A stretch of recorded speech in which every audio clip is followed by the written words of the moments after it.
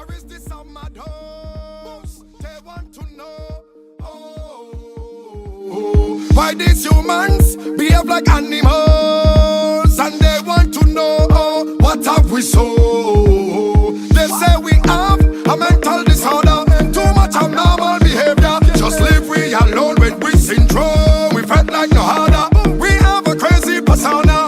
It's party before dishonor, and mashing up is we code. I say we head down when we chipping up, behaving like we going up, parading like we showing off. Hear this? I say we head down when we chipping up, behaving like we going up, parading like we showing off. Hear this? We go hard when we head done, so we can't done, so we can't done. It's endless curse and endless fun, so we can't done, so we can't done.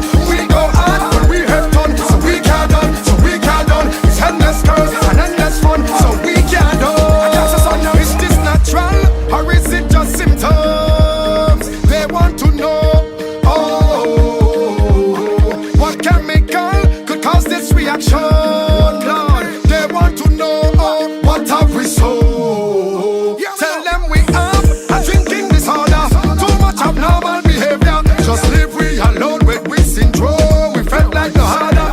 We have a crazy persona. It's party before this honor, and mashing up is we call. I say we head down when we chipping up, behaving like we going up, parading like we showing off. Hear this? I say we head down when we chipping up, behaving like we going up, parading like we showing off. Hear this? We go hard when we head done, so we can't done, so we can't done. It's endless curse and endless fun, so we can't done, so we can't done.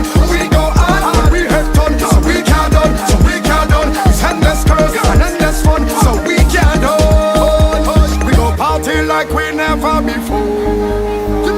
We go felt like we never before. It's drinks and woman galore. So we mad to the core. Let me go. I say we head down when we chipping up, behaving like we going up, parading like we showing off. Hear this? I say we head down when we chipping up, behaving like we going up, parading like we showing off. Hear this? We go hard when we head done, so we can't done, so we can't done. It's endless curse and endless fun, so we can't done, so we can't done. We go hard when we head done, so we can't done, so we can't done. It's endless curse and endless fun, so we can't done. We go hard when we head done, so we can't done, so we can't done. It's endless curse and endless fun, so we can't done, so we can't done. We go hard when we head done, so we can't done, so we can't done. It's endless curse and endless fun, so we can't done.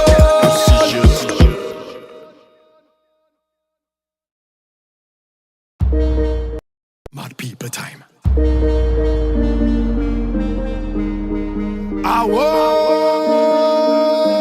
Mad people time. Mad people time. Hear this. Is this a fete or is this a mad house? They want to know, why these humans behave like animals, and they want to know, what have we so? They say we have a mental disorder, too much abnormal behavior. Just leave we alone with we syndrome. We felt like no harder. We have a crazy persona. It's party before dishonor, and mashing up is we code. I say we head down when we chipping up, behaving like we going up, parading like we showing off. Hear this? I say we head down when we chipping up, behaving like we going up, parading like we showing off. Hear this? We go hard when we head done, so we can't done, so we can't done. It's endless curse and endless fun, so we can't done, so we can't done. We go hard when we head done, so we can't done, so we can't done. It's endless curse and endless fun, so we can't done. Is this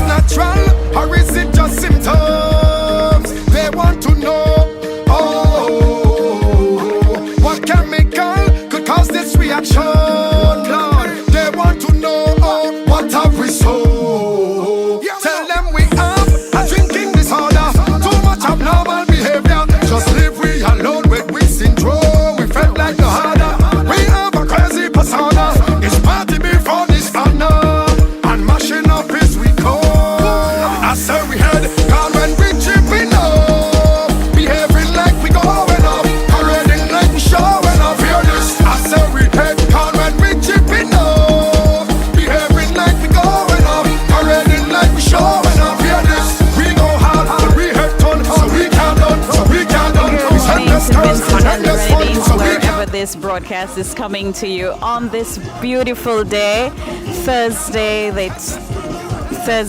and we're so happy to have you with us. Blistering sunshine here at the Sir Vincent Beach Athletics Stadium in Diamond. It is day number 2 of the inter-schools meet. This time it's the turn of the secondary schools. We have a very packed program in store for you today. And just want to let you know that if you have no plans for today, the place to be is at the Sir Vincent Beach Athletics Stadium in Diamond for the inter-schools athletics meet, where we have the secondary schools, of course, will compete today. Yesterday was an exciting day. The Kingstown Preparatory School emerged as champions. Second place, the Kittels Government School, and third place, the Paget Farm Primary School. Whose turn will it be today? Your guess is as good as mine, and you can follow us on the Agency for Public Information, VC3 Television, and NBC Radio. And at the end of the day, we guarantee you'll have the results. Of course, my fellow commentators are on team, and we will tell you what's happening as we go through. Crystal Oliver, good morning. How are you? Good morning, Dion. Thank you so much. It is a sunny day, like you said, and we're anticipating that the rest of the day is going to be just as sunny. We're here on the field. The stands are beginning to fill up. So just a warning for you, yesterday was jam-packed. So if you're coming here, make sure you drive safely, of course, but you gotta get here to get a space because yesterday was full. In my hands, I just so happened to find a 2010 booklet from Intersecondary School Sports 15 years ago. And it is so monumental because a lot of athletes' names are in this booklet. Yes, some of the records have been broken, but one of the persons whose name I found was Khalil Kato for the 200-meter record. Good morning, Khalil. How are you? Good morning to you, Crystal. I'm fine. Let me say good morning as well to our viewers out there viewing us on our various platforms. It's an absolute privilege and a pleasure to have you here with us today for the 2025 National Lotteries Authority Inter-Secondary Schools Athletics Championships. All right, so the schools right behind us, they are getting ready to come on field. What are your anticipations for them running on track today? Okay, well, a few things. I expect to see maybe a few records fall today, as we saw yesterday, and also I'm anticipating some qualifications for the 2025 Carifta Games. We had the Team Athletics SVG Carifta trials a few weekends back, but the window is still open for our athletes to make the qualifications. As a matter of fact, one athlete did that in the intermediate girls 1500 in Kessie and John during the heats last week.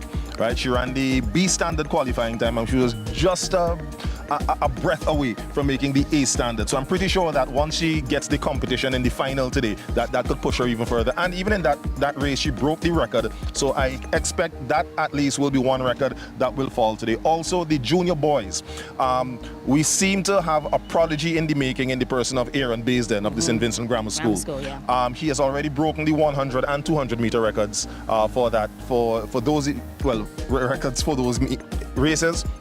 And again, once he gets on track and has the best 7 coming out of the heats on track with him, I expect that chances are we're going to see those records go as well. So next year, his name and other names possibly are going to be down in this book. That's right, that's correct. You know, it's always a pleasure to have your name etched in a little bit of history. You know, as you mentioned, mine would be ancient history. You know, because that was not only was that on a grass track, but that was also on with hand time, right? Of course, we have upgraded now. We have the electronic timing system, and now we're on a synthetic track. You know, so yeah, it's all a part of the progress in this sport. Speaking of progress in this sport and synthetic track, some athletes may not have had the opportunity to practice and train. Do you anticipate like better performances or a setback this morning? Well, if you compare the secondary schools athletes to primary school athletes, you find more secondary school athletes do actual training. Most of their training would be done on grass fields because we have just the one synthetic surface. So what coaches would do is tailor their training to do the bulk of the training on grass, wherever their home base is. But then when they want to have specific effects, then they would journey out here to the Sir Vincent Beach National Stadium and use the track. And you could only expect our athletes to get better and better with time. Of course, definitely. You know, every year, although it's a step up from the year before, is a base for the years to come. Yes. You know, the viewers continue to share, continue to comment your favorite team, your favorite athletes. I am a little nervous, to be honest. Why is that? Just athletics, it just makes your blood pump. Even though you're not on the field, I'm not going to be on the field for that. I'm a hopeless case. But just to see the athletes run and put their best foot forward, and to consider that behind all of that is a lot of training and their mindset. Yes. To work towards today is just so exhilarating to watch. I mean, it's so much better to watch it from the stands, but we're so happy to be able to bring that to you live. There are some athletes that I'm looking forward to. Really? Yes, I'm a past student of St. Vincent Girls High School, but we've had the pleasure of bringing sports live from different secondary schools. So we were able to see like Zitri Hepburn, Demar Michael, Kessian John, those are schools on the Leeward side, yes. Chumaka, Ontario, and then we go to Georgetown. Yes, so we have Mitron John. Yes, that's right. Right. So we're looking forward to some greatness from those schools and the other schools as well. And then, of course, even in the Valley, one of the names to look out for in the Valley is Timothy Williams of Emmanuel High Mespo. So that senior boys 100 meters, could be another electrifying one for all of us, those of us here at the stadium and those of you guys viewing. All right. So, like we said, the stands are filling up. I want to say thank you so much to the National Lotteries Authority for sponsoring the entire event, and our live broadcast was brought to you. Compliments KCCU, Tusty Water, Flow, and Coscap, Dasani, and Powerade.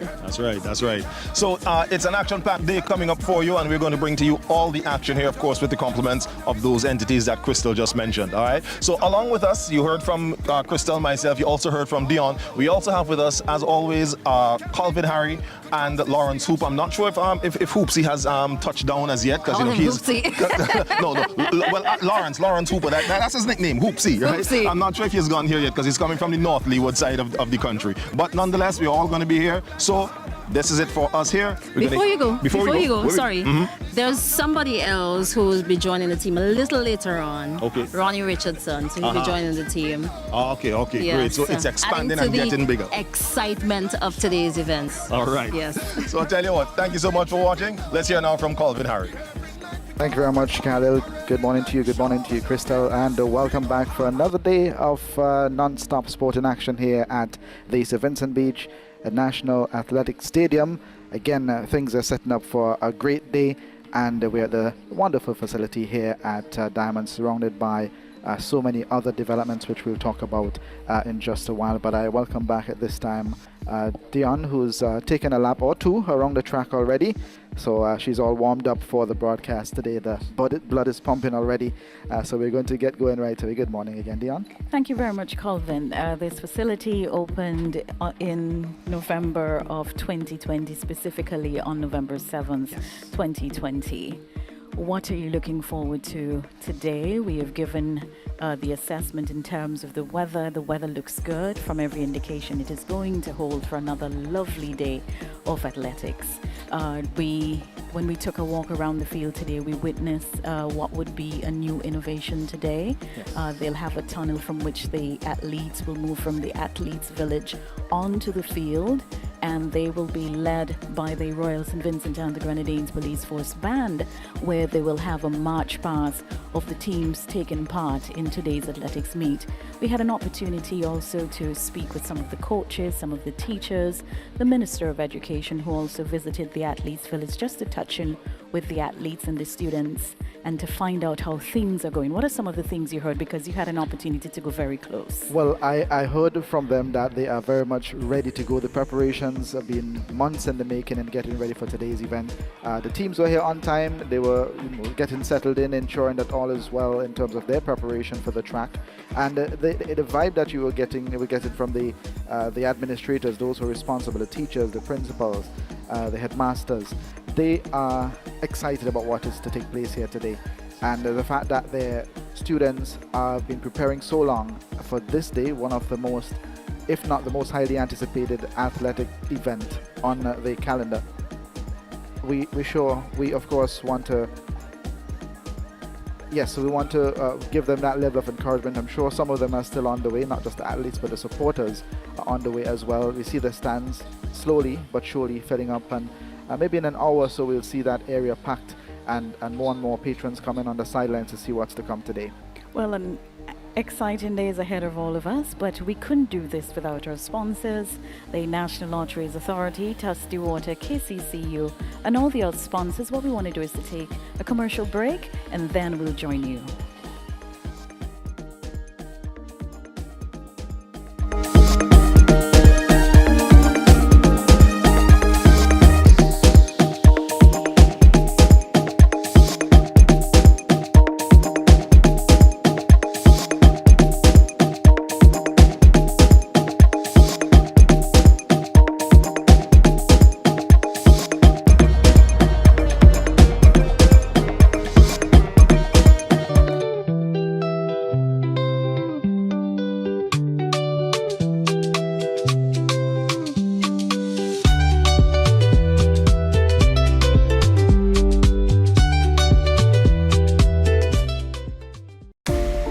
While others see customers as numbers, we see our customers as people, neighbors, friends, who deserve more than one-sided connections. That's why we're redefining what real connection is, by prioritizing our customers and showing our appreciation by putting our money where your loyalty is. Claim up to $400 in rewards when you add postpaid mobile to your current internet plan. That's loyalty that flows both ways. Wait, cut the music. I'm still catching van to go to work every day. I need my own ride. Is that asking for too much? I always wanted a Toyota Raise. At KCCU, we bring your dreams to life with our Diamond Deal Platinum financing. Get your brand new vehicle today with rates as low as 6% interest and up to 8 years repayment time. But wait, there's more. You can also finance pre-owned vehicles and make this holiday season truly unforgettable. Visit any KCCU branch or call us at 457-2409 to learn more. KCCU, with you in mind. It's okay to take some time for yourself, to breathe, to regain your strength. That's how you find your way back.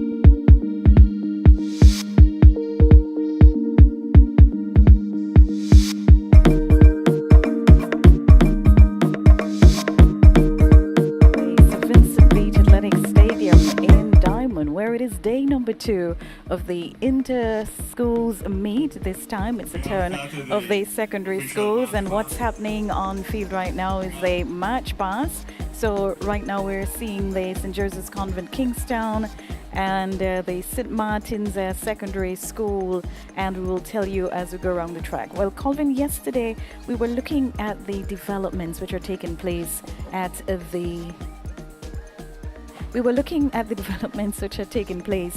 the stadium here at Diamond, and the third phase of the upgrade works to this national stadium here started in 2024.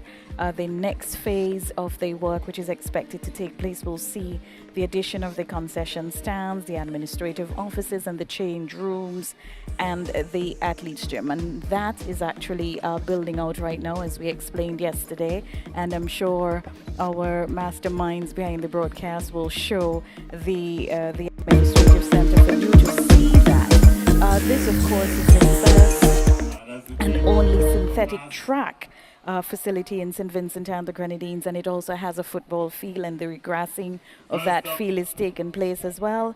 Earlier this year, upgrades were done with the construction of the equipment storage facility at the stadium, which is also building out on the southern end of the field. Yes, quite a lot of development happening here at the athletic stadium, and it's complemented by the surrounding facilities as well.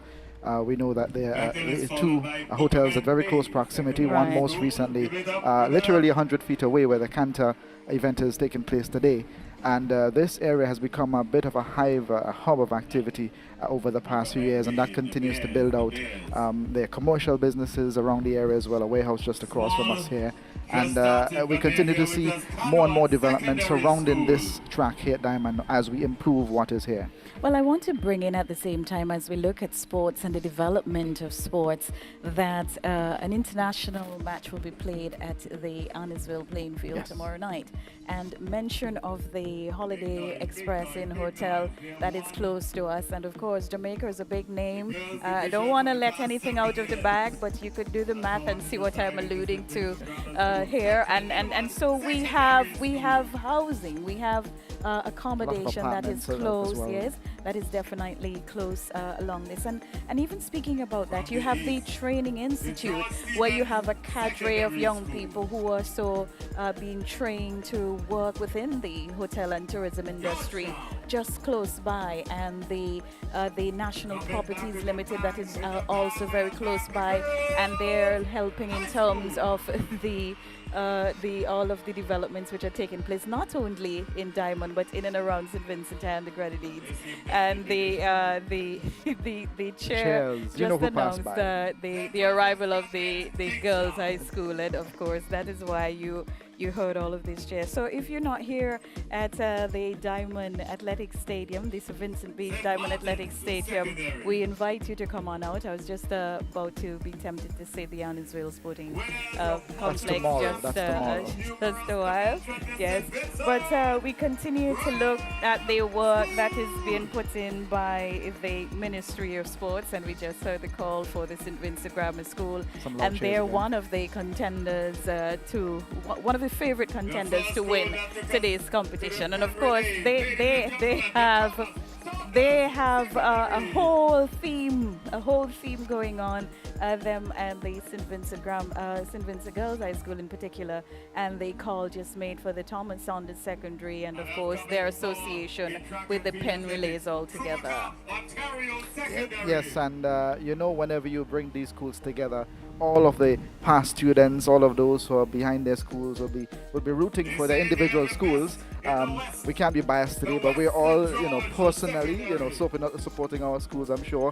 But you can hear the response whenever some of the popular schools are called, in terms of those who've been topping their performance in the ranks over the past few years. Whenever they march by on this occasion, you hear the loud cheers going up. So we know at least some of their support base is here. When it will get really, really busy here is probably closer to midday, when a lot of those who are on their way, those who are getting things done, to spend some time and show their support here today. And I expect it to be a bumper crowd as we go through the day today.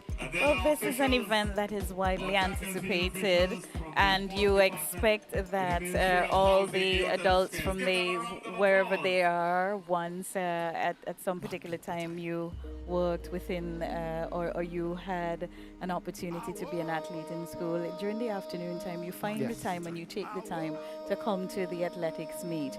Over the years, they've invited our past students to have a race, and that in itself is also an attractive innovation, and people look forward to that as well.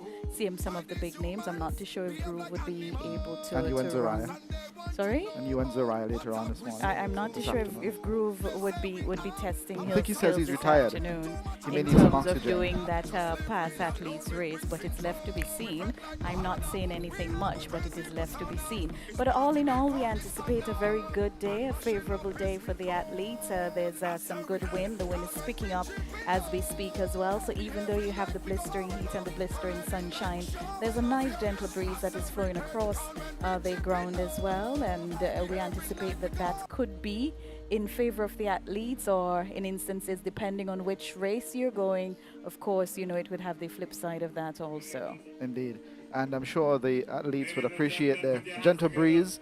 Very, very similar in terms of the weather that we had yesterday. It's a bit dusty though, so you have to keep that in mind as well, those who are running, that they remain hydrated at the same time. But all in all, we expect very similar weather conditions, and the track, when we were taking the walk around, we realized that they're doing an inch by inch inspection of the track, and that is important. Make sure there's no foreign objects or anything on the track as the athletes go around. So that was done earlier, just to ensure that it's a safe track for all of those participating this morning and this afternoon at these meets here at the St. Vincent Beach Diamond Athletics track. Well, the government of St. Vincent and the Grenadines is certainly continuing to look for opportunities to foster national development through initiatives and programs and policies, and they redound to the benefits of the young people who are here today. But there's a ceremony, and we're going to take that in.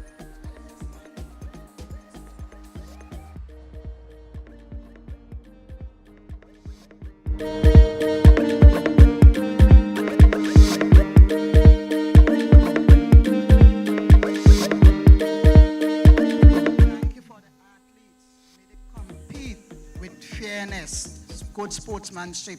Thank you for the officials who without them or even the athletes, this occasion will not be possible. Lord, we give you thanks in everything, and we thank you for all who will make today adventure a good one. All this I ask in your holy and precious name. Amen. Thank you. Please remain standing as we ask the police force band to render the national anthem.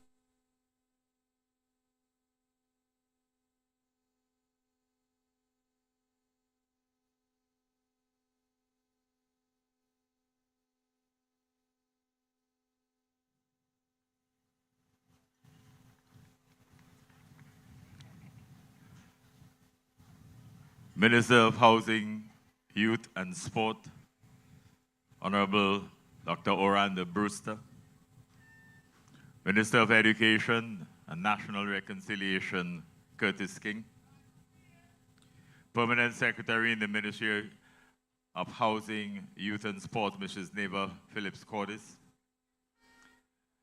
Senior Education Officer in the Ministry of Education and National Reconciliation, Dr. Godwin James, Acting Director of Sports, Simone Richardson, Education Officers, Principals, staff, government officials from the other ministries, volunteers, athletes, students, parents, guardians, well-wishers, and the media. A pleasant welcome to what promises to be a most exciting day in track and field athletics. We continue. Our historian minister believes that we are at the 53rd or 54th edition of this event. There's no telling how many times the St. Vincent Grammar School has won it. But we know that the Girls High School has also won it a number of occasions. But recently, the Central Leeward Secondary School has been coming at them, and the Girls High School are making a rebound. For all of you who have the opportunity today to participate in what we believe to be the glory of all sports, track and field athletics, give of your best. Do your best for your school, for your parents, for your community, and for St. Vincent and the Grenadines.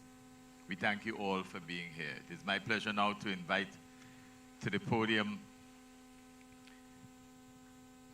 Mr. Aaron Baisden of the St. Vincent Grammar School to deliver the athlete's oath.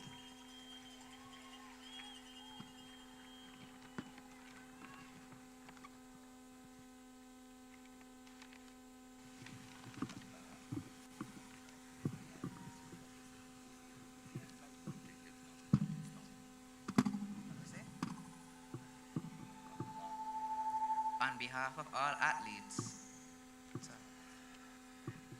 the promise to participate with all my energy for the glory of sports.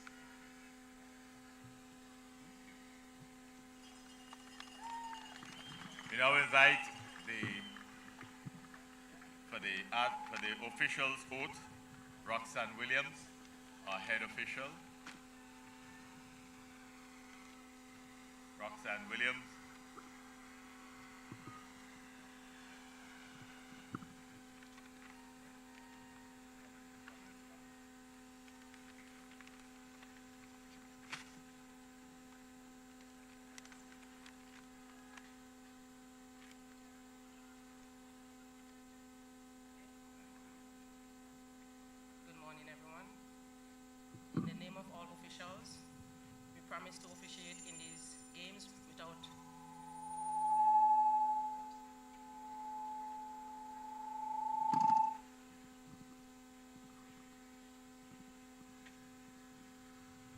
Promise to officiate in these games without impartiality.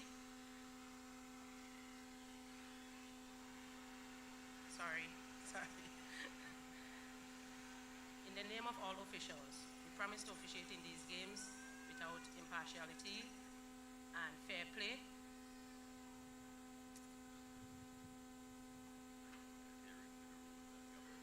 Abiding to the rules that govern the games for the glory of the sport. Thank you.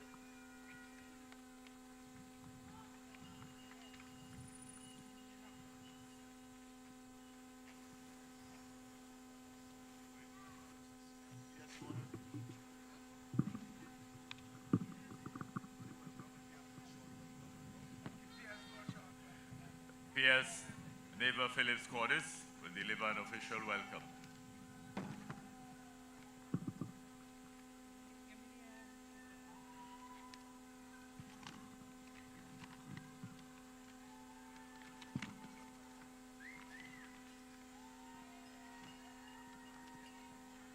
Thank you, Mr. Chairman, Master of Ceremonies, Minister of Housing, Youth and Sports, Honorable Dr. Orlando Brewster, Minister of Education and National Reconciliation, Honorable Curtis King, Education Officer, Dr. Godwin James, Acting Director of Sports, Ms. Simone Richardson, Senior Education Officers, Principals of secondary schools, other specially invited guests, staff, volunteers, our esteemed athletes, students, parents and guardians, well-wishers, members of the media, a very pleasant good morning. It is an honor to officially welcome all of you to the National Lotteries Authority Inter-Secondary Schools Athletics Championship. Today promises to be a very exciting and fun-filled one, as our more senior boys and girls display their athletic skills. I am excited to see the spirit of competition and sportsmanship unfold today. I am certain the performance we'll see will be of a very high standard. I wish to encourage our athletes to represent your schools well. Remember, you are ambassadors of your schools. Show respect to each other and be a good sportsman and enjoy yourselves. Again, I welcome all and wish you a very blessed and enjoyable day.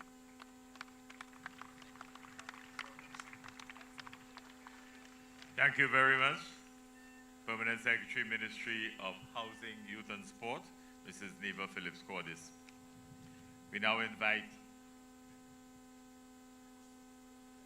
the Minister, Honorable Minister of Housing, Youth and Sport, who delivered yesterday's event open. He will be addressing you, and then we will go to the Minister of Education and National Reconciliation, who will officially declare the games open.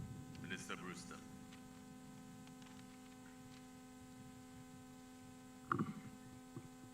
Thank you, Chairperson, Mr. Keith Joseph.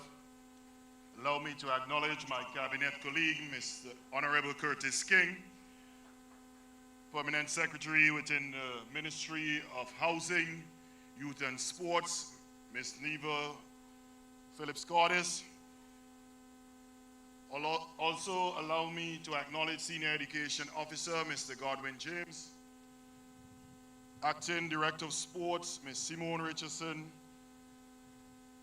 the sports enthusiasts who did the opening prayer, Ms. McDowell, principals, teachers, students, athletes, well-wishers, members of the media, a pleasant morning. It is indeed nostalgic for me to be here this morning, as a few years ago I had the privilege of representing a school that is on parade here today and will be vying for another championship. But I'm also the representative of a school that has been dominating over the past few years the athletic realm, which is the Barley Secondary School. I have so much connections to all the schools that today it is very difficult for me to select a particular school. But I am rooting for all the schools, all 24 schools that are here this morning to display their athletic talent and skills. But I want to mention to the athletes that you are provided with an excellent opportunity to be sporting ambassadors, not only for your school, but also for your community and your country which you represent. So this morning, it gives me great pleasure to address this gathering. And I'm happy to see the turnout here this morning to spur on our athletes as they put their very best on the track today. And I want you to put your hands together for all the schools that are on display this morning. We have to encourage our young people. We have to acknowledge them when they're doing positive things with their lives. And it is important for us to continue to elevate sports here in St. Vincent and the Grenadines. And as I emphasized yesterday at the Inter-Primary School Sports Games, I will re-emphasize today that this government will continue to make sure that we put the necessary resources towards the development of our young and budding athletes here in St. Vincent and the Grenadines. So I want to wish all of the athletes, all of the school, a fun-filled day, a competitive day, but make sure at the end of it that you take away something that will help you to develop in the near future. So may God bless today's games, and I wish each and every school the very best as we continue to lift sports in St. Vincent and the Grenadines to the next level. God bless and thank you.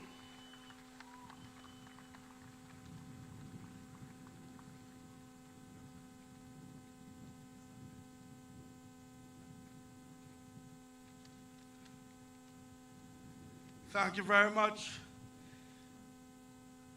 I ask your indulgence to adopt the protocol that was so eloquently established by the previous speakers. This morning, when I got here, I did my 200 meters. Yes, I walked all the way around to the officials' tent. On my way, I spoke to every single school gathered. And I'm satisfied after completing my 200 meters that we have everything in place for a wonderful day. The athletes are all here representing 24 of our 27 secondary schools. The officials are all here and they are in place and in position so that they could officiate in a fair manner and in a manner that will keep the standards high. And we have the spectators. Let me hear some noise from the spectators. I want to make sure you're there. Yes, and I know those who are listening will be coming down. Most of all, the track is ready. It is prepared. When I did my 200 meters, one thing I recognized very quickly. The weather is good. The air is very thin. So it makes for a good day for the shattering of records. All I ask our athletes to do is to make sure that you're part of the record-breaking crew this morning. So, athletes, I want to hear a shout from you, and then I'm going to officially declare the sports open.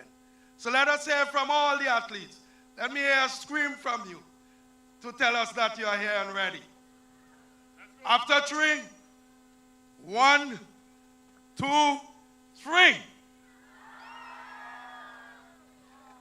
Yes, it sounds like you're ready. If you didn't hear them loudly enough, all they are doing, they are conserving their energy for the big events later.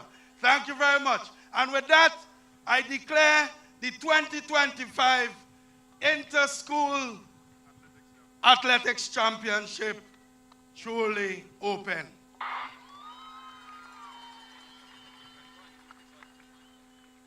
Thank you very much. Thank you very much. And as we ask the police band to lead us off, we want to say a hearty thank you to the police officers who will be here protecting our athletes and our spectators during the course of the day.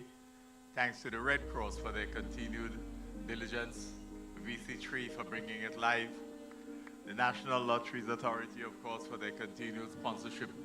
They say we've had support from our own ECGC with Best Cola and Island Sips Water. And we wish all of the athletes a successful day.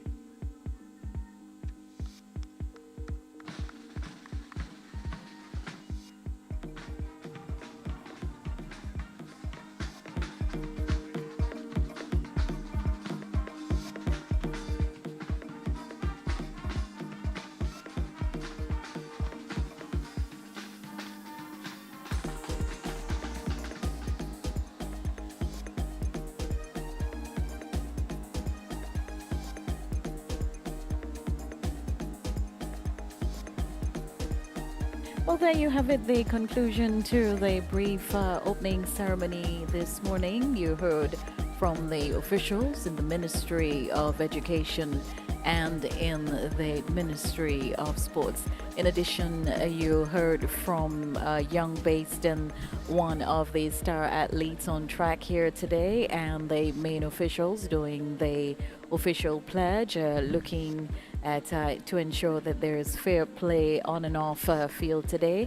And we're certainly looking forward to a fantastic day. I know we were making mention of the weather. I'm noticing a bit of an overcast, not casting anything, just a few clouds just hanging around, and I'm sure they're just providing a sort of a balm for this part of it, because the athletes and the officials had to stand in the sun for quite a bit, remain one place, and then I am sure we're going to have the sunlight shining down in all its glory once we have the commencement of the on-field activities. Groove, we anticipate how many on-field events today? Well, we will go through the usual schedule of events, where of course we begin with the 1,000 meters for the juniors. We'll have the 1,500 meters intermediate and seniors, and then we move into the 100s, 400s, and 4x1s in all classes. Then we have the 800 meters intermediates and seniors, the 200 meters all classes, the 4x200 meters for juniors, 4x400 meters for the intermediates and seniors, and those of course will all be inclusive of the field events that will also be taking place today: the senior girls long jump, the junior boys long jump, the intermediate boys shot put, and the senior boys high jump. I'm just going through the list to see if I might have missed any others. We also have senior girls long jump, and well, I just mentioned the senior boys high jump as well. So of course we'll be bringing all that to you, and as we anticipate another wonderful day of action here from the Sir Vincent Beach National Stadium. Well, thank you very much. So you heard what's in the offing for the on-field activities, and we're just seeing the last bit of the teams making their way over to the athletes village. And of course, blistering sunshine, we can't help speaking about that, even though there are a bit of clouds milling around, and we're certainly happy to have you, and we welcome you to the Sir Vincent Beach Athletic Stadium at Diamond. If you have a very slow day, I was inviting you to make your way out to support not only the schools, but to support the athletes. Of course, from here, you have St. Vincent and the Grenadines fielding a team to the Carifta Games and all other sporting activities, and that's when you really see the national pride coming out. But you have to start from here to lend your support to them. Hoops, as I understand they're calling you for short. Lawrence Hooper Hoops, welcome and good morning. How are you? Good morning, How was Deanne. the trek up from Chateaubalais today? Makes it sound like if you ran, you know, but I know you didn't run. Well, actually, I was overnighting in Kingstown. So. Oh, wow. Good hospitality. So it's nice to be here, Deanne. It's a wonderful morning for athletics. All right, what are you looking forward to today most? A lot of excitement from all these athletes who have been training for the last 4 or 5 months. Some have been doing it annually, to the entire year. But I'm looking forward for a lot of record breaking, as we've seen at the Inter-Primary yesterday.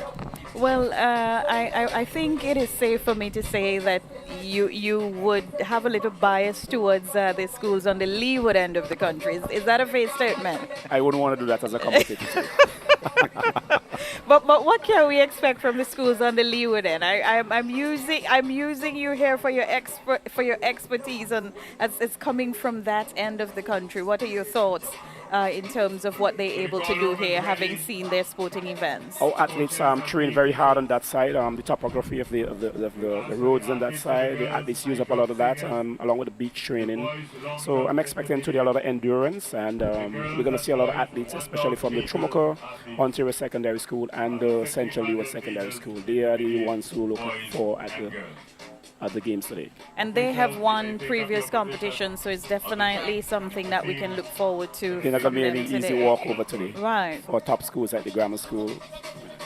All right, Groove, just for clarity, how many schools are taking part in today's event? Well, as Minister of Education said, I think he mentioned 24, or he either said 24 or 26, I can't remember exactly. It's 24, that's about 88% of all the secondary schools. Yes.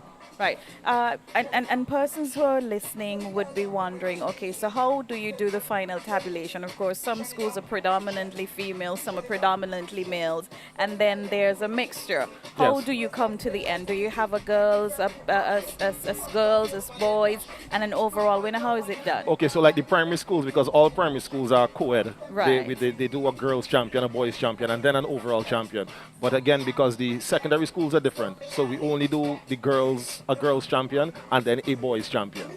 So yeah, it's just gender. There's no overall winner. It's the winner of the girls and then the winner of the boys. All right, and this is a good time to take us back to our production for a word from our sponsors.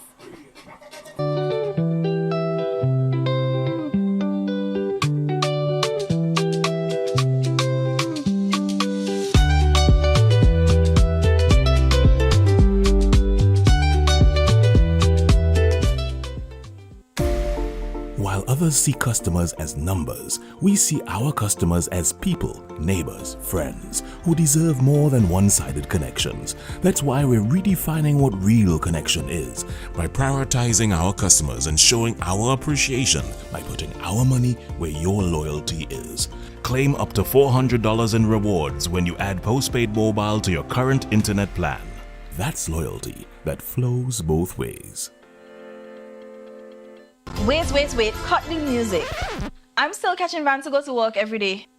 I need my own ride. Is that asking for too much? I always wanted a Toyota Raise. At KCCU, we bring your dreams to life with our Diamond Deal Platinum Financing. Get your brand new vehicle today with rates as low as 6% interest and up to 8 years repayment time. But wait, there's more. You can also finance pre-owned vehicles and make this holiday season truly unforgettable. Visit any KCCU branch or call us at 457-2409 to learn more. KCCU, with you in mind. It's okay to take some time for yourself, to breathe, to regain your strength. That's how you find your way back.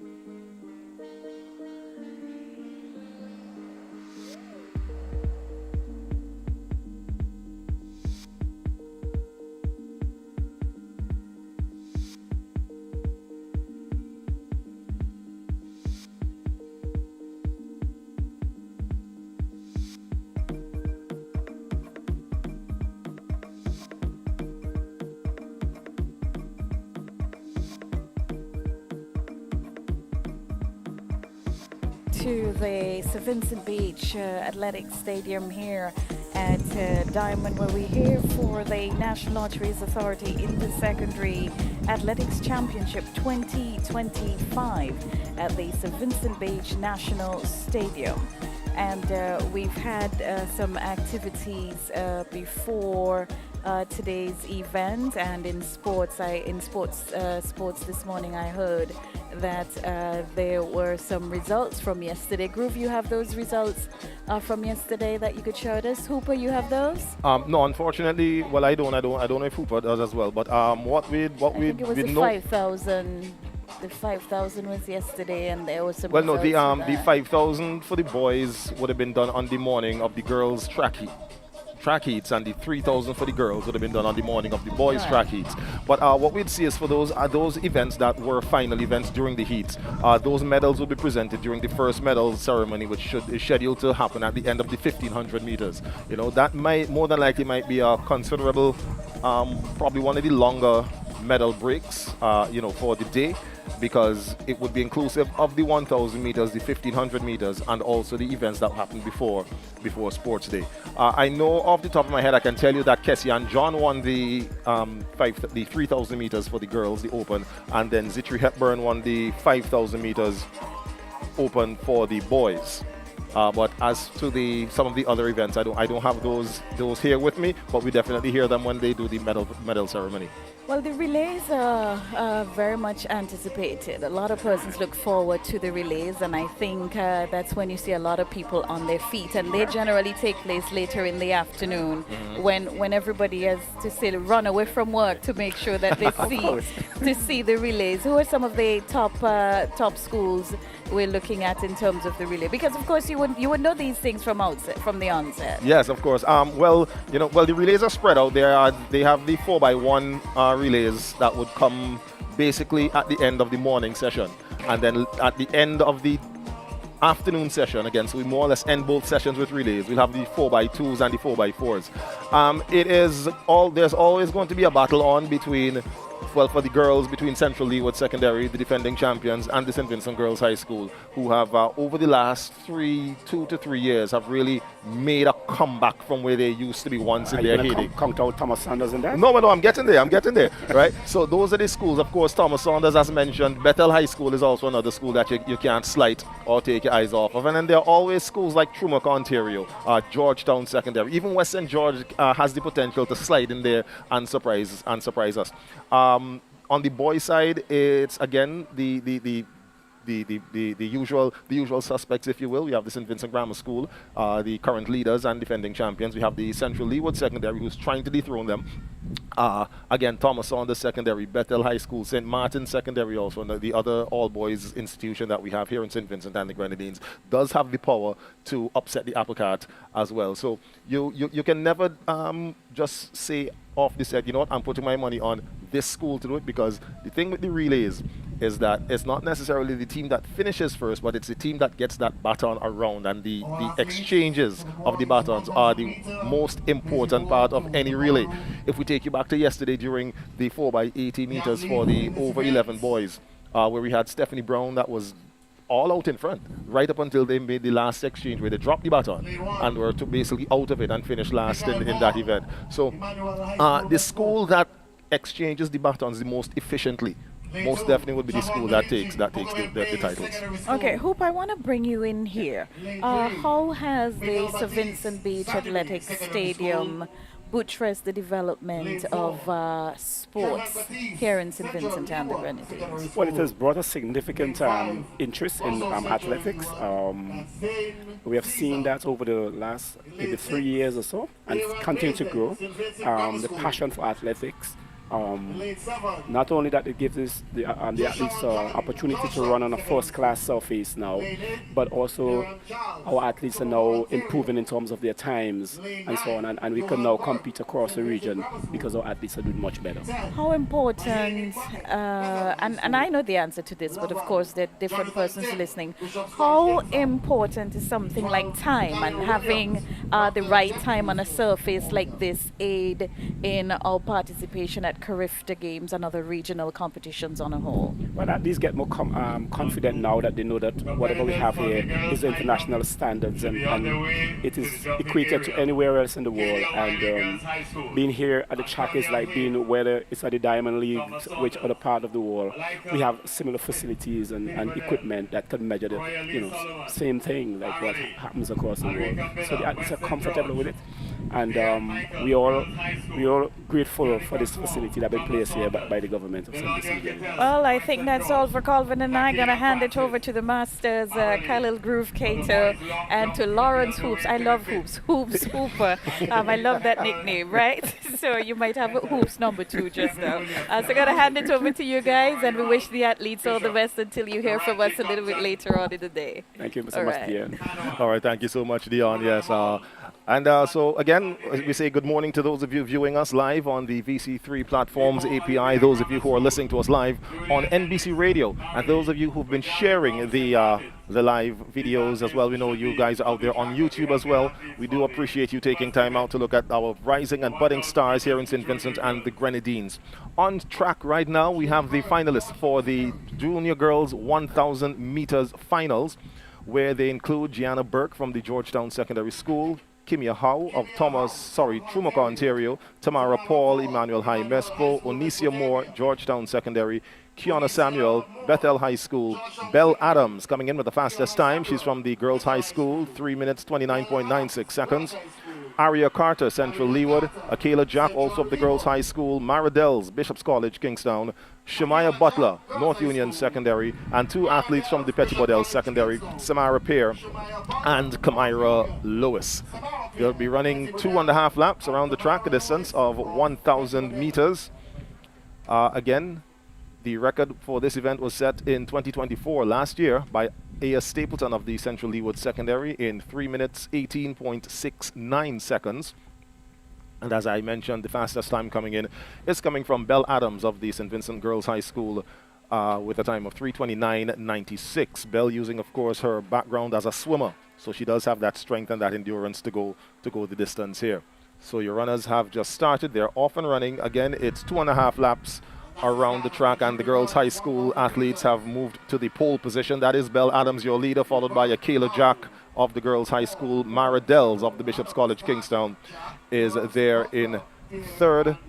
And we see Georgetown Secondaries, that is for Trumaka, running there from the Trumaka, Ontario Secondary. Kimia Howe is up in the mix there as well.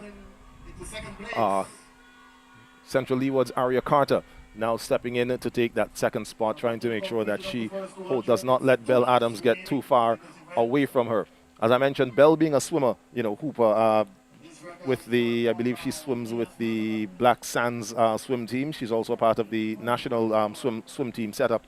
You know, that water training, that constantly being in the water does improve your body strength and also your endurance. So she's a prime athlete to probably take gold in this event. Definitely. As I told you and all your the athletes on the leeward side of the island, they take advantage of the beach running and all that stuff. So that beach is so close to the ocean, and they really take advantage of that, and that builds stamina, strength, and all of that stuff. These athletes have well rested over the last couple of days. They were here last Thursday. Yes, last Thursday and Wednesday for the heats. Wednesday and Thursday for the heats. And today, I'm sure they're here to show off all the athletic prowess. Of course, that's right. So in progress, as we said, the junior girls 1,000 meters. Belle Adams, Girls High School, your leader. Just behind her, Aria Carter, Central Leeward Secondary. The two runners from both those schools, Central Leeward in second and third. There we have it's Aria Carter in second, and there is also, well, I'm not seeing the listed name of the next the runner from, oh sorry, that's Petty Bodell secondary, that's right. It's one of the runners from Petty Bodell, so my apologies. That's Petty Bodell in third. Well, now the third plate has been taken out. Bethel High School has now moved up there. That's Kiana Samuel of Bethel High. So your leaders, Belle Adams 1, Aria Carter 2, Kiana of Bethel, Kiana Samuel of Bethel there.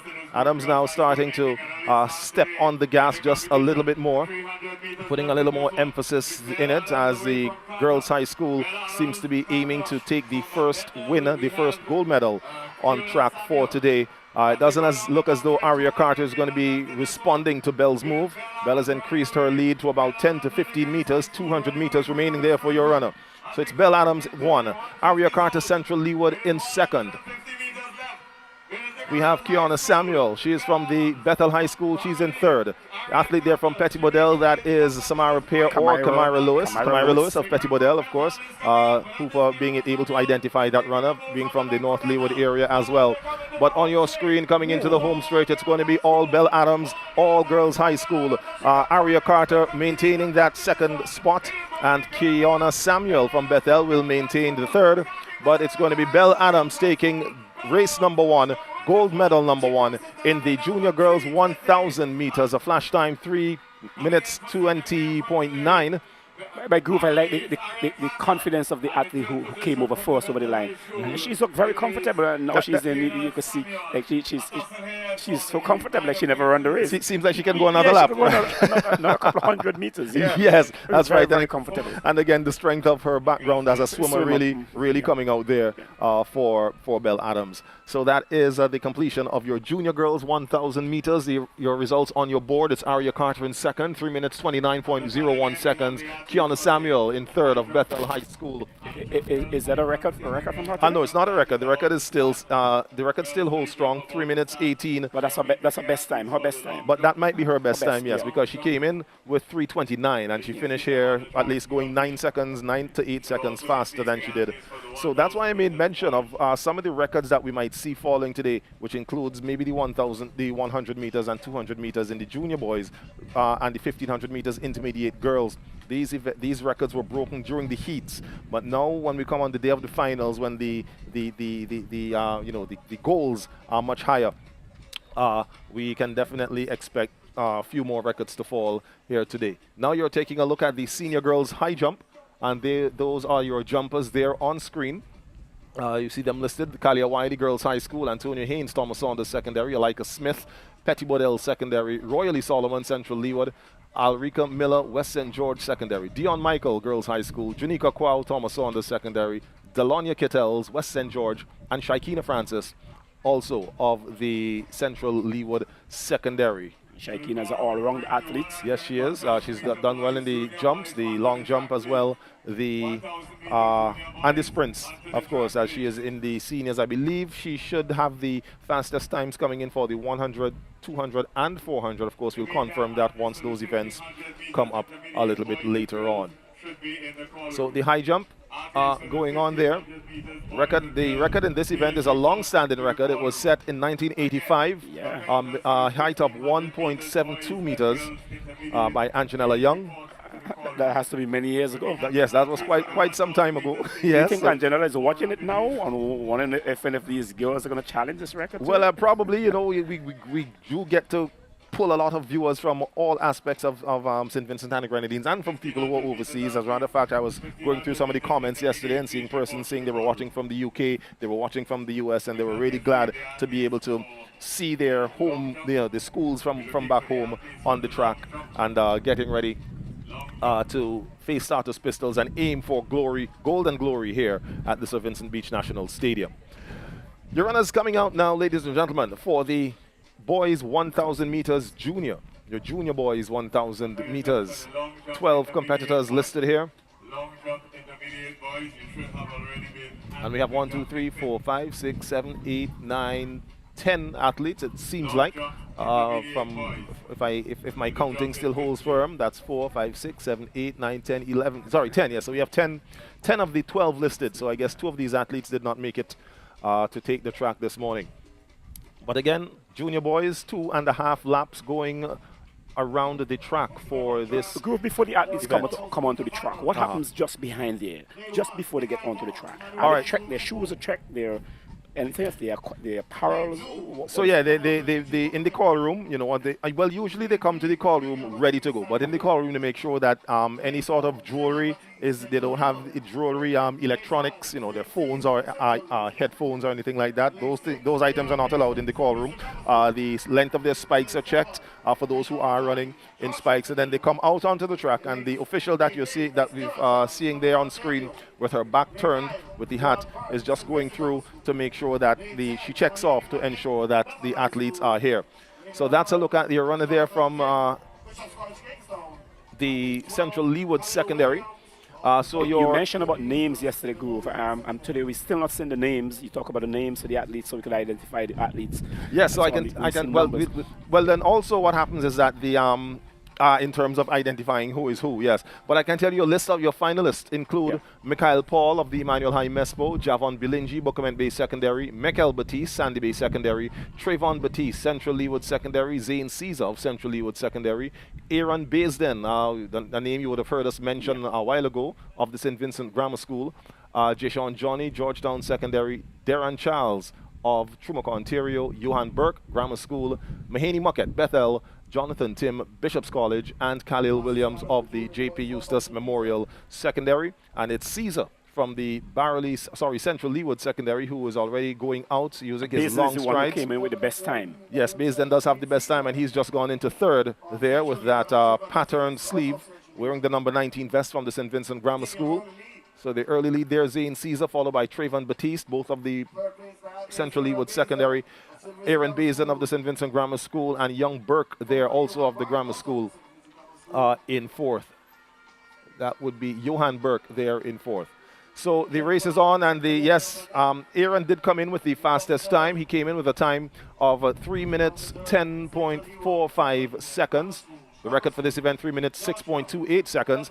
And Central Leeward, of course, we can see that the race plan was to take it out to the St. Vincent Grammar School. Set the pace very early in this race. And try to maintain it. So Zane Caesar there has about a 5 to 7 meter lead in front of Aaron Baisden. And Baisden is trying to ensure that he doesn't get away too far from him, as you see him now starting to get into his running and is cutting into that lead and is coming back. So we are going to see already here a personification of the battle that will be going on for the overall title, the overall boys title, the tussle between the St. Vincent Grammar School and the Central Leeward Secondary. As a matter of fact, coming into the meet this morning, the St. Vincent Grammar School had the lead, 148 points. Central Leeward Secondary second with 111 points.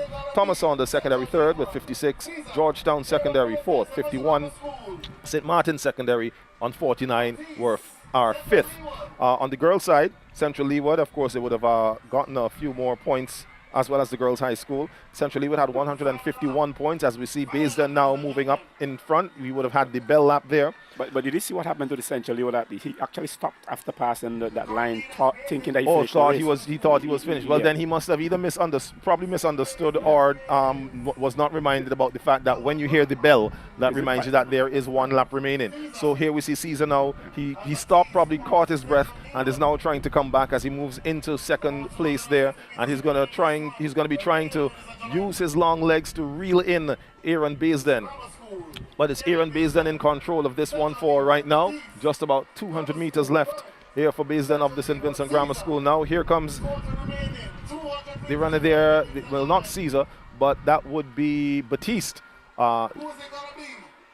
Trayvon Batiste is now in second place. He's followed by Johan Burke of the St. Vincent Grammar School. So it's Grammar School 1, Grammar School 2. The battle is on for second. We're going to see if Batiste can be able to, will be able to get up there to challenge Baisden. But Baisden is just comfortably trucking along. They're in first place. So it's Grammar School, Central Leeward now battling on for second. But is the battle on for first? Well, we're going to see. Batiste now goes by. Batiste now takes the second spot, but no, it doesn't look like he has enough juice to get there ahead of Aaron Baisden. And Baisden will take this junior boys 1,000 meters ahead of Trayvon Batiste of the Central Leeward Secondary. And then Johan Burke there of the St. Vincent Grammar School finishes in third. Unofficially, of course, your top three positions there. As soon as the finish line and photo finish team ascertains the rest of the positions, we will see that pop up on your screen there, ladies and gentlemen. Don't forget our broadcast being brought to you this morning, well, for today that is, with the compliments of Tusty Water, Flow, KCCU, and COSCAB on the Dasani and the Powerade here this morning. So with that being said, let's take a quick word from our friends at Flow. As we come back, we'll have the 1,500 meters events coming up for you.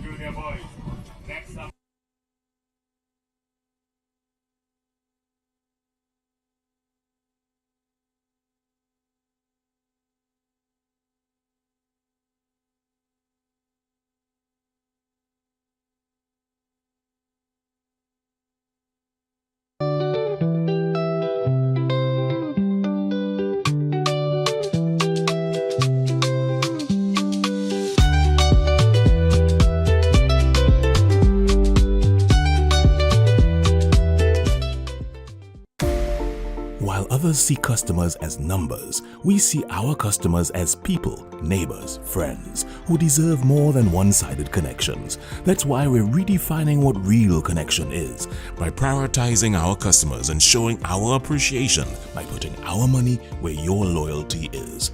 Claim up to $400 in rewards when you add postpaid mobile to your current internet plan.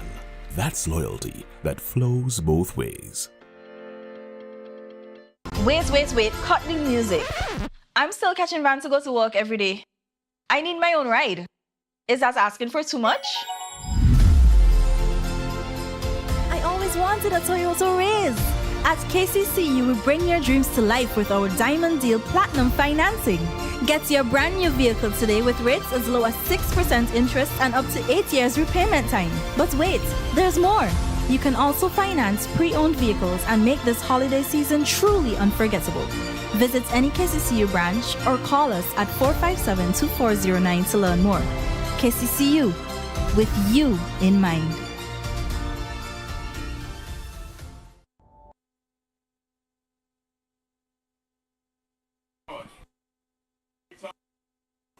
Entry Community High, Tyler Chandler, West St. George. These are your 12 competitors.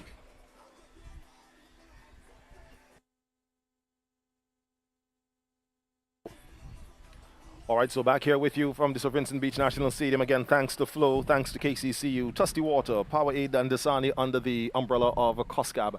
On track now for you. The girls' 1,500 meters intermediate have just started and they are underway. Your finalists are Alexia Edwards, Petty Bodell Secondary, Danielle Ballantyne, North Union Secondary, Desireen Wilson, Bookerman Bay Secondary, Rachel Mitchell, Canawan Secondary, Carissa Neptune, Georgetown, Kessian John, your leader, record holder as well. She set this record in the heats.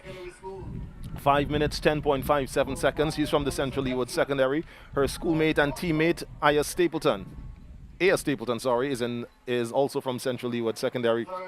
Naira Dishong of Trumaka, Ontario, Sarella Jordan, Bethel High School, Zanaya Harry of West St. George Secondary, Haley Thomas is from the Beckway Community High, and rounding out our field, Nyla Chandler, also of the West St. George Secondary School. So it's already Kessian John, your record holder, and also a Carifta Games B Standard qualifier for this for 2025. Of course, the Carifta Games will be held in Trinidad and Tobago over the Easter weekend. We're going to see if Kessian can go faster than the 5 minutes 10.57 second record that she set in the heats last week. Of course, that, as I said, was a B standard for the Carifta Games. If she runs faster than 5 minutes 10 seconds, it will be an A standard, an automatic qualification. So it's all to run for here on the track. It's Kessian John, followed by Aya Stapleton. Next is Georgetown's Carissa Neptune, your top 3 runners. In fourth back there, we see Nyla Chandler of the West St. George Secondary at pack of 3 there at the 200-meter mark is your leader. They'll have just over 3 laps to go, 3 3/4 laps around this track. And Kessian John, for those who have been following the sport, and of course the avid fans of the Central Leeward Secondary, would know Kessian John's name. She's a name that has featured in track and field from ever since she came into the Central Leeward Secondary as a junior. Definitely, and you heard the horns from the spectators from the Barley Secondary School. They call themselves the Central Leeward Secondary School. We're not sure if the Morgan will be able to talk to us sometime later today and find out what's the difference of a Barley and Central Leeward Secondary. There have always been some mix-up in the names. But and speaking of Morgan, we see him walking by. But what I can tell you is that the school, when it was located in Barley, just a little history note there for you listeners who may not know, when it was officially situated in Barley, was called the Barley Secondary. At the point when where it is now, and it was a new school was built in Peters Hope. Right. Then they moved the Barley Secondary to there and then renamed it officially the Central Leeward Secondary. Yes. But I can tell you what, the folks from Barley have a connection to the name Barley Secondary. So even they, although officially the school is called Central Leeward, they still refer to it as Barley Secondary. All right, and they are, of course, the Warriors. They're one of the first schools to adopt a team mascot. Yeah. So they are the Central Leeward Secondary Warriors. Behind them, behind the Warriors, there is one of the Georgetown Secondary Gladiators. Do they have a mascot? Yes, that's right. Georgetown is the Gladiators. We have the Bethel High School, the Alphas. The West St. George Secondary, I think they are the Grizzlies. They are the Grizzlies. St. Vincent Grammar School are the Lions. So as we go through, we have the Titans there, that runner there from Canawan Secondary, the Canawan Secondary Titans. Of course, so there are a lot of animals and. Yes, that's right. Animals that have some sort or something that tells you about the power and strength, yes, and capability of the athletes that we'll be seeing. And the Titans from the Trumaka Ontario Secondary School. Yes, that's right. Trumaka also adopted the Titans, so we have 2 sets of Titans. We have Titans from Trumaka and Titans from Canawan. Oh. Right. So if we have a race where it's Canawan versus Trumaka, it will be Clash of the Titans. Clash of the Titans. Yes, that's right. But again, your runners here. So we see the bell now being sounded there. There's the official ringing the bell, indicating there's 1 lap remaining for your runners and still not much separation between them. Kessian John still your leader. Just behind her is Aya Stapleton. Both runners there from the Central Leeward Secondary School. And they're followed there by the Georgetown Secondary, the Gladiator there. She is Carissa Neptune. So the pack has sort of stretched out just a little bit. The Warriors there, the Lady Warriors, starting to put some distance between themselves and the rest of the field. We see from Canawan Secondary there, Rachel Mitchell, who's just gone. You can just barely see the top of her head there. She's in 4th place. But at 200 meters, the lead is really starting to press, and Kessian John really starting to run away. Following her will be Aya Stapleton. I always get tied up in trying to pronounce that, and whenever I see it, I say Aya, and then Aya herself and some of her teammates would remind me it's Aya, not Aya, But here's Kessian, arms driving. She's looking towards the finish line, looking towards her goal, trying to go faster than 3. The record 5 minutes 10 seconds. So it's all Kessian John. It's Kessian versus the clock. We're going to see if she can go past, break the record once again, and of course get that Carifta Games qualification. She's got the B standard. She's aiming for the Hey, it's all Kessie, and she crosses the line up. She's not going to make it. She goes slow, actually. 5 minutes, 17.9 seconds. But nonetheless, the record will still be hers, and her Carifta Games B standard. There's A. Stapleton crossing the line. It seems like there's a race coming in for third, as we're going to see them come into the line there. And it's Neptune of the Georgetown Secondary, followed there by Mitchell of Canawan Secondary, crossing the line there from the Trumaca, Ontario, the Titan of Naira Dishong. And here's the runner from Bethel, the Bethel High School Alphas. Now crossing the line, that's Sorella Jordan. She knows that her spot is sure. She's tired. She's not even going to bother to run. No one is there to try to take that spot from her. So the points are sure for her school as she crosses the line. This looks like the runner there from Beckway. Good, how are the points awarded for the individual events? Schools are given first place get 7 points, 9 points, 10 points. Yes, so according to, I believe it's either, the breakdown is either, I think it's from 9 points. So it's 9, 7, 9, 8, 7, 6, 5, all the way down, or it's from 7. I honestly can't remember what the breakdown is. I can find that out. So I'll in the case where we have the 12 athletes, that means some of the athletes will not be awarded. Yeah, I do believe that. So they give points, and again, this is for me to confirm, up to, I believe, the 8th place. Up to the 8th place. Yeah, because in a race where you have 8 finalists, right? It's 8 points, from 8 for first, 7 for second, 6 points for third, and then it goes all the way down. 8th place gets 1 point. All right, but I'm not entirely sure if the same applies to races like the distance races that have more than 8. Yeah. But of course, I'll definitely confirm that for you as we're getting ready for the start now of the intermediate boys 1500 meter run here on the track. So we'll have 4 races in the intermediate, in the 1500 meters. We just had the intermediate girls. We'll have the intermediate boys, and followed by the senior girls and the senior boys. Your finalists here: Kelron Samuel, Emmanuel High Mespo, Kenneth Gurley, Georgetown Secondary, Duffel Adams Jr., Thomas Saunders Secondary, Tyler Porter, Canawan Secondary, Enrique Williams, Georgetown, he's a gladiator, Michael Hunt from Bookament Bay Secondary. Bookament Bay are the Bears.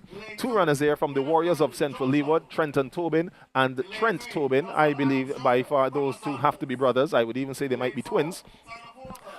Naim Kidd of the Petty Bodell Secondary, the Giants. We have Kim Lawn Spencer of the Dr. J.P. Eustace Memorial, Rowan Matthews, St. Martin's Secondary, and Michael Stapleton. That is Michael Hunt just being introduced there. So this is Trenton Tobin, and then his brother Trent Tobin. They're going to be followed by Naim Kidd. Oh, sorry, that's not Naim Kidd, but that is J.P. Eustace, Kim Lawn Spencer. There, the shorter youngster there is Rowan, not Rowan Matthews. Rowan Matthews not there. Michael Stapleton is the shorter athlete there, and then on the outside, the barefoot runner from the Petty Bodell Secondary is Naim Kidd. So we're getting ready for the start. Your intermediate boys, 1500 meters. Coming in with the fastest qualifying time from the heats was Trenton Tobin, one of the twins of Central Leeward there. 4 minutes 51.03. Sorry, that's 4 minutes 42 seconds. Or going back through the list, we see Kenneth Gurley. Kenneth Gurley has the fastest time. He's listed. He was second on the list there. 4 minutes 37.76 seconds. The record held by Zitri Hepburn, which was set in 2022 in a time of 4 minutes 25.53 seconds. And already Gurley. I think that time Zitri was at the Central Leeward Secondary School. Yes, that's right. He was a warrior. He's at the Trumaca, Ontario Secondary School. He did transfer. Yeah. We talked about transfer athletes yesterday, Groove. But today, here's where the big athletes are. Do you think schools buy the athletes or they force the athletes to get to their program because they have offer a better program? Well, I wouldn't say buy, and I wouldn't say force, but of course, what some schools have started doing here in St. Vincent and the Grenadines is trying to entice. Let's use the word entice. All right. Right, to get athletes to come from That's one a very school appropriate word, to entice, another. Because, for example, we just saw a shot there of a little earlier when we saw a shot of the senior girls high jump. Junica Kwao of the Thomas Saunders Secondary, who, as I look off screen, realized she just took an attempt in the high jump. She was at the Georgetown Secondary.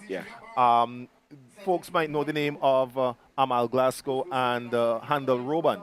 Of course, their prowess they have shown in track and field. They came out of the St. Vincent Grammar School, but they originally started at the Georgetown Secondary. So they had transferred from Georgetown and gone to the St. Vincent Were Grammar you ever School. enticed when you were at grammar school to be at another school? No, When actually, you had champions like St. Martin that was really competing in those days? No, actually, I went to grammar school from day one, and then eventually Never been enticed by any other school? No, well, back then, the approach of doing it that way was not a thing, right? But of course, as we go forward and know that these are things that happen, because we see it even at the university level in the United States, where athletes move from one school to another, and it has sort of filtered down now to that being done to an extent here, where we see even an athlete like a name we'll see coming up a little bit later on this morning from the St. Vincent Grammar School, not Limor Olivier.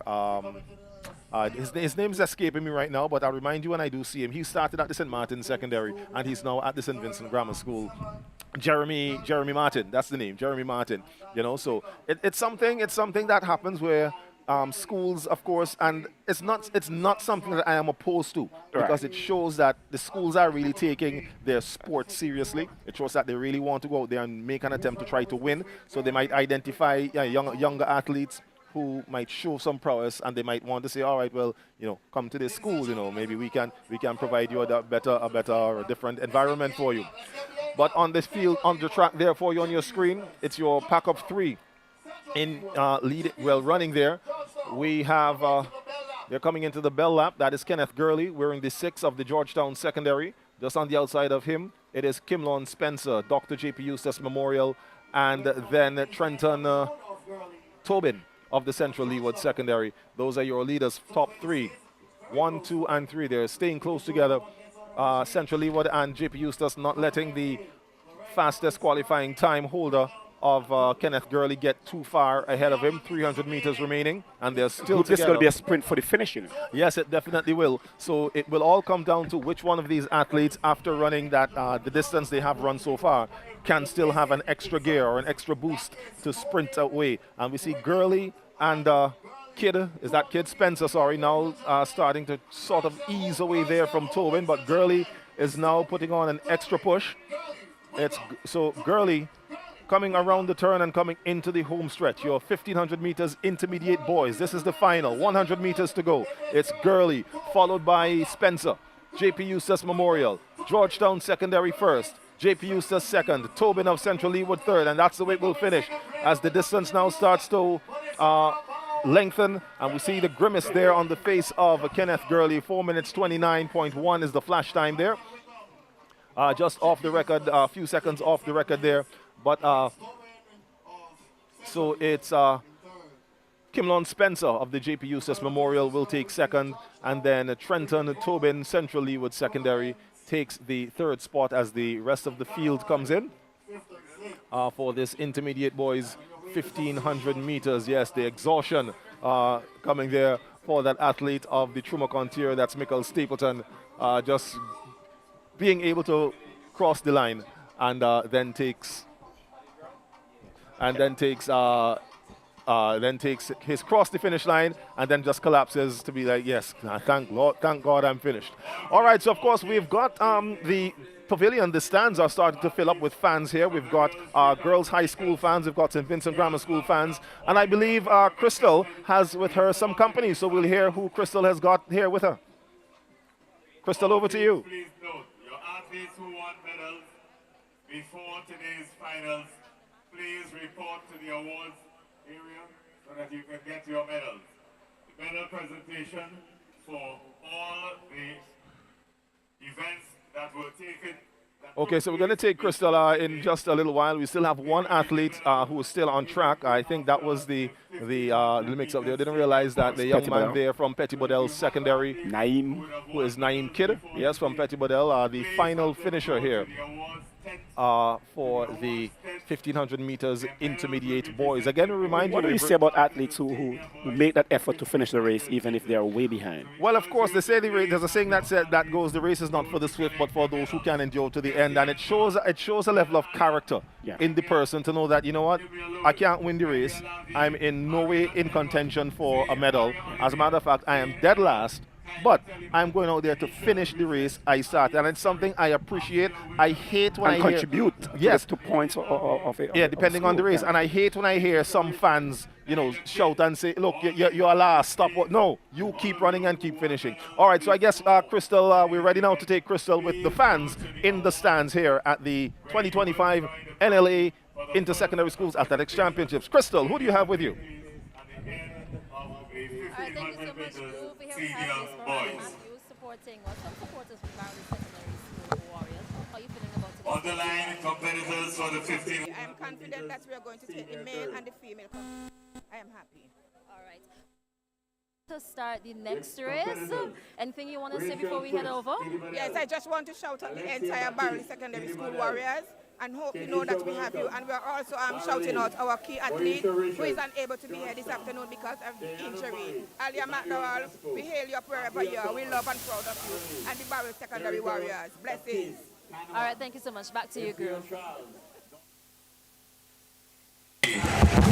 All right, so the fans there from the Central Leewood Secondary / Bethel High School are out, and one of the things that the Central Leewood or the Barley Secondary has really got on to doing is making supporter shirts. So we see those ladies there, Hooper, wearing the supporter shirts of the Warriors of Central Leewood.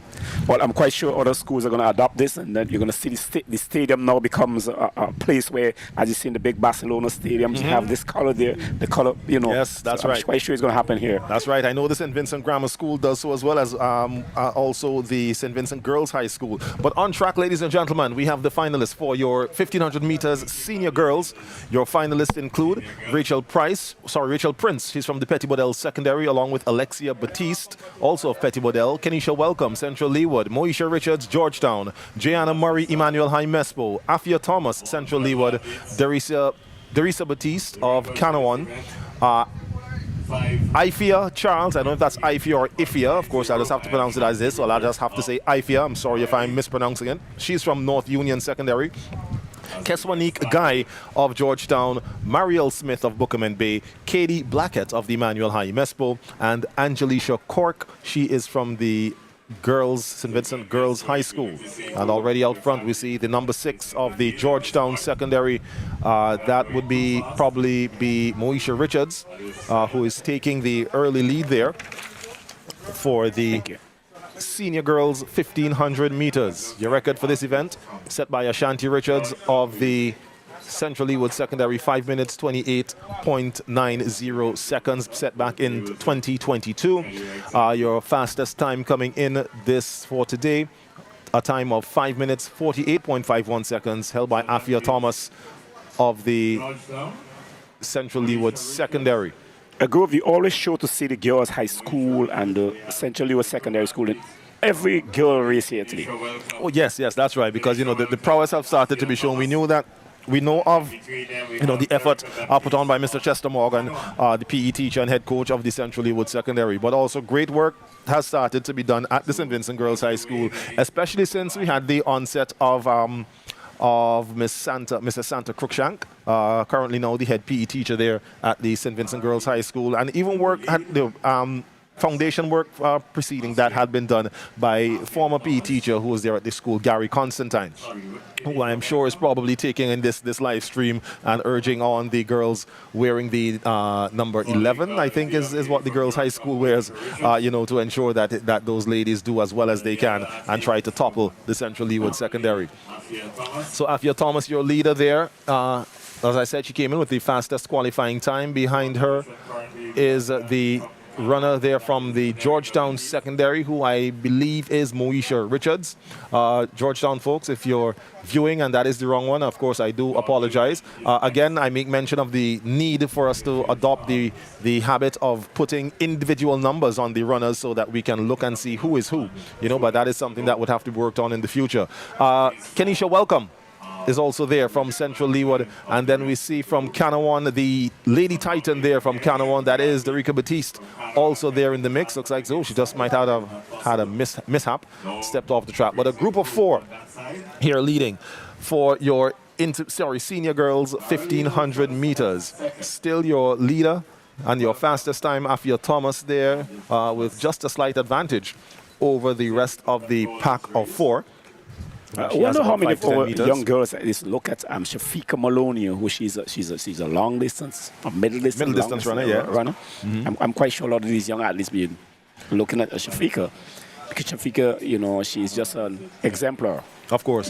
So. And that is something that you always it's something that is part and parcel of sports. You look at how many of our young boys, when it comes to football, emulate persons like Ronaldo, Cristiano Ronaldo, Lionel Messi, and others. We made mention of the hype about the fact that Jamaica is here, and some of the names that they might be familiar with playing on the international level may also be here. Persons in the like of Leon Bailey. So yeah, we know that, and it's always a great thing to have persons emulate our home-based athletes, so it's all well and good for somebody to sit back and say, oh yeah, I want to be like Usain Bolt, or I want to be like Asafa Powell, or I want to be like Sha'Carri Richardson of the US. But to sit home and say, I want to be like Shafika Maloney, I want to be like Handel Roban, that is what instills and installs national pride, and that is something that I say we are all here for and want to see happen. But to add further to that, I've seen Tusty Water associating with that particular athlete. Yes, that's right. All the big billboards with Shafika and Tusty Water. Well, yeah, it's actually not Tusty Water. It's another water.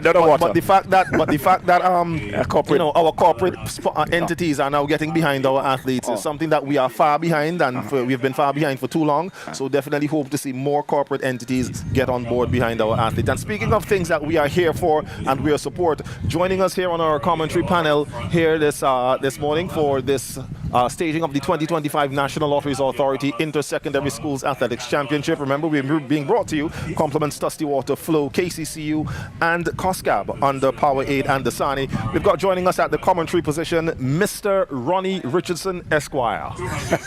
Or should I just drop the Esquire? I don't need to be Esquire. You put whatever you want to. So Ronnie is here with us, ladies and gentlemen. Ronnie, good morning and welcome. Good morning. Thank you for having me here. Good morning, Khalil. Good morning, Hooper. How are we doing? We're fine, man. We're fine. We're enjoying the athletics here. Yes, I normally when I'm in this position, I say this is sports on the line. Sports on the line. On the line. Yes, that's right. So we're looking for the energy, we're looking for the hype. Not only out here, where the sun is shining, it's all windy and nice, but I like to see the live. Yeah, yes, that's right. The sports on the live. But as we take it back to the field, we see the finish of the senior girls 1500 meters. Afia Thomas there is your winner. She crosses the line for 5 minutes 45.4 the flash time there, so she's still some distance away from the record. Wouldn't be a record, but it's a gold medal there. Let's see what happens for second place, and it seems like Kanawan is going to get in there. I looked away, I'm not sure if the other runner there from Kenesha, but no, it looks like so we'll see what happens as the final names put up on the screen. That's your runner there, I believe. She is from Bekwe doesn't have. So there's a team that has a new uniform. I'm trying to see the number on her back, who looks like she just finished third there. So it's 15, so that's a runner there from the North Union Secondary, probably Ifia Charles there of North Union Secondary there. So on your screen there, your top positions: Ifia Thomas, Central Leeward; Kanawan's Derica Batiste takes second; Ifia Charles of North Union third; Kenesha Welcome, who had that second spot for the entire race from Central Leeward, she finishes in position number 4. All right, so again, coming to you with the compliments of Tusty Water, Flow, KCCU, Power Aid, and Dasani. We take a short commercial break. When we come back, we have the senior boys 1500 meters, and of course, following that, we will have the medal presentation ceremony, the first one for the morning, as we bring to you live coverage of the 2025 National Lotteries Authority Inter-Secondary Schools Athletics Championships. Myself, Khalil Cato, along with Ronnie Richardson and Lawrence Hooper.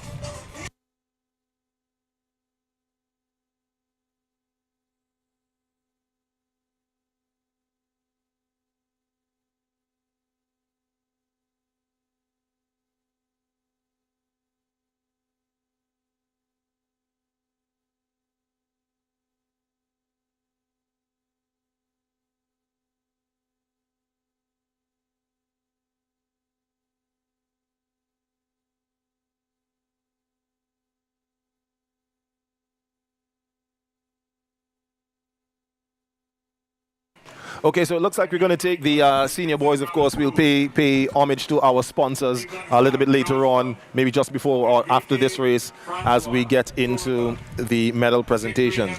But on the field right now, and raising his hand there, Zitri Hepburn, a name that is no stranger to St. Vincent and the Grenadines as it comes to track and field and distance running in the country. He is the record holder for this event, 4 minutes 11.40 seconds set last year. The rest of your lineup includes Kelroy Lewis of Bethel High School, Leon Brown, North Union Secondary, Zahim Michael, St. Vincent Grammar School, Kevon Clark, Georgetown Secondary, Henrique Francois, and Zitri Hepburn, as we mentioned, they're from the Troumaca, Ontario. Secondary, Brashon Frederick of Central Leeward, Omani Cupid, Emmanuel Jaimespo, Omari John, Central Leeward, Demani Slater, Buckerman Bay Secondary.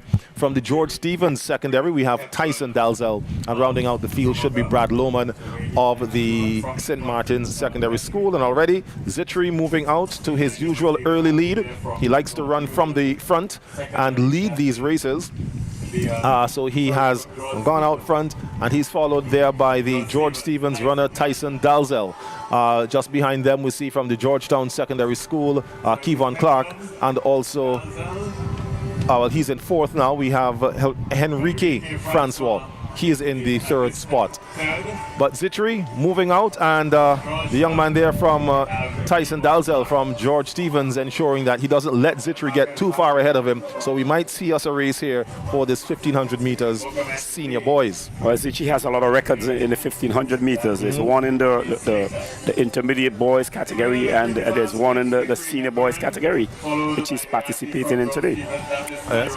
Kato, I just want to know, you used to run back in school? You used to run these races? Well, not these races in terms of the distance, but no, I was more of a sprinter. I ran the 1, the 2, and the 4. Oh, as a matter of fact, Hooper is the bad runner? I believe so. I believe so, yes. Anything over 1 lap was a little too much for me. Right.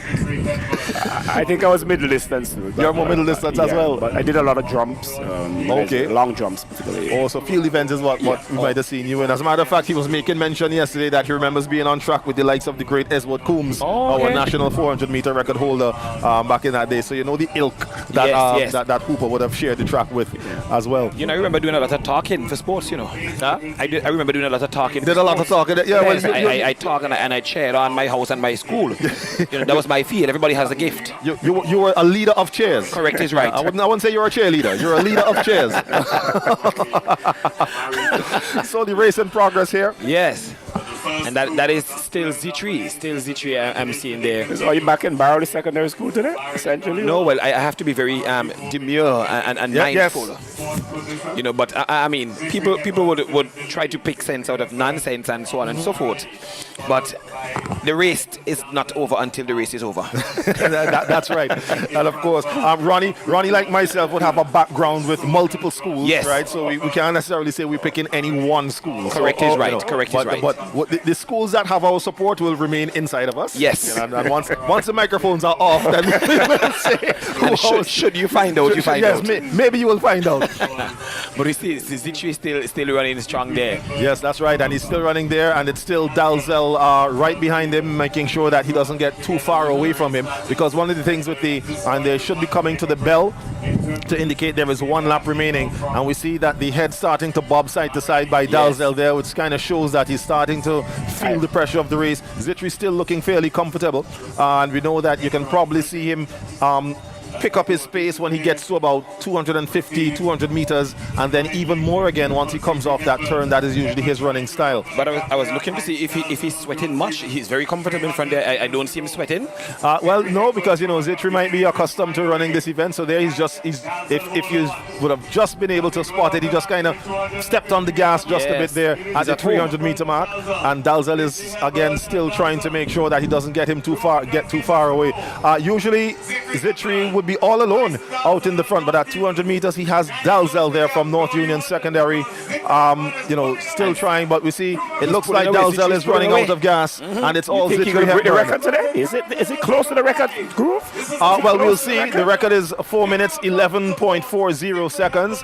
Zitri came in with 4 minutes 25.58, so I don't know if he'll be aiming for the record, but I know he might very well be looking to get an A standard for the Carifta game, so we'll see if that happens when when he crosses the line. It's all Zitri right now. He's pulled away from Dalzell and he crosses the line. 4 minutes 18 seconds, the flash time. There is Dalzell will get the second spot, and the race is on for the third, but it looks like Henrique Francois, yes, will take it just ahead of the other runner there from the Central Leeward, or was that Petit Bodel? I believe that's Petit Bodel. Yeah, Petit Bodel. No, Barley. Yeah, Barley. I just saw the Warrior logo. Yes. Logo there. So Central Leeward taking those spots there.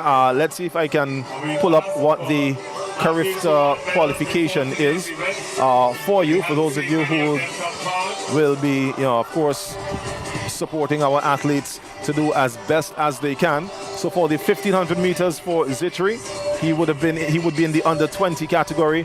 He needed to run for an A standard faster than 4 minutes 10 seconds, and for a B standard 4 minutes 15 seconds. I think he ran 4 minutes 18, but he would have previously qualified at least running a B standard in this event. Later on, we'll give you the list of Carifta Games qualifiers so far for us here in St. Vincent and the Grenadines. So again, as we said, we're coming to you live from the the Sir Vincent Beach National Stadium. We have the National Lotteries Authority Inter-Secondary Schools Athletics Championships on display for you here on these various platforms.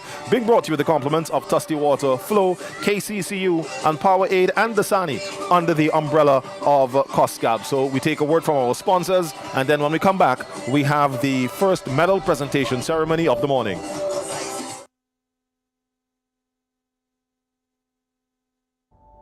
It's okay to take some time for yourself, to breathe, to regain your strength. That's how you find your way back.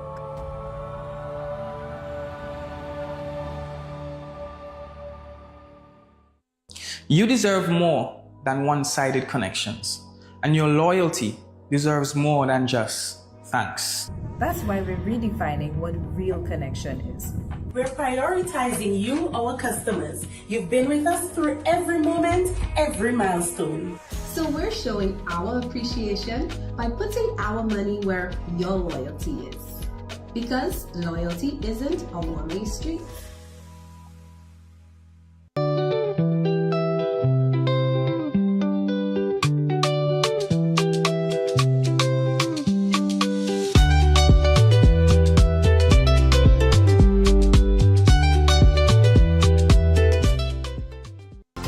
Wait, cut the music. I'm still catching van to go to work every day. I need my own ride. Is that asking for too much? I always wanted a Toyota Riz.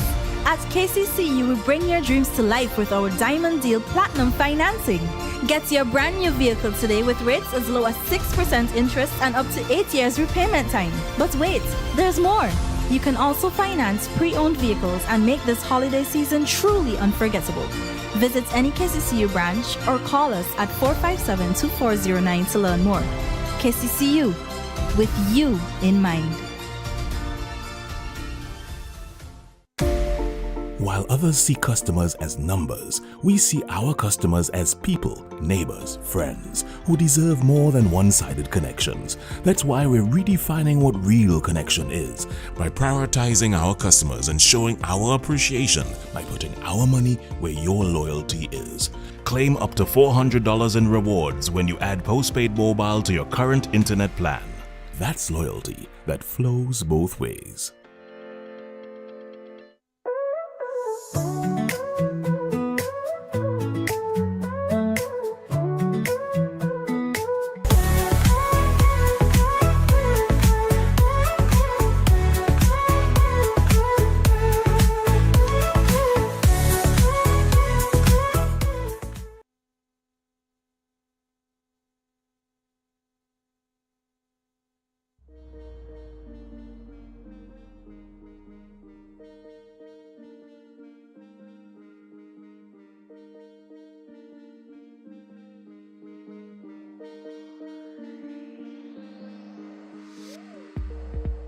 All right, so again, welcome back to the Sir Vincent Beach National Stadium here for the National Lotteries Authority Inter-Secondary Schools Athletics Championships. Just a correction to something we made mention of, Hooper, during the Junior Girls 1000 when we were talking about Belle Adams, who we'll see receive her medal shortly. When we said her background is swimming, she swims with the Blue Marlins club and not the Black Sands. And it was one or the other. So the Blue Marlins, and that club is located. Well, both clubs swim at the National Aquatic Center that is located at Rathamil, at the Shrewsbury Aquatic Center, so that's where the clubs take part. But we've got our first medal presentation ceremony, inclusive of some of the events that took place before today. So we take you fieldside for this presentation ceremony.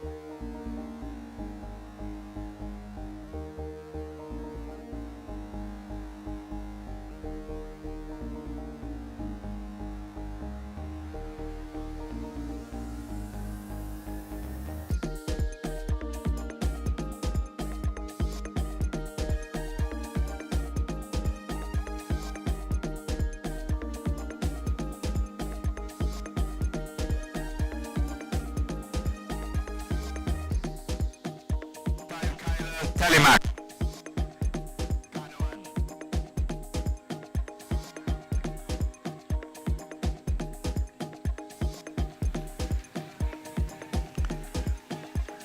Junior high jump, girls. In third position from Peter Bedell, Melia Lavier. In second position, Aria Carter from Barley. Gold medalist champion 2025 from Bethel, Ophelia Williams.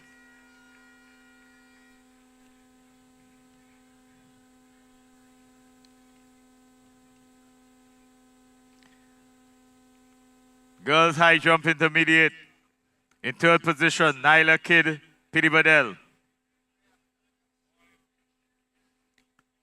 Second position, Kenisha Richards, Barley. Gold medalist champion 2025, Aliyah Scarrett, Girls High School.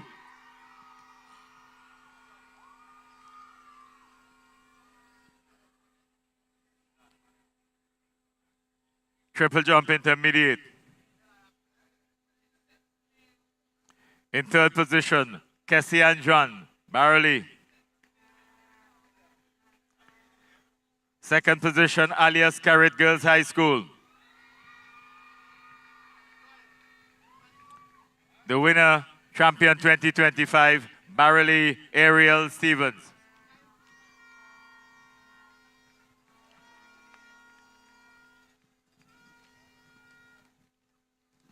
Triple jump senior girls. In third position, Zephyr Lett, Schumacher. Second, Diane Michael, Girls High School. Gold medalist champion 2025, Alicia Kolzak, Bethel.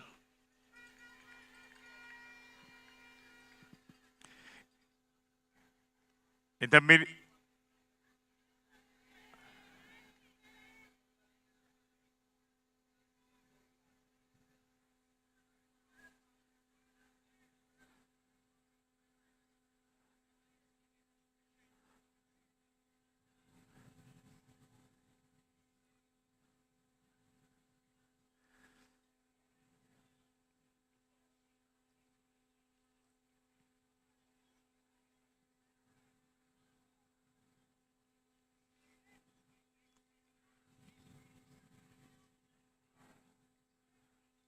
girls shot put intermediate.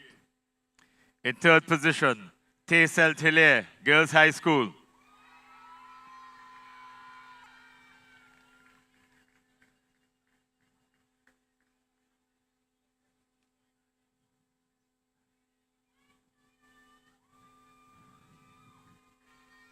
Taysel Hilaire, Girls High School. Second, Kishan Alexander, Thomas Saunders. Winner, champion 2025, Tashanik Francis Barreley.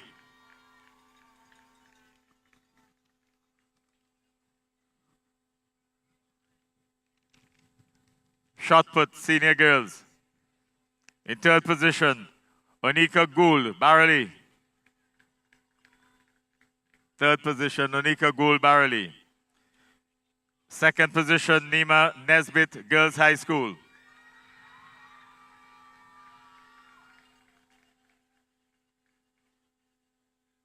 Gold medalist, champion 2025, Sarah Samuel John, Girls High School.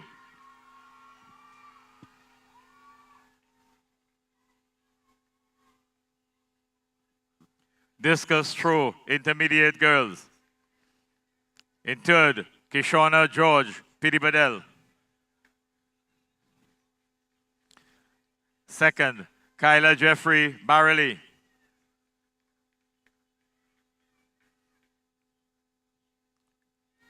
Gold medalist and champion 2025 from Thomas Saunders, Kishan Alexander.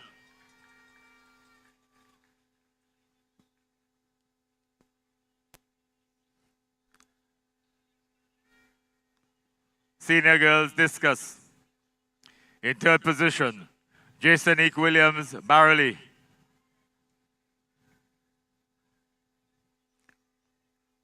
Second position, Onika Gould Barreley.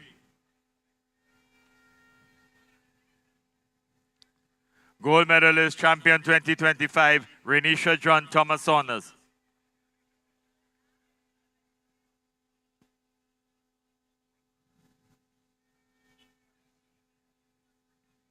Girls shot put juniors. In third position, Tegan Ralph, Thomas Saunders.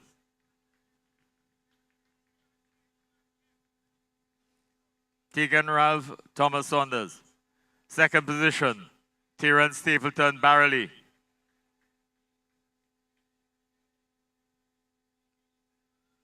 Gold medalist, champion 2025, Shachean Weeks, Girls High School.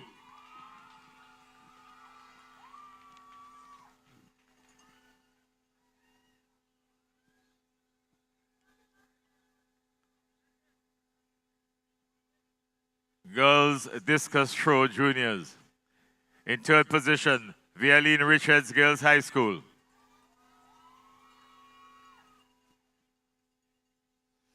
In second position, Onisha Moore, Georgetown.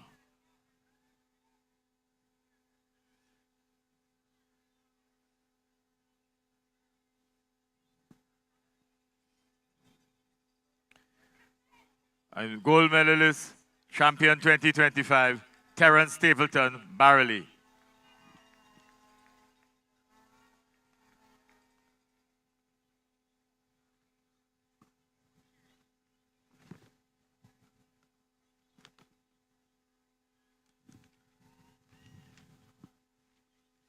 Boys, 5,000.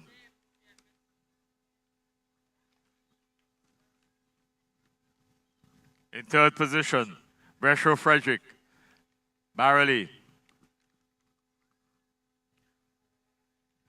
Second, Kenneth Gurley, Georgetown.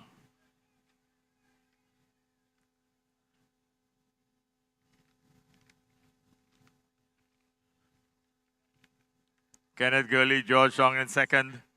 Enrique Francois Chumaka, the winner.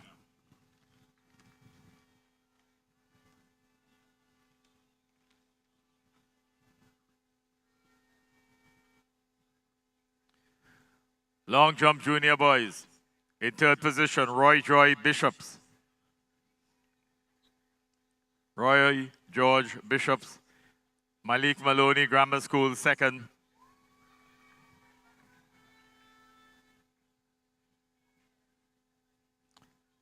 Gold medalist champion 2025, St. Vincent Grammar School, Ethan Kent.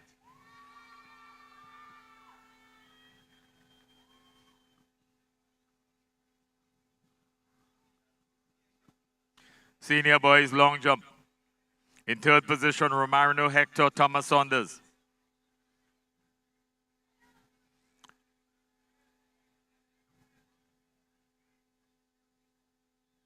In second position, Trevion Bergin Thomas Saunders. Gold medalist, champion 2025, Terran Muckett, Bethel.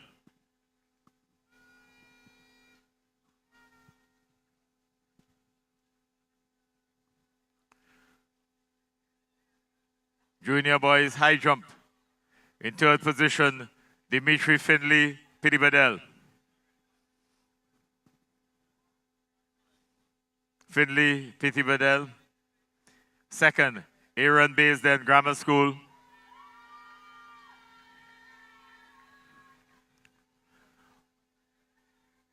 Gold medalist champion 2025, Ethan Kent Grammar School.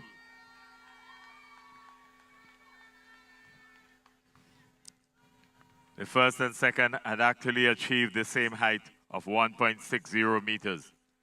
High jump boys intermediate from Barreley, Julian Hendrickson, third position.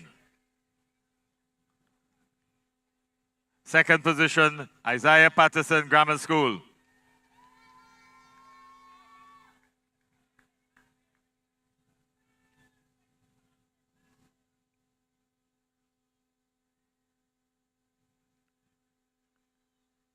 Gold medalist champion 2025, Limo Oliver Grammar School.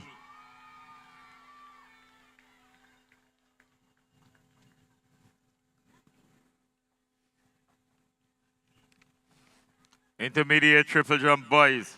In third position, Julian Hendrickson, Barreley.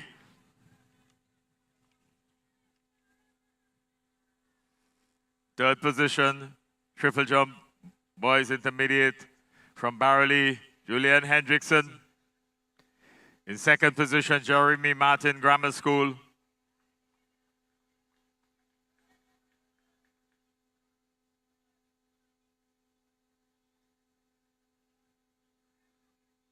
Second, Jeremy Martin Grammar School. Gold medalist champion 2025, Roche-on Phillips Grammar School.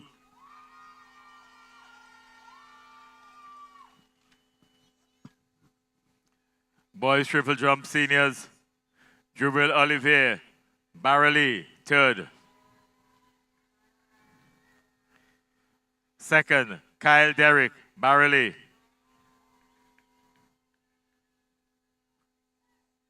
Gold medalist, champion 2025.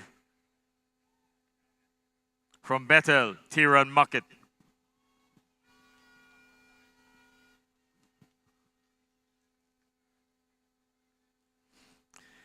Boys shot put seniors. In third position, Thomas Lewis, Trumaca, Ontario.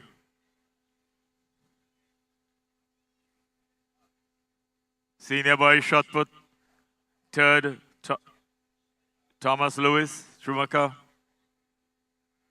Jaheim Williams, Barreley, second. Gold medalist and champion from Barreley, Jaquan Francis.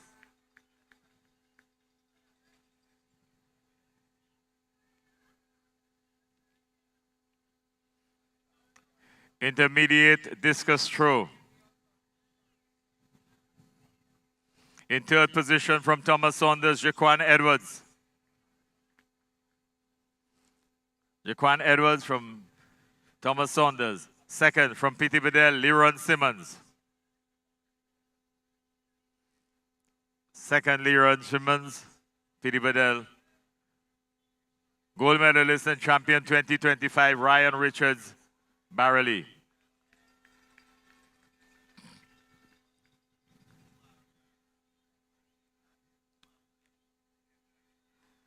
Senior boys discus throw.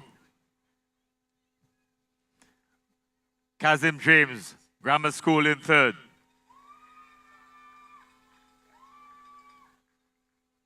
Neovon Nanton, Grammar School in second.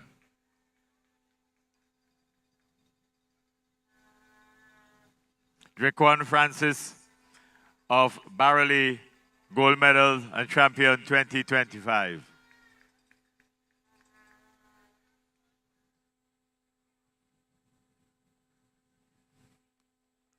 Shot put junior boys, Roy George of Bishop's third. Roy George of Bishop's third. Azari Horn of Grammar School second.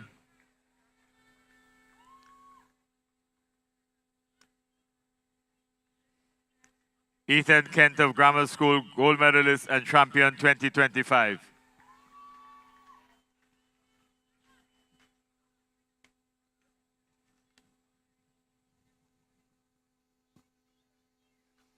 Junior boys discus throw. Third position from Barley, Jamari Vincent.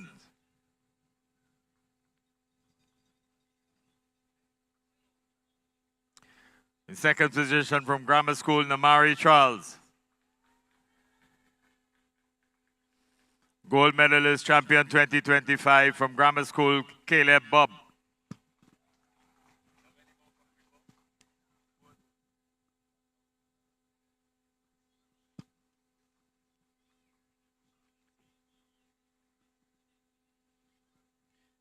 Events today, the girls 1,000 meters, juniors.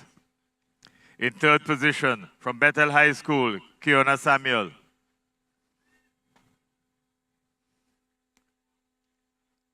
In second position from Barley, Aria Carter. Gold medalist champion 2025 from Girls High School, Belle Adams.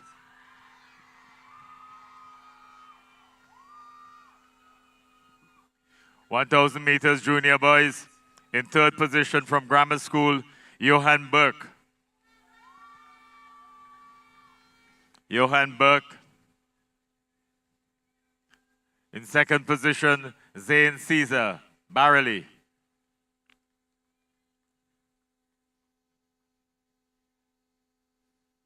Gold medalist champion 2025 from St. Vincent Grammar School, Aaron Baisden.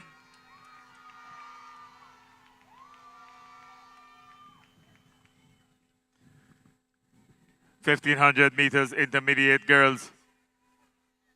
In third position from George Stephen Carissa, Neptune.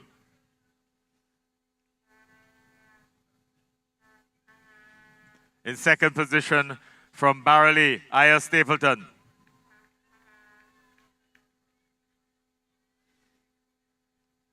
Gold medalist, champion 2025, also from Barley, Cassian John.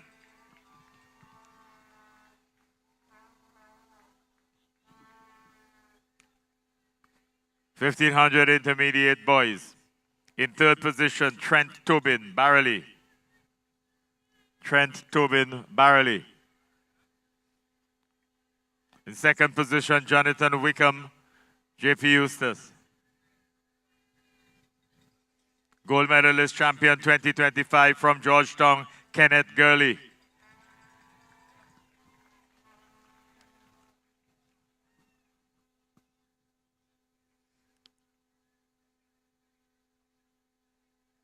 (1,500 meters senior girls. In third position from North Union, Ifia Charles. In second position from Canoan, Derica Batiste.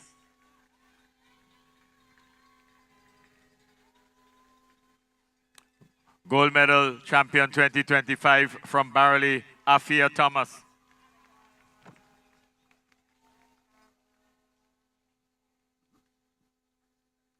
(1,500 senior boys. In third position, Enrique Francois Schumacher.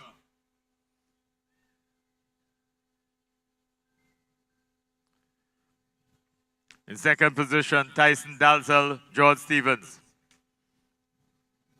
Gold medalist champion 2025 from Schumacher, Zikri Hepburn.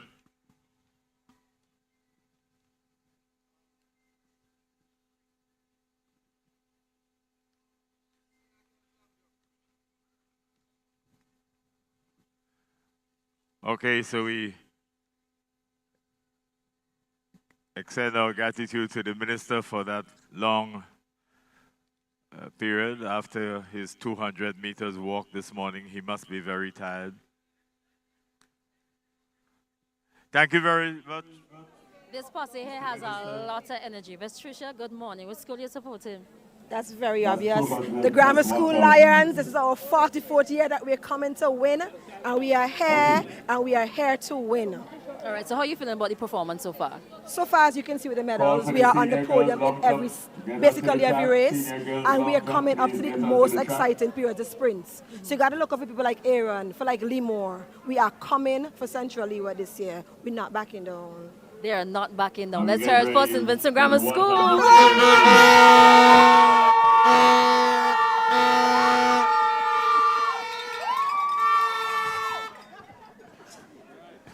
That's right. You better believe that the atmosphere is electrifying in those stands. You hear the fans there from the St. Vincent Grammar School. That's right. 44 in total. They're on the mission for 45 for this year.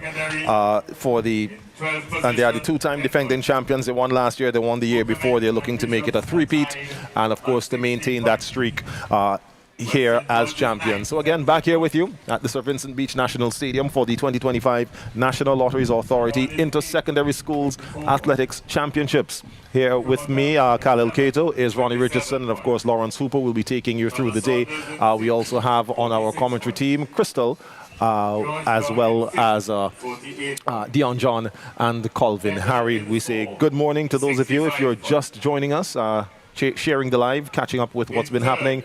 To those of you who've been with us from the morning, we want to say we are glad indeed to have you here with us as well. Now, folks, we just want to give you an update on our Carifta team. Remember, we Carifta being the major championship coming up, but it sounds like we're having some points. So I'm hearing 188 points for the Barley Secondary School, the leaders of the girls' title. So let's go to the boys. So let's take the boys. In 18th position. And he's starting at number 18. On 2 points. But I know that the grammar school is probably still leading. So let's take you over to the public announcer, the stadium announcer, as we get the boys' scores, and I'll confirm what the girls are and bring that to you a little bit later on. But right now it's to the stadium announcer for the boys' scores. In 14th position with 8 points, West St. George. In 13th position with 10 points, Buchanan Bay. In 12th position, North Union 11 points. In 11th position, George Stephen 13 points. In 10th position, JP Eustace 15 points. In 9th position, on 17 points, Bishop's College. In 8th position, PD Badell 23 points. In 7th position, Bethel 31 points. In 6th position, St. Martin's 49 points. In 5th position, Schumacher 56 points. In 4th position, Thomas Saunders 62 points. In 3rd position, Georgetown 67 points. In 2nd position, with 151 points, Barely. And in the lead, with a total of 173 points, Grammar School.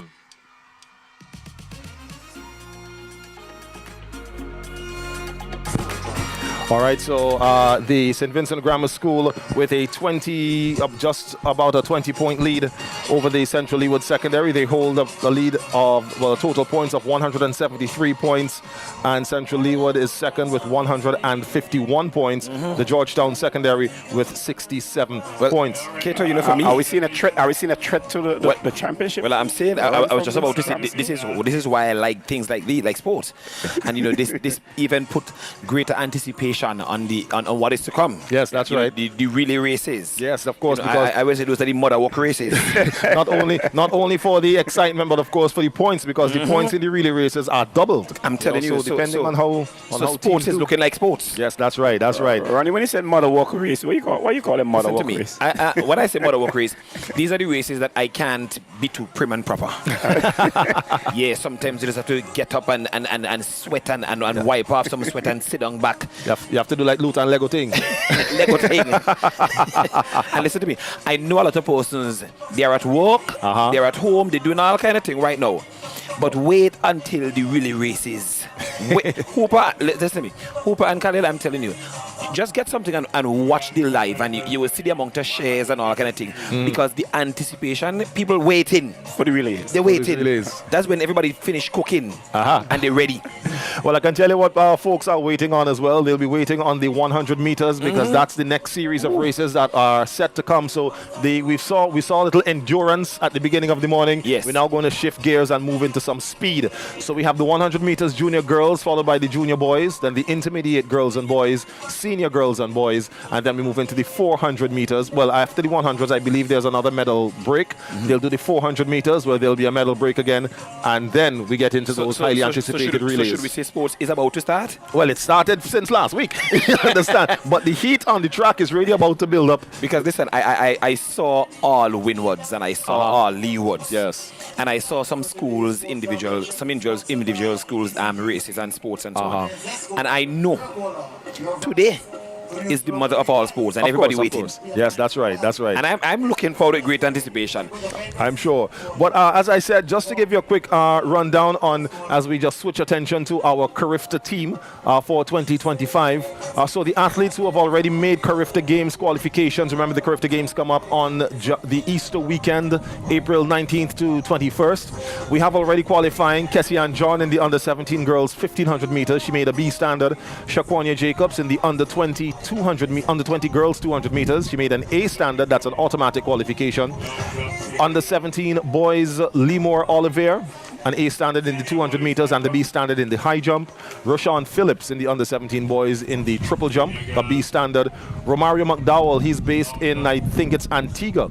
He made the 100 meters for the under 17 boys B standard. Moving up to the A standard, we have AJ Delplesh, under 20 boys, a 100 meters and 200 meter A standard. Keo Davis in the 100 and 200 as well. Jamar Saunders in the 100 meters. Delron Delplesh in the 100 meters. Tidre O'Neill in the pole vault. And Javar Cato in the triple jump. All those athletes making A standards. And just an added note that Javar Cato would have set a national under 20 record in his A standard qualification. But something that folks are following the sport would want to keep an eye on is that of Keo Davis. Now, during the Carifta trials in the 200 meter finals, he pulled up and sustained an injury to his hamstring. I just had a word with his coach, Mr. Michael Olivier, also known as Mercy, who said that he can't necessarily confirm Keo's readiness for the Carifta Games. He is back in training, so that is good news, and the recovery is ongoing, but he can't necessarily say how prepared he will be for the Carifta Games. So we just have to keep our fingers crossed and hope that that comes up. So those look rather delicious. Are those grapes or plums? I tell you what, let's find out from Crystal what's happening over there in the pavilions. All right, so Lola is here, and which school are you representing? Chumoka Secondary. So how are you feeling about your races so far? So far, so good. We won the 1500 senior boys race and also placed third. So far, so good, and I expect them to dominate today, even though we are kind of position, you know. But we're coming up. You guys are doing well. So let's hear it for Chumoka, Ontario.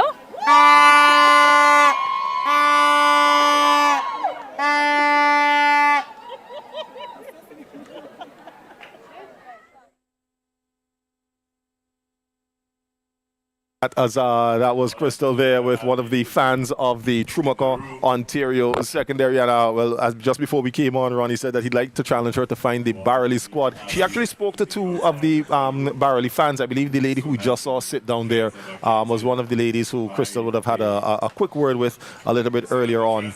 You know, but Groove, one of the things that I like to do, you know, when I'm I'm doing commentary, I like to engage the online audience. You know? So I wonder if they could tell us which schools they are representing on the live. Just color up the live first a little bit. Just tell us, because as we said, the thing is about to get heated. Well, it heated now, but the thing is about to get hotter. Yeah, that's right. So if they could tell us on the live, which school they're representing, maybe we could see what's happening there. All right, then we'll see which masses are out. So folks, tell us, who are you representing on the live? Who are you representing? All right, well, while you get yourselves to do that, we see on screen right now the finalists for the junior girls 100 meters are making their way over to the start point.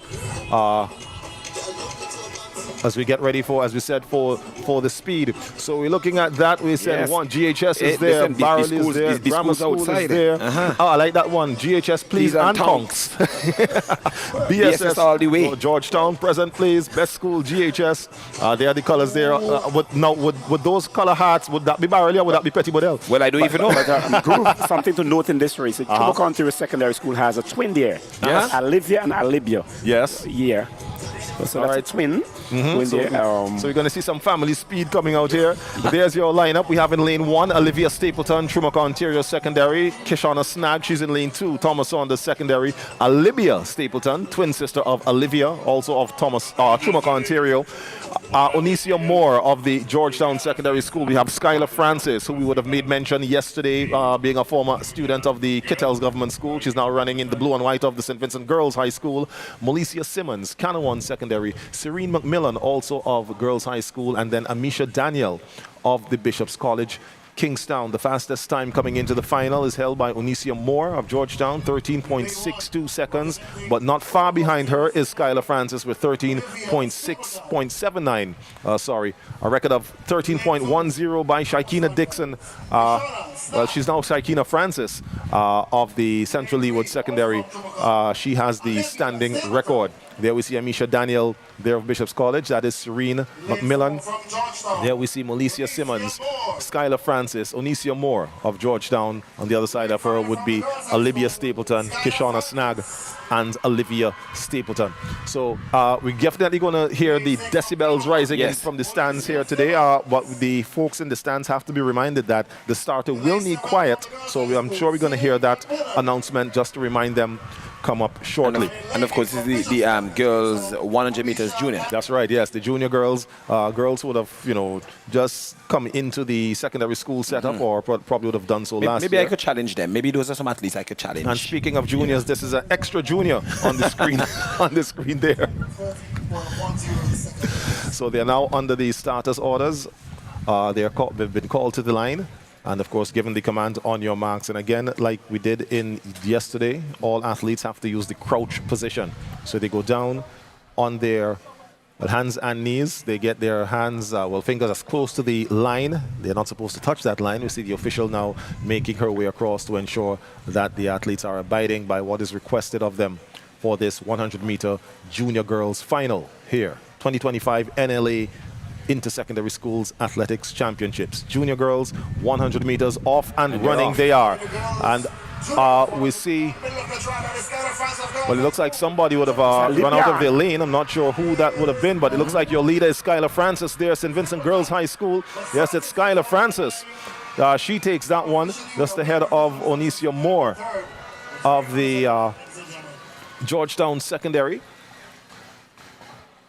So we'll have to see what the final decision will be, because clearly we had all 8 runners in starting, but as they came down the track, there was one lane that was empty, so somebody would have run out of their lane. Again, it's something that some of the athletes have to get used to and have to find themselves abiding by, and that is staying in their lanes for the race. And usually we see the juniors are the ones who have a little difficulty with that. As you spoke a while ago about the announcer asking the stadium to be quiet as the athletes get ready. You think the games are going to athletics is going to change where all athletes participating may be carrying a device in the air, because the rope or is it the weight is now? It's the way it should go, that the whole crowd is in anticipation. the stadium is quiet and they're ready for this burst of excitement in race like 100 meters. Yeah, well, no, we won't see, even by international standards, athletes don't carry any earpieces in the air, and even on the international scene, depending on the meet, you sometimes hear the stadium announcer reminding the audience to be quiet for the start. What we have we are sort of close to the international arena where we have the electronic speaker. Now, in most international arenas, there are speakers on the back of each starting block. So each athlete has a speaker right behind them, as opposed to us here where there's just one speaker that is projected out towards the athletes. So there's an area we need to get into soon, all right? Yes, but all of the athletes are able to hear it. But again, you always want to make sure that there's no challenge, especially from the crowd, because you know the anticipation for the 100 meters, that we want to remind the crowd that you've got to keep the noise level down, because we don't want any adverse noises to trigger off the athletes. We have on track, well, we're seeing on screen the intermediate girls making their way out, but on the start line are the junior boys. That's right, and this, as I said, is an event whose record was set in the heats by Aaron Baisden. He ran 12.18 seconds. So we'll see if that record can go even lower. But your lane assignments: in lane 1, it's Deshaun Johnny of Georgetown Secondary. Rain Kane of Georgetown also, he's in lane 2.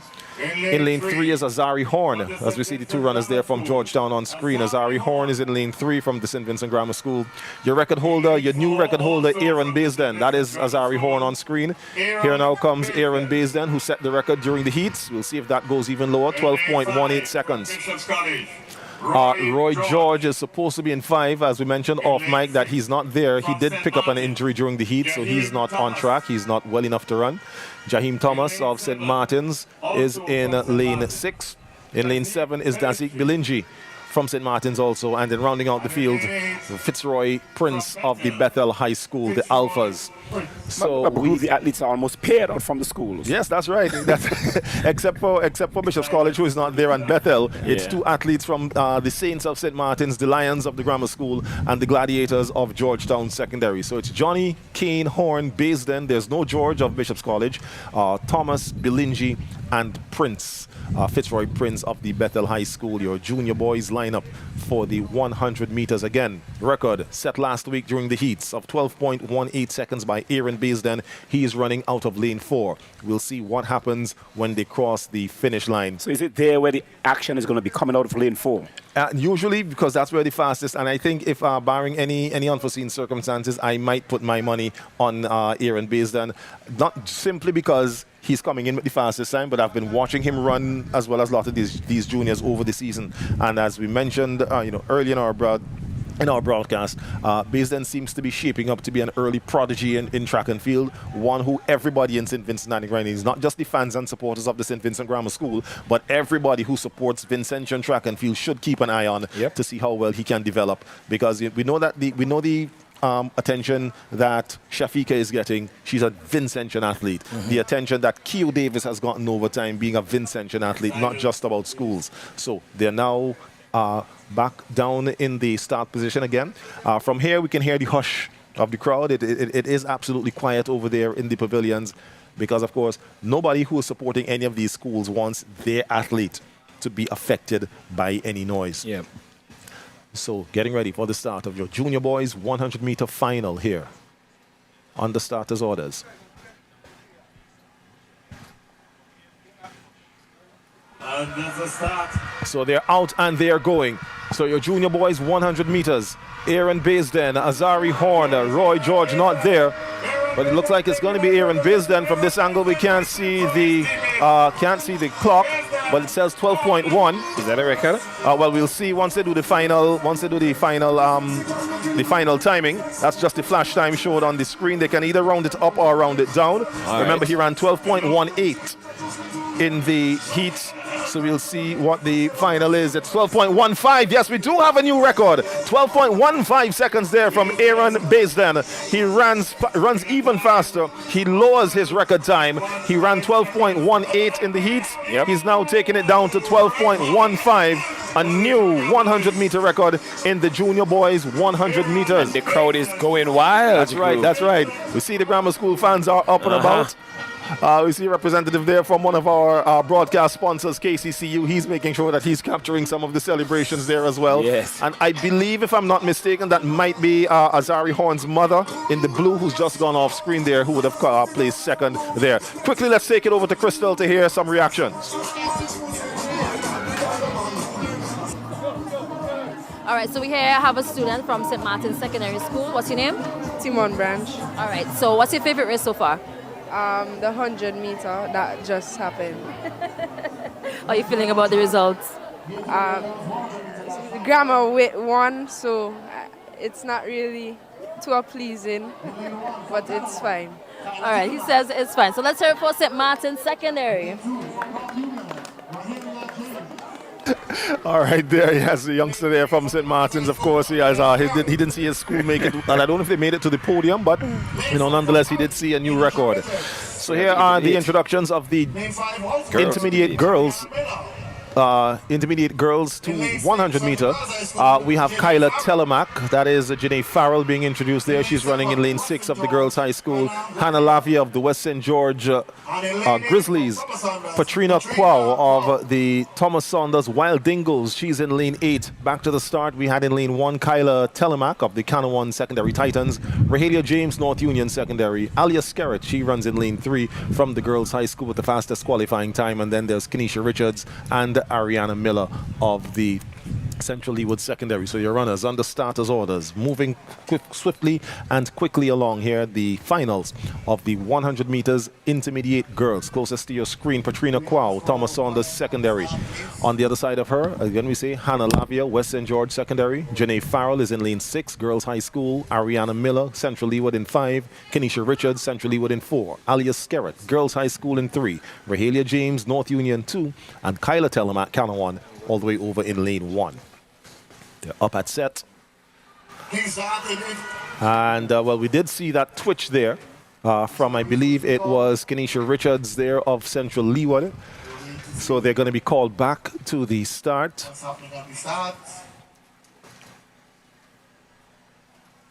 As the officials will call them back to the start, and then we'll see after some deliberation to see if there was any issue or if any cards will be shown. Dependent on what the issue would be, would determine what the color of the card will be. So just to remind you of in terms of the colors, depending on if there is a false start to be judged by the start team, that person would be shown a red card, which means they would have to be out of the race.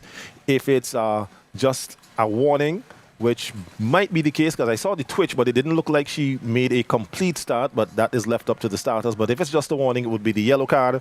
And if it's something where all athletes are good, they'll show the green card. So the official is coming here. So we'll see what card she will show to the athlete. It's going to be a red.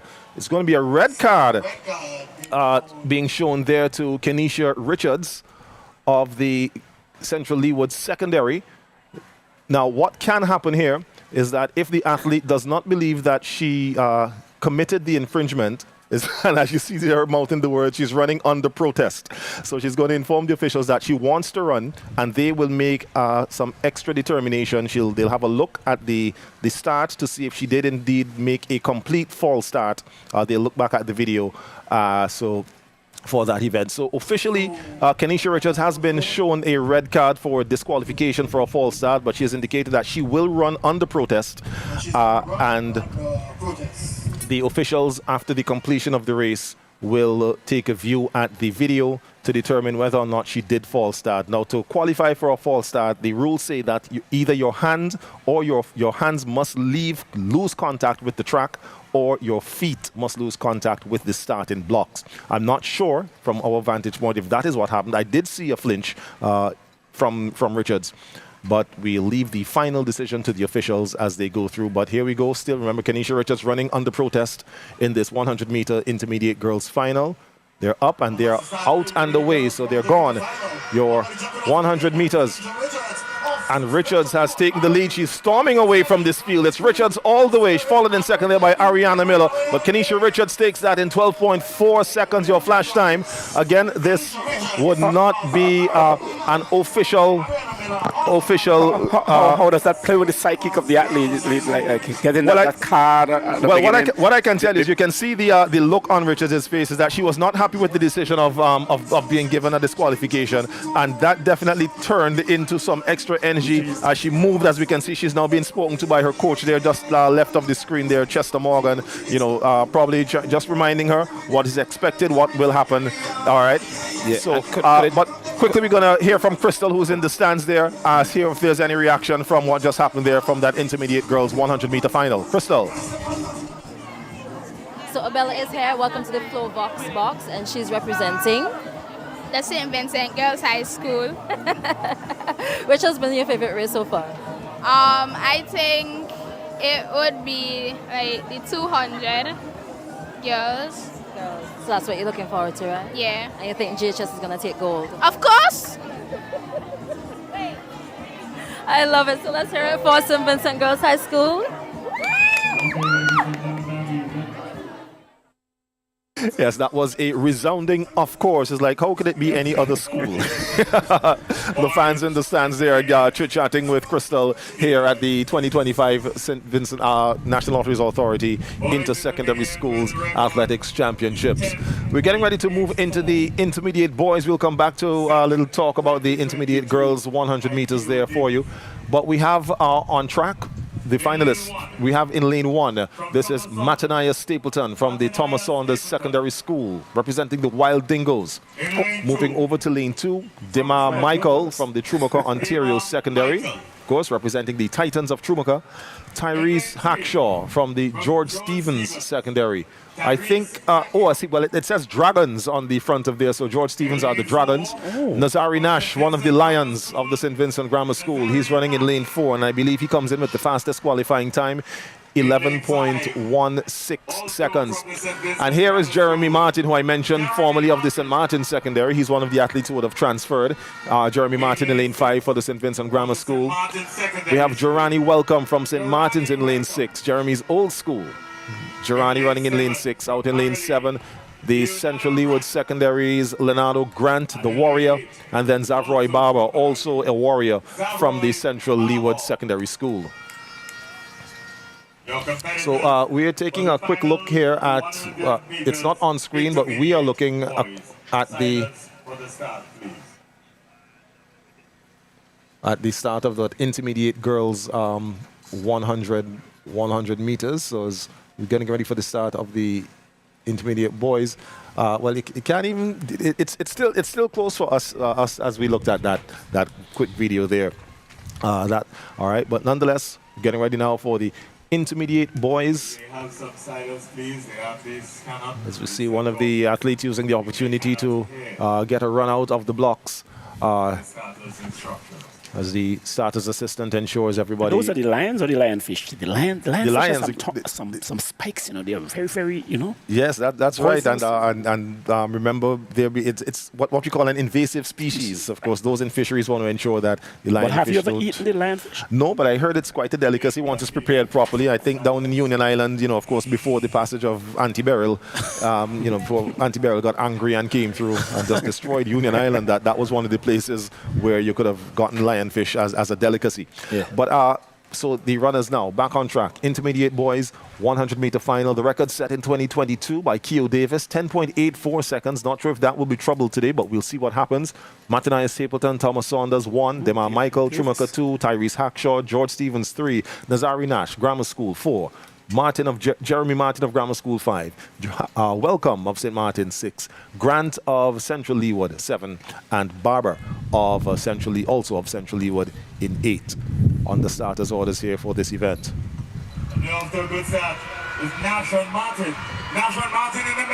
All right, so here we go. They're out and away, and that is Grammar School. Grammar School going neck and neck, and it's going to be Jeremy Martin who upsets the apple cart and gets there in 11.2 seconds. So this is one of the few races where we see the person coming in with the fastest time not coming out to be the winner. It's a Grammar School double, nonetheless. Good running. Yes, indeed. Jeremy Martin looks to be your winner. He's on the left of screen. Nazari Nash, who had the fastest qualifying time of 11.16, finishing in second. I think maybe St. Martin's, Joe Rani, welcome, got the third spot. Not sure, but we'll wait to see when the official times, once they are deciphered by the finish line team, once they come up. And again, after every race, of course, we want to ensure that we get the reaction from our folks in the stand. So we've got Crystal, and I believe she has a very special guest with her. Welcome back. We have here with us none other than Keo Davis. How are you feeling about today's sports? It's a very electrifying day. I hope to see my friends run their PBs and very good performances without injuries. So speaking of injury, the last time we saw you at Carifta Trials, you got a little hamstring pull. How is the recovery going so far? Recovery has been going quite fine. I've been motivated by family, friends and coaches along the way. I can say that my hamstring is about 90% healed based off my feeling. Good. So we're looking forward to all the best from you for the rest of the season, right? Yeah, I'm very happy about my season thus far. Knowing that I've ran my first 100 for the season in a new PB, so I look forward after coming off my injury to maybe PB in my 200 that I pull up in. Yeah. All right. Thank you so much, Keo. All the best for the rest of the season. Keo Davis. That's right. He is the record holder in the intermediate boys 100 meters and also the senior boys 100 meters. He holds the national under 20 record in the 200 meters as well. But on track is your senior girls 100 meter finals. And they've just been asked to stand. It looks like one of the athletes there really feeling the pressure of the heat coming up from the track. She's in lane 1. That would be Carmel Myers. She's of the intermediate high school. Running in lane 2, we have Adriana Miller of the Bookerman Bears Secondary Bears. In lane 3, Junica Kwao, Thomas Saunders Secondary. In lane 4, Shaikina Francis, Central Leeward Secondary. Lane 5, Alicia Kulzak, Bethel High School. In lane 5, in lane 6, Naima Nesbet, Girls High School. Delonia Kettles of West St. George Secondary goes in lane 7. And in lane 8, from the Central Leeward Secondary, it's Haley Boucher, closest to our screen here. Get ready for your senior girls 100 meters. And this is record for this event, 12.41 by Shaikina Francis, was set during the heats. So another record that we could very well see go faster. Well, go, because she will have even more competition than she did in the heats. She will have more competition here in the final. So runners under starters orders. Senior girls 100 meter final. That's the start. They're out and they're going, and it like well, Shaikina's not in the race. I didn't even realize that she's not there. But it looks like Alicia Kulzak of the Bethel High School is in control of this one. She's going to be challenged there by Junica Kwao. That's a dip. A dip might have just separated first from second there for Alicia Kulzak of the Bethel High School Alphas, the Lady Alphas. She looks like she got there just ahead of Junica Kwao. Of course, yes, she does in 12.88 seconds. Junica Kwao in 12.94. She takes second place. Is it that Shaikina is injured? Or? Yeah, I believe Shaikina is injured. She picked up an injury during the Central Leeward Secondary Interhouse Sports, which is why she was unable to run at the Carifta Trials of Team Athletics SPG. She did run in the heats last week, so I don't know if running in the heats she aggravated that injury or probably during training. But she did run in the heats and she set the record, 12.41, but she did not take the track in this final. So that's a blow there to the Central Leeward Secondary. And I realized even for the juniors, you know, Central Leeward, I didn't see any athlete for them for the 100 meter? Yeah. Well, let me go back to the junior lineup. Yes, I don't think there were any runners from Central Leeward in that lineup. Maybe none of them qualified, because we did have a full lineup of the 100 meters, and all athletes were there in the lane. So I guess they just were not lucky enough to have any qualifiers for that. And that was for the girls and the boys as well. Girls and so I was wondering, what does this say about the future? You know, we know Barley Secondary School is a school that a lot of persons look forward to in terms of giving a wonderful performance at sports and so on. And if they don't have the juniors, juniors, what leads to the... Well, the good thing is that there's always the chance that, athletes can be late bloomers. So who knows, it doesn't necessarily mean because they didn't make the junior finals now, we won't see them in the intermediate or seniors. Also, these athletes would move up to the intermediate category. Yes, that's right. You would have more students coming in from other schools. Of course. Here we have the runners for the senior boys. That's Javel De Silva of Bookman Bay. Senior boys 100-meter final. This is Desroy Kwame. He has the fastest qualifying time, 11.16. Next to him, Timothy Williams of the Emmanuel High Mespo. This is where the race will be. I can tell you that right now. He came in with 11.19 seconds. Next, we have Dawson Joseph in lane 6 from the Central Leeward Secondary.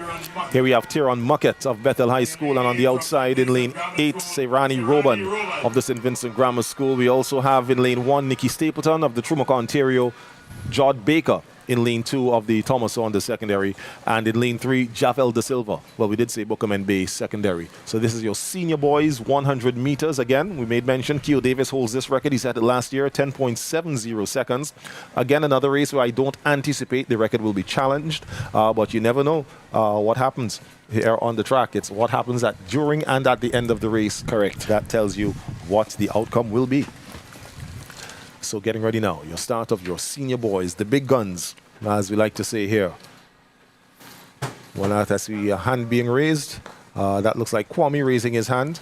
So the starter then calls them out of their blocks.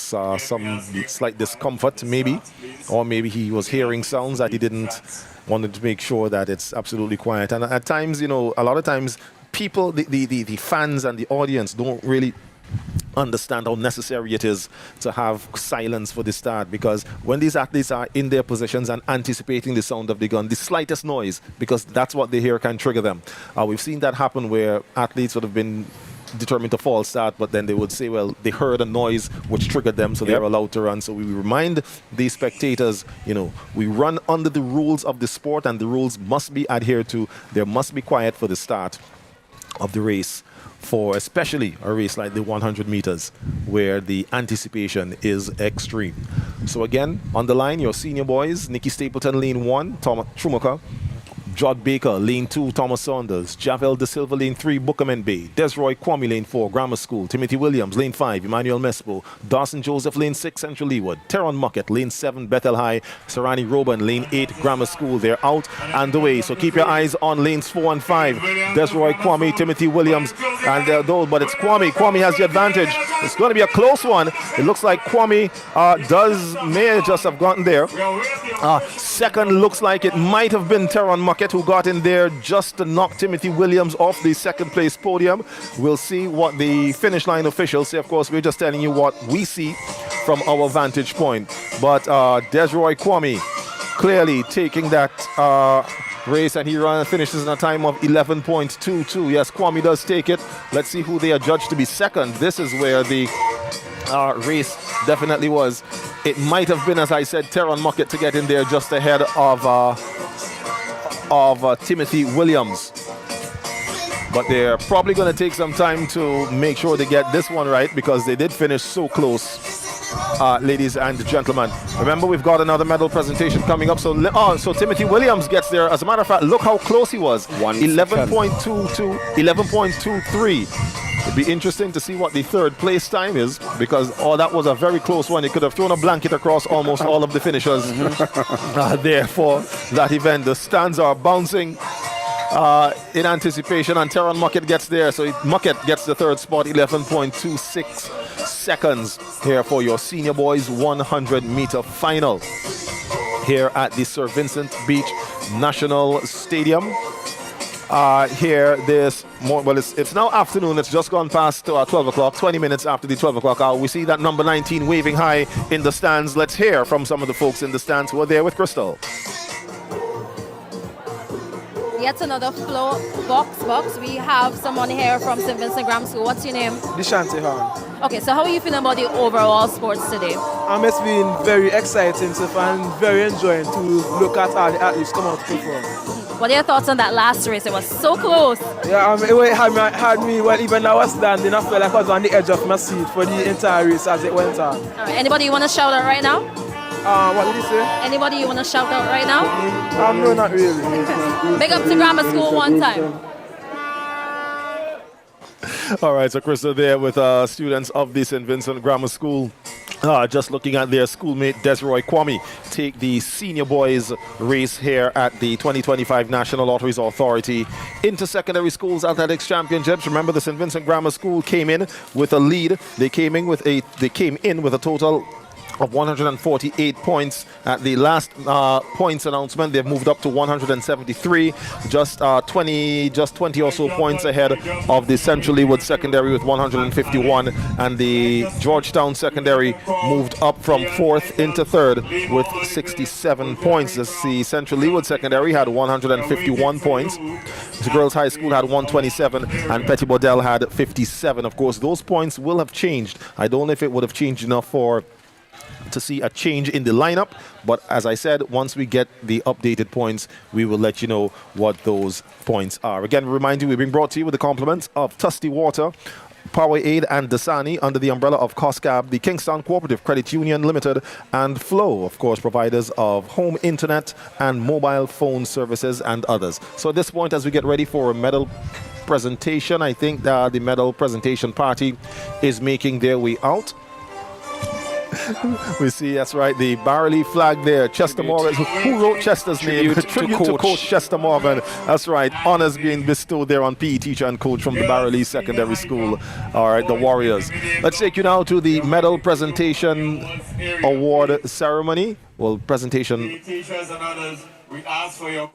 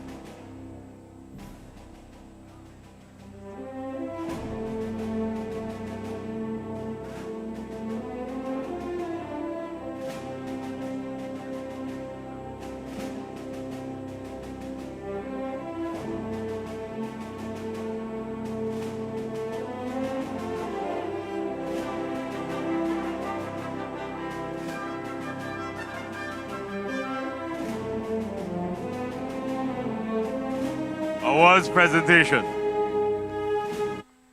Medals will be presented by the Honorable Minister of Housing, Youth and Sport, Orlando Brewster. Girls 100 meters, junior girls 100 meters. In third position, Alibia Stapleton Trumaker.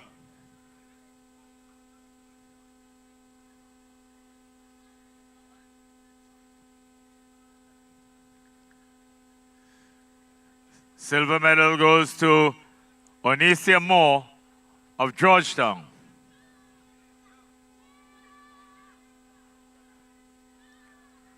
Gold medal champion 2025 from the Girls High School, Skylar Francis.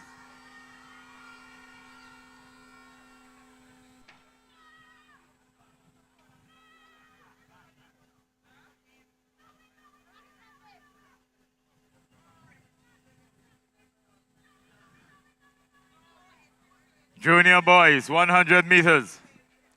In third position from St. Martin's Secondary, Jaheim Thomas.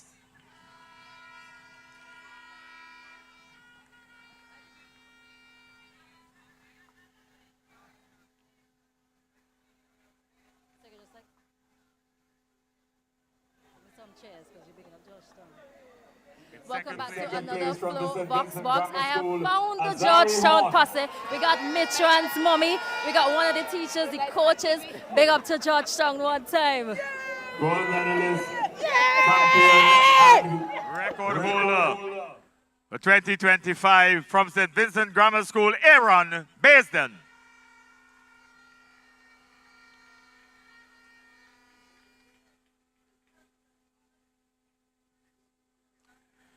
100 meters intermediate girls.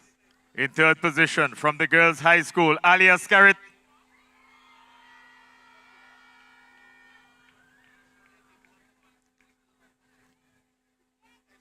In second place from Barrowley, Ariana Miller.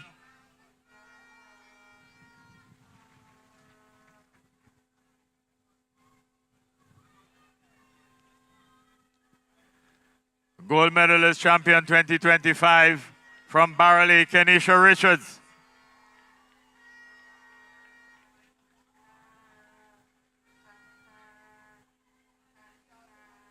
Intermediate boys 100 meters. In third position from St. Martin's Secondary, Jorani Welcome.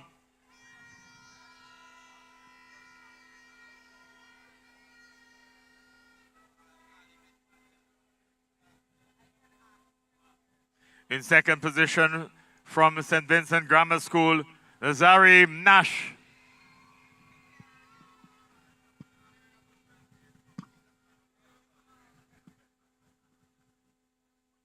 Gold medalist champion 2025 from St. Vincent Grammar School, Jeremy Martin.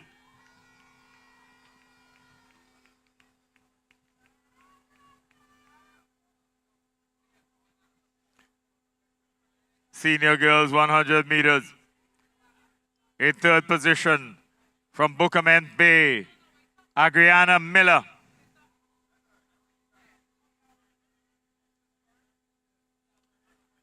In second position from Thomas Saunders, Janika Kwao.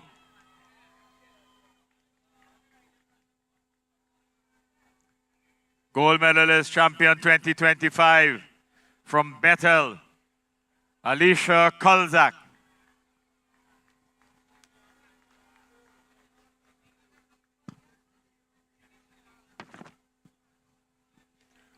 Senior boys 100 meters.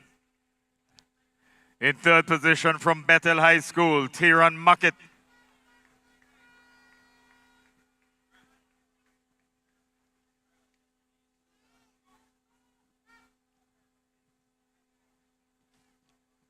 In second position from Emmanuel High School, Mesopotamia, Timothy Williams.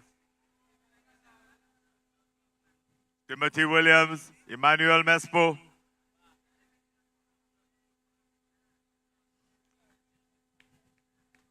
Gold medalist champion 2025 from the St. Vincent Grammar School, Desroy Kwame.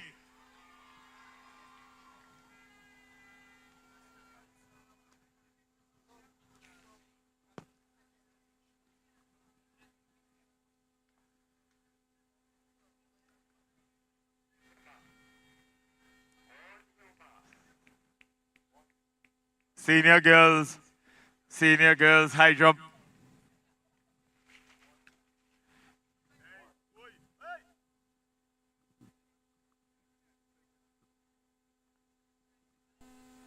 In third position, from Girls High School, Dion Michael.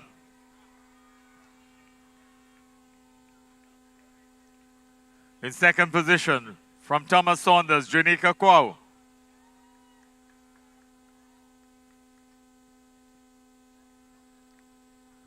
Gold medalist champion 2025 from Pity Bedell, Alika Smith.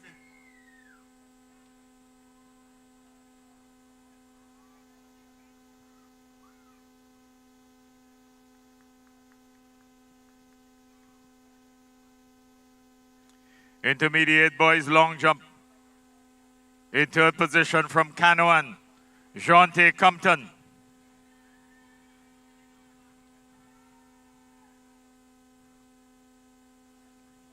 In second position from St. Martin's Secondary, Ojari Brown.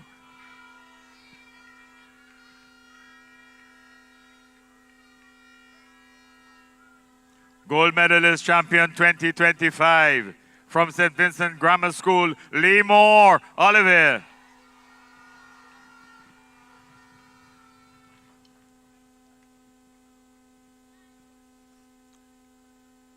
Thank you very much, Mr. Minister. Congratulations to the winners.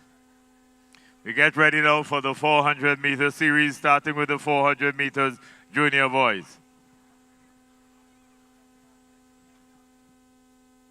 All right, so you would have just seen the medal presentations for the 100-meter series, as well as some other field events that would have happened there during the course of the morning. What I do have here with you, folks, and something that you will definitely want to take interest in, the current point standings. I took a quick run out. All right, so in the girls category, in the 4th position is the Bethel High School with 74 points. In 3rd position, Petty Bodell Secondary on 75 points, just 1 point ahead. There's a big gap now, just under 100 points. The St. Vincent Girls High School is in 2nd with 173 points. And still in the lead, the Central Leawood Secondary, 210 points. They are 33 points ahead. So they're still not completely in the clear, especially with those relays coming up. On the boys' side, we have in 4th place the Georgetown Secondary with 74 points. In 3rd place, the St. Martin Secondary on 77 points. They are 3 points ahead. Again, there's a big jump now to 2nd place, the Central Leawood Secondary with 163 points. And then 62 points ahead of them, the St. Vincent Grammar School with 225 points. So again, it's Bethel 74, Petty Bodell 75, GHS 173, 173, and first Central Leawood Secondary or Barley Secondary 210. And then the boys, Georgetown Secondary 4th, 74 points. St. Martin's 3rd, 77 points. 2nd, Central Leawood Secondary, 163 points. And leading with 225 is the St. Vincent Grammar School. Those are your current points standing here as these teams try to wrestle and take the titles of champions 2025 for the 2025 National Lotteries Authority Inter-Secondary Schools Athletics Championships. On screen there are your boys for the junior 400-meter finals. The girls would have already made their way to the start line. The girls' race will include Ziamara Bradshaw of Sinclair Dakin. She's running in lane 1. Kiana Samuel of Bethel High School in lane 2. Onicia Moore of Georgetown Secondary in lane 3. We saw her in the 100 meters a while ago. Aria Carter of Central Leawood in lane 4. She has the fastest qualifying time, 1 minute 6.48 seconds. Belle Adams of the St. Vincent Girls High School with not too far behind. She's in lane 5, 1 minute 6.95 seconds. So this could be a race here for the 400 meters junior girls. In lane 6, it's Tamara Paul of the Emmanuel High School, Mesopotamia. In lane 7, Anya Barber, Central Leawood Secondary. And Kamira Lewis of the Petty Bodell Secondary is in lane 8. Now, I'm not sure if the girls have already come out or if they've made a switch and run the boys before, because we're still seeing a look at the boys. Haven't seen any girls over, so maybe they've made a switch and will run the boys first. So the boys, let's give you the lineup for the junior boys 400 meters. Oh no, the girls are on the line. Yes, there they are. They are on the line. They had already come over, so the girls are there. It's Bradshaw, lane 1, Sinclair Dakin. Samuel, Bethel, lane 2. Moore, Georgetown, lane 3. Carter, Central Leawood, lane 4. Adams, Girls High School, lane 5. Paul, Emmanuel High Mespo, lane 6. Barber, Central Leawood, lane 7. Lewis, Petty Bodell Secondary, lane 8. 1 lap around the track, all in lanes, and all to run for. A record set in 2024 by Ariel Stevens, a time of 1 minute 2.35 seconds. Could any of these athletes do that? We don't know. The closest to it is 1 minute 6.48 seconds by Aria Carter, the Lady Warrior of Central Leawood, who we're seeing there standing in lane 4. And then in lane 5, it's Belle Adams. Those two could be going neck and neck. It might be a ding-dong battle here for this next race as we work towards crowning champions for 2025, as I said. Remember, we're being brought to you compliments Tusty Water, Flow, KCCU, and Power Aid, courtesy the company Coscab. We'll be hearing, getting some more advertisements a little bit later on. But right now, that is your first lane runner, Ziamara Bradshaw of the Sinclair Dakin Secondary. She runs in lane 1. Here now is the Bethel High School Lady Alpha, Kiana Samuel. She's in lane 2. Lane 3, that is Onicia Moore, Georgetown Secondary, the Lady Gladiator. Next we have Aria Carter, Central Leawood Warrior, in lane 4. The Girls High School's Belle Adams in lane 5. There she is. Out in lane 6, it's Tamara Paul, Emmanuel High School, Mesopotamia, with the 10. Next in lane 7, Anya Barber, Central Leewood Secondary. And rounding out our field on the outside from the Petty Bodell Secondary, Kamira Lewis in lane 8. Your finalists there. Junior girls 400 meters. Again, a record of 1 minute 2.35 seconds. So this is the 400 meters? This is the 400 meter junior girls. That's right. 1 lap around the track. And we remind that they are to remain in their lanes. But reminding our viewers that they are expected to remain in their lanes for this race. So we'll have this followed with the junior boys, then the intermediate girls, intermediate boys, senior girls, senior boys, and then I believe it will be another medal presentation. And then we'll have to, well, sort of, I might have to shift my chair just a little bit because when the excitement of the relays come up, Ronnie has already made the declaration that he will have no behavior. Those are mother walk races. Mother walk races, yes, the mother walk races are coming up. You know it. According to Ronnie. You know it. You know, yes, we know it. You know it. You know, but I'm still enjoying things here. You know, I see the crowd and everything has built here. Yes, it has. Significantly. And people still pouring in.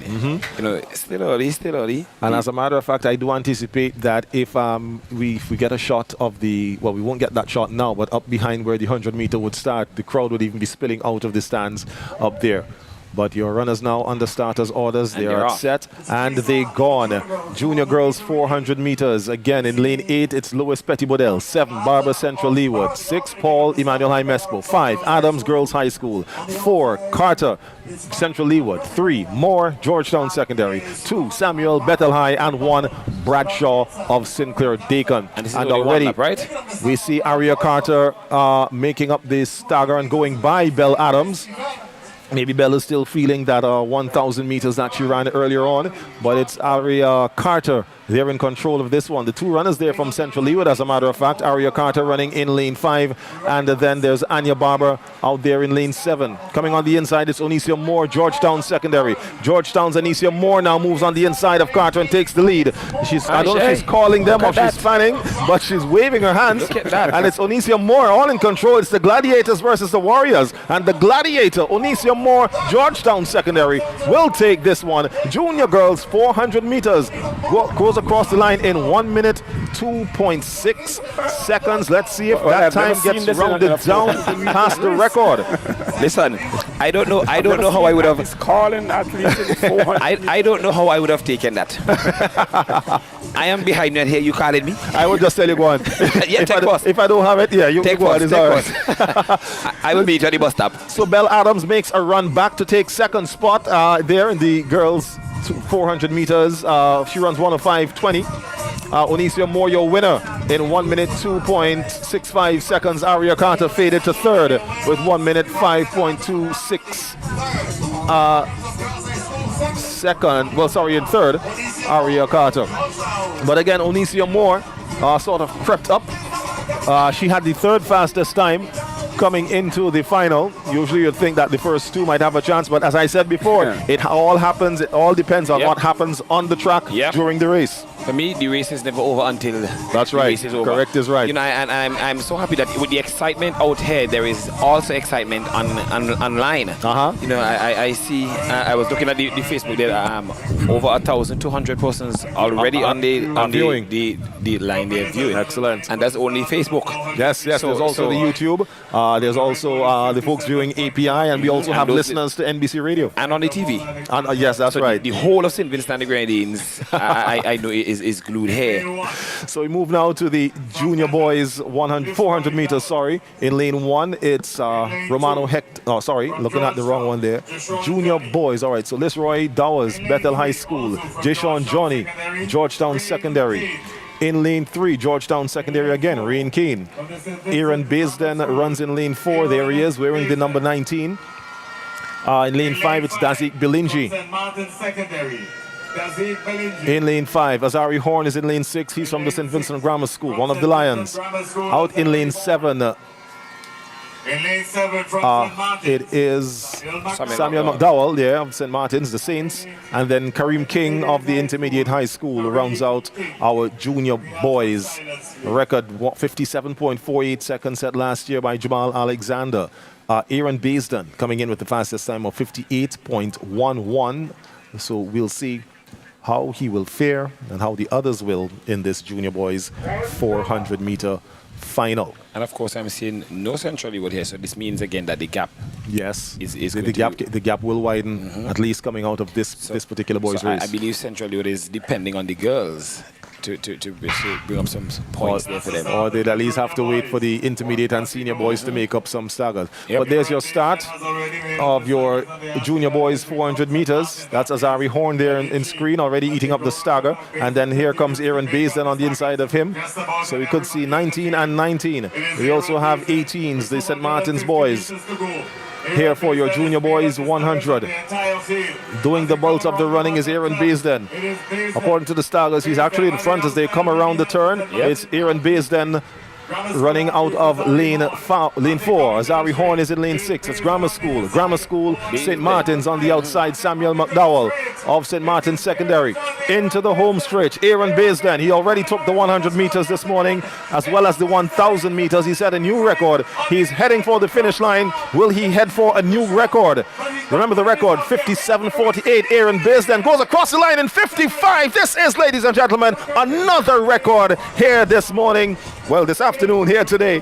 Aaron Baisden knocking off another record here on the track. Aaron Baisden takes the junior boys 400 meters. Look at that smile on his face. He is absolutely pleased with his performance there. As I said, a young prodigy in the making in track and field in St. Vincent and the Grenadines. Aaron Baisden taking your junior boys 400-meter run with a time of 54. I didn't get the final time. Of course, we'll display that shortly. But the record was, so there's the time, 55.35 seconds. Over 2 seconds faster than the record. That is tremendous running. Yep. Ladies and gentlemen.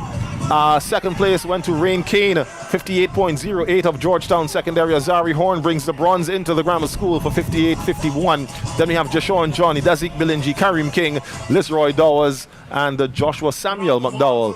There rounds out your 400-meter junior boys. That was all running. It was Aaron Baisden versus the clock. Aaron Baisden came out the victor. Ronnie, well, I think all establishment television were on. They were just focusing on this particular race because Baisden making a name for himself. Yes, indeed. Let's move right you along now. Shop on the TV, not in it right now? Let's move right along now to the 400 meters intermediate girls. In lane 1, it's Ariel Stevens of Central Leeward. You see her in the background there. From the Bishop's College, Kingstown, Felicia John is in lane 2. Here we have Janae Farrell, St. Vincent Girls High School, lane 4. In lane 3, In lane 4, it's Kessian John of the Central Leeward Secondary. Then we have Rahelia James, North Union Secondary. In lane 5.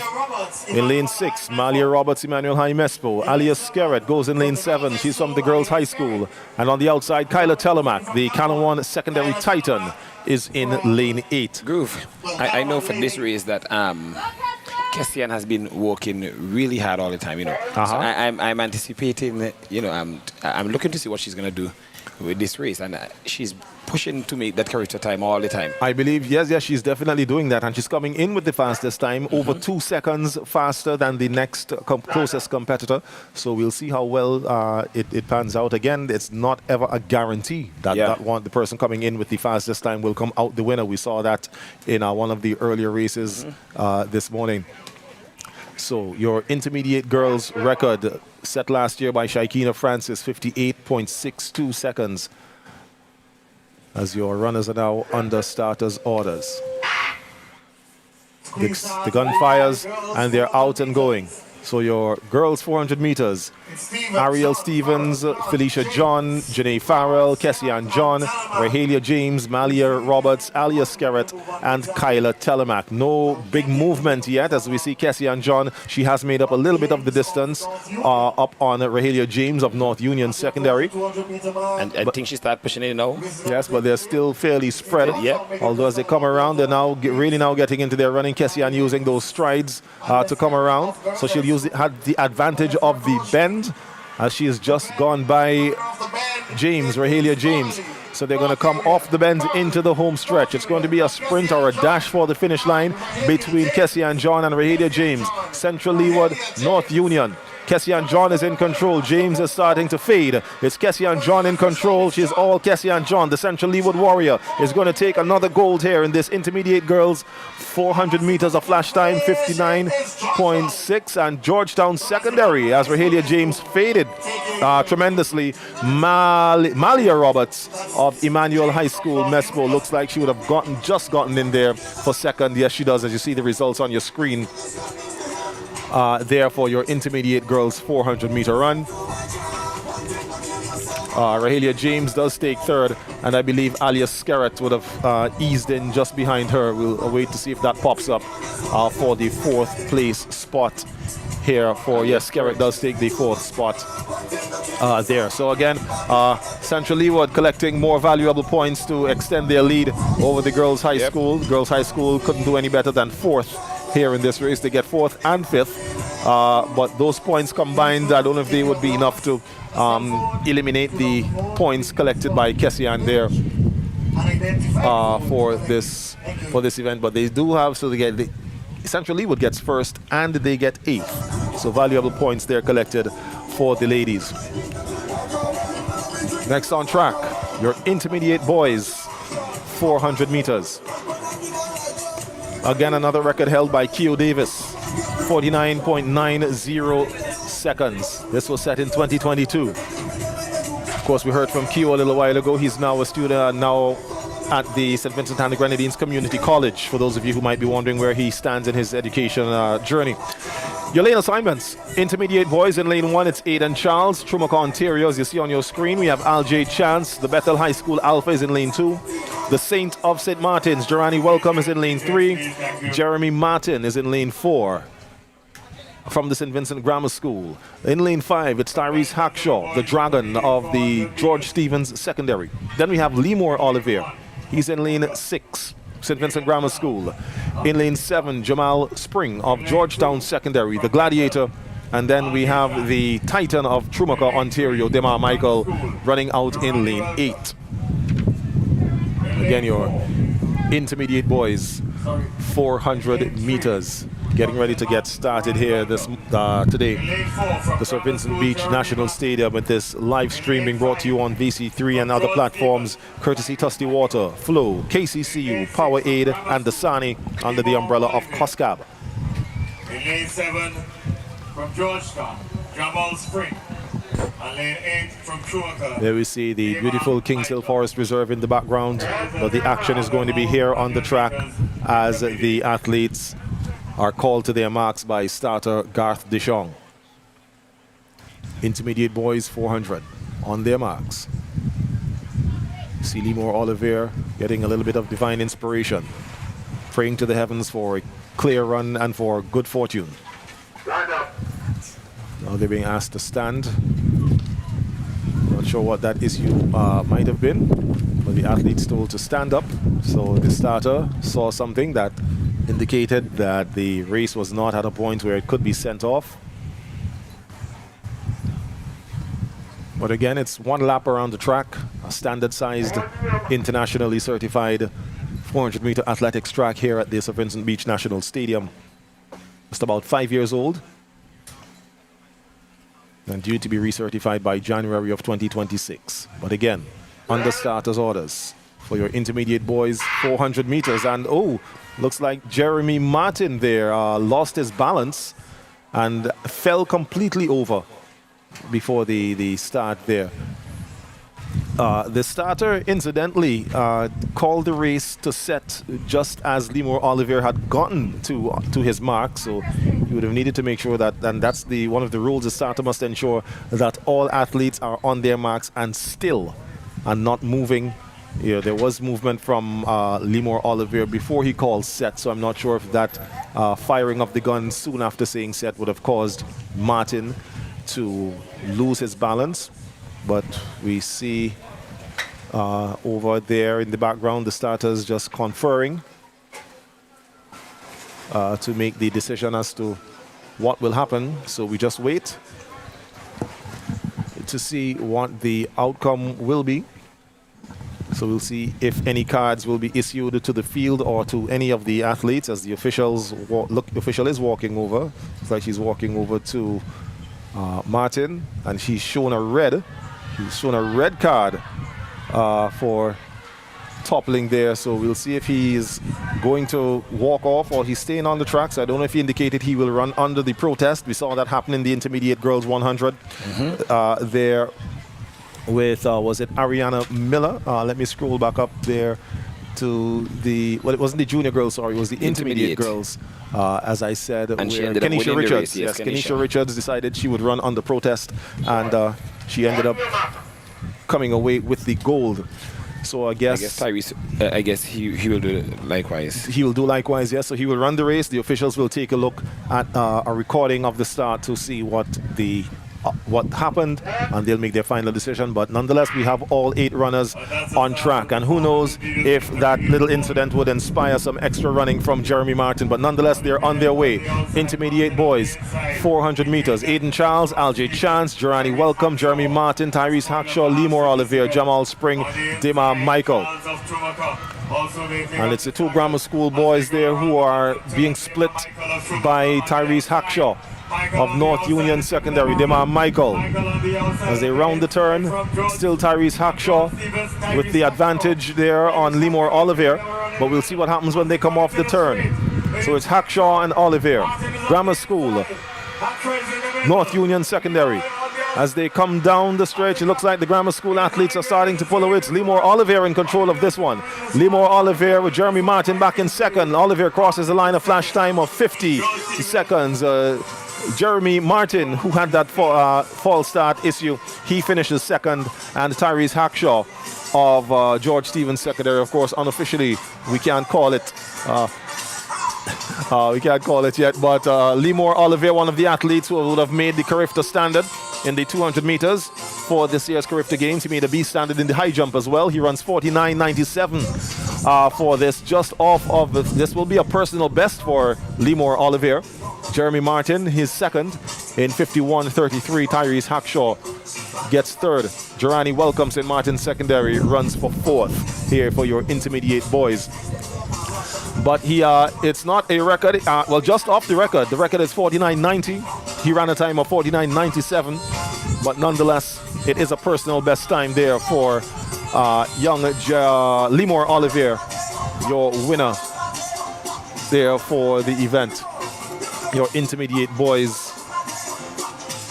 I look at how the athletes hug each other after the race. It showed the camaraderie. That's right. And they're also competing. And they're also training partners with the It That Academy, so they know each other very well. We're taking a look at the video recording there of. Oh no! Well, that was the actual run. We might have to take that back just a little bit more to see what actually happened there. So I don't know, our production team at this point, if you can take a quick word from one of our kind sponsors for this broadcast today. Remember, we brought to you with the compliments of Tusty Water, Flow, KCCU, Powerade, and Dasani under the umbrella banner of COSCAB. When we come back, we'll have your senior girls 400-meter final.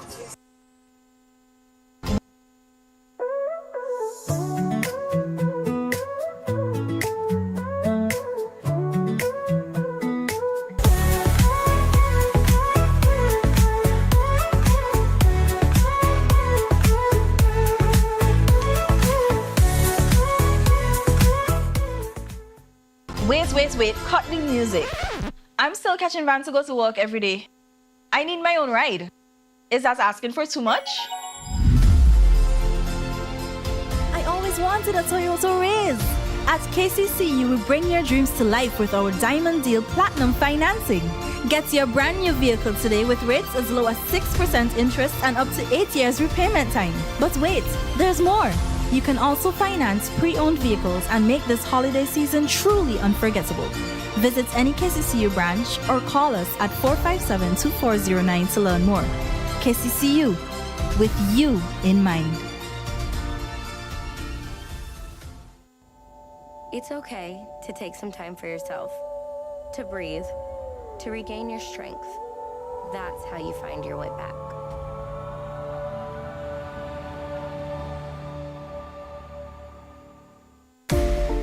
While others see customers as numbers, we see our customers as people, neighbors, friends, who deserve more than one-sided connections. That's why we're redefining what real connection is, by prioritizing our customers and showing our appreciation by putting our money where your loyalty is. Claim up to $400 in rewards when you add postpaid mobile to your current internet plan. That's loyalty that flows both ways.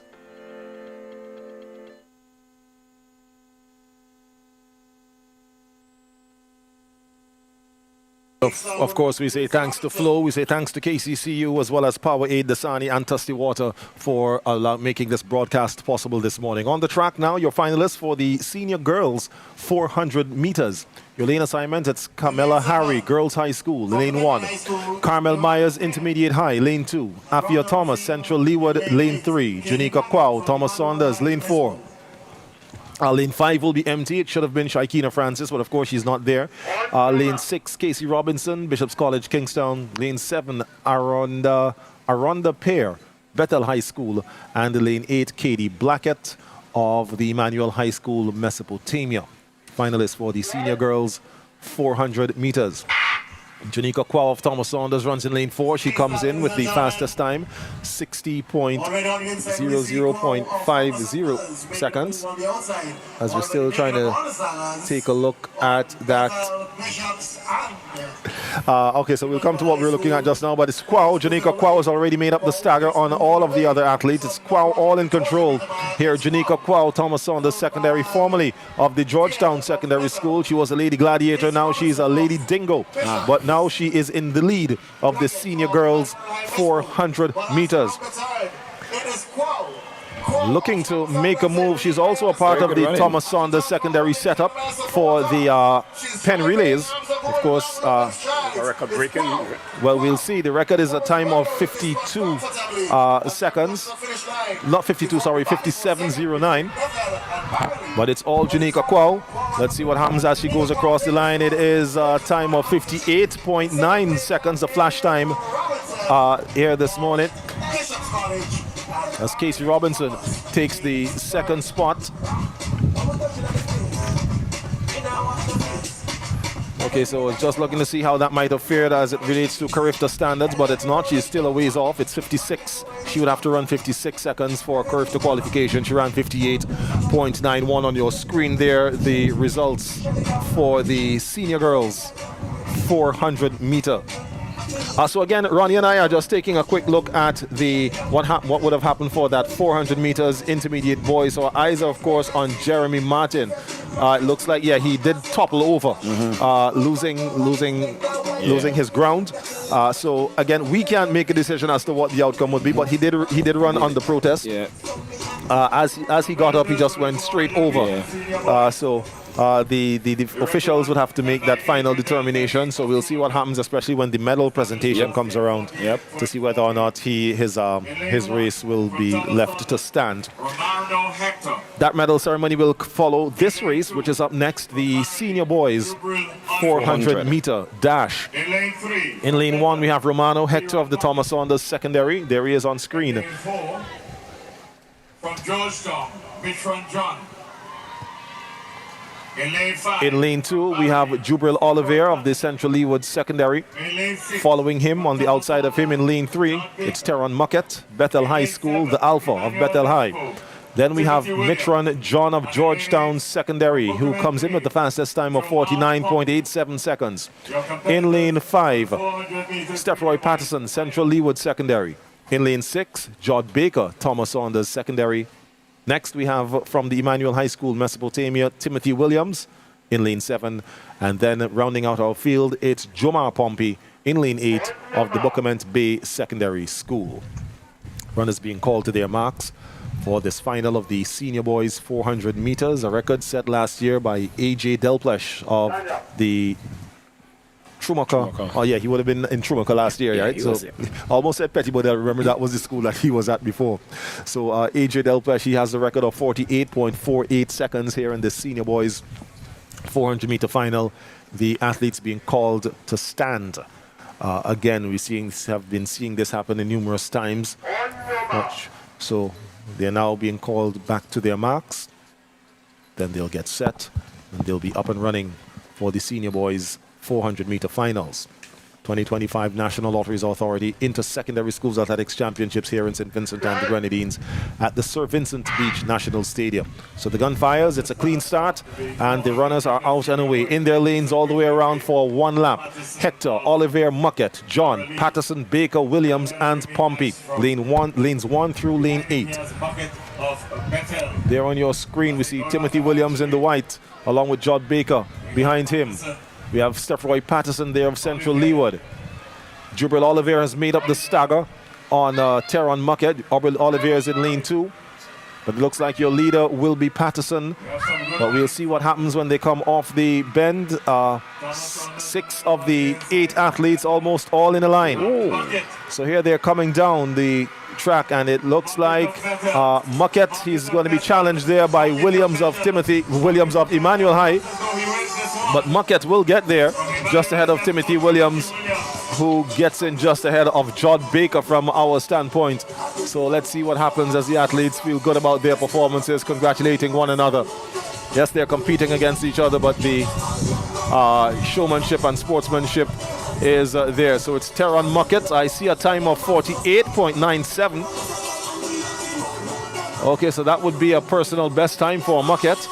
Timothy Williams runs 49.29 for second. Judd Baker, another personal best, 49.34. He'll be feeling good about that time as you see him running down there in celebration of his time. And you can see as well, Kato, this is a case where the person who came with the best time did not yes, right, win the race. Mitran John did have the best time. He came in, he ran 49.87 during the heats, but he ended up with 51.16 running out of lane 6 for the Georgetown. Well, he finished in 6th place. And Muckett was 50.73 and now 48. That's right. So our top 4 athletes all going under 50 seconds, breaking that 50-second barrier. So that's a great show there for the 400 meters boys 400 meter finals here at the Sir Vincent Beach National Stadium. So over on the field, we're hearing the music for the medal presentation ceremony. That should be coming up next, which will be the medals for the 400 meters. And then we'll come back, of course, with the mother walk races, according to Ronnie. The 4x100 meter relays. Yes. Junior girls, junior boys, intermediate girls, intermediate boys, senior girls, senior boys. So as we get ready, we'll take you to the field for this next medal presentation ceremony, where the athletes in the top 3 positions for the 400 meters will receive their well-deserved medals.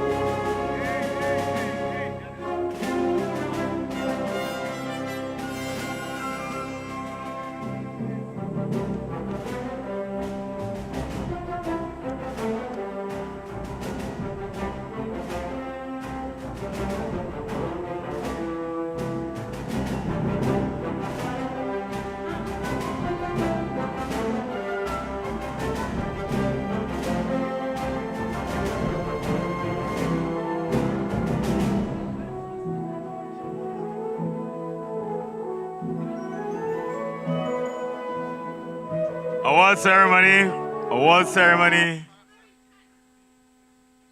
for the 400 meter series. 400 meters junior girls.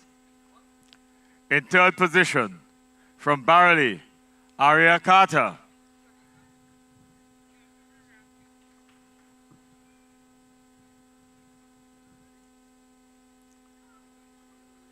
In 2nd position, Belle Adams, Girls High School.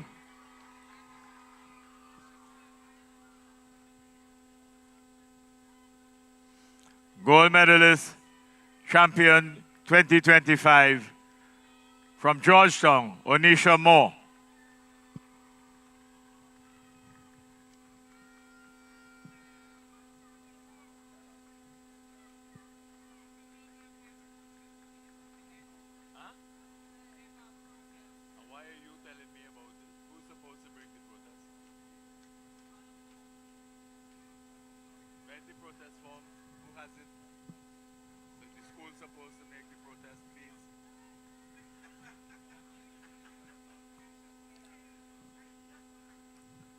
Boys 400 intermediate juniors.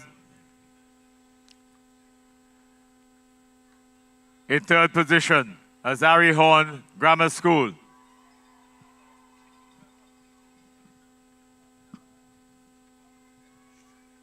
In second position, from Georgetown, Rain Kane.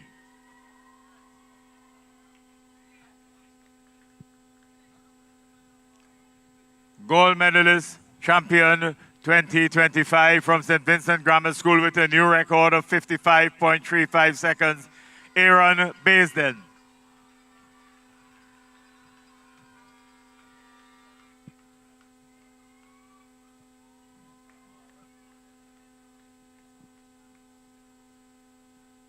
Girls 400 meters, intermediate. In third position, from North Union Secondary, Rahelia James.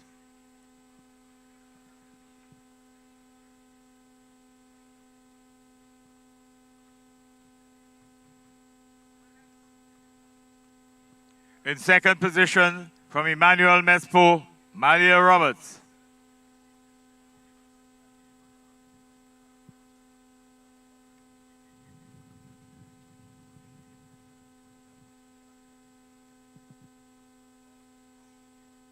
Winner and gold medalist from Barley, Kessie and John.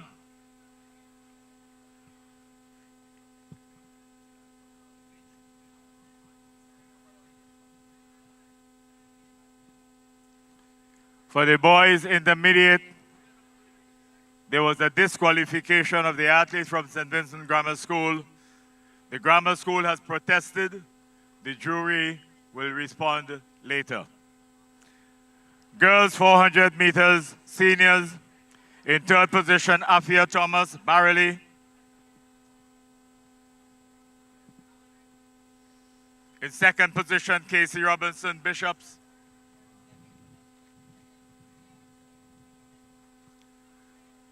Gold medalist and champion, Junika Kwau, Thomas Saunders.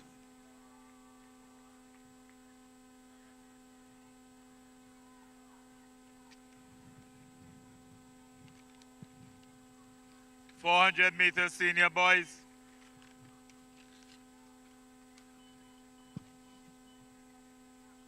In third position, Judd Baker, Thomas Saunders.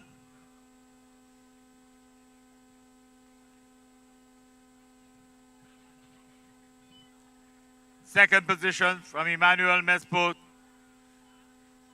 Timothy Williams.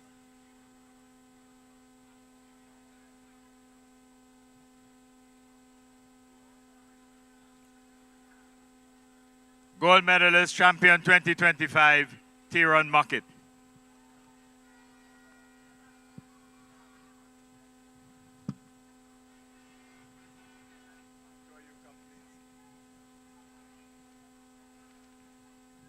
Thank you very much, Senior Education Officer, Dr. Godwin James, Ministry of Education.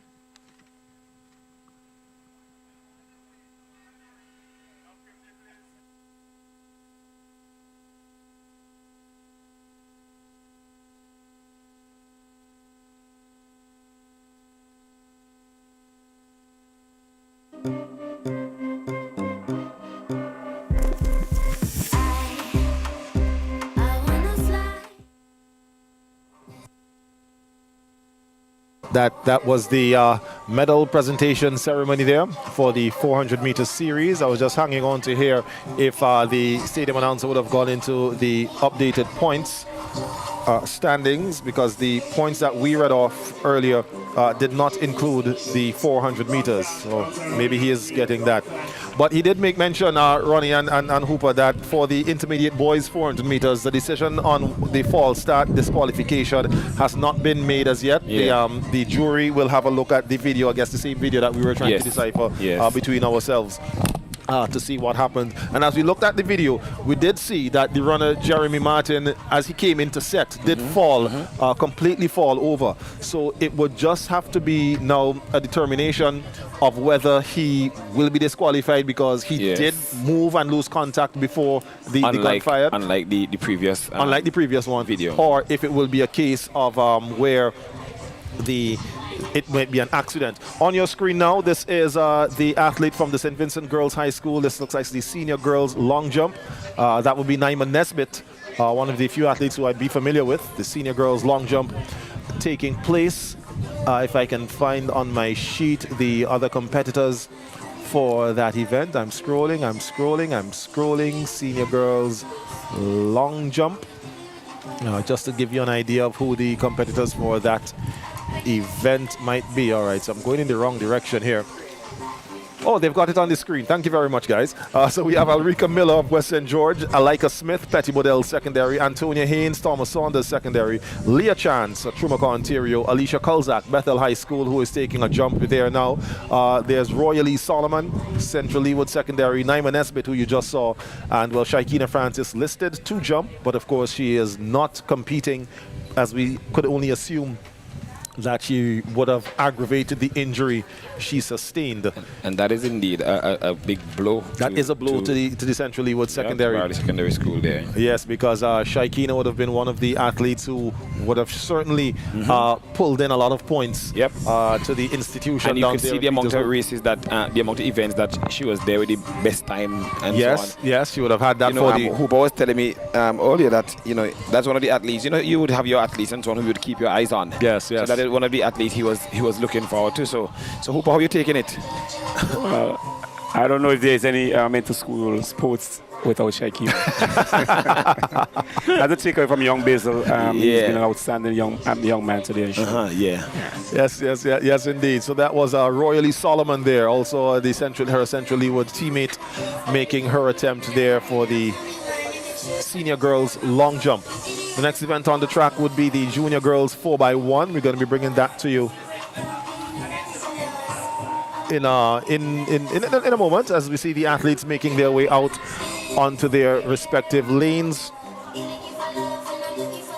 So that was a distance of 3.25 for the jumper there. I believe that was Royalie Solomon. Walking to her start point now is Antonia Haynes of the Thomas Saunders Secondary. Again, this is the senior girls long jump that is taking place.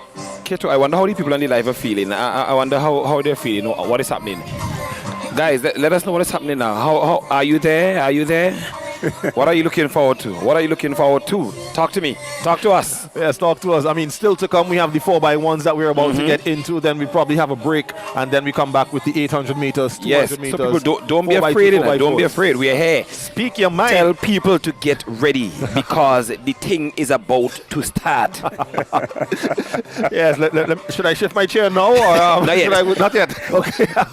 when I'm ready to stand up, you will know. Just listen to the voice. Listen to the sound of my voice. So people, if you're on the live right now, just tell the people, tell somebody, share the live and tell somebody, get ready. Get ready. Somebody say they feeling depressed, not feeling good. I wonder what's happening. I wonder if that would be somebody who's supportive of Central Leewood Secondary and Shaikina. Get the fencing and they rubbing alcohol and all them things, and they have grease. Because I see people going with baton in their hand. So get yourself grease ready, people. All right. Don't say you are not warned there. All right. Yes. Ample warning. We have the junior girls 4x1 getting ready to take the track. Your lane assignments include Thomas Saunders, the Lady Dingoes there in lane 1. Thomas Saunders secondary. In lane 2, Emmanuel High Mespo. In lane 3, the Lady Warriors, Central Leeward secondary. In lane 4, with the fastest qualifying time, 54.50 seconds, the Lady Gladiators of the Georgetown Secondary School. In lane 5, the Girls High School. In lane 6, the Bethel High School, Lady Alphas. In lane 7, the Bishop's College, Kingstown. And then in lane 8, St. Joseph's Convent, Kingstown. Junior girls 4x100 meters, the record 53.64, set last year by Georgetown Secondary. Again, we say they come in with the fastest qualifying time, but it doesn't mean they'll leave with the top spot, because we've seen it happen time and time again this morning. It's not a guarantee that they'll be running away with it, but it all happens on what happens on the track. Yes. It all happens on what happens at those exchange zones as well. So people, it is now the 4x100 meters junior relay. Get ready. And the girls are sitting on their lane markers. And you know, Kato, I like to tell people, at this time, you can't afford to blink. No, that's right. Because you cannot blink. Yes. Because by the time you blink, the race done, you know. That's right. Or you might be blinking, your team might be in front and you blink and then you realize they're not there. So this is the time, as I would tell people, you don't blink. Just in case you have to wipe off your TV screen, do that now. Put down the broom. Now is the time to turn down the volume a little bit in case your employer is standing by. Rub your eyes now. Get under the desk or whatever. Get your fence sick. As a matter of fact, if you get you kind of show his age there. Listen, get your fence sick ready. When I say your fence sick, maybe some Eno might help indigestion. Listen, people organize yourself. Don't say you were not warned, you were warned. Yeah, so we're getting ready to jump into these 4x100 meter series. Now, what I can tell you is happening is that they're ensuring that the exchange zones have the right lane assignments, because we want to make sure that all the schools are in their correct lane. And no mix up. At the second leg, third leg, and fourth leg, it should be Thomas Saunders in lane 1, Emmanuel High lane 2, Central Leeward lane 3, Georgetown lane 4, Girls High School in 5, Bethel High School in 6. Lane 7 is Bishop's College, Kingstown, and lane 8, St. Joseph's Convent, Kingstown. You know, for me, I wouldn't have wanted to start any of these races, No, because remember, if you're on a team in a hooper, and you bringing in baton, and let's say you're not the fastest, but the fastest person they second and you carrying baton told, man, a problem, man. You think it easy, you could run and you wait and you get baton second to last.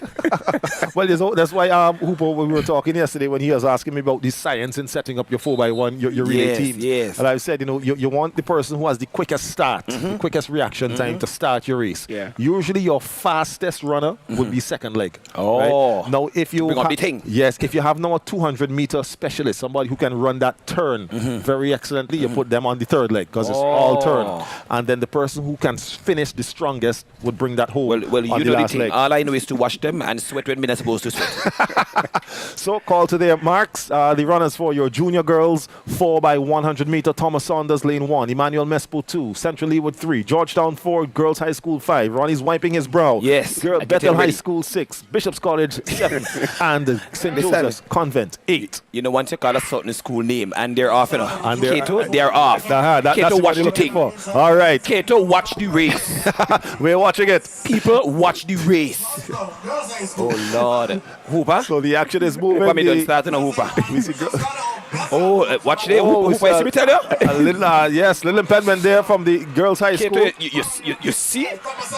So these are your outside schools. It's high school, Bishop's College, St. Joseph's Convent, Kingstown. These are the outside lanes. Somebody, Kato. Oh, well, here they are. You're seeing them now. Here comes the blue and yellow of the Lady Warriors. Kato, don't call no names. GHS. Run, people. Central Leeward Secondary. Bishop's College on the outside.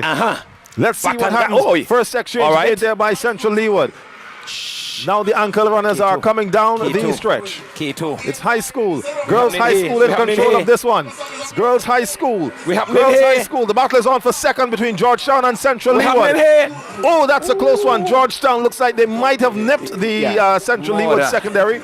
Can't say for sure. Another one to be left for the to be left for the finish line officials. But what is not in doubt is the fact that the girls' high school ran away with that junior girls 4x100-meter relay. And as we talk, our sponsors, remember, we have Flow, we have Tusty Water, we have Dasani and Powerade, and we also have our friends from the Kingston Cooperative Credit Union, who Crystal has with her at the moment. Marisa Stowe from KCCU, one of the past sponsors, proud of our live broadcast. How is it going for you today? It's amazing. We're having the time of our lives. It's really exciting to see records being broken, actually by the team that we have sponsored, the St. Vincent Grammar School. Big up our team. I'm so proud of all the athletes. They're doing amazing. Even from the other schools around St. Vincent, it's really good to see how amazing, how the athletes are so amazing, trust me. All right. So they're lining up for another race. Thank you so much, Risa. All the best for the rest of the afternoon. Thank you, Crystal. Pleasure having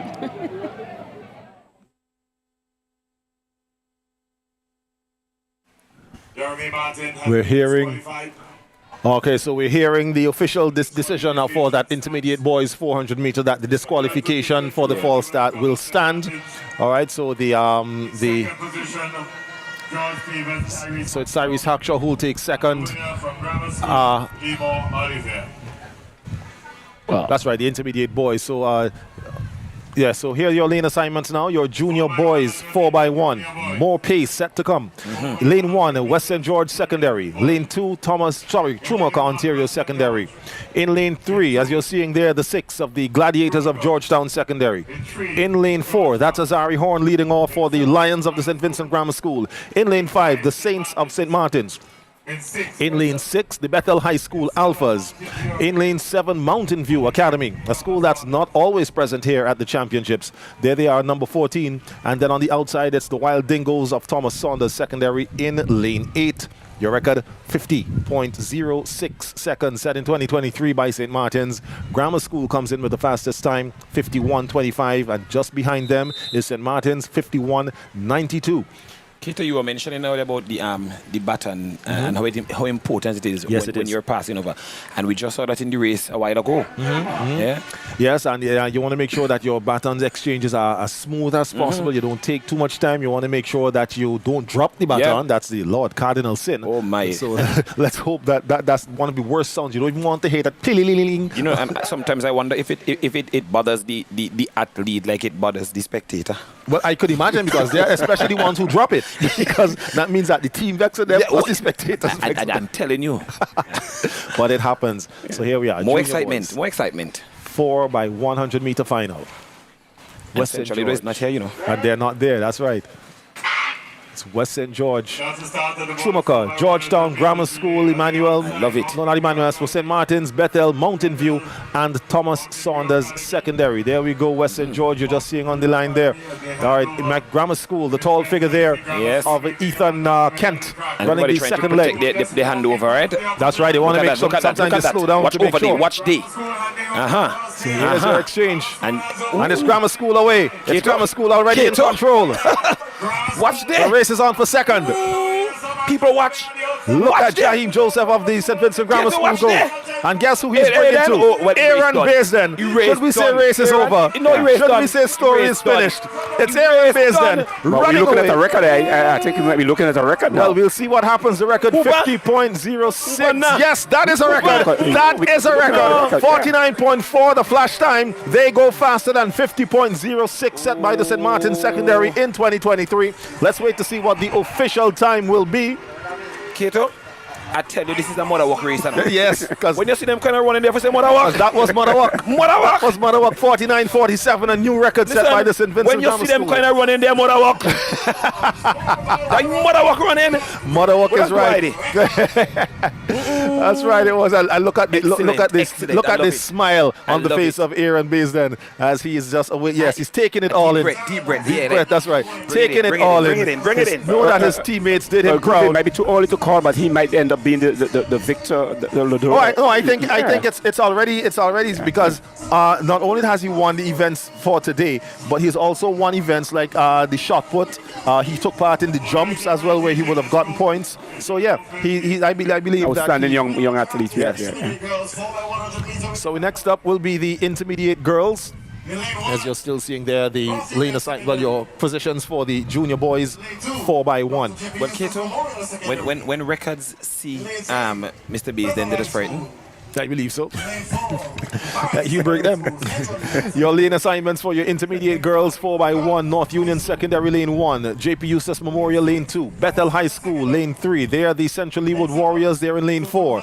There's the Girls High School, they're in Lane 5. In Lane 6, Thomas Saunders Secondary, the Wild Dingoes. In Lane 7, St. Joseph's Convent, Kingstown. And in Lane 8, there's the Convent, Kingstown. And in Lane 8, West St. George Secondary, the Grizzlies of West St. George. North Union, JP Eustace, Bethel, Central Leeward, Girls High School, Thomas Saunders, St. Joseph's Convent, Kingstown, West St. George Secondary. A time of 50.30 is the record. Coming in with a fast, held by Central Leeward Secondary. They come in with the fastest time of 50.97. Could we see a record going here again? Let's see what happens as they're out and gone. Intermediate girls, 4x1. Kato? Not much change being made as yet. No, still anybody's race. Exchanges have been made. I'm watching. So we're looking at the middle of the field. I'm looking. Where the race will be between Central Leeward and Girls High School. They are close to one another. Wow. Thomas Saunders still going well there out there in Lane 7. Now the Girls High School. Look at that. People making a move. Is the two athletes running the same lane Yes, there? somebody is out of their lane. It looks like it might be the Girls High School. Yes, she goes back over. So we'll have to see if that was picked up by the officials. But nonetheless, it's the Central Leeward Secondary. And I can tell you what, Kenesha Richards is not going to be caught by anybody on that field on that last leg. Wow. It is Central Leeward Secondary. Thomas Saunders in second. Girls High School in third. I love it. Ronnie, ever had a case where a baton would have been accidentally flown from one athlete and knock out another batter from another athlete hand and was kind of leading? I've seen cases. I saw a video like that circulated in the media sometime when somebody's baton was hitting somebody else. You know, but Kate, I was wondering, if you're running and your baton falls, can you pick it up and continue running? Well, it depends, right? Because if it drops in your lane, you can pick it up. If it goes out of your lane, you can't just go out your lane to pick it up. Because let's say, for example, if you are behind me and my baton falls in your lane and I go over there and then I impede you, my team is going to be disqualified, right? So you can't just pick and it's something that the athletes have to be aware of. But you know, in the height of the running, they don't think about that. So which is why you see teams tend to be disqualified. So if it goes in the other lane, I can stop and allow the person to pass and then pick it up. That's right. You pick it up and then you go. Because it's not just about running out of your lane, but it's causing an impediment to other runners. So if I have a distance in front, can I reach into the other lane and pick it up and go? Well, that might be up to the judgment of the officials. But here we have by that time the race is all over. But here we have the intermediate boys 4x1. We have in lane 1, Canawan Secondary. In lane 2, Bethel High School. In lane 3, Trumac, Ontario. Lane 4, St. Vincent Grammar School. Lane 5, Central Leeward Secondary. Lane 6, St. Martin Secondary. Lane 7, Thomas Saunders Secondary. And lane 8, Georgetown Secondary School. There is Thomas Saunders setting his blocks. And then we'll have on the outside in lane 8. 44.45 set by the St. Vincent Grammar School last year is the record. The Grammar School comes in with the fastest time of 44.91. Central Leeward has the next fastest time, 45.56. Of course, these are the two schools that are currently top number 1 and 2 in the points on the points table here for today. So we'll see how this race pans out. Again, we did see what might have been, I don't know if the officials picked up that the runner from the Girls High School came out of her lane and ran the entire third leg in the lane of the Central Leeward Secondary, but Central Leeward did manage to come back, especially on that last leg with Kenesha Richards, to take the gold in that event. The GHS finished third. You know, I guess sometimes when you get into the momentum, it's like that's right. You kind of lose focus of the rules and all of that, and lose where you are. Yeah, it happens. You know, it's an unfortunate thing, but it happens. Now on their marks, are we going to see more mother work coming here? According to Ronnie Richards, a hole in my chest because this intermediate race. But well, you see in the background we have Red Cross, so don't worry, you'll be all right. So they're out and away. Intermediate boys, Kato, look 4 at by this. 1. St. Martin's already making up the Yes, stagger there I on tell you. Thomas Saunders secondary. Kato, So St. Martin's you see making second that leg? exchange. Oh, and look, Grammar look School at is that. away. A It's red St. man didn't know, Martin's. Kato. A red Grammar man didn't School. know. Pressure. Kato? Kato, Look at that. Yes, we're looking at it. Kato, Here look at comes the that. next This is racing, exchange. you know. Exchange made and Central Leeward falls. Oh my goodness. oh my. Are they out of the Oh race? It my. looks so. They didn't even make their exchange. But it's going to be Grammar School and St. Martin's. The battle is on here. My. Grammar School makes their exchange and are away. It's Grammar School. We'll have to keep the eyes on the clock. Remember, 44.45 seconds is the record. Can we see another record fall? Jeremy Martin on the last leg, 43.9. Another one falls once again, gentlemen and ladies. Wow.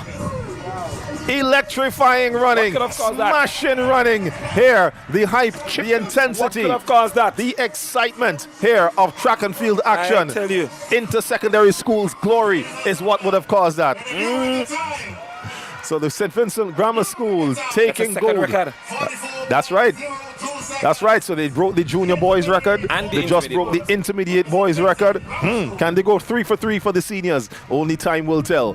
Well, Groove, can we have a breakdown of the legs, the time in the different legs? Yeah, Can we have that? we don't have that capability of tracking, catching the splits here. That would have to be done by the finish line team. But I mean, these guys have been flying, definitely flying. Because you really saw it in the last leg of the Grammar School. There was just a power. So it seems as though they took less time in the fourth leg. On the fourth leg there to go. As compared to the other legs. You could have really seen the athlete here who finishes the race was really in. Yes, that's right. Out and gear. flying and really moving here for that intermediate boys 4 by 100 meters. We're going to have the medal presentation of the relays after the completion of the senior boys 4 by 1. I'm wondering how the coaches are feeling now. Say again? The coaches.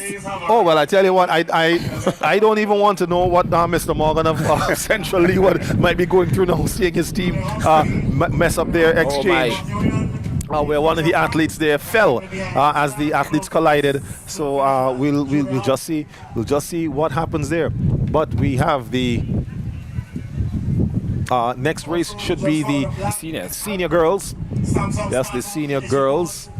Remember, we are being brought to you courtesy Flow, our providers of home internet and mobile phone services. KCCU, the Kingstown Cooperative Credit Union, Tusty Water. Of course, buying Tusty Water, proceeds from Tusty Water sales goes towards the Tusty school breakfast program, And of course, we also have the Dasani and Powerade being given to some of the athletes as a refresher and replenisher of nutrients. I actually saw the tent just there near the finish line, so athletes have access to Powerade. Dasani Water also sponsoring. These are the companies sponsoring our broadcast here this morning. Dasani and Powerade under the umbrella of COSCAB. So it's COSCAB through Dasani and the Powerade. KCCU, Flow, and Tusty Water making our broadcast possible of this 2025 National Lotteries Authority Inter-Secondary Schools Athletics Championships. Yesterday was the turn of the primary schools, where we saw the Kingstown Preparatory School regaining their title. It's been an exchange over the last 3 or 4 years between them and Stephanie Brown Primary. Stephanie Brown would have won, then Prep School won, then last year Stephanie Brown won, then this year Prep School wins. So we'll see what happens next year. You're a past student of the Stephanie Brown Primary School? No, I'm a past student of the Kingstown Prep School. I'm a past student of the Stephanie How much schools you are? You just took a little bit in every school. You figure you want a little education from everywhere. I'm actually a Unionite, you know. You're from Union Island originally? Correct. All right, big up the Southern I went Grenadiers. to the Stephanie Brown Primary School. All right then.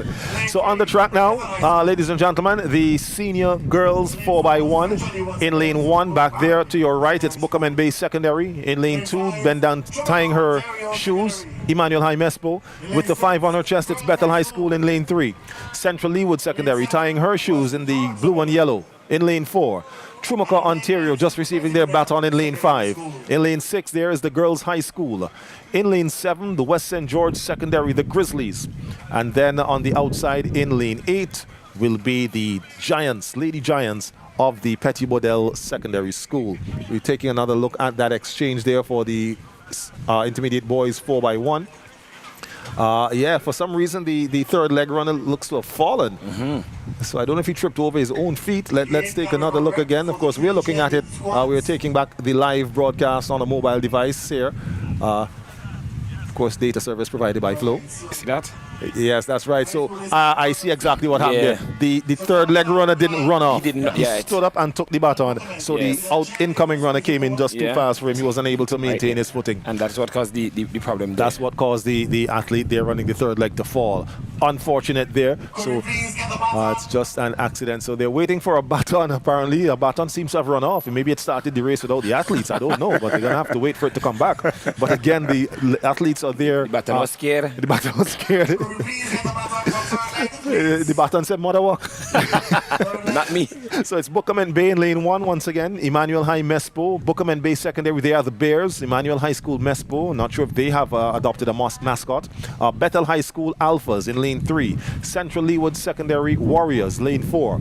Trumac, Ontario, the Titans in lane 5. Girls High School in lane 6. Again, another team that hasn't adopted a mascot. Of course, and it's not a necessity. They don't absolutely have to. It's up to the school if they want to. In lane 7, West St. George Secondary, the Grizzlies. And then in lane 8, it is the Petty Bodell Secondary, the Lady Giants. So we've got Giants, we've got Grizzlies, we have Titans, Warriors, Alphas, Bears, and then the ladies of the Girls High School, the ladies of the Emmanuel High School Mesopotamia. Getting ready now for the 4x1 as they're being called to their marks here for this event. Final of the senior girls. A record set by the Central Leeward Secondary of 49.53. You see, sometimes, Hooper, you can't even call these things before they happen. Yeah. Because on the day, anything can happen. And something happened there because the starter once again asking the athletes to stand. He said something. Anything can happen, you said it, so something I believe it's that button that they were looking for all day, you know. They're still trying to calm it down. And the key button vex. Everybody reach here before me. Yeah, so hopefully the button got itself some thirsty water to replenish itself and is ready to go. I never see a vex button yet. So runners on their marks. Now call to set. Out and away they go. Senior girls, 4x1. Bookerment, Emmanuel Mespo, Bethel, Central Leeward, Trumaca, Girls High School, West St. George, Petty Bodell. They're running. So here are the Girls High School making their exchange. We'll see what happens now. It's GHS. We see West St. George going well there in lane 7. Very strong, very strong. Back there in lane 3 we have the Central Leeward. But here also comes the Bethel High School running well in lane 3. Change over. Somebody on the ground again. What is that? Into the second exchange. Yes, a mess up there by the West St. George Secondary. Who running? Who running? Trumaca Girls High School. Who makes the first exchange? It's made by Trumaca, Ontario. Coming down the track, it's Trumaca in control. How they going? What will happen as they come home? Here also we see coming, it's the Bethel High School, but it's Trumaca, Ontario. It's the Titans. The Titans reign supreme. Out front. All the way to the line. Oh. 52.1 the flash time. They didn't trouble the record books, but they will trouble the point standings. Kato, as they I don't even know how to feel. How you feel? I couldn't say. I'm speechless. All right, Michael so many things happening out there. I don't know how to feel. So many things happening out there. But again, we see athletes falling because of the improper baton exchange. Again, it looks as though she didn't run off. So that is the ideal baton exchange is that the outgoing runner has to take off running to try to match the speed of the incoming runner. Now, when they don't move, the incoming runner has to slow down tremendously, and that affected the West St. George Secondary School. There are your results on your screen. Trumac, Ontario in first, Bethel High School second, Central Leeward third, Girls High School fourth, followed by Bookerment Bay, Petty Bodell, Emmanuel High Mespo, and West St. George. Again, they were going well. I'm seeing somebody from Barley on the screen there.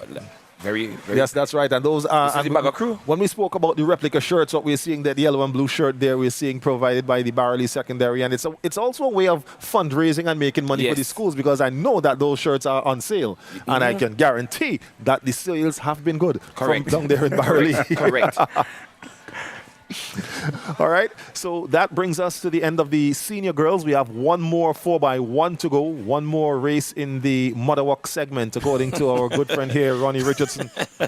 I'm only quoting him. Richardson 2025. There you go. Remember, Cooper, you asked yesterday about you. One time we had sponsors for the different relays. Well, now we have a special name for the segment. Correct. Right? Correct is right. Mother Walk Series. Because when you see some of them kind of running here. Yes, that's right. You can't explain anything else. So it's either Mother Walk Wade when you see something big. That's a Vinci thing. Or like Central Leeward and West St. George's. Oh, Mother Walk Wade, they dropped it. so yeah, it's the Mother Walk Series here. Final race coming up. The senior boys 4x100 meters. We have a time record set last year of 2024 by the St. Vincent Grammar School in 41.85 seconds. So your lane assignments, and funny enough, Grammar School is not in this race, but Central Leeward is. So we have in lane 1, the Emmanuel High School, Mesopotamia. In lane 2, make sure I'm reading the right one. Yes, I'm reading the right one. In lane 2, the Bethel High School, the Alphas. In lane 3, the Gladiators of Georgetown Secondary. In lane 4, the school with the fastest qualifying time, 44.41 seconds, the Saints of St. Martin's Secondary. In lane 5, Central Leeward Secondary, the Warriors. In lane 6, Trumaca, Ontario, the Titans. In lane 7, Thomas Saunders Secondary, the Dingoes. And in lane 8, St. Joseph's Convent, Mariaqua, another school that pops in and out of our lineups every now and then at the Inter-Secondary Schools Athletics Championship. So it's Emmanuel High School, Mespo, Bethel High School, Georgetown Secondary, St. Martin's Secondary, Central Leeward, Trumaca, Ontario, Thomas Saunders, and St. Joseph's Convent, Mariaqua. So there you see with the 10, that is Emmanuel High School, Mespo, in lane 1. In lane 2, getting ready to do a practice start, is the athlete wearing number 5 from Bethel High School. In lane 3, we have Georgetown Secondary, who just did a practice start. He ran out just as we started to do our lineup for you once again. That is your first leg runner from St. Martin's Secondary. They go in lane 4. There is Central Leeward in lane 5. In lane 6, Trumaca, Ontario. In lane 7, Thomas Saunders Secondary, who we'll see come into screen, or maybe he just did a practice start there as well. And then we have the St. Joseph's Convent, Mariaqua. There he is, your runner there from Thomas Saunders Secondary, throwing up that W. I guess he's proclaiming a win for his team. We'll see what happens as they get the baton around the field, around the track. And then your runner there from the St. Joseph's Convent, Mariaqua, running on the outside in lane 8. 41.85 is your record set by the Grammar School, who is not in this race. Trying to remember if they had a mishap in the heats. I do believe so, but clearly if they did finish their races, they did not go fast enough to qualify. It's quite unusual. And that's quite unusual. So I'm trying to think maybe they didn't finish their race. And I think that's what happened, if memory serves me correctly. But nonetheless, we still have 8 on the field. Yes. 8 lanes all full. Emmanuel Mespo, Bethel, Georgetown St. Martin, Central Leeward, Trumaca, Thomas Saunders, St. Joseph's Convent, Mariaqua. Senior boys, 4x1. Senior boys. So me just have to watch. Me just can't talk too loud. Because you don't know. So we have to whisper this one then? All right then. So they're out and running. The staggers haven't been changed as yet as they... Watch the Keto. Somebody baton drop. There's a baton drop there by Georgetown. Hey! We're going on. So there's the exchange made. Okay, Keto, I get a little loudish now. Little loudish, Keto. Sorry, Keto, little loudish. Trumaca, Central Leeward, St. Martin's. Run in. Trumaca, Central Leeward, St. Martin's. What you seeing, Ronnie? How we going? Let's come here. We stand up. How we good? It look like Mother Walk. How we looking? How we looking, Does Keto? it look like Mother Walk? Is that running? Look at it. Trumaca Barley. Trumaca Barley. Barley gets in front there. Oh, and Trumaca hamstring. Let me tell you, Keto, this is running. Looks like the speed that the Barley secondary athlete went by Trumaca blew him off his track. Look at the celebration there by the coach Chester Morgan. Chester need the ball, boy. Chester said, bring it in, boy. Thank you, Jesus. So that will Chester see. That's what say yes. I'm only translating. I see. So there's your lineup there of your finishers. Central Leeward first, 44.04 seconds. St. Martin's came in second, 44.43. Trumaca, Ontario faded to third in 44.60, with Bethel High School, the Alphas, coming in fourth. There in your senior boys 4x100 meter that was relay incident, final. It was indeed. Of course, as you said, the excitement of the relays And well, I guess that the fact that Grammar School wasn't in that final, of course, took them off of the track of probably being able to break 3 of the records, but they did walk with 2. But nonetheless, the Central Leeward Secondary making good on the senior boys race. Look at the elation on the face of Jaheim Williams there, who ran that last leg for the Warriors of Central Leeward. You know, bringing some hope That's to the right. Barley people. And some well-deserved points to the points table for the team. Yes, please. Hooper, did you sweat? No, I didn't sweat. You didn't sweat? Me sweat like a fire. I didn't sweat. There was a lot of excitement. I was almost speechless to all the races. Yes. What caught my attention is some of the slippage and so on. I've heard a lot of mistakes to me. I don't know if the hands were all wet. I don't know. People I'm nervous. not sure. But the groove, rightly said, sometimes the athlete doesn't move off. Yes. And just stay there, and then the person comes in all this force and just hit the baton on the hand, it just drops. And yes, and even when we look back at the when you play back the video, that's what we see. Yes, that a couple of the athletes they were just standing there, you know, awaiting the baton. And you have to give the distance because sometimes the athlete come into you and Groove, you were saying earlier, in terms of strategy, that you put your fastest runner. Yes, well, one of your fastest 2 runners on the second leg. Yes. So then of course you have to make provisions there. If that yes, that's right. Ideally, what you want to have is a measurement of your, acceleration. And it would vary depending on athlete to athlete. Sometimes, if the athlete coming in is really a blistering fast runner, but the athlete going out is not that quick of a start, you'd want a larger acceleration point to give him more time to build up the speed. But what we're seeing is that guys just stand. Well, athletes, not just guys, but athletes just stand, collect the baton, and then try to run off, which is not the best practice, in trying to get the batons around the track as quickly as possible. And you see, I'm grateful to VC3 and NBC Radio and all these media outlets who are taking this live, because what happens is that people could now go back, the coaches and so on, they can go back and they can make improvements for next year and so on and so forth. And I really appreciate that. And you really have to commend the coaches. You're seeing them up and about here today. Yeah, I am seeing Chester Morgan again, so that means there is hope. There is hope. What we are seeing now in progress, the intermediate boys shot put is in progress, but we also have the awards ceremony now for the 4x100 meter relays. So we are going to the 400 and the 400 and the 400 as well. Yes, we didn't take right. So it's the 4x1s and the 400s. So we'll take that as soon as they get started. But nonetheless, we see the intermediate boys shot put is in progress just on your screen. This is actually, we are just on the track above our broadcast location.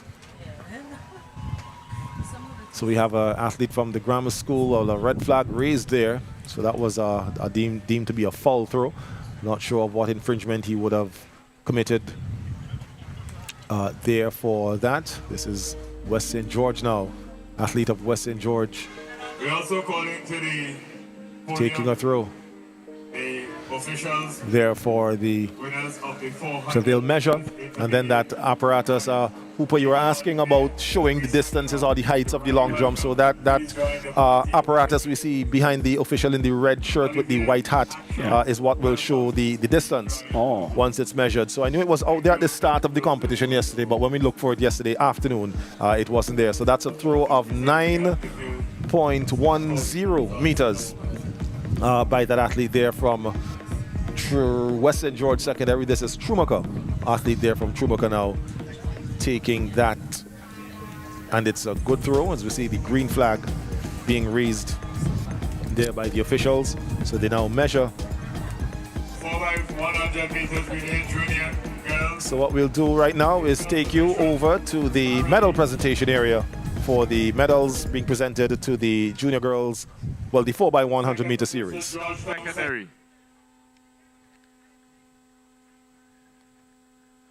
Gold medalist champion 2025, Girls High School.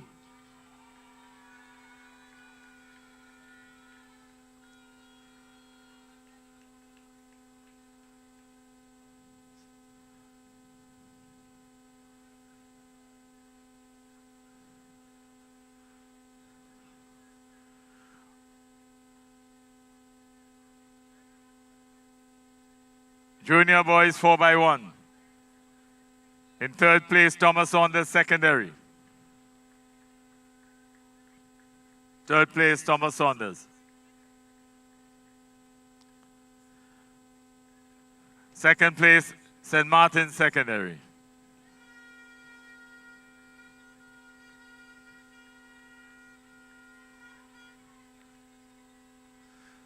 Gold medalist champion 2025 with a new record of 49.47 seconds, St. Vincent Grammar School.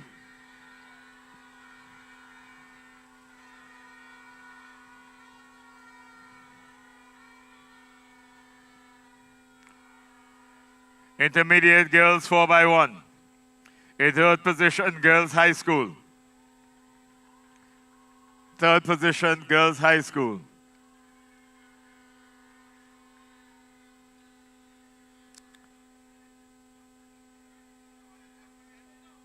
In second position, Thomas Saunders Secondary.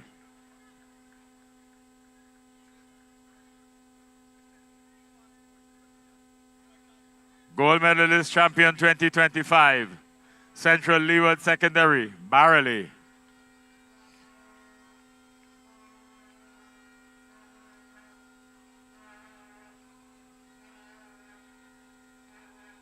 Intermediate boys. In third place, Trumaka, Ontario Secondary. Third place, Trumaka. In second place, St. Martin's. Second place, St. Martin's.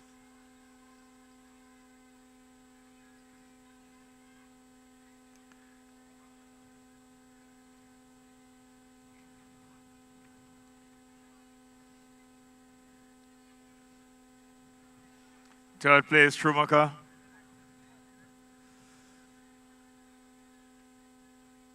Second place, St. Martin.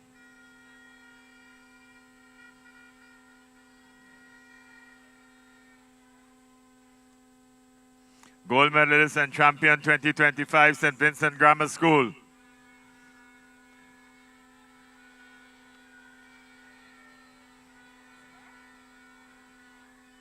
Four by 100 meters senior girls. In third place, Barley.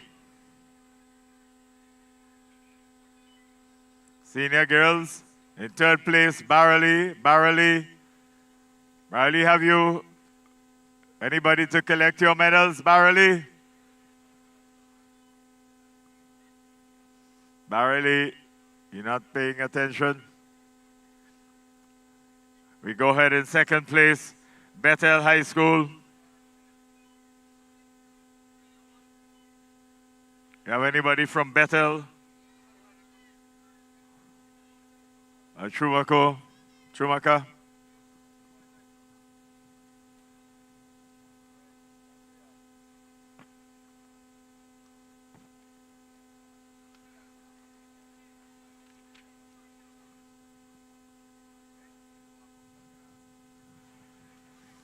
Well, it was only Trumaka.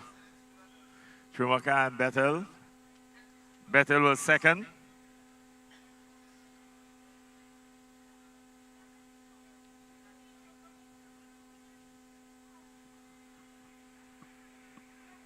Gold medalist and champion.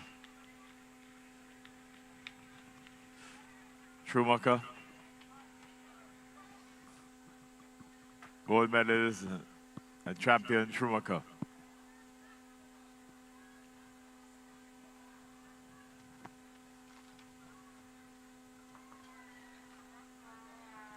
Senior boys 4x1. In third place, Trumaka. In third place, Trumaka. Senior boys 4x1. In third place, Trumaka. In second place, St. Martin.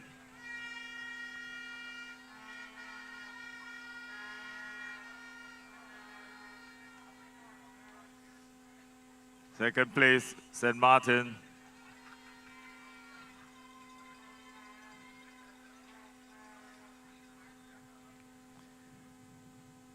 Gold medalist champion 2025, Barley.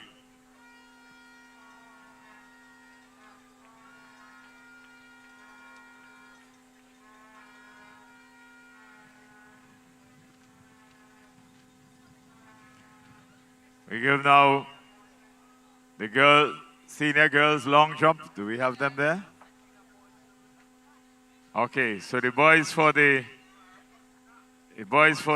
400 meters, senior or intermediate boys in third position, Jorani, welcome, St. Martin.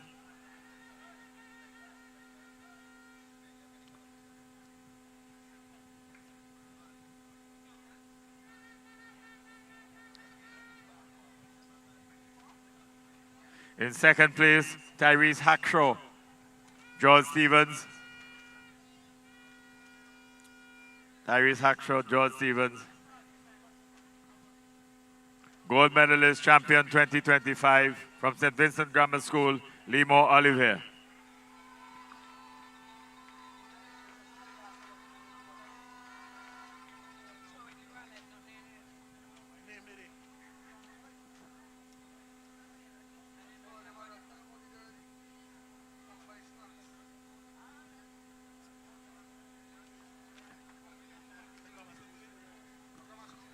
Paging all athletes for the senior boys high jump.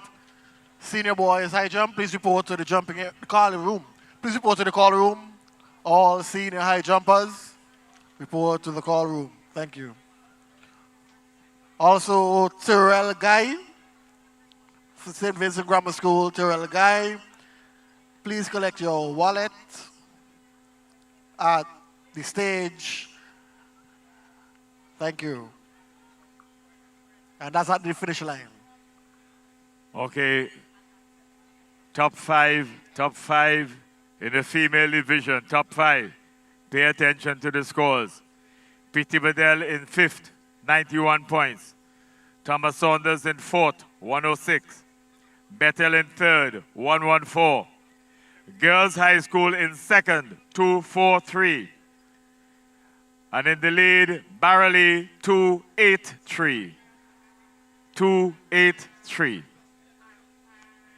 In the male division, top 5, Thomas Saunders and Schumacher tied at 102.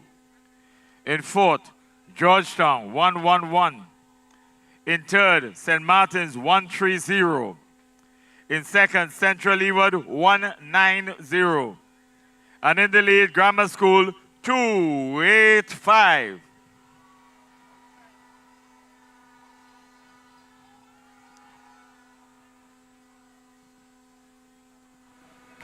So there you heard it, the current points standings, ladies and gentlemen. Just 40 points separating the girls' high school and the Central Leeward secondary. Central Leeward still at the top.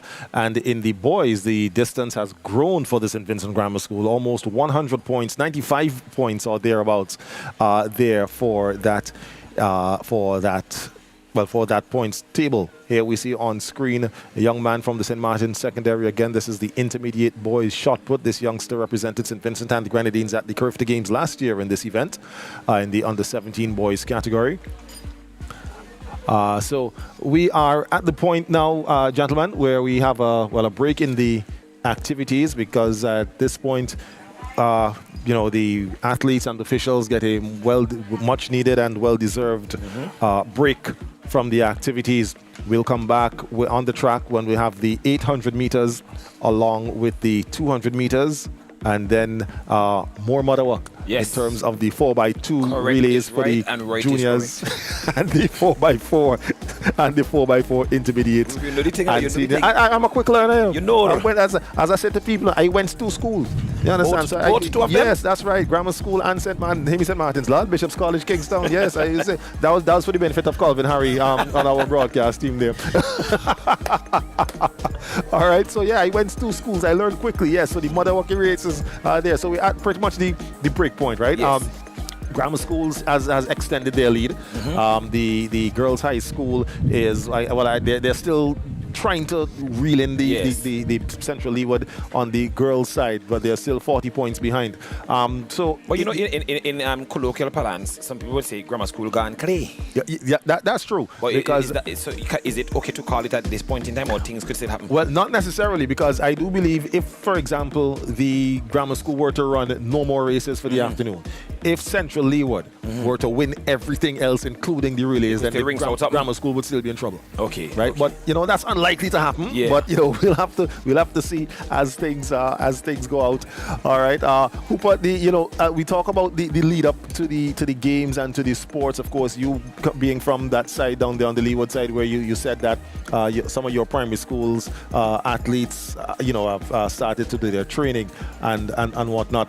What might have been the atmosphere been like for down on your end leading into these sports? I think everyone was excited, very, very excited, especially those who are around the Chumuka school, secondary school area. They seem to be the more dominant school in that area, and they have some athletes, and you see they're featuring high here today. Okay, I see there. All right. All right. Well, I tell you what, folks, don't forget we are being brought to you compliments of Tusty Water, Powerade, and Dasani under the umbrella of COSCAB, KCCU, and Flow. Here, our live broadcast of the 2025 National Lotteries Authority Inter-Secondary Schools Athletics Championships. So at this point, as there is a break on the field, we'll take a break in transmission. And when we come back, we'll be coming back with the afternoon's series of events.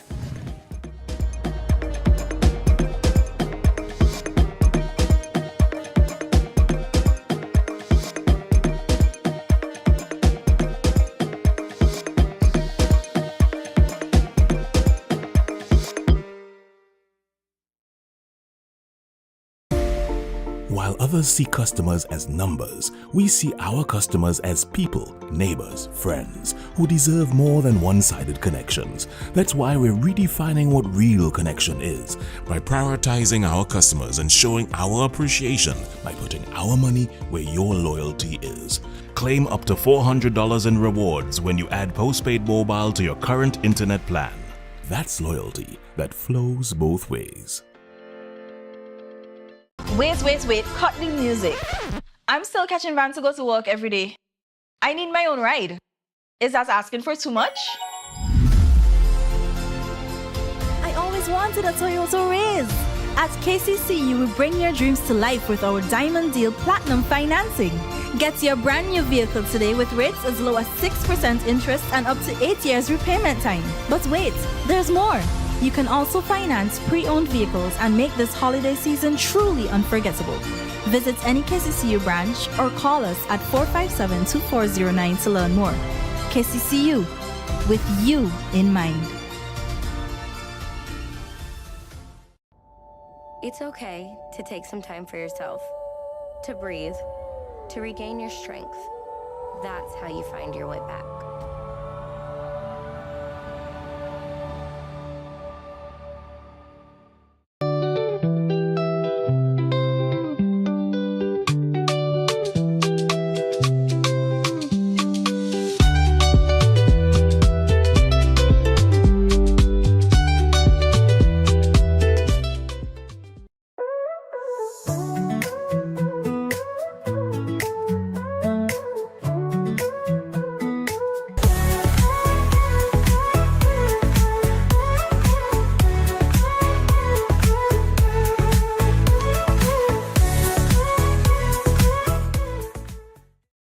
You deserve more than one-sided connections, and your loyalty deserves more than just thanks. That's why we're redefining what real connection is.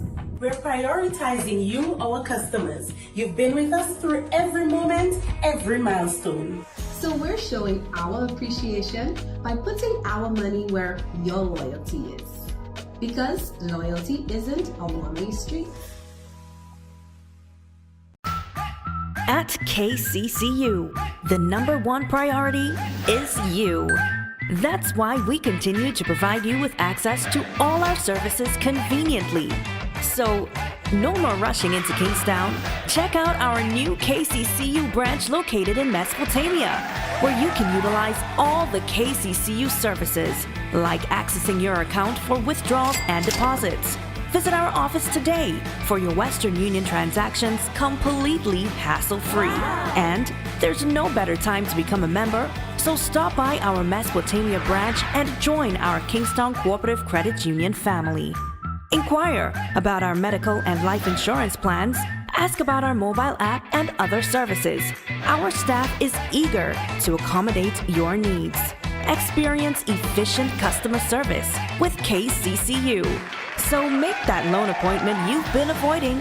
Sit in comfort with our loans officers at our new Mesopotamia branch to get approved today. Call us at 457-2409 or visit us. Opening hours are Monday to Friday 8 a.m. to 3 p.m. and 9 a.m. to 12 p.m. on Saturdays. The Kingstown Cooperative Credit Union Mesopotamia branch conveniently serves you.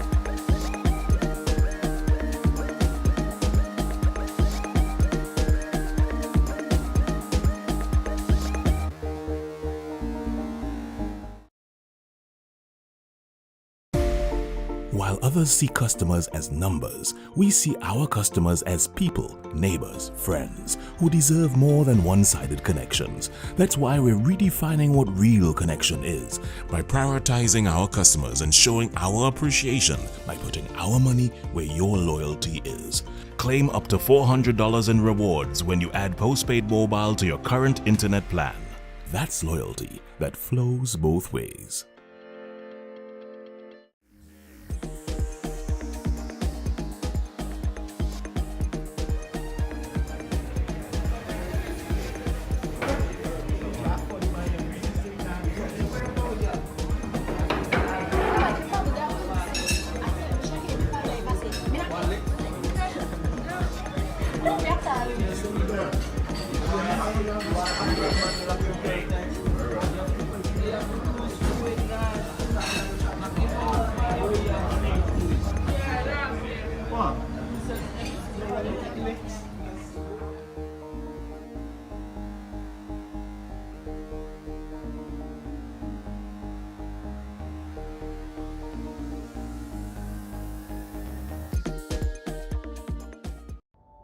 It's okay to take some time for yourself, to breathe, to regain your strength. That's how you find your way back.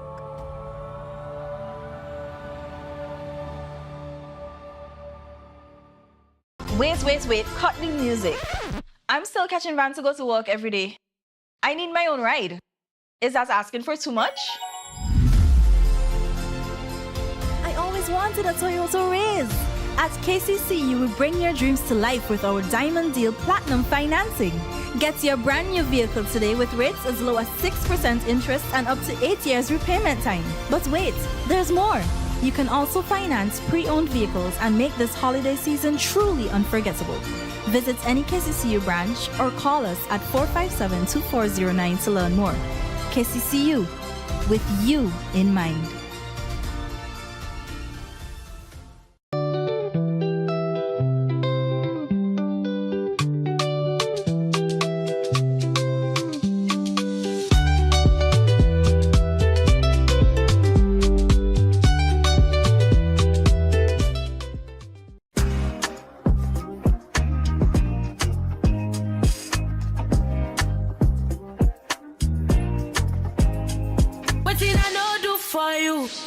As you lose me, now you lose. Now the 93. This life for the next is not you.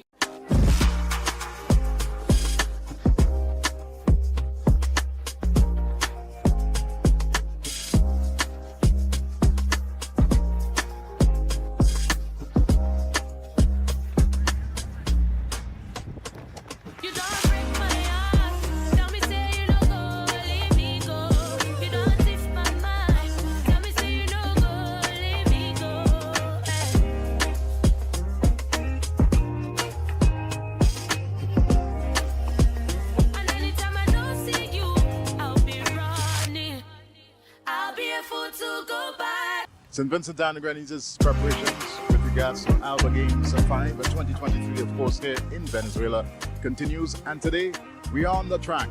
We are going to have a look at preparations from the athletic side as to how things are progressing relative to St. Vincent and the Grenadines. And here with me this morning, Mr. Khalil Keto and Pamenos Ballantyne, two names synonymous with athletics here in St. Vincent and the Grenadines. Both coaches, and Khalil also have the added responsibility of deputy head of mission, so to speak. Good morning, how are you doing? Good morning, Danny. How are you doing? Thanks for having me here, man. Very well. And Pamenos, how things are going? Things are going pretty well. All right, well, this morning, of course, the athletes, they're here preparing. Tell us first and foremost the mood in the camp, so to speak. Okay, well, you know, everybody is basically in the frame of mind where they're ready to compete. You know, it is, as far as I know, probably the first time for to Venezuela for just about everybody, well, except the very traveled Pamenos Ballantyne here. You know, it's always a good feeling to represent your country, and you go to somewhere for the first time, so you're getting to experience, you know, a different atmosphere, a different competition level. You know, but the athletes that we have here are up to the task. You know, we have seasoned athletes as well as some who are probably making a national team and traveling for the very first time. So it's a good mix that we have. You know, each one learns off the other. We have a few who are just coming off the Carifta Games. Kyle Lawrence for one, Zitri Hepburn, just coming back from the Bahamas just last weekend, and now here in Venezuela for this meet. So we looking good thus far. In training, the mood, the mindset of everybody is they're just happy to be here. There's no problems, no issues, so everything is pretty much good. Very well. Pamilos, of course, Khalil just mentioned some of the athletes, but from your standpoint and for the benefit of persons who are viewing this back home in St. Vincent and the Grenadines, in terms of expectations, you care to tell us a bit about that? Well, I expect the guys them to do their very best, because at the end of the day, as Mr. Keto said, two of them came back from the Carifta Games, and which is quite one of the highest standard in the Caribbean when it comes to junior events. The rest athletes, like for example Kyle Lawrence and Just Denny, Malachi Nero, they've been competing a lot because they recently had the college sports. Malachi broke the record in the 1500 meter. And Just Denny, he did a season best of 10.7. Kyle Lawrence, all they did say he ran a 10.5. And this guy's been training, no injuries so far, so I expect them to do their very best. This is not the competition track that we are actually going to run the actual competition. This is just a training track. Kyle Lawrence and Just Denny, they are our two best sprinters we have on the camp. While we have Ferdinand is a good 400 runner. He won the 400 at college sport. Well, he told me he expects to run 46. 46 should give him medal. We have the long distance runners. We have Zitri Hepburn. He's just from the Carifta Games. He's in good shape. They have Nick Ranjan, also who broke the 800 records at inter-school sports. He's a middle distance runner. He looked good at the inter-school sports. We have Malachi Nero, I mentioned earlier. He broke the college record in the 1500 meters. I would say this team is very young still, very young, because all those guys, they're under the age of 23 years old, and I expect them to do good. The females, they are okay as well too. Trish and also Tia, they're running good because, as I said, recently they've been competing at college sports. Trish at the inter-secondary school sports as well too. So I am happy that we at least them not complaining in terms of injury and those things. We really ain't have any complaint to talk about. Very well, very well. Let me just get back to Khalil. One name I didn't hear mentioned was that of Keo Davis. You care to talk a bit about his absence, and are there any concerns with regards to injuries or anything like that, health relative to the squad? Okay, no. What happened is that because Keo had just recently returned from the Carifta Games, I think he gave it some thought and at almost the last minute decided to withdraw from competing, because he decided that he wanted to probably stay at home and focus a little more on his training, because we are actually out of St. Vincent for about 2 weeks, right? And for an athlete to be outside of his, let's say, his regular training environment and to be away from his coach, right? It would be one thing for the coach to send a workout, right? So like with some of the athletes here, so for example, those who are affiliated with the High Performance Club, they train with Chester Morgan. Chester has sent a training program, that I will just oversee, right? But there's a difference in me overseeing that training program and Chester overseeing the training program, because there are little increments that Chester would be able to identify and would be able to point out that he knows, because he knows the athlete. So I would guess that because of that, Keo decided to stay at home so that he could stay in his training camp with his coach, because it's still early in the season. We still have a lot of meets coming up later down in the year, so he just chose to skip this one. It's not something that's out of the ordinary for athletes, especially athletes on an elite level. Athletes have to pick which games they want to go to. So I guess after coming back from Carifta, probably, and I'm just assuming that, he decided the way how he felt or whatever, he thought that, all right, I'll just skip this one, stay at home and put a little more into my training with my coach to look out for better things later down in the season. All right, very well. So you heard it, of course, from both coaches here today as St. Vincent and the Grenadines prepare for Alba Games 2023. Final word, Khalil. What do you say to your Vincentian people back home? Well, I know that you guys are viewing VC3. VC3 is going to bring as much coverage of as much as they can. So I know that over the years, the following that the sport of track and field has gained it has been, it has grown, especially over the years. So I just want to say, folks, keep viewing, keep supporting us. One name that when Pamela was going through the name, one name he didn't mention, and that is that of Verrill Sam. All right. At the college sports, Verrill broke the national high jump record, and it's a record that he set last year. So I'm actually looking for him to be somewhere in close to the medals for this meet. So keep supporting us. We're glad that you guys are supporting us, and we of course we're going to do our best to represent the 3 Diamonds. Very well, doing their best to represent the 3 Diamonds. And of course, as you heard there from Khalil, you can follow all the happenings on VC3 on our social media pages. We are on Instagram, we are on Facebook. You can check out our YouTube channel. We'll keep you in the know. Alba Games 2023, Vinci definitely representing.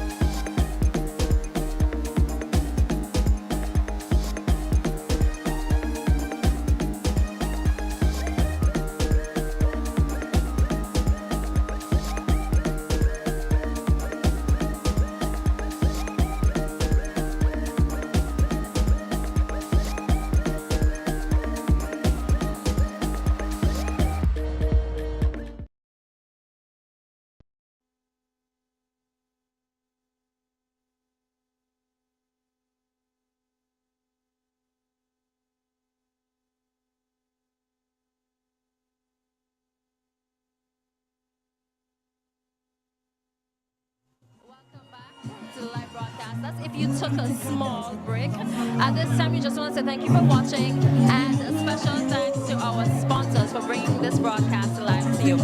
Coming up right now, we're going to invite Mr. Cenas Hines of Flow, one of our sponsors. Good afternoon. How are you doing? Good afternoon. It's great. It's great to be here, and I'm doing very good. I can't complain. Okay, so how are you enjoying the sport so far? Well, I'm loving it. First of all, I want to give a shout out to all the secondary schools represented here, but also to the St. Vincent Grammar School, my alma mater. Loyalty is important, right, Krista? Loyalty is important. Speaking of loyalty, at Flow, listen, once you have Flow's high-speed internet at home, you should have heard this already, but you can get yourself 400 worth of rewards once you add postpaid to your broadband at home. You know, you're paying for Flow. What's this here? Hold this to me. Look at that. Crystal, you look lovely with that in your hand. Oh, thank you. And what you need to focus on is $400 rewards once you know you're paying for Flow's high-speed internet at home, and you decide to add your mobile to that. You're always going to have data. You're going to always be able to make calls, and postpaid plans start as low as $60 a month. Amazing stuff. That's how we flow in. Loyalty flows both ways. That's right. And it is important, especially on a day like today. Absolutely. And the sun out there hot, but I will tell you, nothing hot like a nice $400 reward in your hand, Crystal. That's what I'm saying. That's what's up. And we're flowing. And as I said, as you can see on my shirt, we are going to put our money where your loyalty is. So you know you're a Flow customer, and you know you need that data every single month. It's cheaper doing postpaid, paying as little as $60 a month, and getting $400 rewards. All right, thank you so much, Cenas, and thank you to Flow. Remember to keep things flowing, okay? Absolutely, it's great being here. Let's go back to commentary.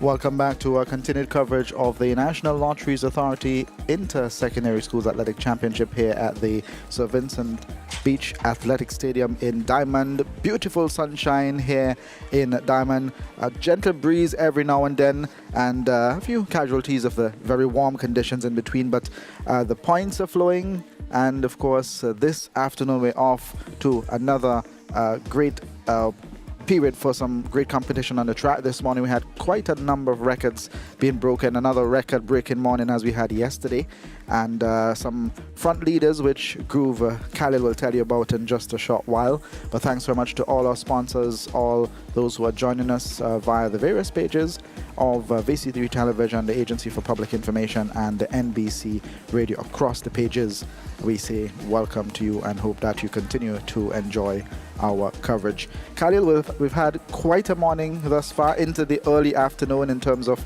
the points and the records. Yeah, that's right. Excuse me. Still trying to clear my throat. Still trying to get my throat rested there from all that excitement there in the first segment. Again, good afternoon to you, ladies and gentlemen, as we get ready to continue with our coverage of the 2025 National Lotteries Authority's Inter-Secondary Schools Athletics Championships. On screen right now, we're taking a view of the senior boys high jump. But yeah, as Calvin said, several records are being broken. Namely, we had the junior boys 4x1, the intermediate boys 4x1. We had the junior boys 100, the junior boys 400. If memory serves me correctly, I think was broken again by Aaron Baisden. A couple other records fell for the morning as well. Outside of the records, we also had this morning, as a result of the senior boys 400 meters victory by Teron Muckett of the Bethel High School, who you see, well, he's just gone off screen. He's actually standing left of your screen there with the number 5. His time of 49, his time in the 400 meters is a Carifta Games B standard qualification. All right, so he has etched his name on, he's added his name to the list there of the Carifta Games qualifiers. So that is one more athlete, the under 20 boys 400 meters. Now that I think about it, I'll have to let me double check that because I believe the B standard is 49 seconds flat, but he ran 49 point somewhere there. So I keep trying to remember exactly as I pull this graphic up in front of me. So 400 meters. All right, so yeah, it's 49 seconds flat. I don't think he ran faster than 49. So actually, it wouldn't be a B standard. But I'll just have to double check what his time was. But if he did go faster than 49 seconds, it would be a B standard. If he went faster than 48.52, which we know he didn't, that would be an A standard. So, but we'll just have to go back and double check the time for the 400 meters. Some announcements in terms of disqualifications, though, in the relays and the 4x100 meter girls, one of the girls' races, the Bethel High School, they didn't recover the baton. It fell and they didn't recover it correctly, so they were disqualified. And then in the intermediate girls 4x1, as we did make mention that we saw the girls' high school running in the lane of the Central Leewood Secondary, girls' high school has now been disqualified from that event. I believe they finished third after the race was completed, but they will now unfortunately walk away with no points from that, as the disqualification was reported and upheld. You know, so the officials out there doing their due, as well as the athletes, of course. So we're getting ready to move into the second half of action. As I say, we'll start with the 800 meters intermediates and seniors, then we move into the 200 meter events, all classes, and then we get into another series of Motherwalk events, as Ronnie has so aptly christened them, the 4x200 meter juniors and the 4x4s for intermediates and seniors. So we have quite a number of races left, and we'll go back to the track in a short while. But who are some of the names that you're keeping close from what you've seen in terms of the performance this morning into the early afternoon, for the various categories? And if you're looking at something like the Victor Lodorium or Victrix Lodorium. Okay, well, I think the Victrix Lodorium might be, still, it's not at a point where I could be able to call it quite as yet. But I do believe that Aaron Baisden, the junior from the St. Vincent Grammar School, has already wrapped up the Victor Lodorium and junior boys title, because he has won the 100, he won the 400, he won the 1,000 meters this morning. He also won some of the field events. If he didn't win, he was at least in points, in placed positions, first, second, or third in like the long jump, the shot put, the discus, the high jump. He did a lot of the events, and he still has the 200 meters to come, and is probably likely the front runner to take gold in that event. Also, Kessian John, we'll be seeing her in the 800 meters not too long from now. As a matter of fact, that would be the first race on the track, the intermediate girls 800 meters. So fans of the Central Leewood Secondary would, of course, be anticipating seeing Kessian on track. So as the track events get ready to go, I'll hand things back over to the co-commentators for the rest of the afternoon. Ronnie Richardson, and alongside Khaled Kato, we'll also have Lawrence Hooper. All right, so ladies and gentlemen, yes, we are ready to go with the 800 meters intermediate girls as they're being introduced to our stadium by the stadium announcer. So your lane assignments for the intermediate girls includes Myra Campbell of Bethel High School. She starts in lane 1. We have Alicia Brown, Georgetown Secondary. Lane 2, Rachel Mitchell, Canawan Secondary, lane 3. Kessian John, who we just spoke about, she's in lane 4, Central Leewood Secondary. Aya Stapleton of Central Leewood is in 5. Cassidy Thomas, who you're just seeing gone off your screen there, is in lane 6 from the St. Joseph's Convent, Kingstown. We should also have Sorella Jordan of Bethel High School in 7, and Alia John of Georgetown Secondary in lane 8. The record for this event, 2 minutes, 26.77 seconds, set by Kessian in 2024. Kessian comes in with the fastest time of 2 minutes 33.50 seconds. So we'll see if she can put on the jets and probably work towards seeing if she can get a Carifta Games qualification. The qualification time for the under-17 females, it's 2 minutes 30 for the B standard, 2 minutes 25 for the A standard. So we'll bear that in mind as the race has gone off. You see Myra John of the Bethel High School already making up the stagger using the advantage of the inside lane. So they run the first 100 meters in lanes, excuse me, and then they cut across and run the balance of the race in lane 1. So it's because I was just about to ask, you know, for the viewers. Yes. You know, how is it going in terms of the execution of the race? Yes. So it's 2 laps. It's 2 laps around the track. The athletes run the first 100 meters, so they go around the first bend in their lanes. Once they get around the bend, there are some cones placed on the far side. When they pass those cones, then they go into what we call the scratch format. So it's every man or woman for themselves. Correct. I see Kessian making a move there, and that's Aya from Central Leeward. Yeah, so Kessian and Aya seem to be looking to reel in Myra Campbell of Bethel. I have a question, Kato and Hoop. I don't know which of you could answer. Do you think the little break that we have, do you think the break would usually have an impact on the athlete's performance? You know, sometimes you might be, you know, sometimes when you're doing something and then you take a rest. As long as you leave off, you don't want to continue. I understand that. Because sometimes I'm grading papers and from the minute you take a little rest, it's like your spirit dead. I liken it to walking up a hill. You know, like you're going but you're tired. Yes. But you take more energy to stop and start again. Yes. Than it takes to keep going. All right? Yes. And over the years, I've been looking at a lot of the athletes from I don't want to be biased, you know, but from the Leeward side. You know, sometimes this is the time when you see they usually put in some kind of turbo. I don't know where they get it from.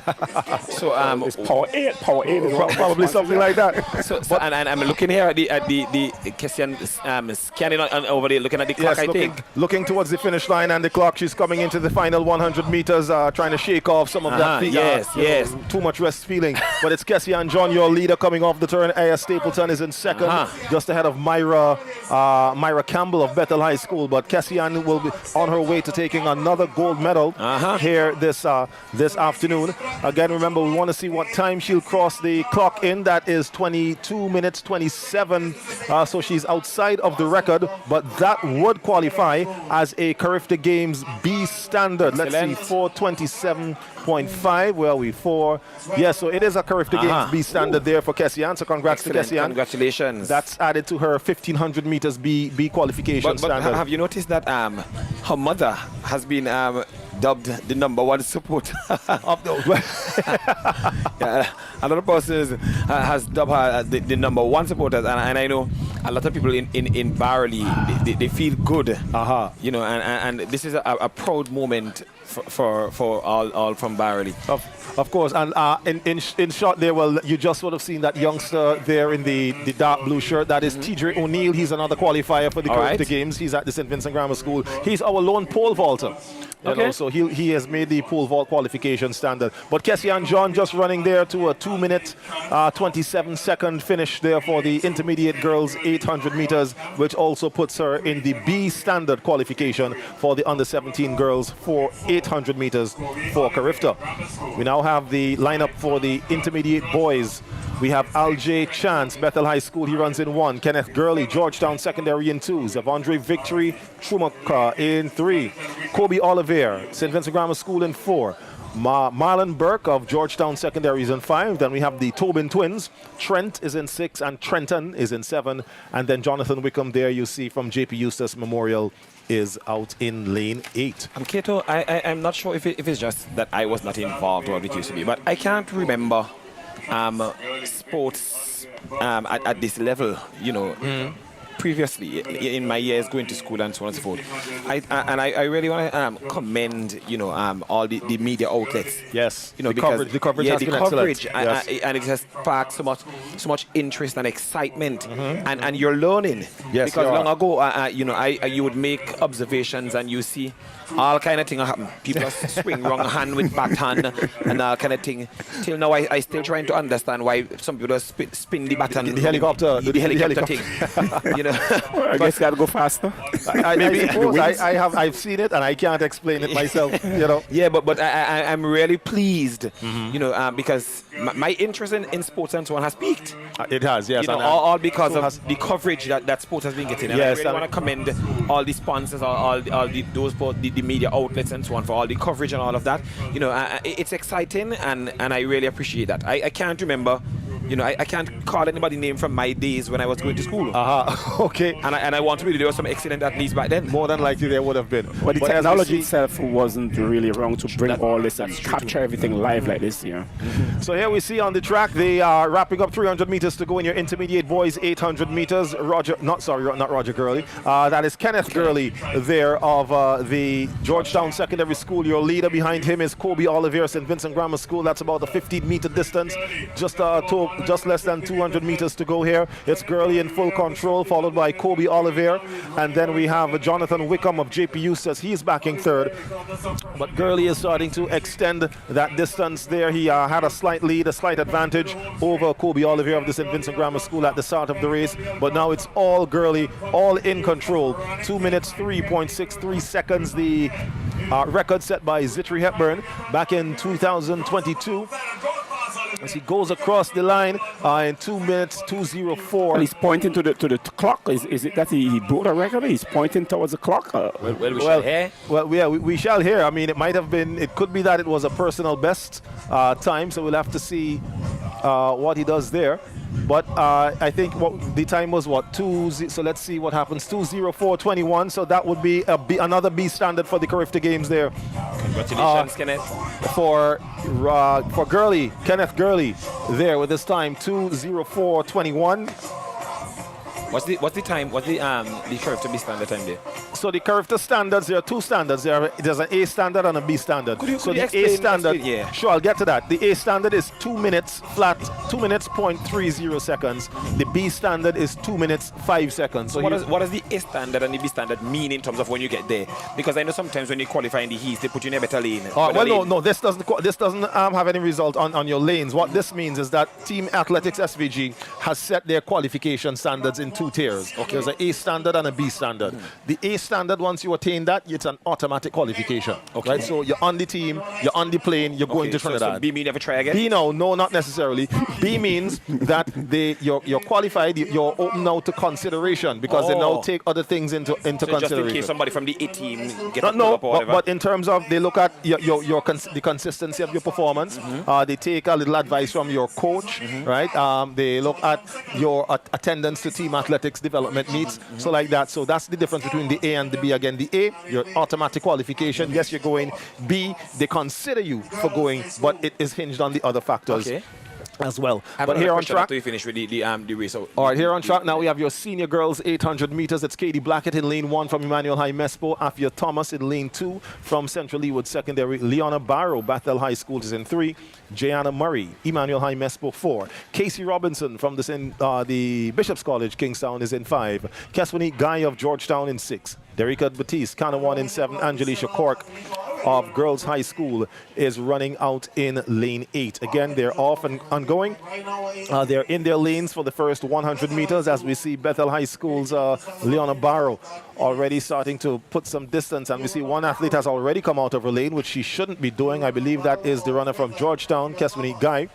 Moved out of her lane before the cones, as you just see the cones going there. Yes. So you have to remain in your lanes until you pass the cones. Now, clearly, Guy moved out of her lane before she got to the cones.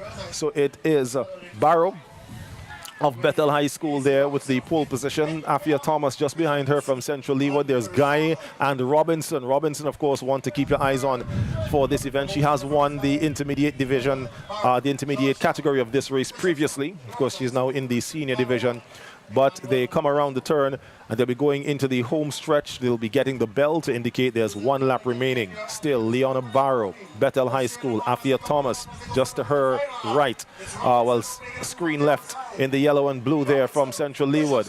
Bishop's College's Casey Robinson with the 7. She's just on the outside. The other runners there include Keswani Guy, Derricka Batiste, Angelisha Cork. Bishop's in front, Casey. Now Casey Robinson taking the advantage, moving in front of Barrow of Bethel High School. So it's Bishop's College, Bethel, Central Leeward, Emmanuel High Mespo, Georgetown,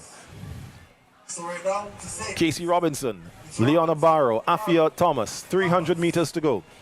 Around the bottom turn and now going up the back stretch. It's still Casey Robinson in control, just running at a controlled pace. Most of the athletes, no one looking to make a definite move as yet, although Casey Robinson has the advantage, but still she's widening the gap a little bit there. Yes, she is comfortable running there. Now we see the arm starting to swing just a little bit more, indicating that she's putting just a little bit more effort into her running. 200 meters or less to go now for your leaders. It is Casey Robinson, Bishop's College, who looks like she's starting to put that distance, make that gap a little bit bigger between herself and Leona Barrow of the Bethel High School. There's Leona Barrow with the number 5. Now here comes Afia Thomas. She's in third.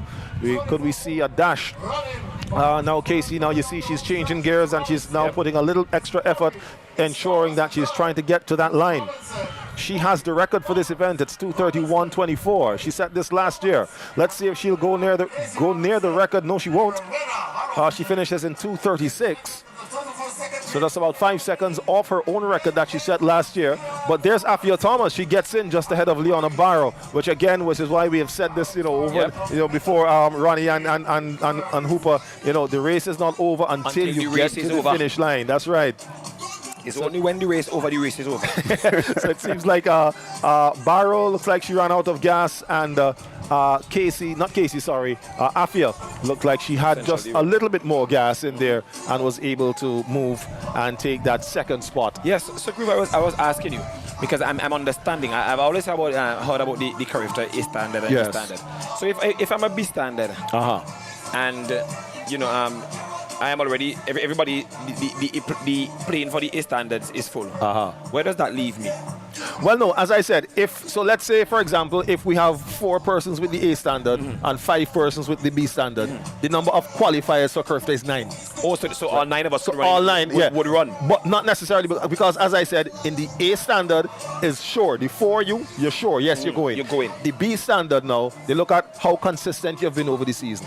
They see if you've been attending the team athletics. So it's like a reward for you. They will give you like a reward for going. Well, yeah. But once you attain the other things. I mean, so for example, if you just made a flash in the pan run and made the B standard, the rest of your races for the season, you have come nowhere near it. Okay. Right? In conjunction with your coach, they ask your coach and say, all right, tell us about the athlete. The coach says, look, he disrespectful, he don't have the manners. We say, okay, well, he will not be going.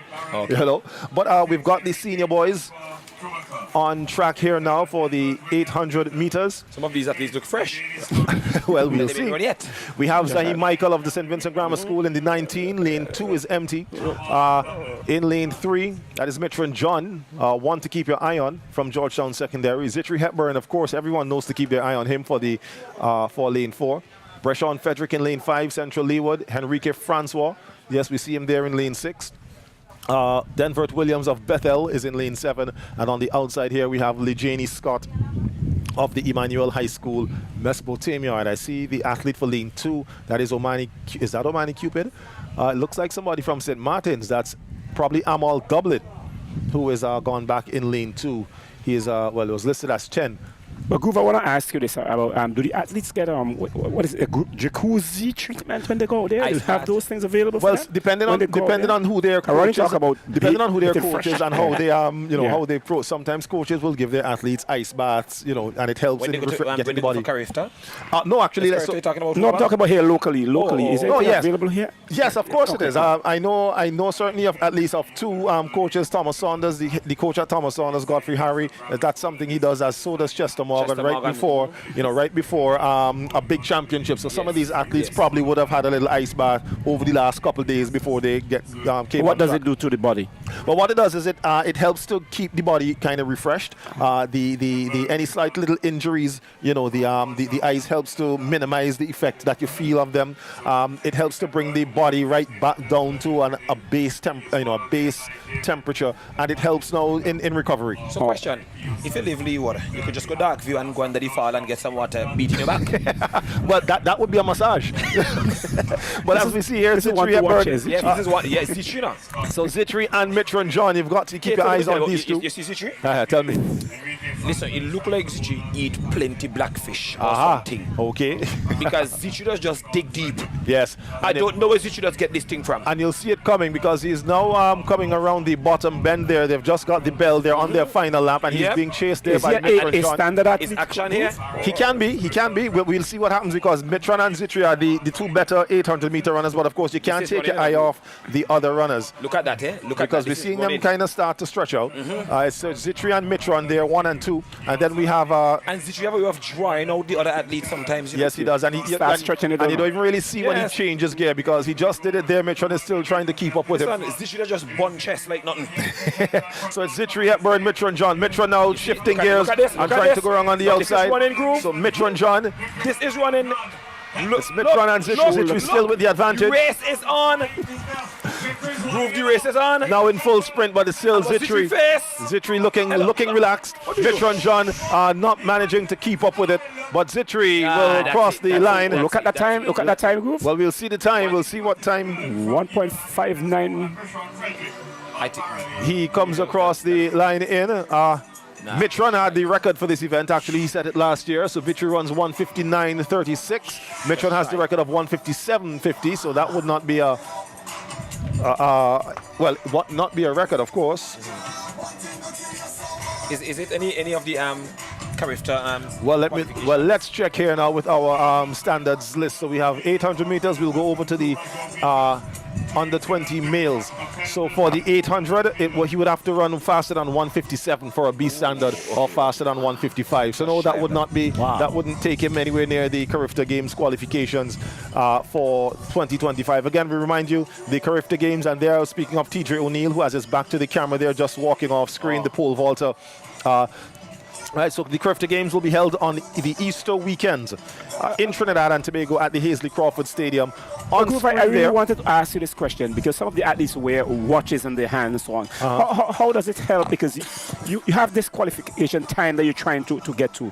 How does it help? Do they have a chance to look at that watch at any time? Well, actually trying to look at the watch, especially you find the athletes running distance races, but races longer than the 1500.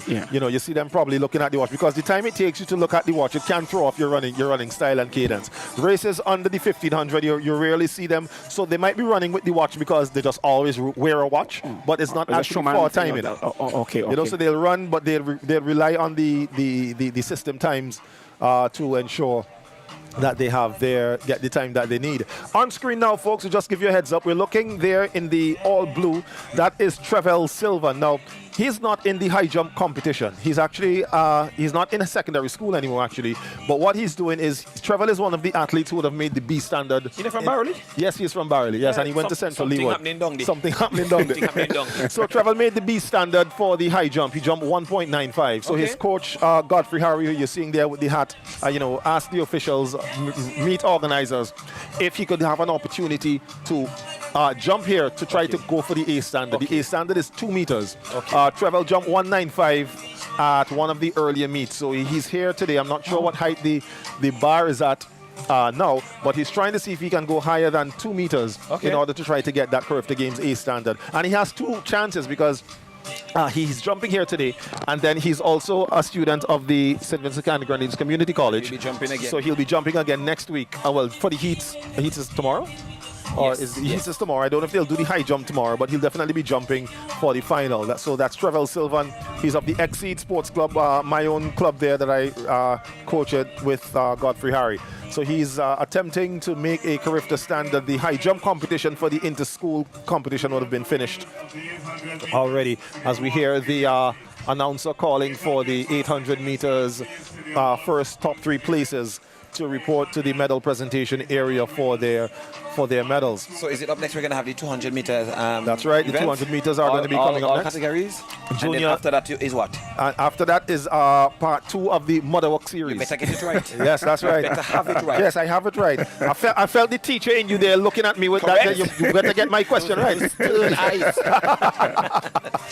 Yes. You so can't just announce really like that. Yes. No, not really. It's not. Especially now that we know that. Describe them properly. Yeah, is that Motherwalk? Correct. But sometimes I was looking at the live and the commentary, and oftentimes when it gets to this point, yes, you know, if you realize that you're not coming force, all you have to say, a good thing Harry not come last. At least.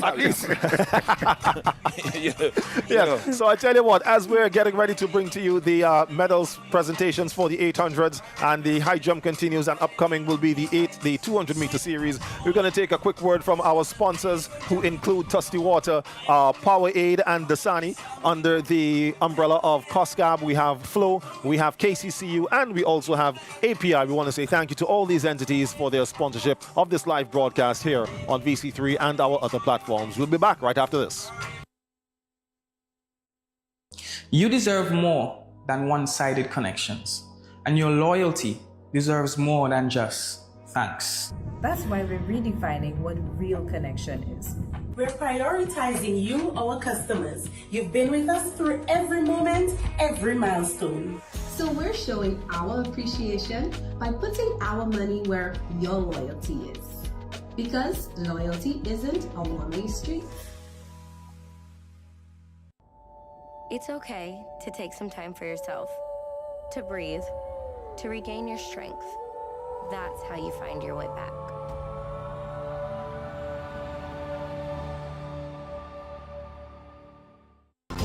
Wait, cut the music. I'm still catching van to go to work every day.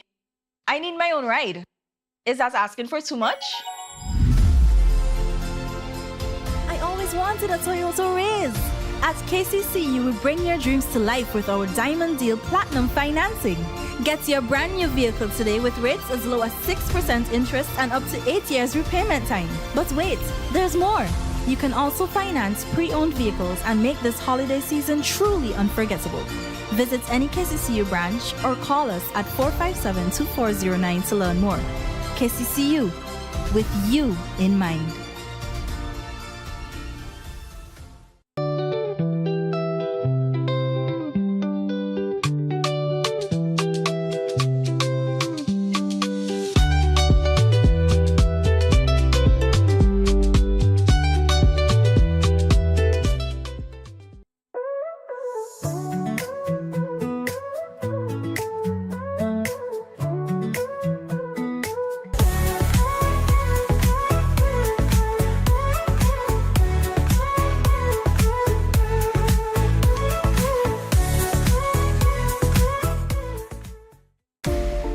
While others see customers as numbers, we see our customers as people, neighbors, friends, who deserve more than one-sided connections. That's why we're redefining what real connection is, by prioritizing our customers and showing our appreciation by putting our money where your loyalty is. Claim up to $400 in rewards when you add postpaid mobile to your current internet plan. That's loyalty that flows both ways.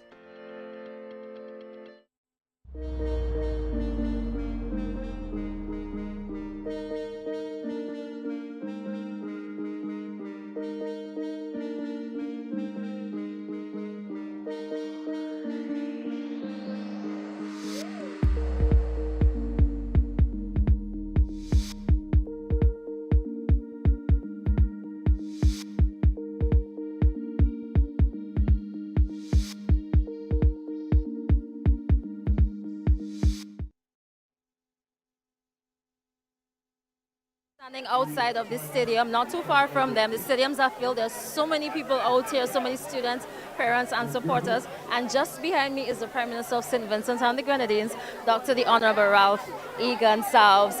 He is engaging the students. So, you know, we have to wait a little bit of time until he's finished. And then we're going to interact with him and engage the PM. Just to see how he feels interacting with the students. And okay, so one quick picture, and then we're gonna talk with the PM. Journalist, where is my son? I call him my son. I love him very much. It's her son. He's magnificent. Son of journalist. Remember Uncle Ralph? Love you very much. Good afternoon, Prime Minister. How are you? Thank you, ladies. All the best. How are you doing this afternoon? I'm doing fine. I'm doing fine, very fine. But I'm more interested in interviewing you about the young man. He's doing well. So you want to be the interviewer this afternoon? I want to be the interviewer. I want to be the interviewer this afternoon. He's not here. He's at school. He's at school. Yes. Always happy to see you. I love you so much, girl. Thank you, PM. I hope all this has been filmed and recorded, you know. You're live, you know, For PM. posterity.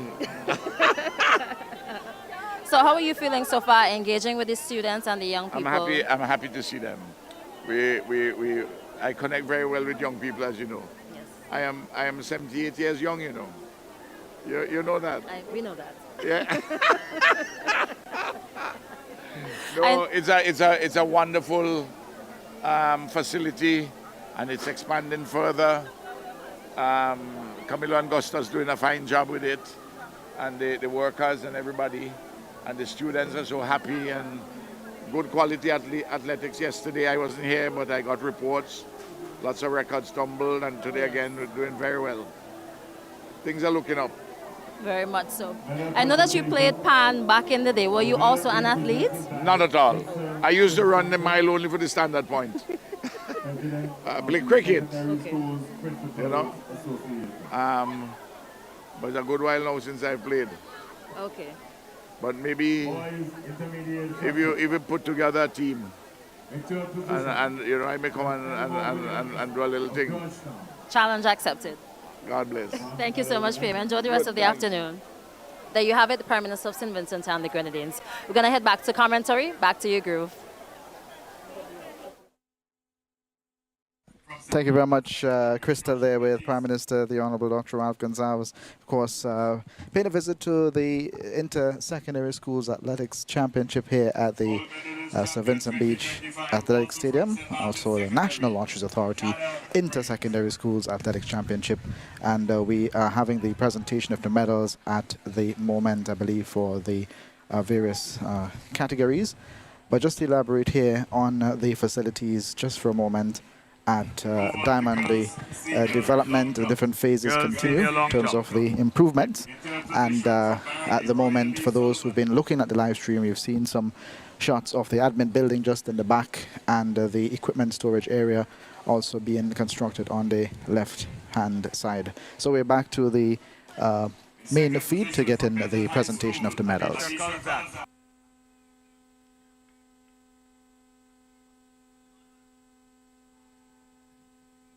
Gold medalist champion 2025 from the Girls High School, Nima Nesbitt.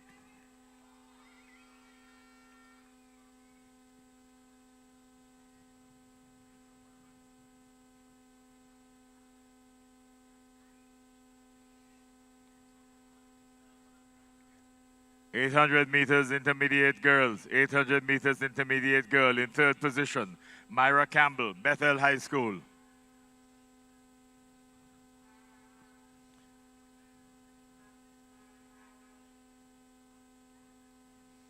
In second position, Aya Stapleton, Barreley.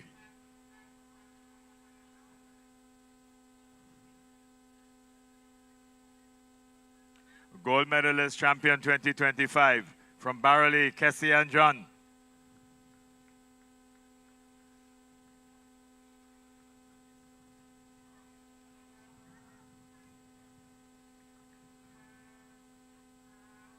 .800 meters boys intermediate. In third position from St. Vincent Grammar School, Kobe Oliver.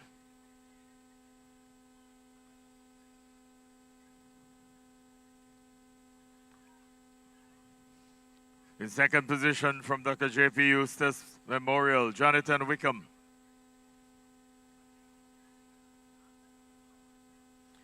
Gold medalist champion 2025 from Georgetown, Kenneth Gurley.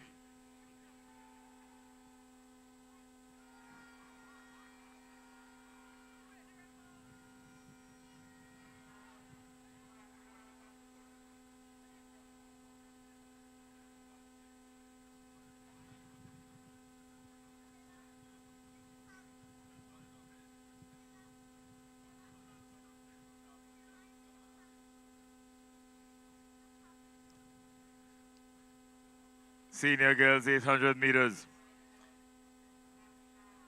In third position from Bethel, Leona Barrow.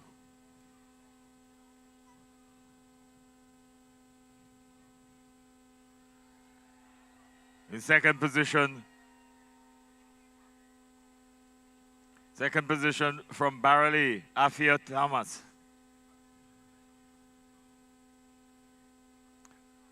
Gold medalist and champion 2025 from Bishop's College, Casey Robinson.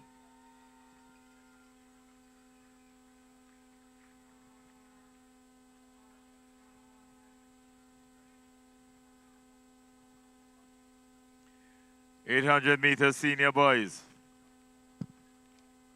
In third position from Emmanuel High School, Mesopotamia, Lejani Scott.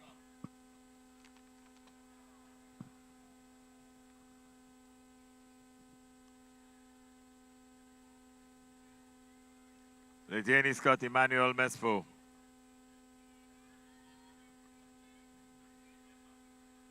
In second position from Georgetown, Mitran John.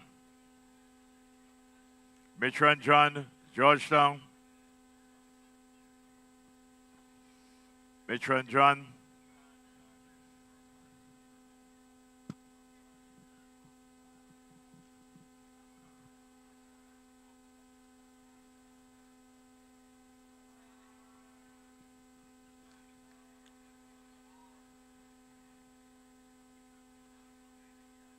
Mitran John from Georgetown, silver medalist, 800 meters senior boys.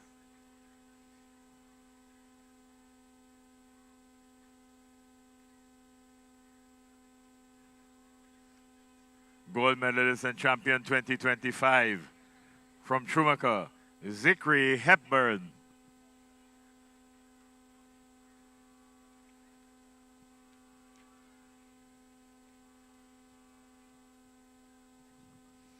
Congratulations to the winners and our thanks to Mr. Insa Prince Duncan for doing the awards presentation for the 800 meters. Thank you very much, ma'am.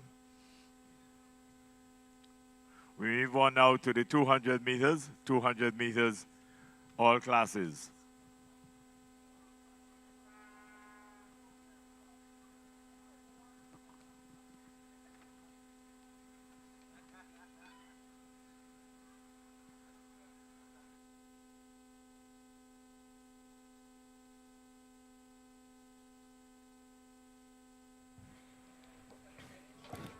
So there you just heard the medal presentation for the 800-meter series of events, and you also caught a glimpse of the Prime Minister of St. Vincent and the Grenadines out and about. Of course, this is an event that pulls everyone. Imagine the PM has a country to run, but where is he?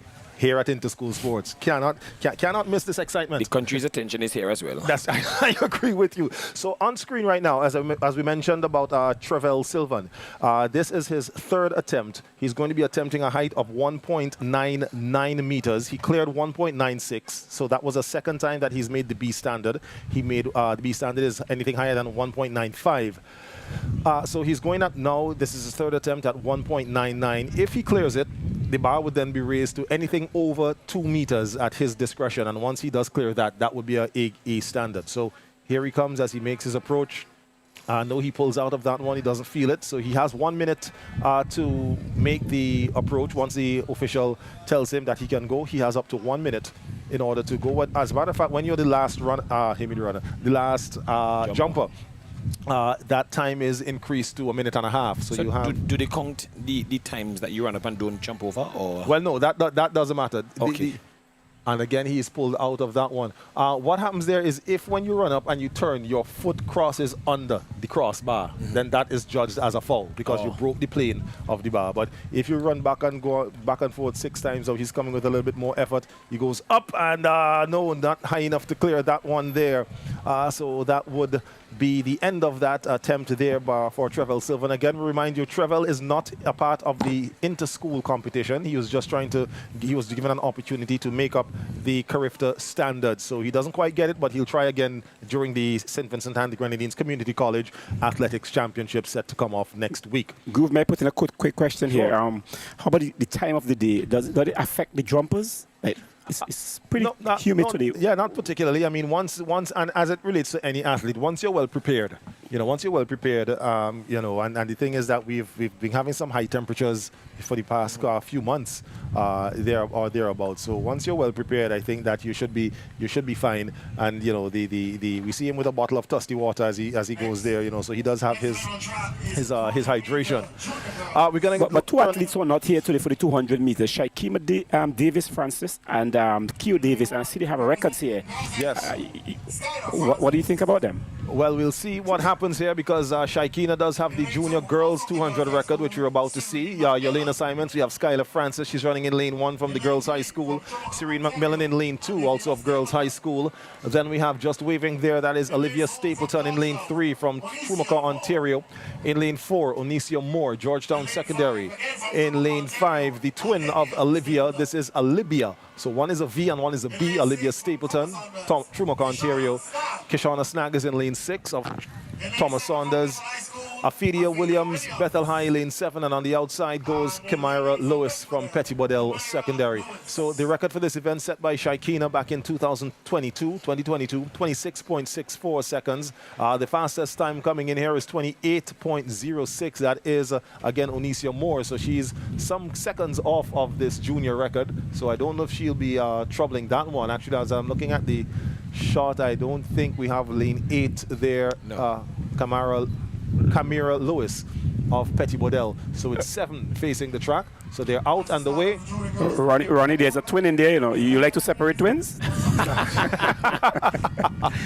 So there goes Kishana Snag, and she pulls up. Kishana Snag runs into some difficulty there. She's running and feeling her leg, but coming around, it's Onicia Moore, Georgetown Secondary. It's Moore followed by the twins. Calling him again, yes, Moore followed by the twins, followed by the girls' high school. But it's Onicia Moore. She will take this one all the way to the finish line. And then the twins of Trumaka, Ontario, 27.7. So she ran faster than she did for the finals. Again, not enough to trouble the records, but Onicia Moore of Georgetown Secondary takes the win there in 27.79 seconds. Olivia Stapleton, Trumaka, Ontario in 28.34. And then her twin sister, Olivia Stapleton, in 28.51 makes third. And there's the rest of your lineups coming. Just again, confirmation on what I said earlier regarding the senior boys 400 meters. Teron Muckett. We had Teron Muckett making the B standard in the 400 meters. He ran a time of 48.97 seconds, just under the A standard, the A-B standard. All right, so coming up, we'll have the junior boys 200 meters, but I'm being told that we have one of our ministers on standby. Not sure if it's the Minister of Sport or Education, but those are the two ministries that have authority over these events. So we're going to throw it to the Honorable Minister before we come back to the 200 meters. Okay, all right, so we're going to go with the 200 meters. I'm being told in my ear, junior boys 200 is up next. Yes. And this, again, an event to keep your eyes locked on lane number 4. Aaron Baisden broke the record in the heats. He ran 25.21 seconds in the heats, and he's in lane 4 for the St. Vincent Grammar School. Also in this race, we have Israel McPhee of the Central Leeward Secondary. He's in lane 1. Cameron Matthews of Bishop's College, Kingstown in lane 2. Rain Kane of Georgetown Secondary in lane 3. Baisden of Grammar School in 4. Azari Horn, Grammar School in 5. Dazik Bilinji, St. Martin's Secondary, lane 6. Jomar John, Mountain View Academy, lane 7. And Jaheim Thomas, St. Martin's Secondary, is in lane 8. Again, this is another one to keep your eyes on. There you see Baisden just taking a practice start there. He set the record in the heats. He was running all by himself. And again, chances are we could see the record fall again because now he's got the best of the heats in the lane. He has a habit of breaking records. Yes, he does. Yes, he does. So he's done it twice already for the day. Well, you could say 3 because he was a part of the 4x1, yes. Junior Boys 4x1 that broke the record for the event. So we could be witnessing another record falling here at the 2025 National Lotteries Authority Inter-Secondary Schools Athletics Championships. The Live broadcast brought to you, compliments API, Powerade and Dasani under COSCAB, KCCU, the Kingston Cooperative Credit Union, Flow, and Tusty Water. So we got to say congratulations again to Teron Muckett making B standard for the under 20 boys Carifta games.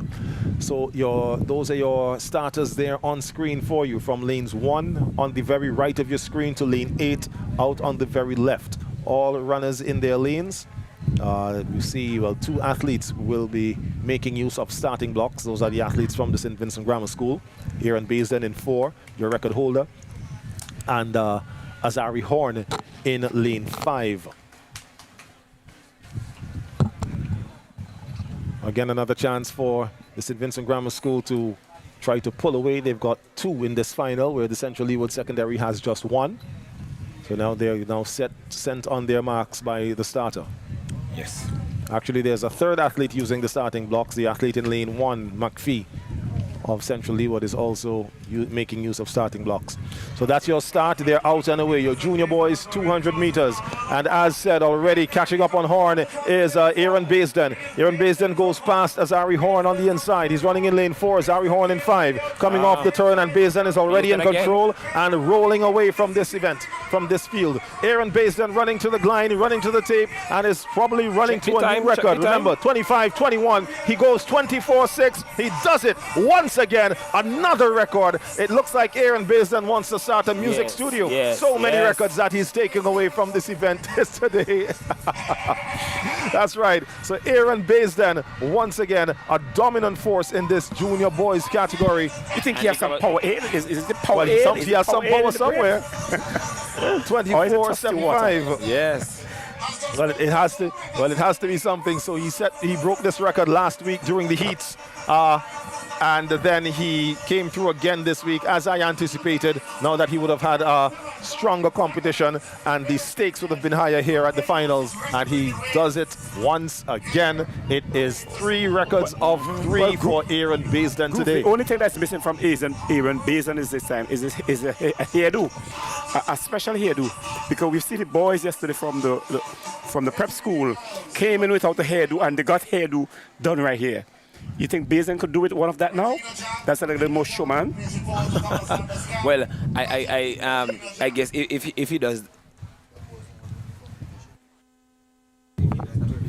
But we're gonna go to the minister.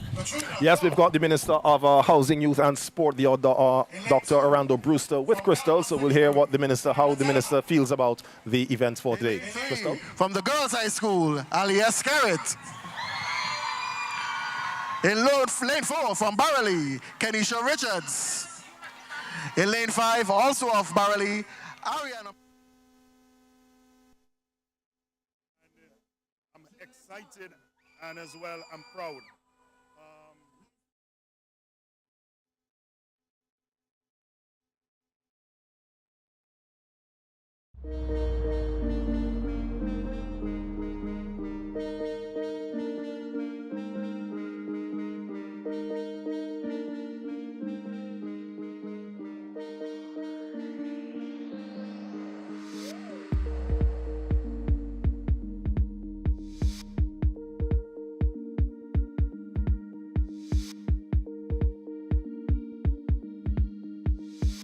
We're here with the Minister of Housing, Youth and Sports, Honorable Orlando Brewster. What's going through your mind right now? Well, it's a feeling of nostalgia because I was a former athlete that participated in the inter-secondary school games for the St. Vincent Grammar School.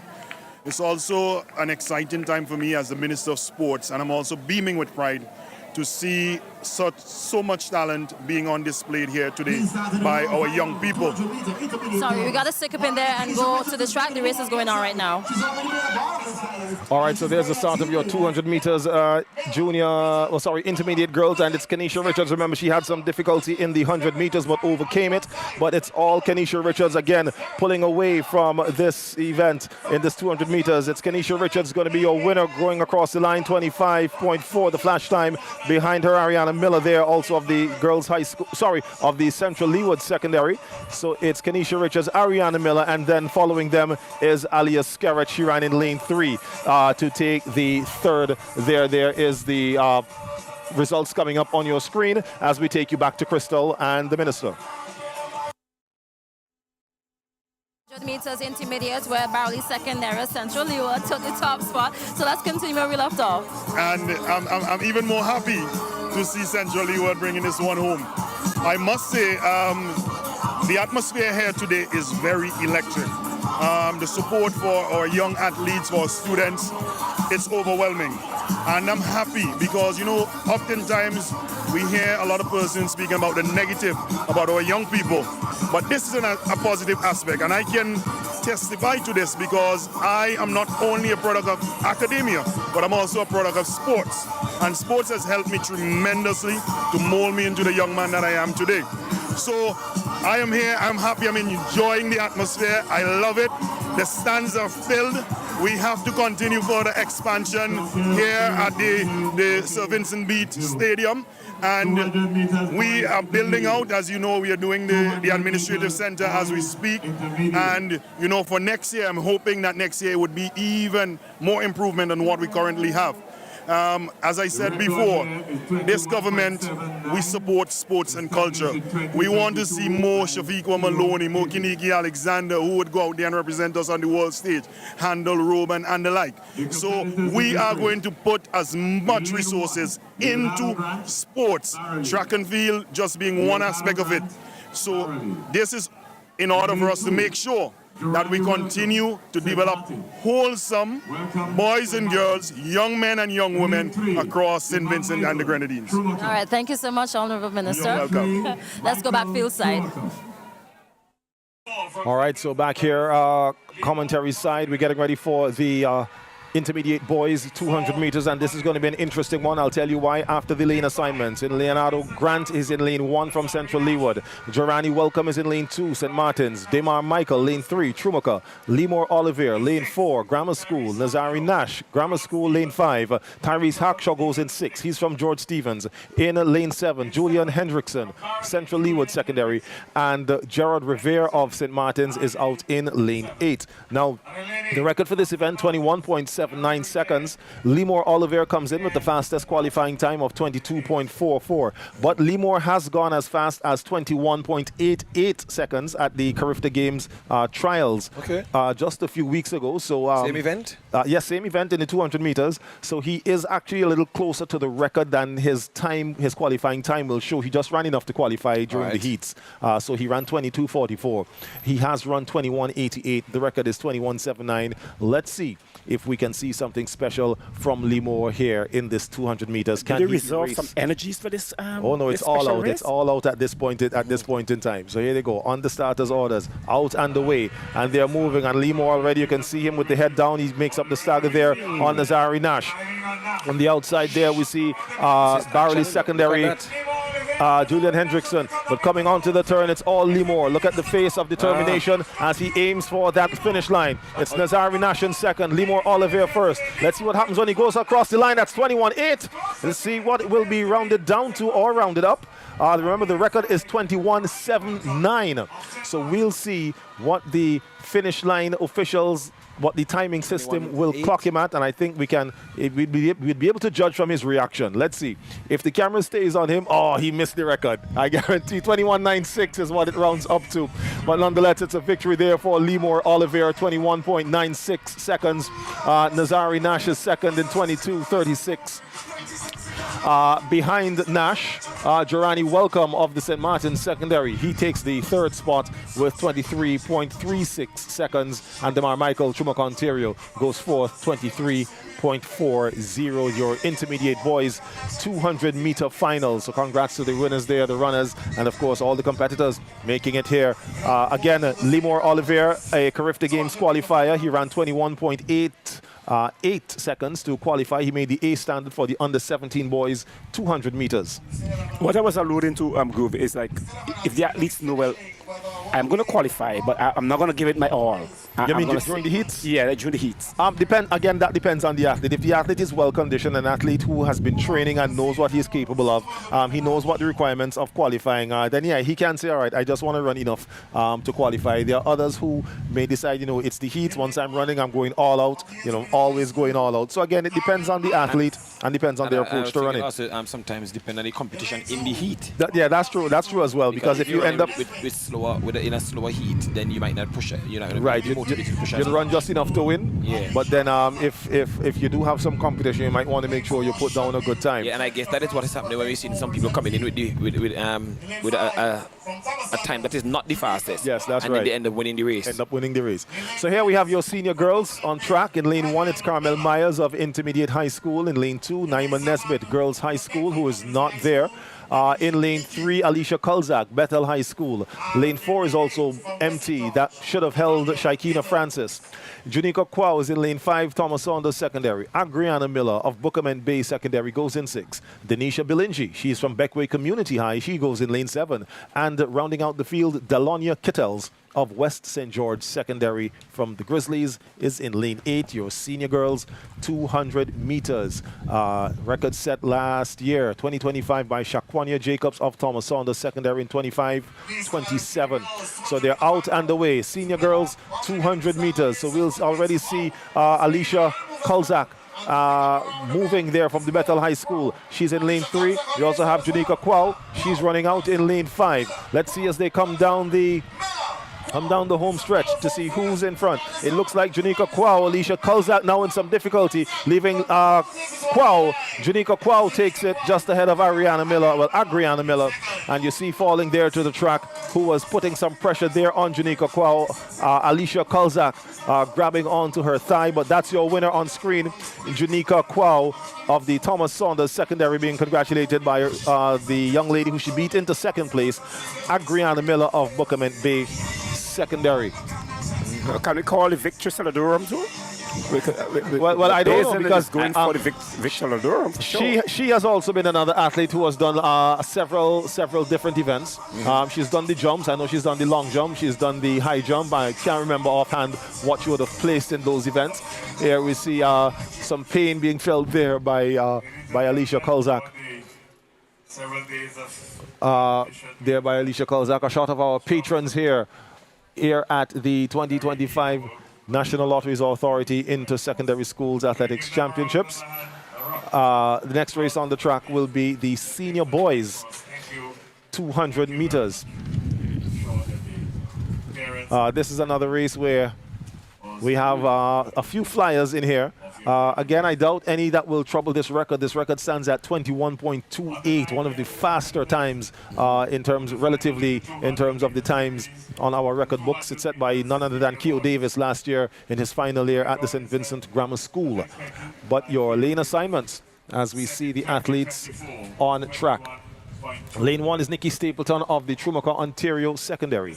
In lane 2, Jaheim Williams, Central Leeward Secondary. Dawson Joseph of Central Leeward also. He goes in lane 3.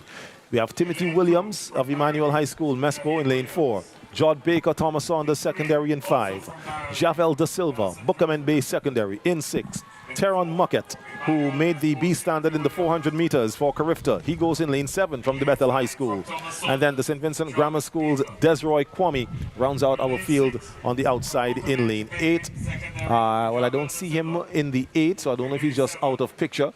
But we can see Stapleton, we can see Williams, we can see Joseph, Timothy Williams. Jaheim Williams was the first Williams I mentioned. We see Jod Baker standing there at 5. We also see Javel Da Silva there at 6. And there is also Teron Muckett in 7. So there's no Desroy Kwame out in lane 8 for the St. Vincent Grammar School. So an opportunity for the Central Leeward Secondary to cut into that lead. If they can get some well-needed points here to try to stop the Grammar School Lions from roaring away with the 2025 title. On the starters' orders, they're up and they're out and away. Stapleton, Williams, Joseph, Williams, Baker, Da Silva, and Muckett. We see that is Timothy Williams in the white there of Emmanuel High Mespo, already making up the stagger and moving around the turn into the home stretch. So it's Timothy Williams. Will he be challenged? Will he be pressured? Looks like on the outside. From lane 8 comes, no, it's going to be Timothy Williams all the way, followed by the 2 athletes of Central Leeward Secondary, Jaheim Williams and Dawson Joseph in 2nd and 3rd, respectively. But Timothy Williams crosses his line and takes gold in the senior boys 200 meters. Timothy Williams, by the way, one of the athletes who represented St. Vincent and the Grenadines at the 2024 Carifta Games in Grenada. He was part of the 4x100 meter relay team. He runs 22.23 to take gold. Jaheim Williams 2nd in 22.43. Dawson Joseph third in 22:47. Of course, you see that SCR under the name, next to the name of Desroy Kwame. That means he's scratched, so he decided for some reason not to run in this event. I believe coming up next would be another medal presentation for the 800s and the 200s. And then we get to the point where we untie the curtains and start to, be in preparation of bringing the curtains down with our final segment of the Mother Walk races.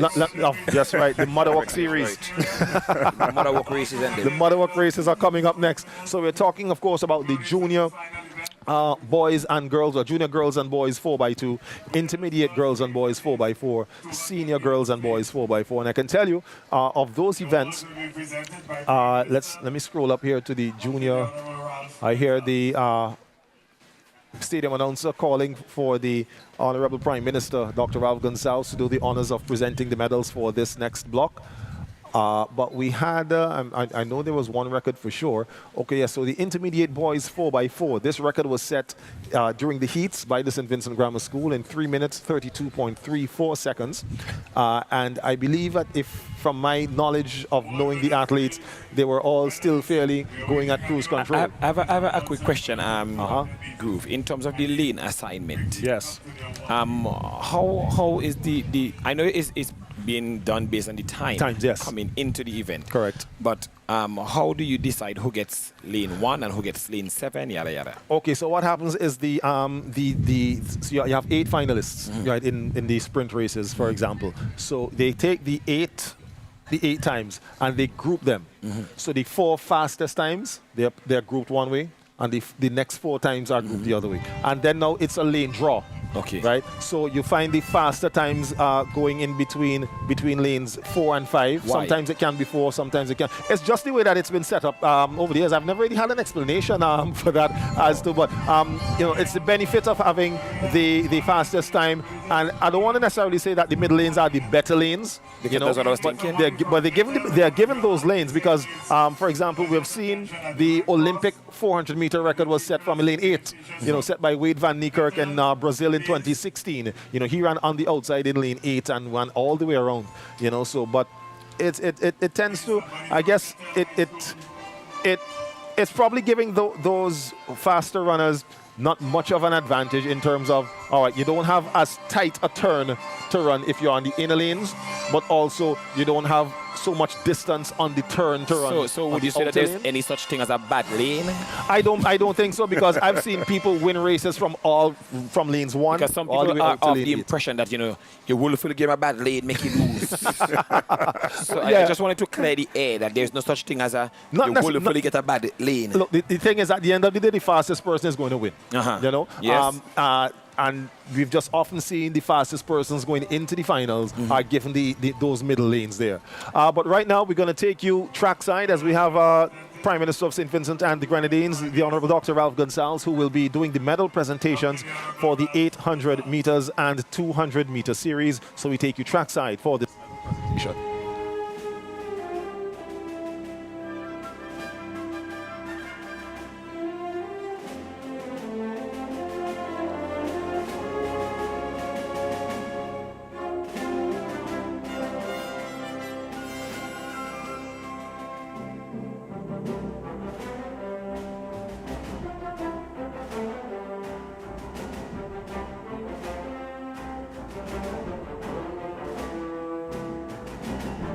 Thank you.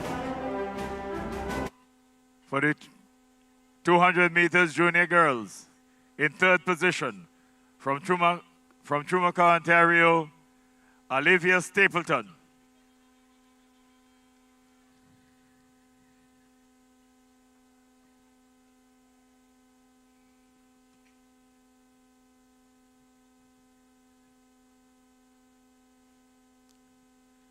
In 2nd position, also from Chumacah, Ontario, Olivia Stapleton.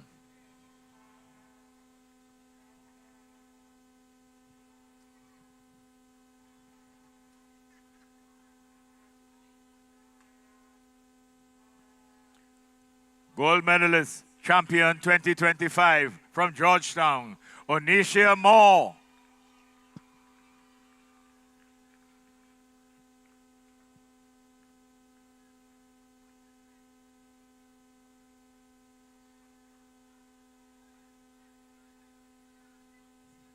we get a photo with the Prime Minister next to the team, please? Thank you.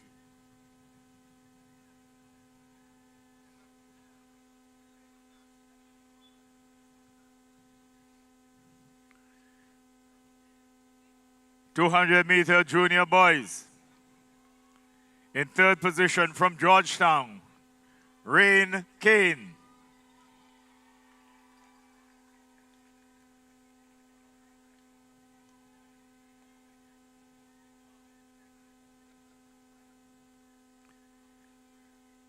In second position, from the St. Vincent Grammar School, Azari Horn.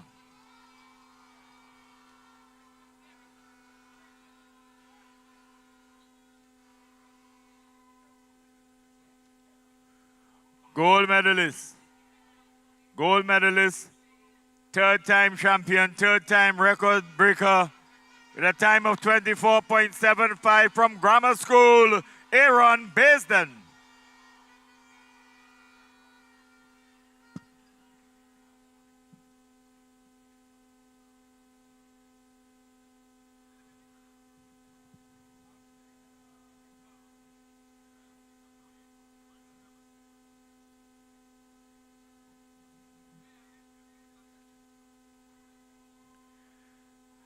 Girls 200 meters intermediate. In third position, Alia Scarrett Girls High School.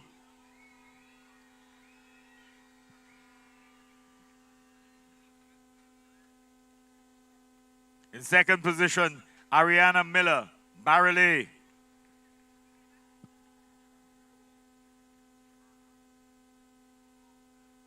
Gold medalist champion 2025. Kenisha Richards, Barreley.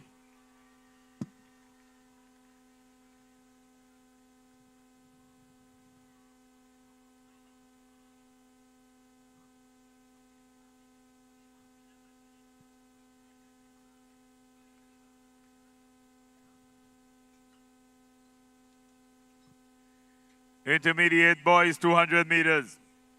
In third position, Jorani Welcome, St. Martin's Secondary School.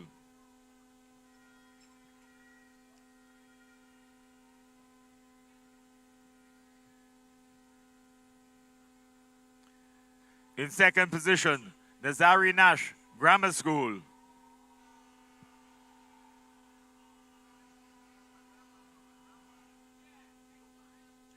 Gold medalist champion 2025 from Grammar School, Lemore Oliver.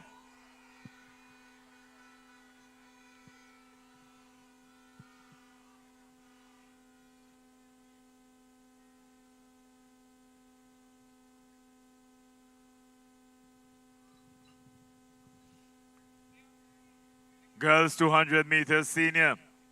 In third position, Denisha Bilinji, Beckway Community High.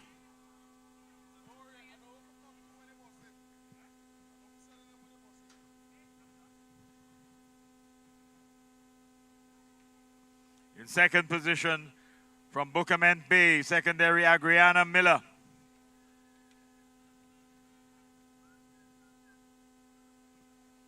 Bilinji, Beckway Community High, Miller, Bookament Bay Secondary.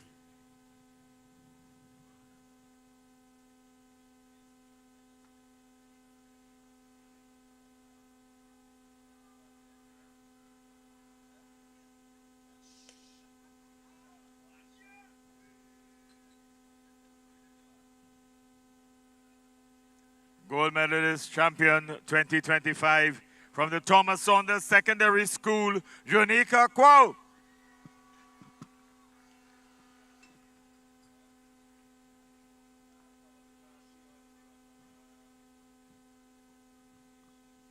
(200 meters senior boys). In third position from Barreley, Dawson Joseph.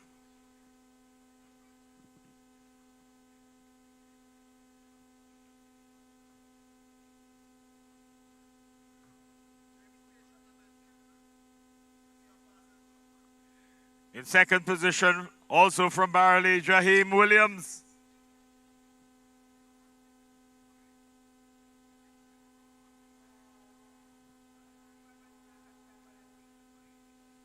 Gold medalist Champion 2025 from Emmanuel High School, Mesopotamia, Timothy Williams.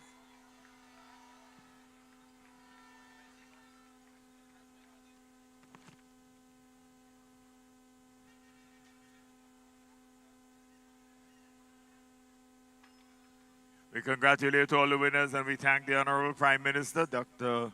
Ralph Gonsalves, for his presentation of the awards. With only the relays left, let's tell you the top 5. The top 5 in the females.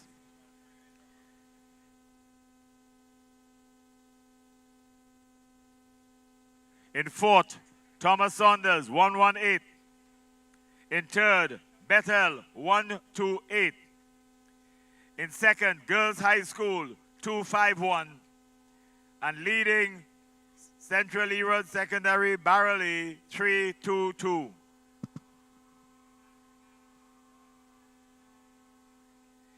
Among the boys, the top 5. In fifth position, Trumac, Ontario, 127, 127. In fourth, Georgetown, 144, 144. In third, St. Martin's Secondary School, 166, 166. In second position, Central Leeward, Barley, 238, 238. And in the lead with 335, St. Vincent Grammar School.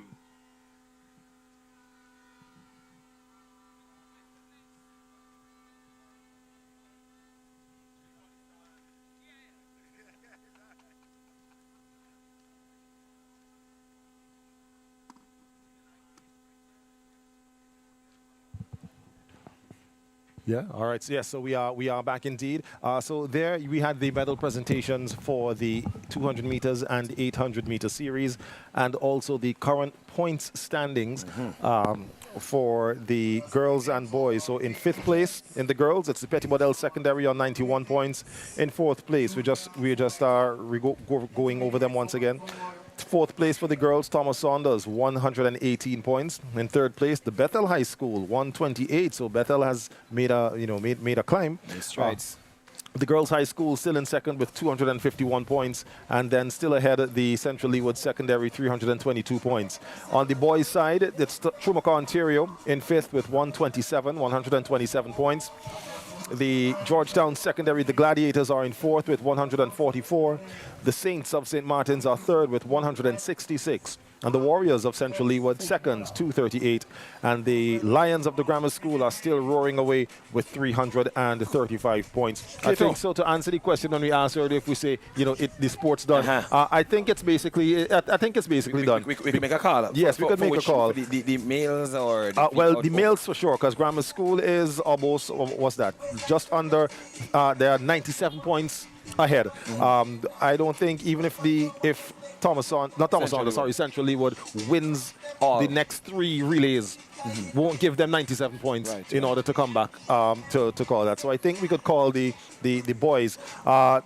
I don't know if we could do some calculations for the girls, because the girls' high school is well, I don't even want to call it because in my mind, sports is not over until sports is over. So you never know. And I want to keep that. You have high hopes and my because listen to me now. Blackfish oil is not that easy. It releases very slow from the body? Huh? It releases very slow? Yes, and all now is sinking in time. And we have a few mother walk races coming in here. And listen, we could talk about the sports here, but I want to know what's happening on the live. What happened to the people on the live? I want to see anybody from Central Leeward, from Barrow Secondary School on the live. Just send your school colors now. Send your school colors. If you're from grammar school, high school, girls' high school, Emmanuel, Bethel, send your colors. Let me see how this thing here really looking. Because we have the final set of mother walk races coming up. The 4x2 and the 4x4. Yes. So listen to me. Share this live. Let me go last lap. Share this live and get everybody, because people are supposed to be coming off work just now. It's minutes to 4. So let me organize yourself now. Let me organize ourselves. And Groove, I'm telling you, I ain't giving up yet. I don't really want people to know I come from Barley yet. Okay. Because I'm still in the professional mood. Right. You know, so if I say Barley with a certain level of diction and emphasis. Baga you know, if they want to listen and judge, I hear them, man. But I really want, if you see the chat right now on looking at Facebook, man, if you see Bethel colors coming in, Baga colors coming in. Look at them. Listen, I want to see this thing going. People with it's sports and the live. You see them from Chumuka colors, nothing there. Chumuka St. colors Martin there. colors there. Wait, St. Martin, where they rep your school? Come on, we go. I won't go in there and put some Vinci colors just for the heck of it. I'll put some colors in this thing here. Share the live and let me build the momentum because the final set, you have to be here. No, you have to be here. You have to be here. I see the colors coming in the groove. They definitely coming in. The colors coming in. Yes, that's right. Bethel rinsing out the life. Oh, yes. Bethel rinsing out the life. Bethel is present, please. They supposed to hear like the copying and pasting all the time. Bethel rinsing out the life. With the rest of them there. Centrally, what they got there? There you go. Oh, look, them coming in there. I see green well, coming that in. Must be now. Well, yes. Keep it going. Keep it going. Keep it going. Make me proud. Make me proud. Hey, so I tell you what, folks, as you keep the energy on the live going, what we are going to do is taking a word once again from our broadcast sponsors here for today. Remember, we have the API, we have the Powerade and Dasani under the umbrella of COSCAP. We have KCCU, we have Flow, we have Tusty Water. The junior girls 4x2, the junior boys 4x2 will be coming your way right after this.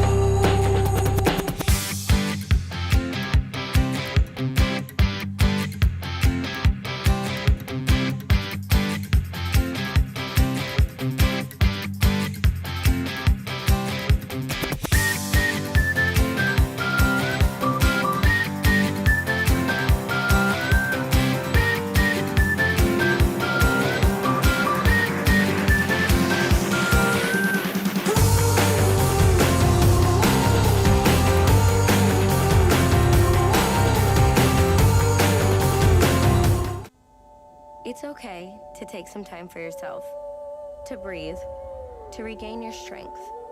That's how you find your way back.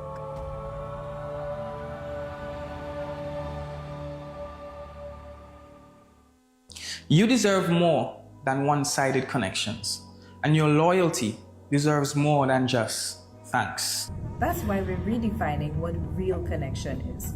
We're prioritizing you, our customers. You've been with us through every moment, every milestone. So we're showing our appreciation by putting our money where your loyalty is.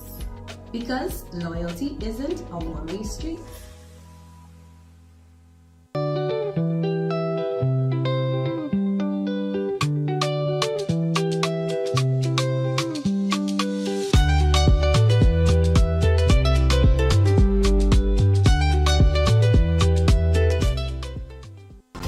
Wait, cut the music. I'm still catching van to go to work every day. I need my own ride. Is that asking for too much? I always wanted a Toyota Riz. At KCCU, we bring your dreams to life with our Diamond Deal Platinum financing. Get your brand new vehicle today with rates as low as 6% interest and up to 8 years repayment time. But wait, there's more. You can also finance pre-owned vehicles and make this holiday season truly unforgettable. Visit any KCCU branch or call us at 457-2409 to learn more. KCCU, with you in mind. It's okay to take some time for yourself, to breathe, to regain your strength. That's how you find your way back.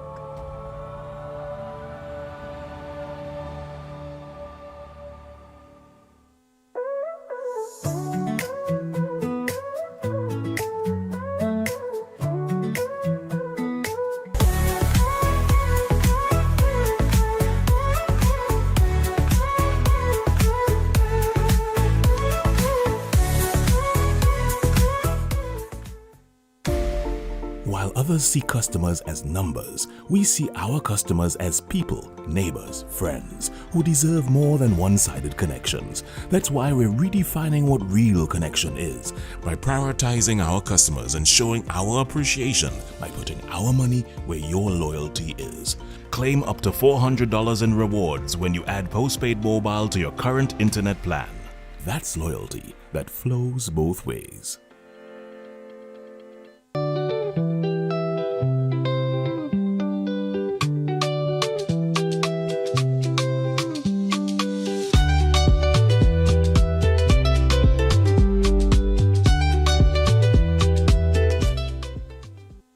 You deserve more than one-sided connections, and your loyalty deserves more than just thanks. That's why we're redefining what real connection is. We're prioritizing you, our customers. You've been with us through every moment, every milestone. So we're showing our appreciation by putting our money where your loyalty is. Because loyalty isn't a one-way street.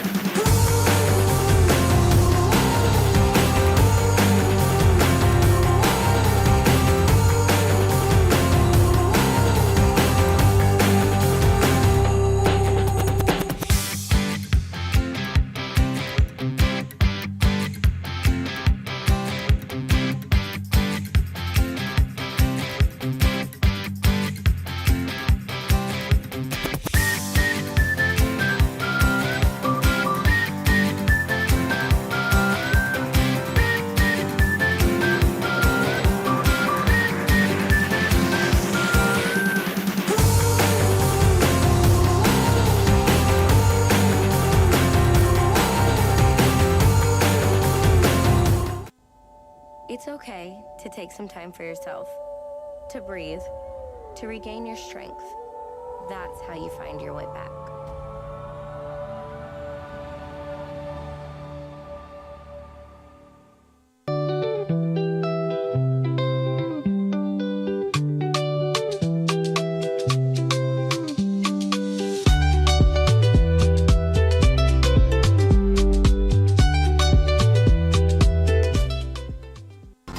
Wait, cut the music. I'm still catching van to go to work every day. I need my own ride. Is that asking for too much?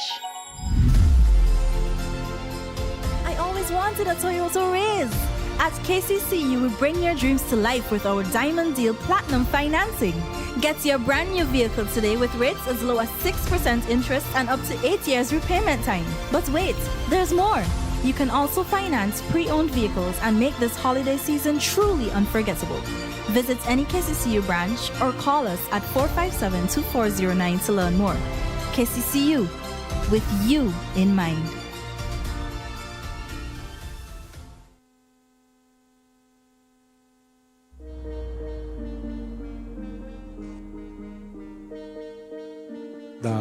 I would.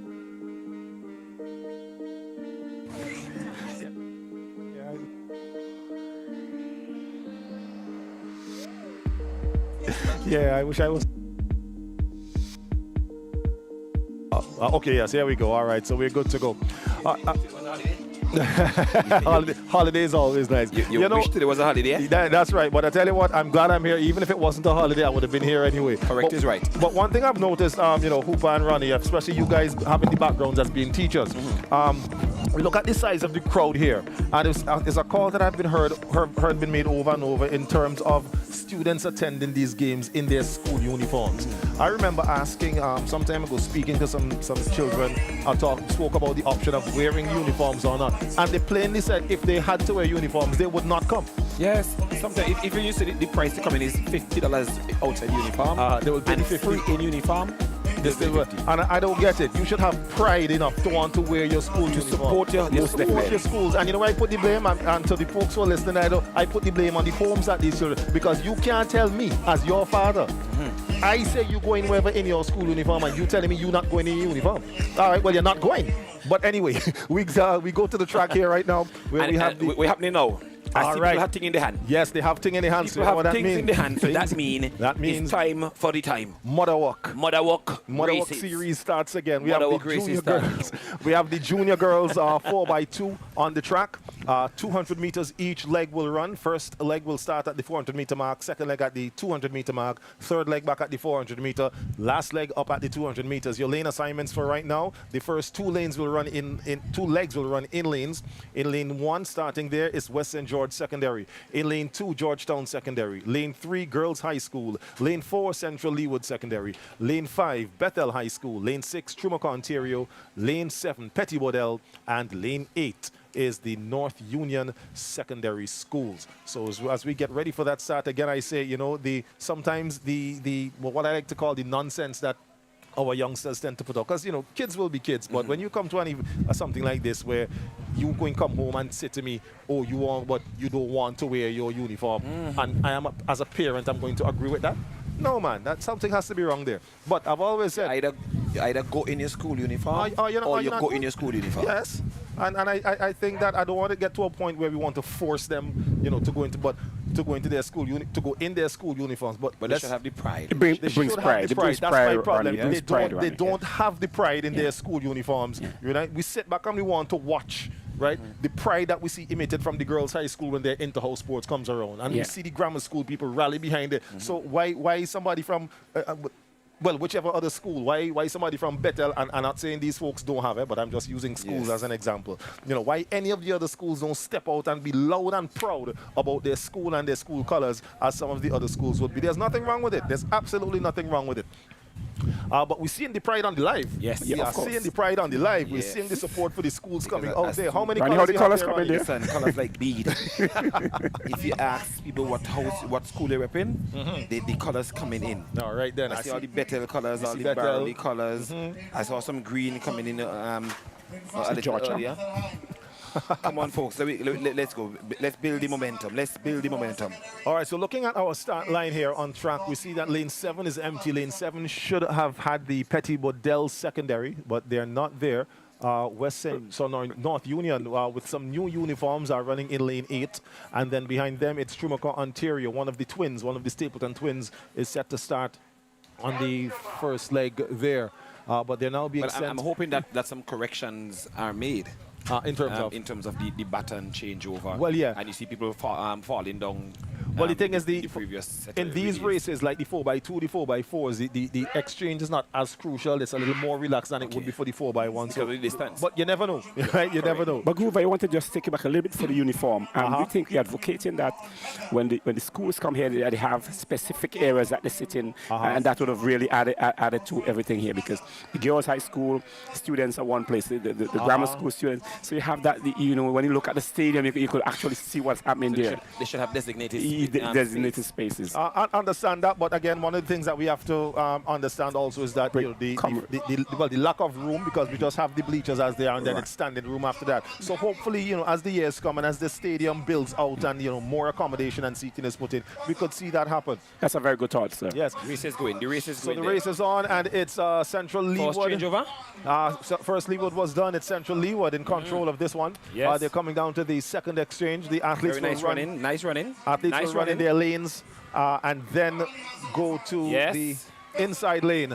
So it's Central Leewood going. Girls High School is there along with Bethel. They've been instructed there to move into the inner lane. Yes, that's right. So it's Central Leewood already with the lead. Running. We're running. In second place. Let's see what happens when they come around. It's Look at that. Trumoca, Ontario. That's right. Trumoca one of is the other challenging. twins. It's twin to twin. All right, Girls High School 3rd, Bethel High School 4. That looks like Georgetown 6, North Union 7, Emmanuel Mespo. Is that Emmanuel Mespo? West St. George, sorry. One. So this is now the third and final exchange. Let's see what happens on this final leg. So it's still Barley, followed by Trumoca, followed by Girls High School, followed by Bethel. The race is on. The race is on, Groove. The race is on. About a 10-meter lead. Could we see something special happen? The race is on. We won't know. High School Look at looks that. like they've gone around. High School is running. High School has gone around. Trumoca High School is now in second. But it's still Barley. Barley will take it. High School will take second. Trumoca, Ontario. That was some good running. Good running. Trumoca, Ontario. I'm wondering, Groove, I didn't see Barley School in some of the individual events, but I'm seeing now that they have a team. Well, yeah, because maybe you would have seen that during the individual heats, right? The runners didn't qualify to make the finals. Okay. But during the relays, the team was good enough to beat the other teams. What usually is the difference? I guess it would be each relay is made up of 4 teams. Not 4 teams, 4 runners, sorry. Relay It's like teams a are made up quartet. of 4 runners.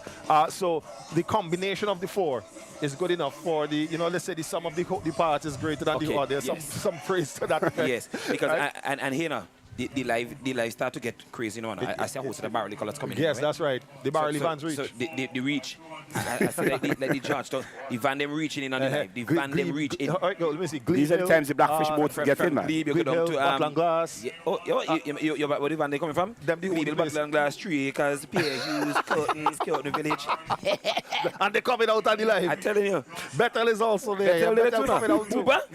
Listen to what the Leeward people them, they Hooper. They be sleeping, man. Hooper asking with the Leeward folks them. Man, they come home here. Pito. They come from work yet, man. Oh, it's true. All right, They so dignified. next on the track, who knows if we could see another record here? We don't know. We have the junior boys 4x200 meters. We have Bethel High School in 1, Central Leeward in 2, Georgetown Secondary in 3, St. Vincent Grammar School in 4, with Azari Horn and Aaron Baisden, St. Martin's in 5, Mountain View in 6, West St. George 7, Thomas Saunders in 8. The record for this event, 1 minute 45.34 seconds, set in 2023 by St. Martin's.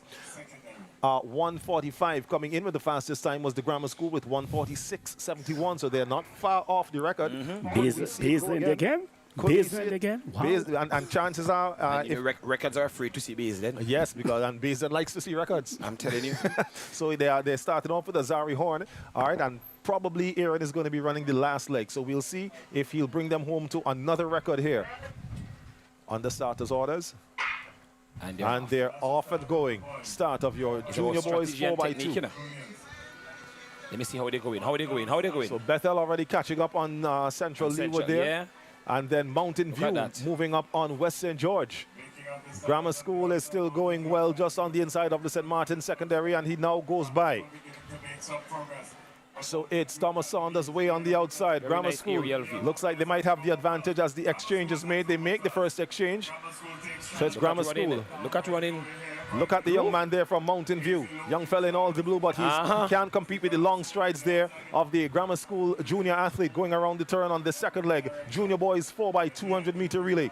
They'll come down in lanes. When they hand off the baton, they run until they get to the finish line in their lanes, and then they break and go into the scratched formation. It's Grammar School in all control. Well, he stays in his lane. Once he gets to the finish line, he goes over. So it's Grammar School, Mountain View. I think that's Trumuka. Is that Trumuka? That's Georgetown in the green. Is that young Jahim in front there? That is young Jahim, yes indeed. Yes. Jahim Joseph, formerly of the Kittels Government School. Groove, look at the Central Leeward boy making some yes, grounds coming up there, making trying to catch them back, but it looks like St. Martin is going to move in front of Mountain View. So it's St. Martin second, Grammar School third, and guess who's going to take this baton right now? None other than Mr. Record Breaker himself, Yes. Aaron Baisden. And the Aaron race Baisden is off and gone. It's was there a collision? Ooh, wow. All right, so it's Aaron Baisden all in control in this one. Will they run away with another record? Aaron and the clock. Grammar School versus the finish line.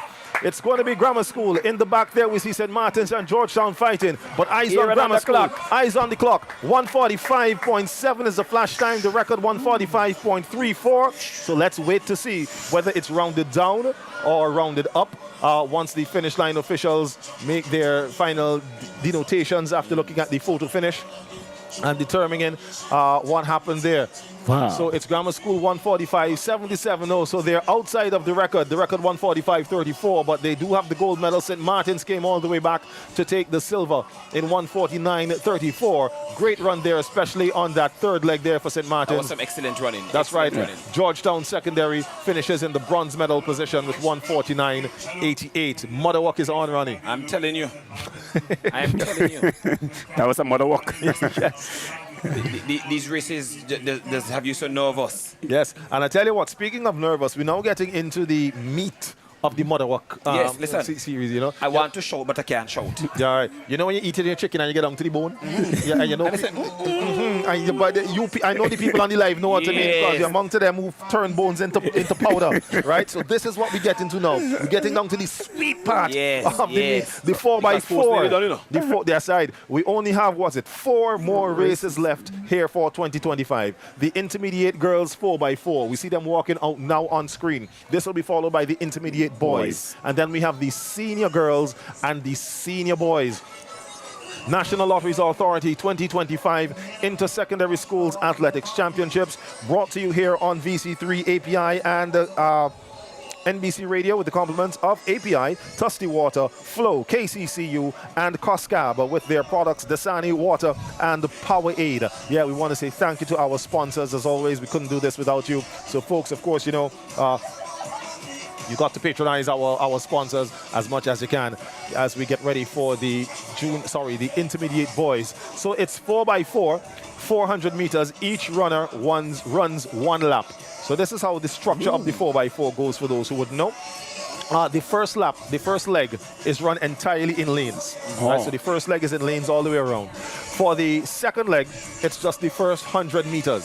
So like the 800, they run around the turn in their lanes, and then once they pass the cones, they then break and go into lane 1. And they finish that will be second leg, finish in lanes. And then when they come around, third leg and fourth leg all run in the scratched format. So they don't run in lanes. Okay. So we see Canada Secondary, they've also got some new uniforms, and that's one thing I like to see. Grenadines are outside. Yes, the Grenadines are out, and the teams that have new uniforms, just going there is North Union Secondary. They have some new uniforms as well. So but Groove, we didn't see Union Island Secondary today. That's true. They didn't take part, and I don't think they took part in the heats as well. I'm not sure if due to the relocation from Union Island to the school complex where they are now in the Arnesville area. I don't know if trying to be a part of the competition was maybe a little too much for them. I don't know, you know. But we, of course, entire St. Vincent and the rest of the Grenadines sympathize with our friends down there in the Southern Grenadines, still recovering from the impact of Hurricane Beryl, who came by. Yeah. And, you know, I was hoping that we'd just cancel hurricane season this year. I mean, we still feeling Beryl. Some time ago, I saw a list of the names for the hurricanes for this year. I said, no more Beryl in it, though. No Beryl there, but, you know, Beryl's still here, more or less. Listen, if we couldn't cancel hurricane season this year. I was speaking to Coach Adams, and I can tell you the Grenadines, they are very hopeful. You know, they are hopeful that they will be back, and they're sending the word that they're coming to be in the top 3 early warning in all of the events. Look out for this. Remember, he's a Unionite, you know. Well, of course, so he would know. I'm telling you. So he would know. Because Coach said they're serving early, timely notice. All involved that the Grenadine School are going to take the championship 1, 2, and 3 sooner than later. Because they said last year, 2 Grenadine School were in the top 3. And yesterday, one of the Beckway schools emerged as a top 3 contender. So watch out, people. Yeah, right then. And that's from Coach Adams, you know. It's an early warning there. Early warning. But to the track here, we have the intermediate girls 4x400 meter first leg runners. We have in lane 1, West St. George Secondary. Lane 2, Georgetown Secondary. Lane 3, North Union Secondary. Lane 4, Girls High School. Lane 5, Thomas Saunders. Lane 6, Bethel High School. There's the 7 for Bishop's College. They're in lane 7. And then the 31 for the Canada Secondary Titans. The Lady Titans are running in lane 8. Again, new uniforms for the folks there of Canada. Really nice looking uniforms as well. So kudos to the folks down there in Canada. And even the Canada Government School, when they first came on stream for the inter-primary schools athletics competition, you know, they came out, I mean, fully decked out, the uniform, fully uniformed. I don't know what efforts were made in order to make them look so well outfitted, but it's an effort that is appreciated, especially by me, to see all the athletes well uniformed and clad in the school's uniform. Correct. And it just goes to show, you know, how innovative the schools are, and we really want to say, you know, big up to all the sponsors, you know, the past students and all those persons who are making contributions. Yes, of course. All of the schools. Always have to make mention of alma maters of schools, because a lot of these schools depend on their past students to lend a helping hand. to their development. So any past student organizations, or official or unofficial, who would have put some effort into their alma maters being outfitted for whatever the event is, be it the Intersecondary Schools Athletics Championships, football, basketball, netball, cricket, drama. Once there's a strong alma mater, they know that the school has a good footing. So we say kudos to all the alma maters there, and also kudos to the schools for supporting this. And Groove, where does the athletics season go from here? Where does it go from here? Well, usually most people might think that the Intersecondary Schools Championship signals the end of the season, but it just signals the end of the school's athletic season. The athletic season still continues because the athletes who are in active training know that we still have other meets to come later in the year, namely the Wendell Hercules National Championships, which again... And when would that be held? That would be held in June or July. As a matter of fact, let me pull up my trusty device here, powered by Flow. Yes, that's right. Got to give these sponsors some plug to see. So I'm scrolling here. So let me find the right month, because somehow the months are all over the place on this calendar. All right. So the Wendell Hercules Championships are on June 25th to 27th. All right. And again, you'll be having the chance to being able to see Shafika Maloney, Handel Roban, a lot of our overseas-based athletes competing here at home on the Sir Vincent Beach track for the very first time. So we want all our families, all of the international people to come out and at the Hercules Championship. All the folks who are going to be up at 11:55 tonight to see Shafika run the first heats of the 800 meters. She's in China, so her heats will be at 11:55 tonight, our time. Today's still Thursday, right? Yes. Right, yes, my days tend to blend together, so it's still Thursday. 11:55 Friday morning, China time. They're ahead of us. So if you're still up, or you want to make sure you're up, Shafika runs in the 800 meter heats at 11:55 local time, our time tonight. You can see that if you go on YouTube and look for World Athletics. World Athletics usually streams their World Championships on their YouTube channel. So you make sure you're up, you make sure you see our girl representing the green, gold, and blue for St. Vincent and the Grenadines. The 3 diamonds, as I like to always remind people, that's the jewelry that we like to bling. Yep. Right, as we get ready for this 4x400 meters. So World Championships action begins tonight. Our time, Shafika Maloney will be running in the 800 meters at 11:55. Again, you can find that on YouTube on the World Athletics broadcast channel, just like those of you who are looking at the VC3 broadcast channel. So aside from the Hercules Challenge, what is that? Because I know Chester Morgan, I think their club usually would go to Grenada. Oh, yes. Still to come would be the Whitsuntide Games. Yeah. That would be the weekend of Whit Monday. I can never remember off the top of my head when that is, but whenever Whit Monday is, that weekend. Yes, that weekend our clubs go down to Grenada to take part in the Whitsuntide Games. But now we have the athletes getting ready to take part here at Diamond in the intermediate girls 4x400 meter relay. All athletes looked at the thumbs up coming there from the starter's assistant. And they're on set, and they're gone. So the first leg of the 4x400 meters intermediate girls in progress. Again, we have West St. George, Georgetown Secondary, North Union Secondary, Girls High School, Thomas Saunders, Bethel High School, Bishop's College, and Canawan Secondary, lanes 1 through 8. And already we see Bethel High School making up the saga there on Bishop's College. On the outside of them, the Bethel runner there, yellow and black with the white head tie around her head. She could very well be the one who's in the lead. We'll see what happens as she now tries to go by the Canawan runner on the outside in lane 8. Also making up staggers is Girls High School. They're just going by the Thomas Saunders Secondary. So in control of this race, it will be Bethel and Girls High School.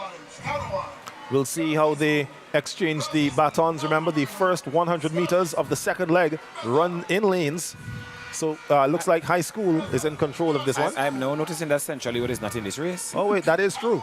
Yes, that's true. Central Leeward not in this one. I believe they were disqualified during the heats. I believe. I wouldn't swear to it. All right, because I'm sure that just Mr. Morgan would have fielded a team.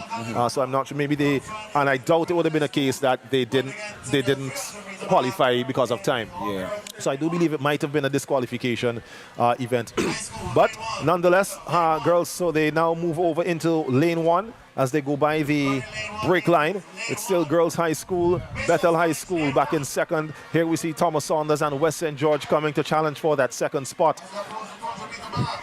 but it's still high school. GHS All in the control. way. All the way. And now Thomas Saunders, the Wild Dingoes, moves around the outside of that runner from Bethel. So Thomas Saunders seemingly moving into second place. The high school athlete looking really calm in front. Yes, it's still covered, just making sure that her runner is in the spot where she needs to be, and she wants to make sure that she brings that baton into her. She's being Thomas chased. Saunders is known for these type of races, you know, the Yes. 4x200, the 4x400. 4x4 especially, Yeah. because they've been known for taking their 4x4 team, as we see Thomas Saunders now going by Girls High School to the Penn Relays. So some of these athletes will be running. That was Patrina Quao, now handing over to Alicia Phillips. Those two will be on the Penn Relays team. Also, we'll see Junika Quao, who we'll probably see in the senior girls final. Excuse me. But it's now Thomas Saunders with the lead ahead of the girls high school. Your intermediate girls 4x400 meters. Here comes our fast running Bethel runner trying to catch up with the two who are in front of her. Canawan is in fourth. West St. George Secondary in fifth here. Groove, I know we can't talk about the Penn Relays, but maybe you might find a little time to speak a little bit about the Penn Relays, what gets you into the Penn Relays, how your qualification is done and all that. But look what's happening on the track right now. Yes, but high school is now coming back on the outside to take back that lead from Thomas Saunders. She said I'll just give the lead to you for a little while, but it belongs to me. Taste it. Take it back. Yes, have a taste. All right, give me it back. It belongs to me. You got to play fair, you know. Yes, give them a little bit. That's good sportsmanship. Of course, we encourage these things. That's good sportsmanship. So it's high school Thomas Saunders. They've started to put some distance. Well, they've already put some distance between them and the rest of the pack. It's high school and Thomas Saunders in a race all by themselves. Yes. Then back there we see West St. George, Canawan, Bethel, and the other runners. I was saying I'm pleased that Canawan is here and Canawan is holding on. Yes, that's right. You know, making a name there. Doing very well. So here we see the high school. Is Thomas Saunders again? Yes, Thomas Saunders now trying to go in front of girls high school, so she does so. High school now shifting outwards to probably make sure that she doesn't get trapped in behind, running behind the Thomas Saunders runner. I watch it. Well, look at that. Look at that. And then high she school goes now. by again. Yes, she says, take a little piece. I'm wondering, Tom and Jerry. She says, take a little piece, and then she says, give it back to me. Look at this. Well, this is the serious thing now. Yes, that's right. Alia. Where's the group? She said, give it to me. Yes. No, she said, here, take it. Let me have it. No, but this kind of bamboo here. It's like, give me on back. Give me on back. Yes, because it's all part of the mother walk. Yes, give me on back. All right. So you had your turn. Yes, and high school now starting to stretch that lead. This is on the third leg. As she comes in to make that exchange. One more leg to go. Oh, she's finished. This is the end of the race. It's the end of the race. Oh, I didn't even realize. We completely lost track of the fact that was the fourth leg running there. I honestly thought there was another leg to come. Thomas Saunders takes second. The Canawan Secondary gets a medal. It's bronze in third place. And then West St. George comes in there for the fourth position.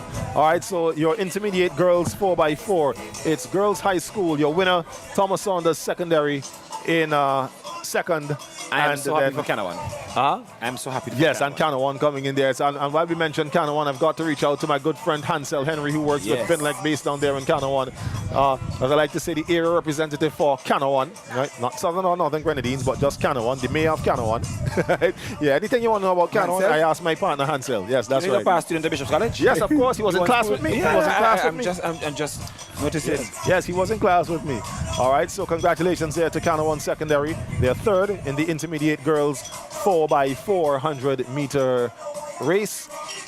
Thomas Saunders Secondary in second, and of course the girls high school. So Groove, can you get up quickly the Penn Relays, what's all about? So the Penn Relays is probably the largest collegiate track meet in the world. And it doesn't only feature college athletes, but it features athletes at the college level, it features athletes at the high school level as well. So it's a multi-school event, and there are also senior athletes who are out of college, but on the professional level, who take part in the event. And it's a series of relays, I believe, from the 4x1 all the way up to races like the 4x8, the mile relay, distance medley relay. That's a relay of different legs, but on the distance part of it, sprint medley relays as well. What happens is the teams that want to run at the Penn Relays, there's a particular time, a qualifying time that they have to run and meet. And over the years, the Thomas Saunders Secondary, the pioneers in going to Penn Relays, they're the first school in St. Vincent and the Grenadines who would have started the journeys to Penn Relays. So yearly, and I don't even know for how many years now, they've been going to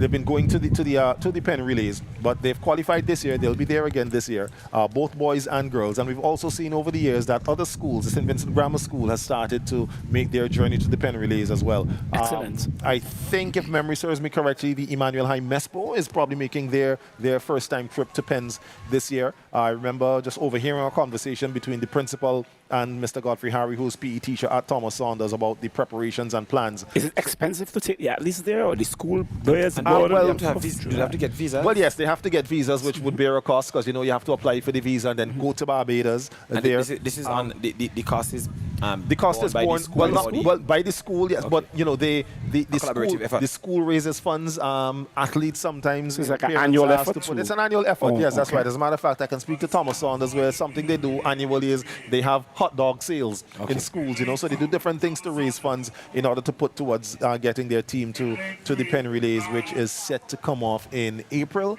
I believe.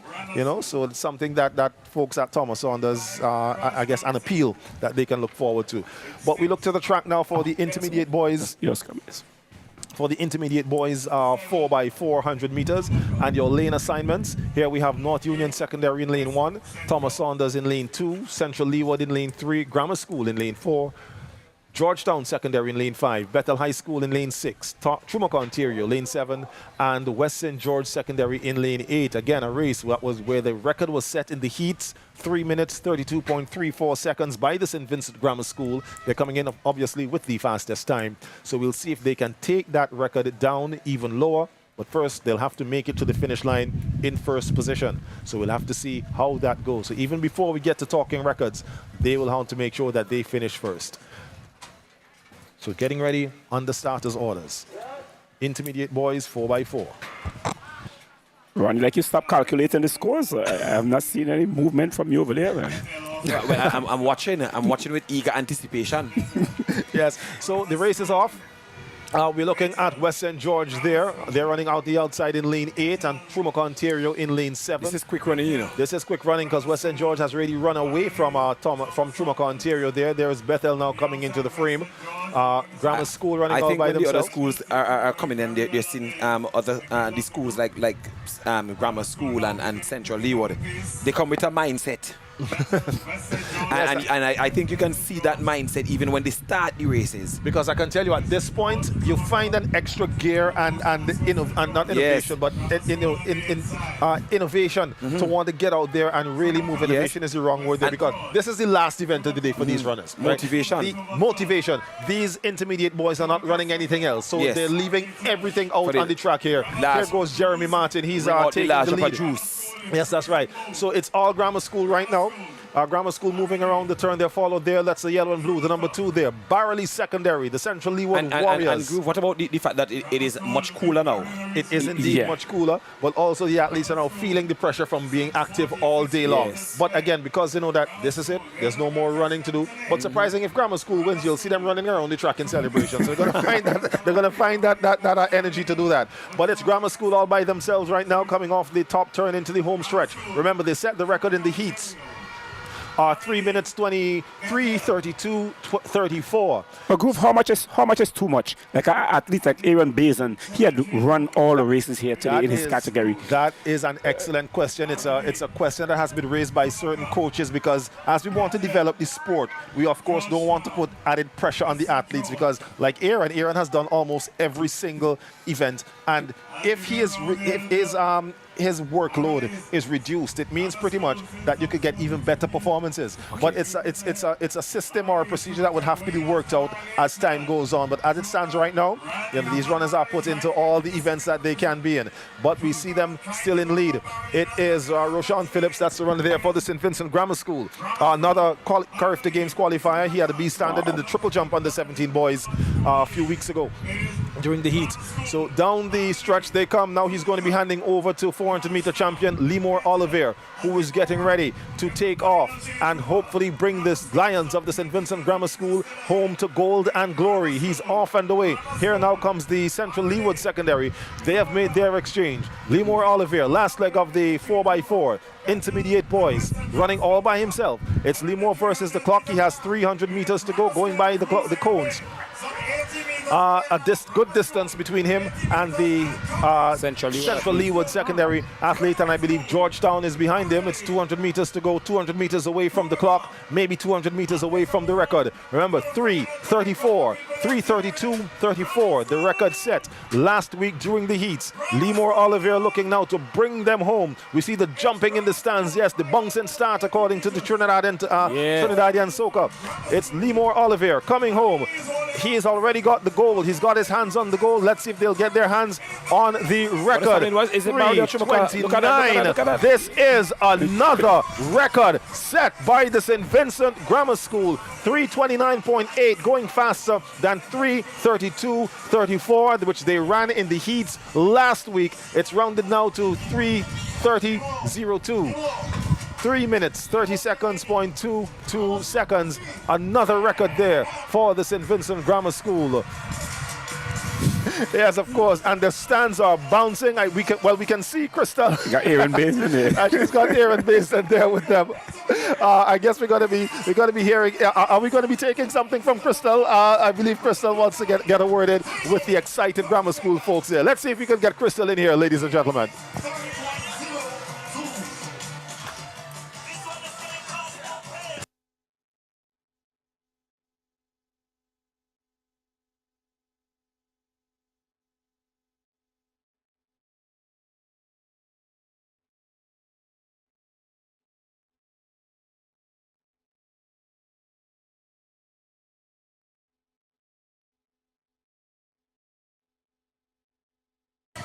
All right, so I guess we'll come to Crystal a little bit later on, but the madness is going on in the stands there for the fans of the St. Vincent Grammar School. And on screen, the energy is high. On screen, you see the four runners there who just ran to a new record time of 3 minutes, 30.2 seconds, breaking the record they set last week during the heats of 3:32:34. So the St. Vincent Grammar School running to victory. I believe Central Leeward Secondary would have came in and taken that silver medal spot. No, because they were third? the athlete from Chumaka actually out-edged the the athlete on the final few. Okay, excellent. As we say, the race ain't done till it's done. That's what I'm telling you. But I think Barely getting very cool at this time. Yes.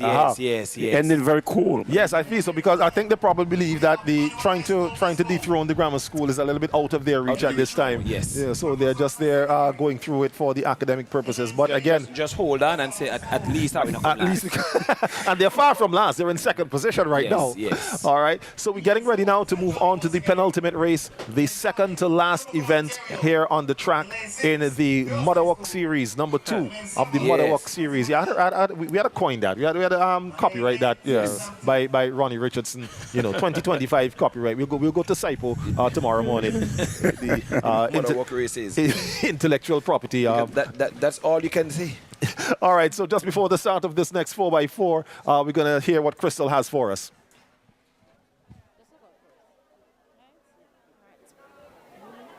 All right, so we got a winning athlete here. We got the winning house, and they are active and full of energy.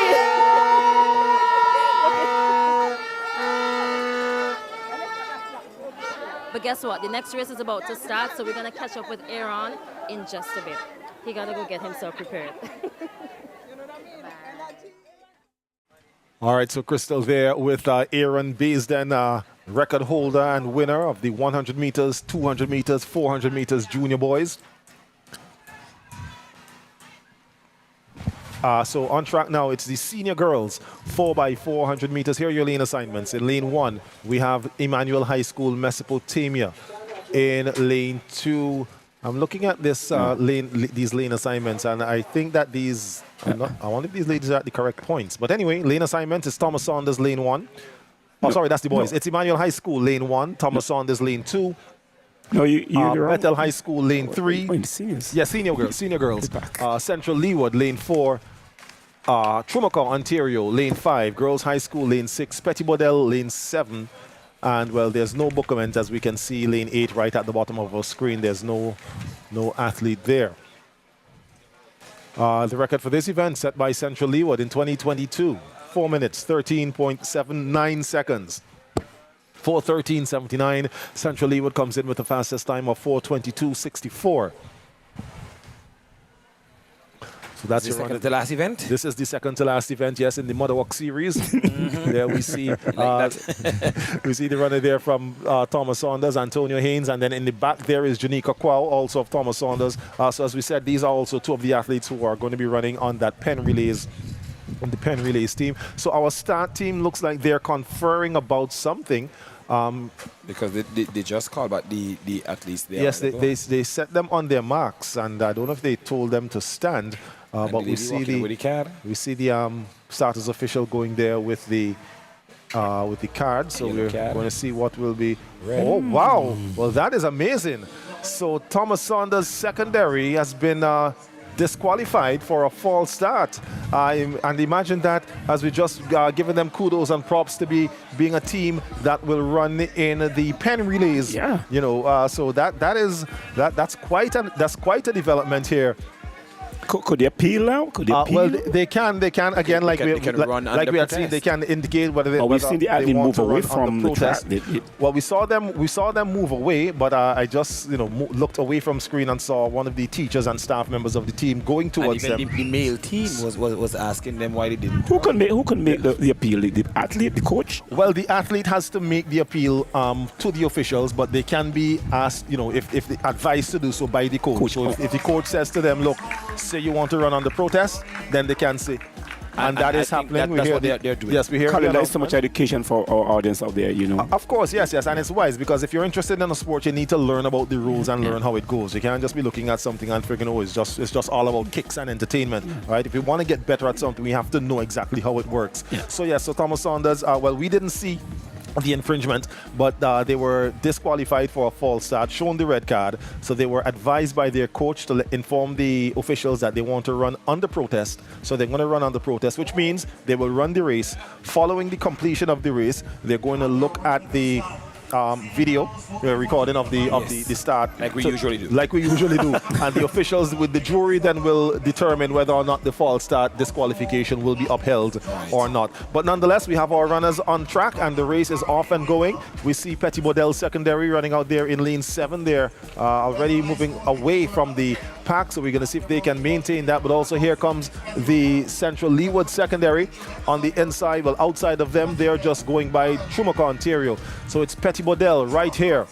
I must say the girls from Barley have been running very well all day.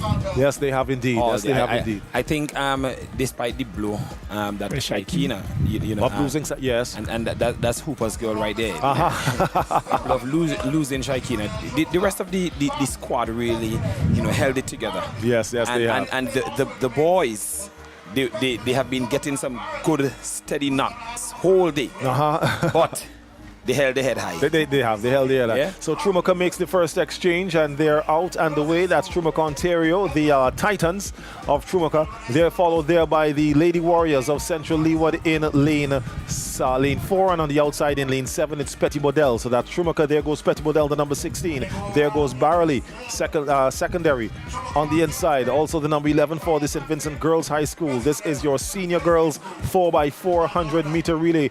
In control of this one right now, Trumaka, Ontario, but it looks like Barley has got her in her sights, and it's like a fishing line. She's starting to reel her in and pull her as Trumaka is now looking back. That's usually an indication. That's usually an indication that I'm getting tired. Yes. I hope nobody is near me, but she is not only near you, she's getting closer. Correct. And she's going past you. So Barley now goes by Trumaka, flies by Trumaka, Ontario. And you see the Trumaka teammate is calling a girl. Yes, because guess what? Others are coming. Thomas Saunders exchanged way back at the second leg, but that was a tremendous leg by Janika Kwao because she's brought them back to third. So it's Thomas Saunders in third. Barley makes the exchange, so too does Trumaka, Ontario. And here now comes Janika Kwao inside to make that exchange. Kenisha Richards from that is Kenisha Richards, yes, another strong runner there on the 40 meter, and she's going to be chased there by Zephia Lett. That's not her. That's not Kenisha. That's Kenisha Welcome. Yes. That's Kenisha Welcome. Yes, I knew it was a Kenisha. It was a Kenisha. But Kenisha Welcome, they're running with Zephia Lett. It's Central Leeward and Trumaka, Ontario.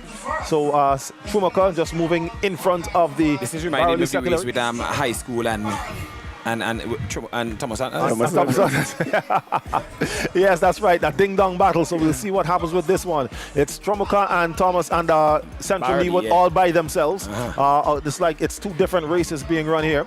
As they come home now. Look at that. Now let's see. They're coming off the turn into the home stretch. What is happening now? What is happening now? Now we see Violet is starting to lose steam. So Kenisha Welcome is now moving into the front. This is the third leg. So one more to go. So it's all almost left like to run Shaikina, for. Almost, but it's Kessian. No, this is Afia. Afia? Yes. So Afia moving there. She's moving away.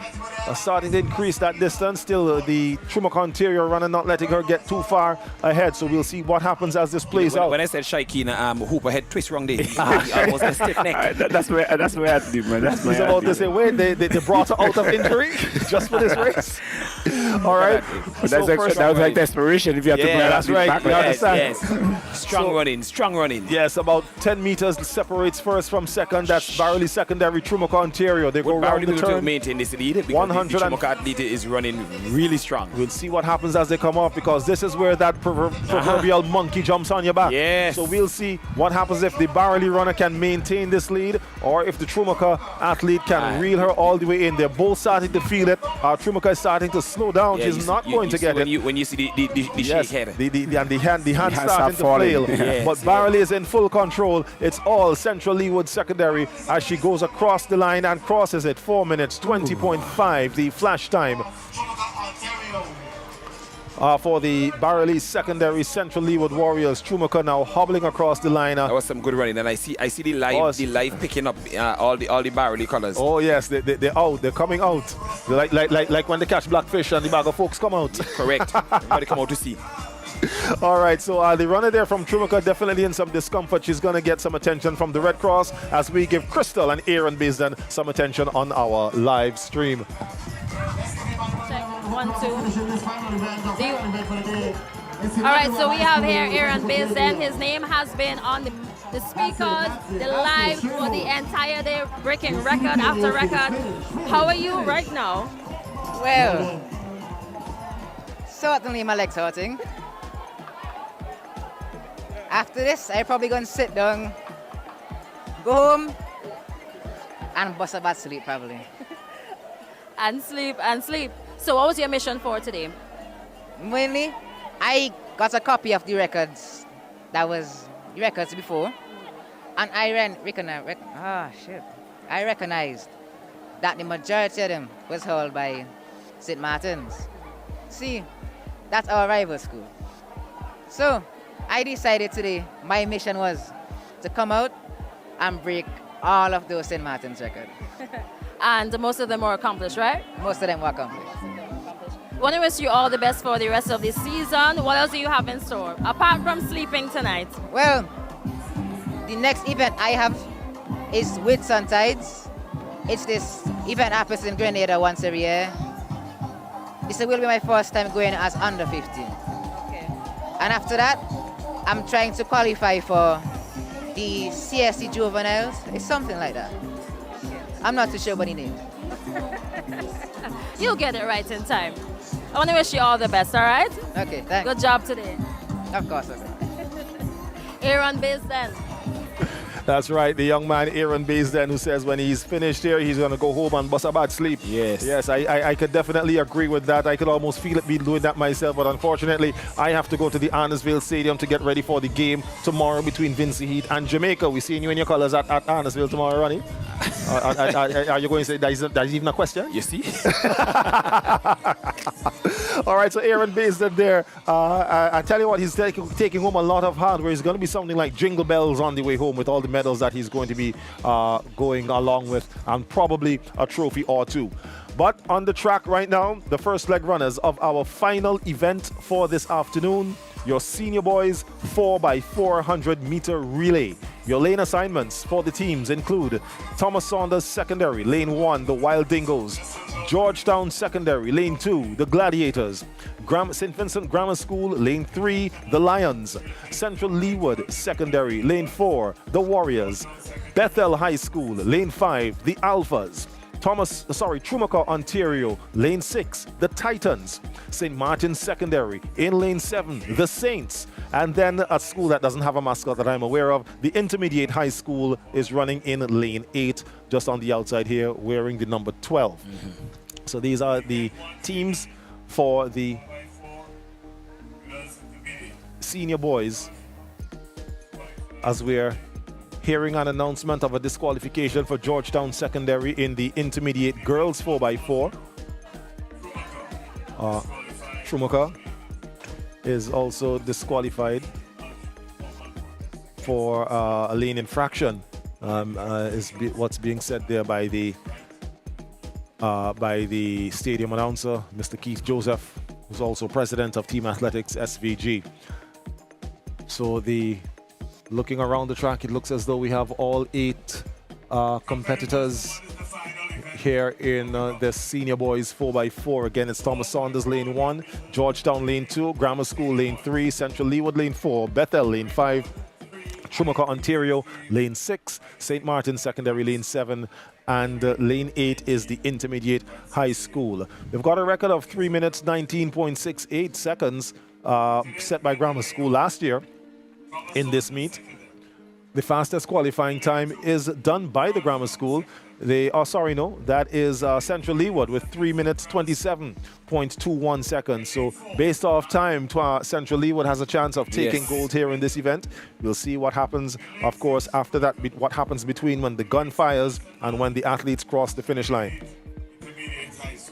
Because remember, it's not always the case where you come in with the faster time and you end up winning. Of course, and we've seen that. As a matter of fact, we even saw somebody win a race running from lane 1 earlier today, an athlete from Bethel. Can't remember what race it was. I don't know if it was a 200, but we saw an athlete win a race running from lane 1 today. So final event on the track, put on their marks by the starter.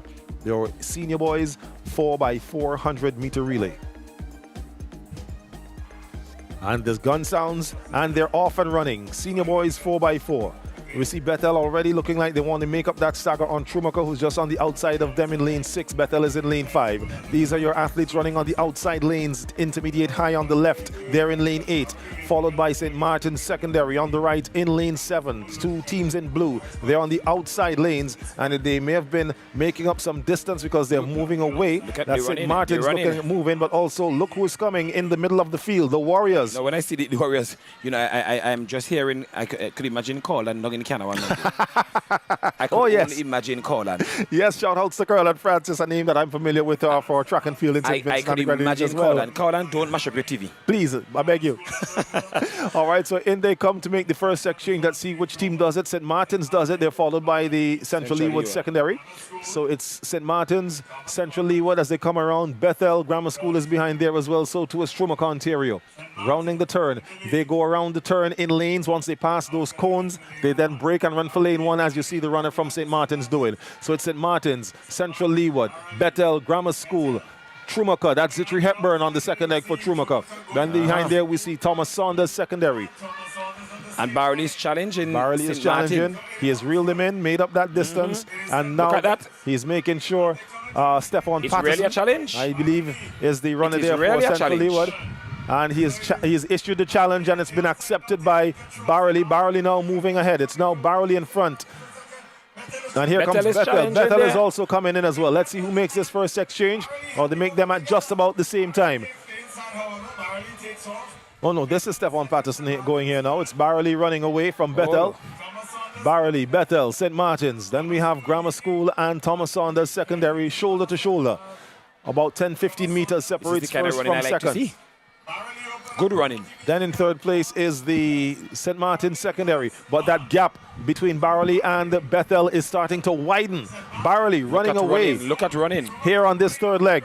One more leg to go for Barley to secure their gold medal in this senior boys 4x4. There goes Bethel around the track. This is a shot now of the athletes coming down the home stretch. Barley Secondary, Bethel Grammar School now leads the next pack coming down there. And that also includes St. Martin's. Now Jubril Oliveira, final leg of the senior boys 4x400 meters. Central Leeward Secondary in the lead and in control. That lead looks like it's about 60 meters and growing. 300 meters to go here in this race. Look This at is that bamboo. distance. That is not a gap, that is a space. Yeah. Right? They are gone. Not a backspace? Yes, backspace and delete. All right. Yes, we hit that space bar several times on that looking leg. Very strong, very strong. Barely and all in control here on this one. It's yellow I and wonder if blue to the Hooper seeing finish this. line. I wonder if Hooper seeing this running here. Hooper, where you is? Where you is, Hooper? Yes. Coming into the home stretch, 50 meters to go. Barley Secondary is in all control. Remember the record, Yes. 3:19.68. Can it be traveled here? No, it won't be. 3:23 is the time that's run by the Barley Secondary School. Excellent run. But they take gold. Coming in second, that is Bethel High School. Silver medal goes to them. The grammar school comes in with the bronze. St. Martin's 4. Tumaca 5. There for your senior boys. There's Georgetown 6. Intermediate High School 7. There for the senior Barley, boys 4x4. I mean, grammar school is celebrating there. They make it 45? Did they make it 45 Well, this year? I think they did. I think this is the year of 45 for the grammar school. You know, a job well done there. We'll have to see. I believe also it's safe to say that Barley has also secured the female title as well. But of course, we'll have to wait for the official declaration because all the points from these relays and the 200s and 800s still have to go in to the last set of points that we got. Right? Last time points were announced was just before the 200 meters. So we have the all that to be I could hear tabulated. that sense of satisfaction in your voice now because your alma mater would have won again. I mean, come on. Well, I tell you what, I'm at the point where I can't even claim one alma mater because I said earlier I went to schools, you know, so it's grammar school on one side. I went to Barley Secondary School, so I could claim one. You could claim one. And I am proud of my Barley School.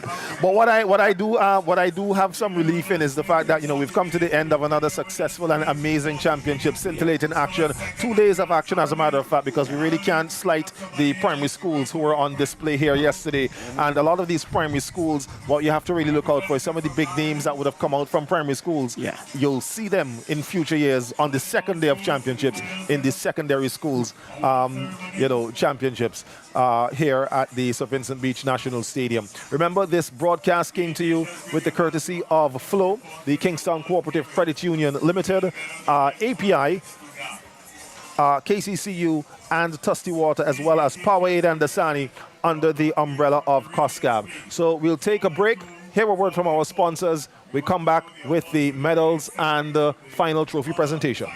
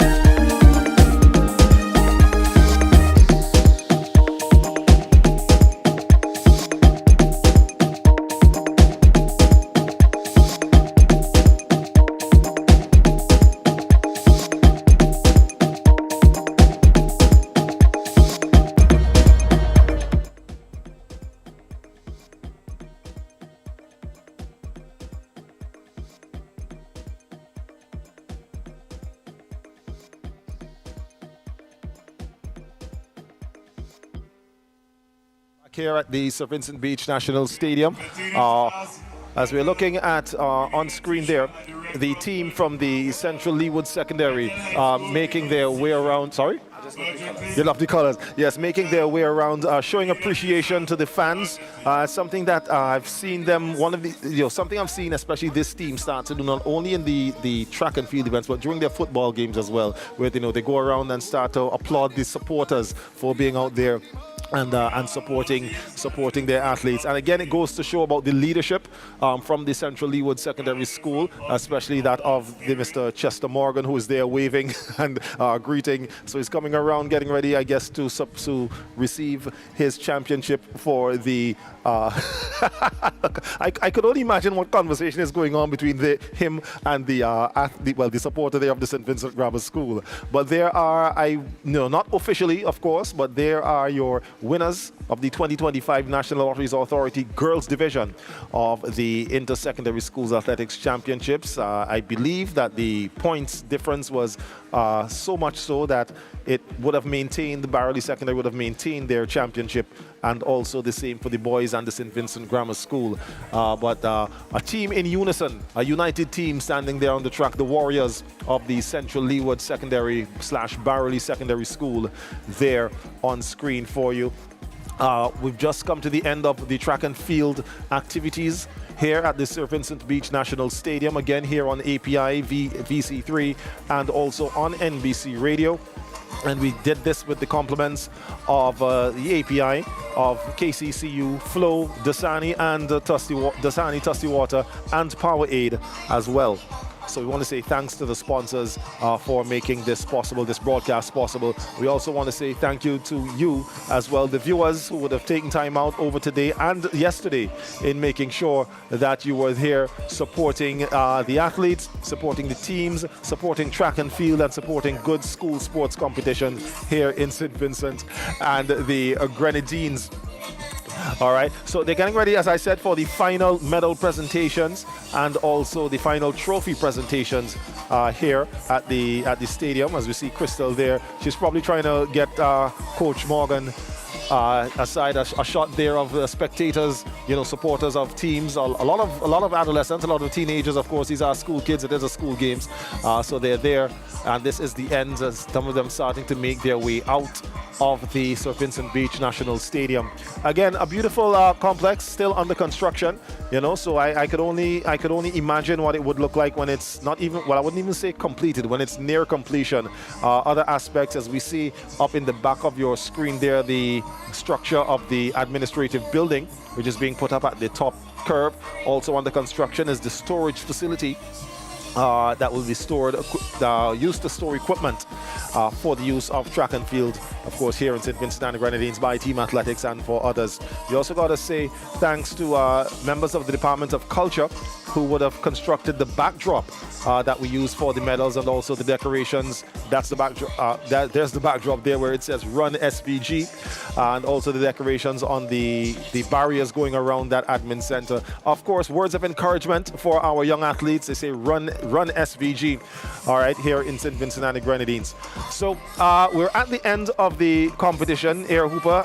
Ronnie, at the end of 2 days of track and field action here in St. Vincent and the Grenadines. In a nutshell, what was the excitement like for you? It was an experience coming in here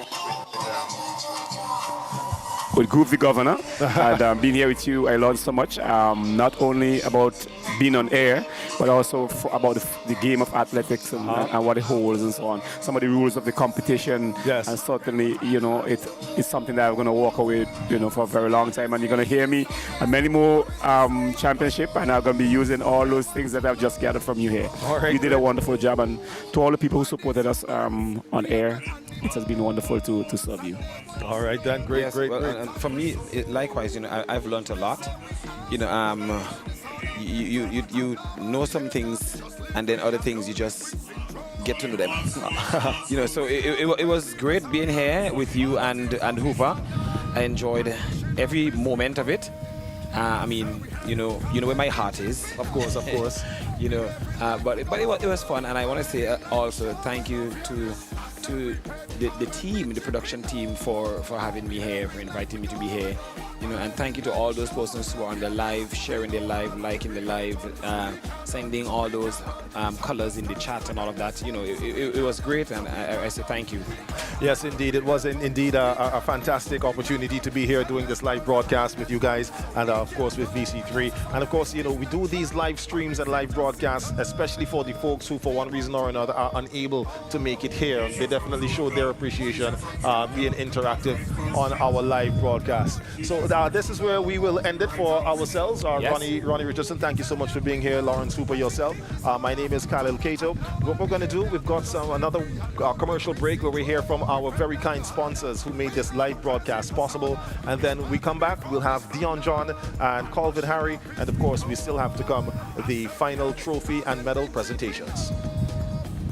Like we going up, parading like we showing up. Hear this, I say we head down when we chipping up. Behaving like we going up, parading like we showing up. Hear this, we go hard, but we head done, so we can't done, so we can't done. It's endless curse and endless fun, so we can't done, so we can't done. We go hard, but we head done, so we can't done, so we can't done. It's endless curse and endless fun, so we can't done. We go party like we never before. We go felt like we never before. It's drinks and woman galore. So we mad to the core. Let me go. I say we head down when we chipping up. Behaving like we going up, parading like we showing up. Hear this, I say we head down when we chipping up. Behaving like we going up, parading like we showing up. Hear this, we go hard, but we head done, so we can't done, so we can't done. It's endless curse and endless fun, so we can't done, so we can't done. We go hard, but we head done, so we can't done, so we can't done. It's endless curse and endless fun, so we can't done. We go hard, but we head done, so we can't done, so we can't done. It's endless curse and endless fun, so we can't done, so we can't done. We go hard, but we head done, so we can't done, so we can't done. It's endless curse and endless fun, so we can't done.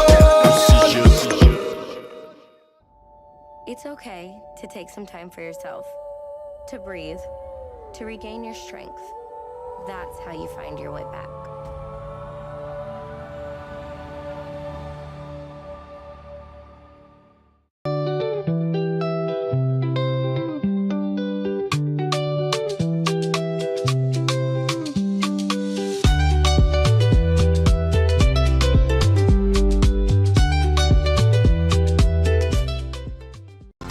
Wait, cut the music. I'm still catching van to go to work every day. I need my own ride. Is that asking for too much? I always wanted a Toyota Riz. At KCCU, we bring your dreams to life with our Diamond Deal Platinum financing. Get your brand new vehicle today with rates as low as 6% interest and up to 8 years repayment time. But wait, there's more. You can also finance pre-owned vehicles and make this holiday season truly unforgettable. Visit any KCCU branch or call us at 457-2409 to learn more. KCCU, with you in mind.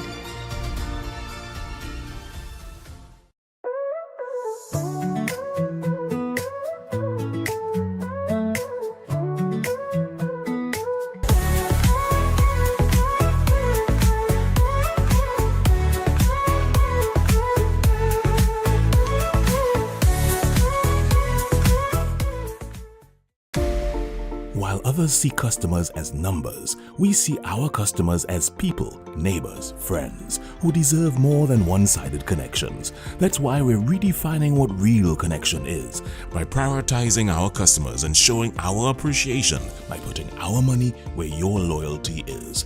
Claim up to $400 in rewards when you add postpaid mobile to your current internet plan. That's loyalty that flows both ways.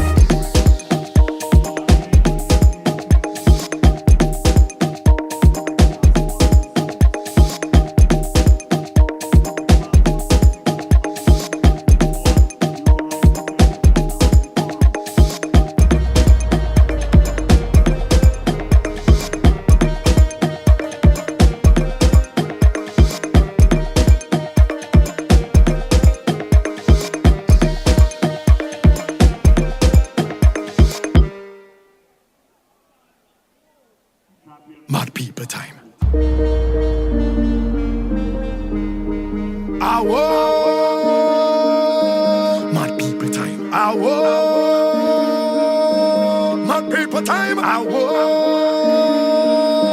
Hear this. Is this a fete or is this a mad house? They want to know. Oh, why these humans behave like animals, and they want to know what have we so. They say we have a mental disorder, too much abnormal behavior. Just leave we alone with we syndrome. We felt like no harder. We have a crazy persona. It's party before dishonor, and mashing up is we code. I say we had gone when we tripping up, behaving like we going up, parading like we showing up. Hear this? I say we had gone when we tripping up, behaving like we going up, parading like we showing up. Hear this? We go hard when we head done, so we can't done, so we can't done. It's endless curse and endless fun, so we can't done, so we can't done. We go hard when we head done, so we can't done, so we can't done. It's endless curse and endless fun, so we can't done. Is this natural or is it just symptoms? They want to know. Oh, what chemical could cause this reaction? Lord, they want to be out here with us.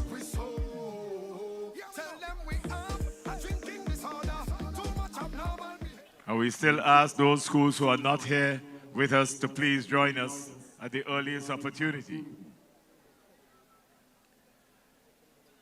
Intermediate boys 4x4. In third position, Georgetown Secondary.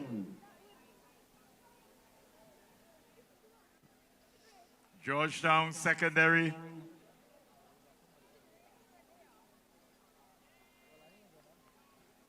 In third position, Georgetown Secondary.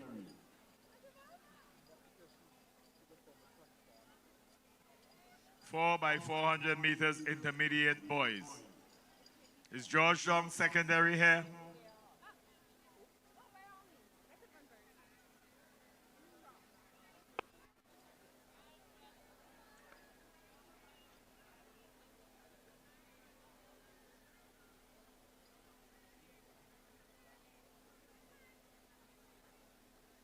In second position, Barely.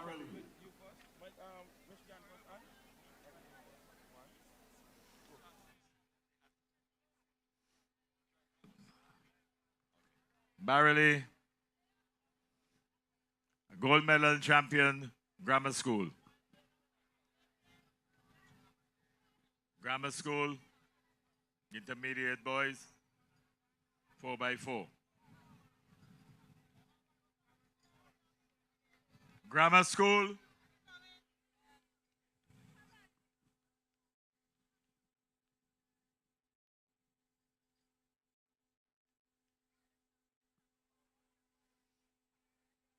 Georgetown in third, Barely second, Grammar School first.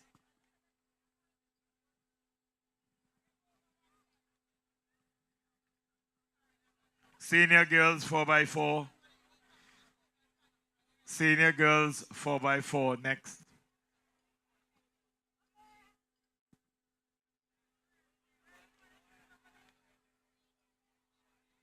Senior girls 4x4 next. And the senior boys 4x4 could also move into position. Thank you. Senior girls 4x4 in third position, Girls High School. Girls High School. In second position, Trumaka, Ontario. Second position, Trumaka, Ontario. Trumaka. And the winner, Barely.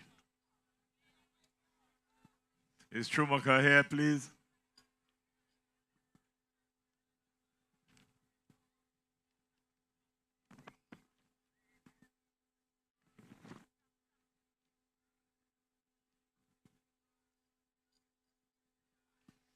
Four by four senior boys.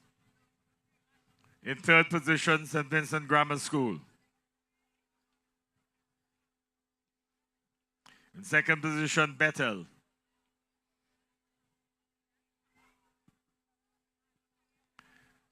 Boys 4x4 seniors.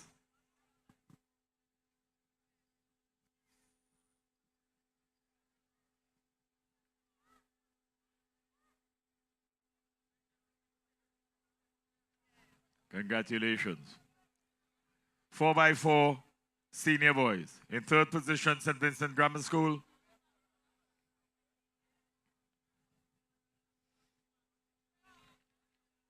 In second position, Bethel High School.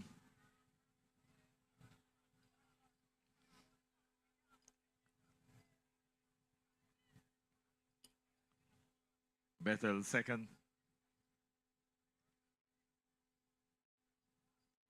Barley in third. Barley the winner, sorry.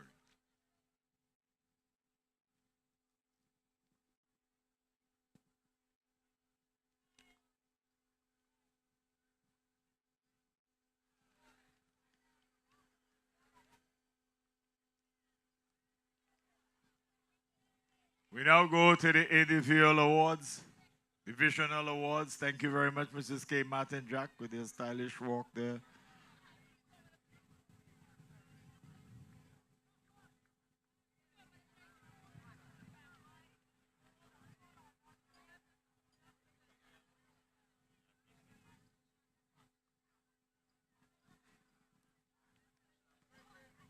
In the junior division, we have making presentations here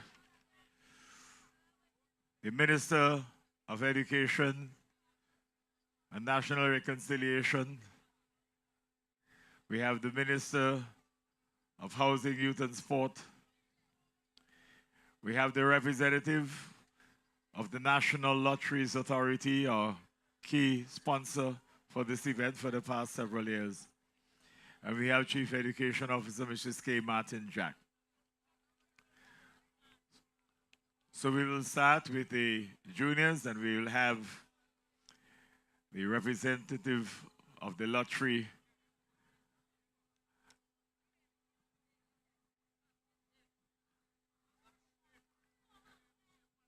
the female division, with a total of 32 points. At age 12, the champion, individual champion, is Onisha Moore of Georgetown with a total of 32 points. Onisha Moore, Georgetown, a total of 32 points. You are the divisional champion in the junior division.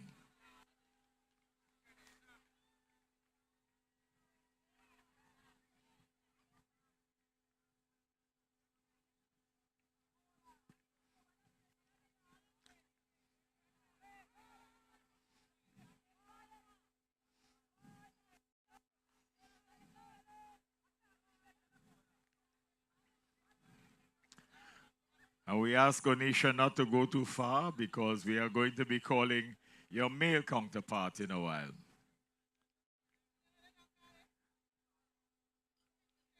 The boy champion in the junior division.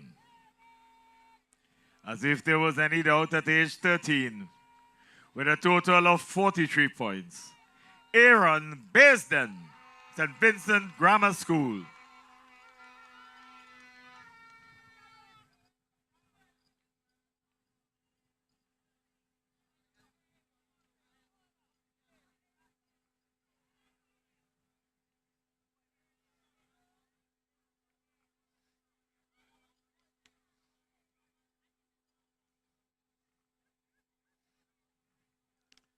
Anisha, please stay at the table. Stay back there. Onisha, please stay there. And we ask Onisha to please join Aaron for a photo shoot. Yes, go next. Are you finished with Aaron, please, ladies and gentlemen? Right, let Anisha come next to you. Is gender equity to use the same stand? Yes.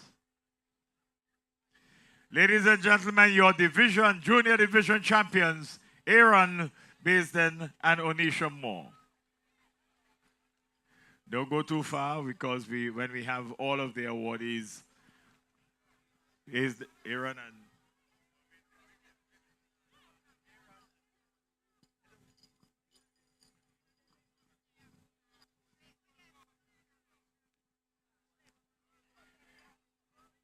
in the intermediate division. Intermediate division. We ask Mrs. K. Martin Jack to do the honors. Intermediate division.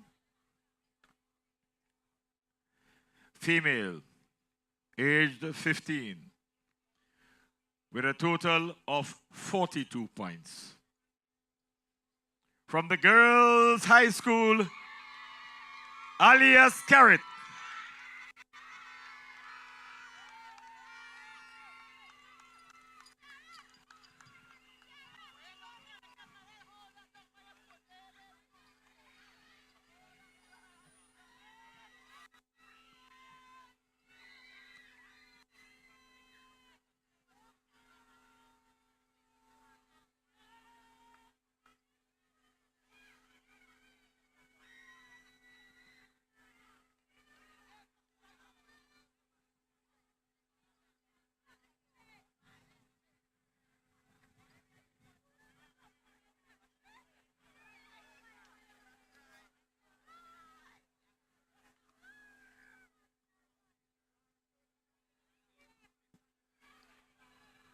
Thank you, Alia. If you could just stay back a little bit.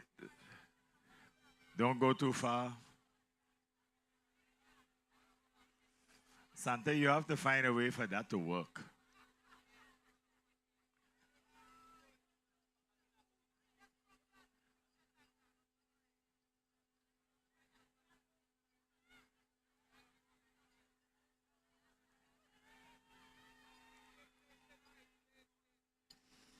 All right.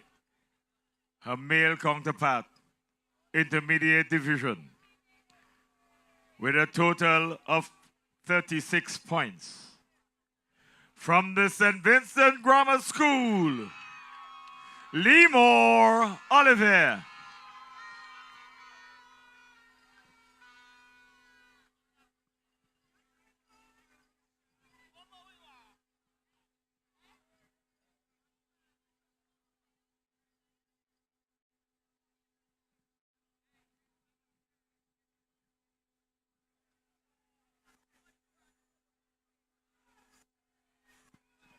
We need a Chumaka t-shirt at the Red Cross tent.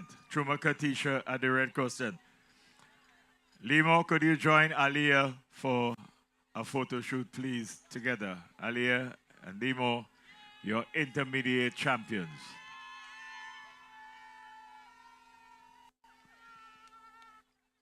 Yeah, you can both fit on the same stand. Yes.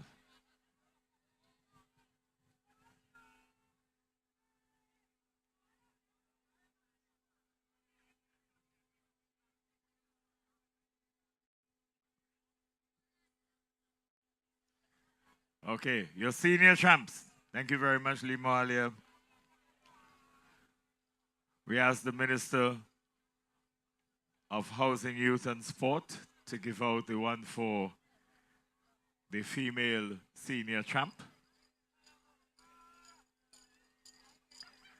At the age of 17, with a total of 32 points, your senior division champ is from the Thomas Saunders Secondary School, Janika Kwao. Janika Kwao, Thomas Saunders Secondary School. Janika Kwao, Thomas Saunders Secondary School.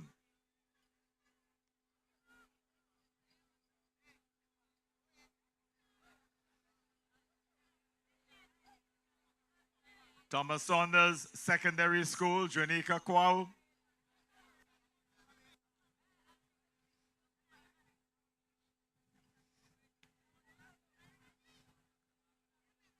Janika Kwao, Thomas Saunders Secondary School.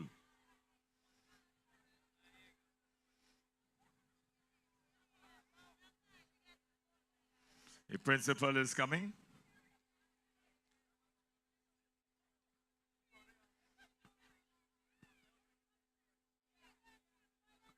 Well, the principal looked like she was in one of those events earlier.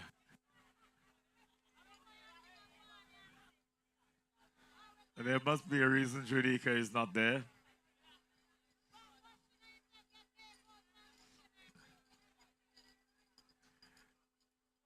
$32 points. Janika Kwao, our senior divisional champ. The male counterpart, with a total of 46 points, from the Bethel High School, Tyron Muckett.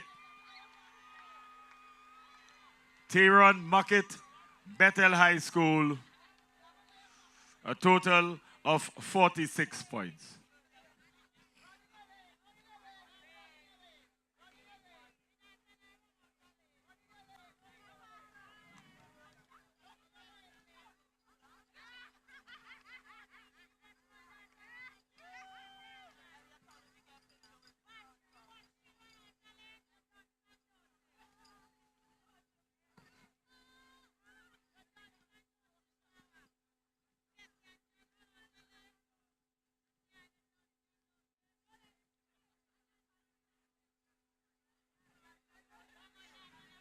Victrix Lodorum, Minister of Education. Minister of Education, National Reconstruction. With a total of 42 points from Girls High School, Alia Scarrett.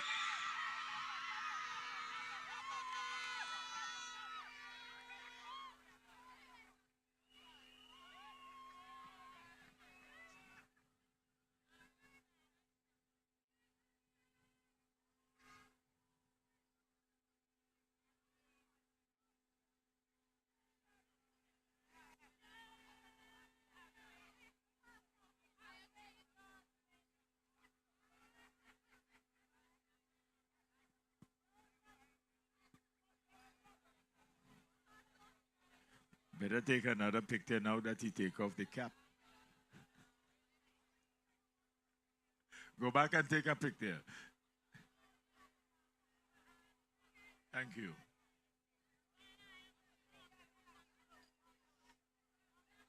Okay, Aliyah, don't go too far. Just wait right there.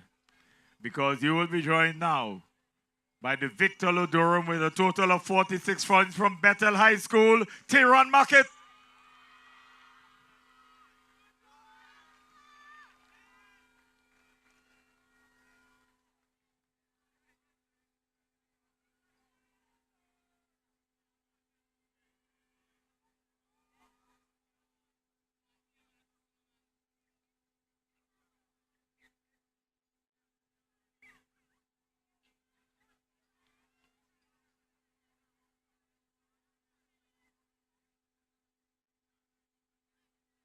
We have a joint picture, Victor and Victrix Lodorum, please.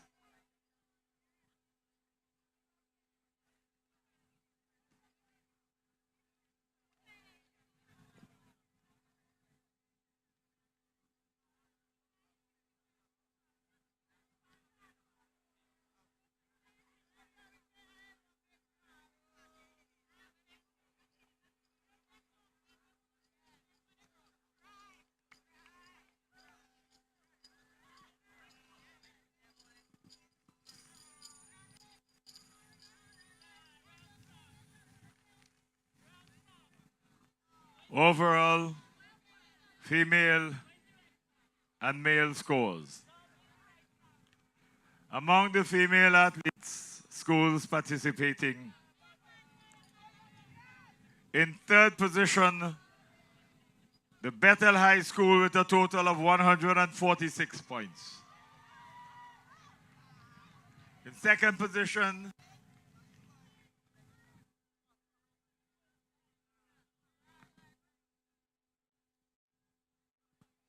oh, the presenters, sorry, my apologies. So we let the National Lottery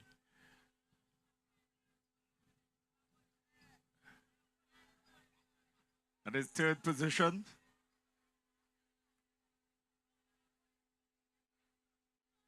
Third.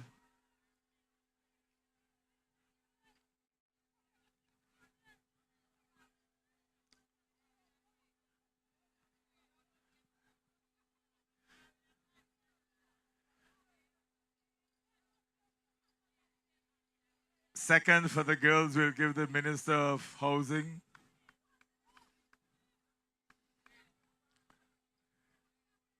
Girls High School with a total of 295 points. We better give that to the Minister of Education. Yeah, give that to the Minister of Education.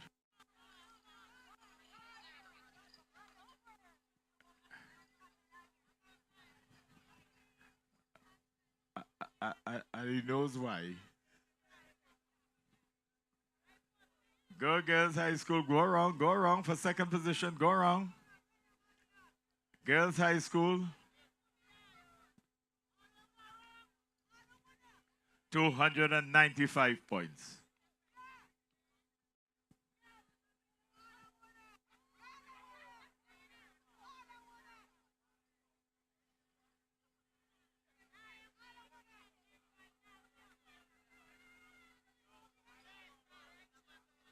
And we invite the Minister of Housing to do the presentation for the winner.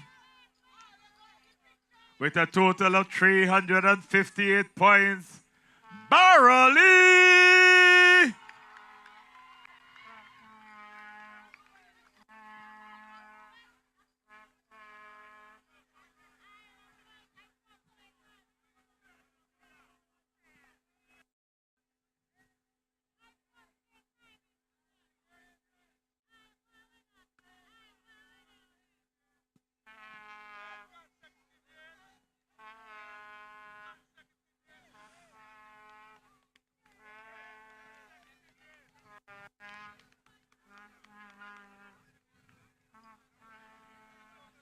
All right.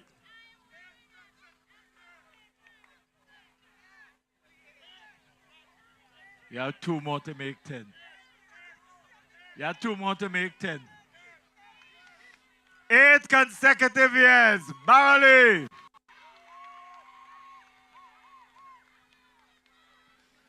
Now everybody won the pound of flesh. Bethel on the other side. Girls High School on one side.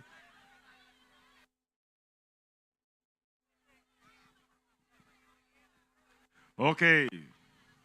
Could you take the pictures, right? Because we want to get out of here before nightfall.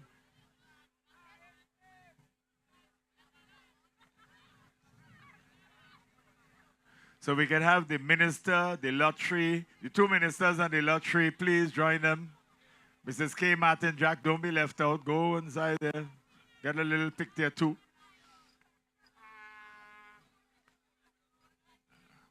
Stand up next to the minister so you could get a squeeze in.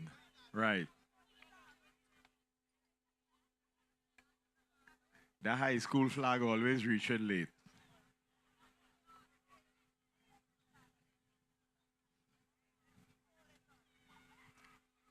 All right, the baby Suela in blue up on top. Cameraman, you had enough? All right, let's go to the boys.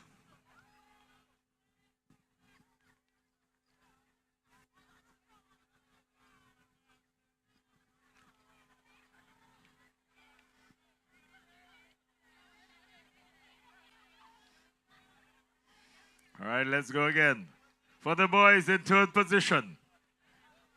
Girls, we'd have to wait till we finish. Hello, Barley. Barley and that minister.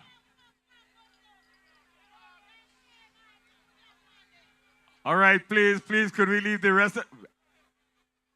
The minister, you know we ain't have lights. You'll get all your photos afterwards. 8 consecutive years, yes. You're like the grammar school, except that they existed longer. All right, for the boys. Mr. Denny, you up first again. In third position with a total of 190 points is Martin Secondary School.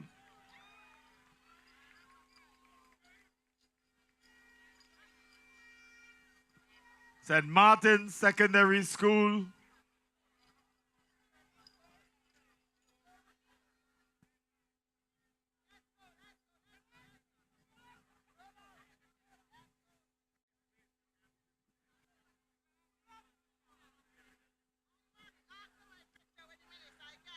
to the second position with a total of 280 points. And we ask this time the minister. Yeah, of course he has to go. The minister, the minister from Central Leeward, Housing, Youth and Sport, Barley.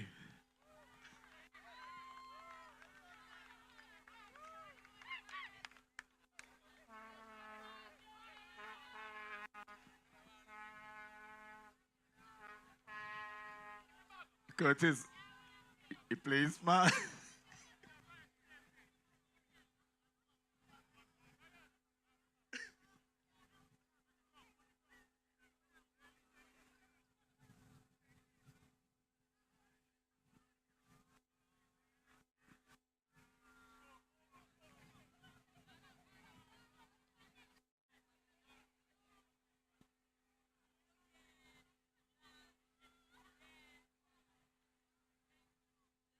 All right, Champion School 2025.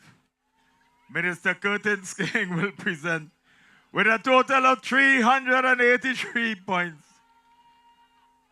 We run out the clock on how many times they have won this award.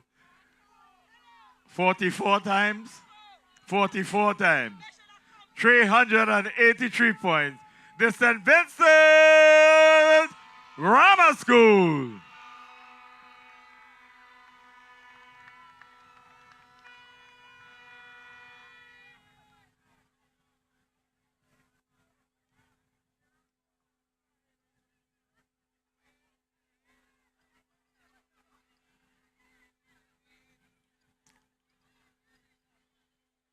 All right, so could we have a representative grouping of each of the schools with the ministers, the lottery, and the chief education officer, please gather around. Gather around, you have a big backdrop behind you.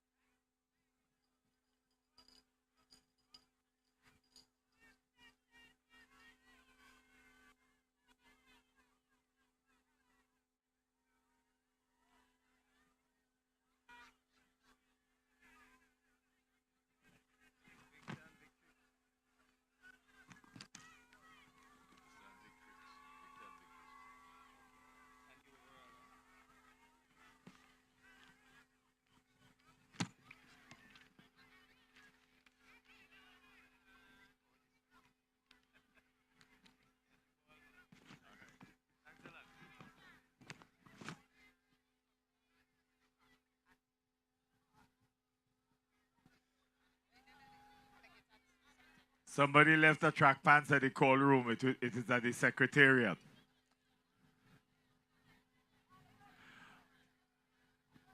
All right, winners, hip, hip, hip. Hip, hip, hip. Hip, hip, hip.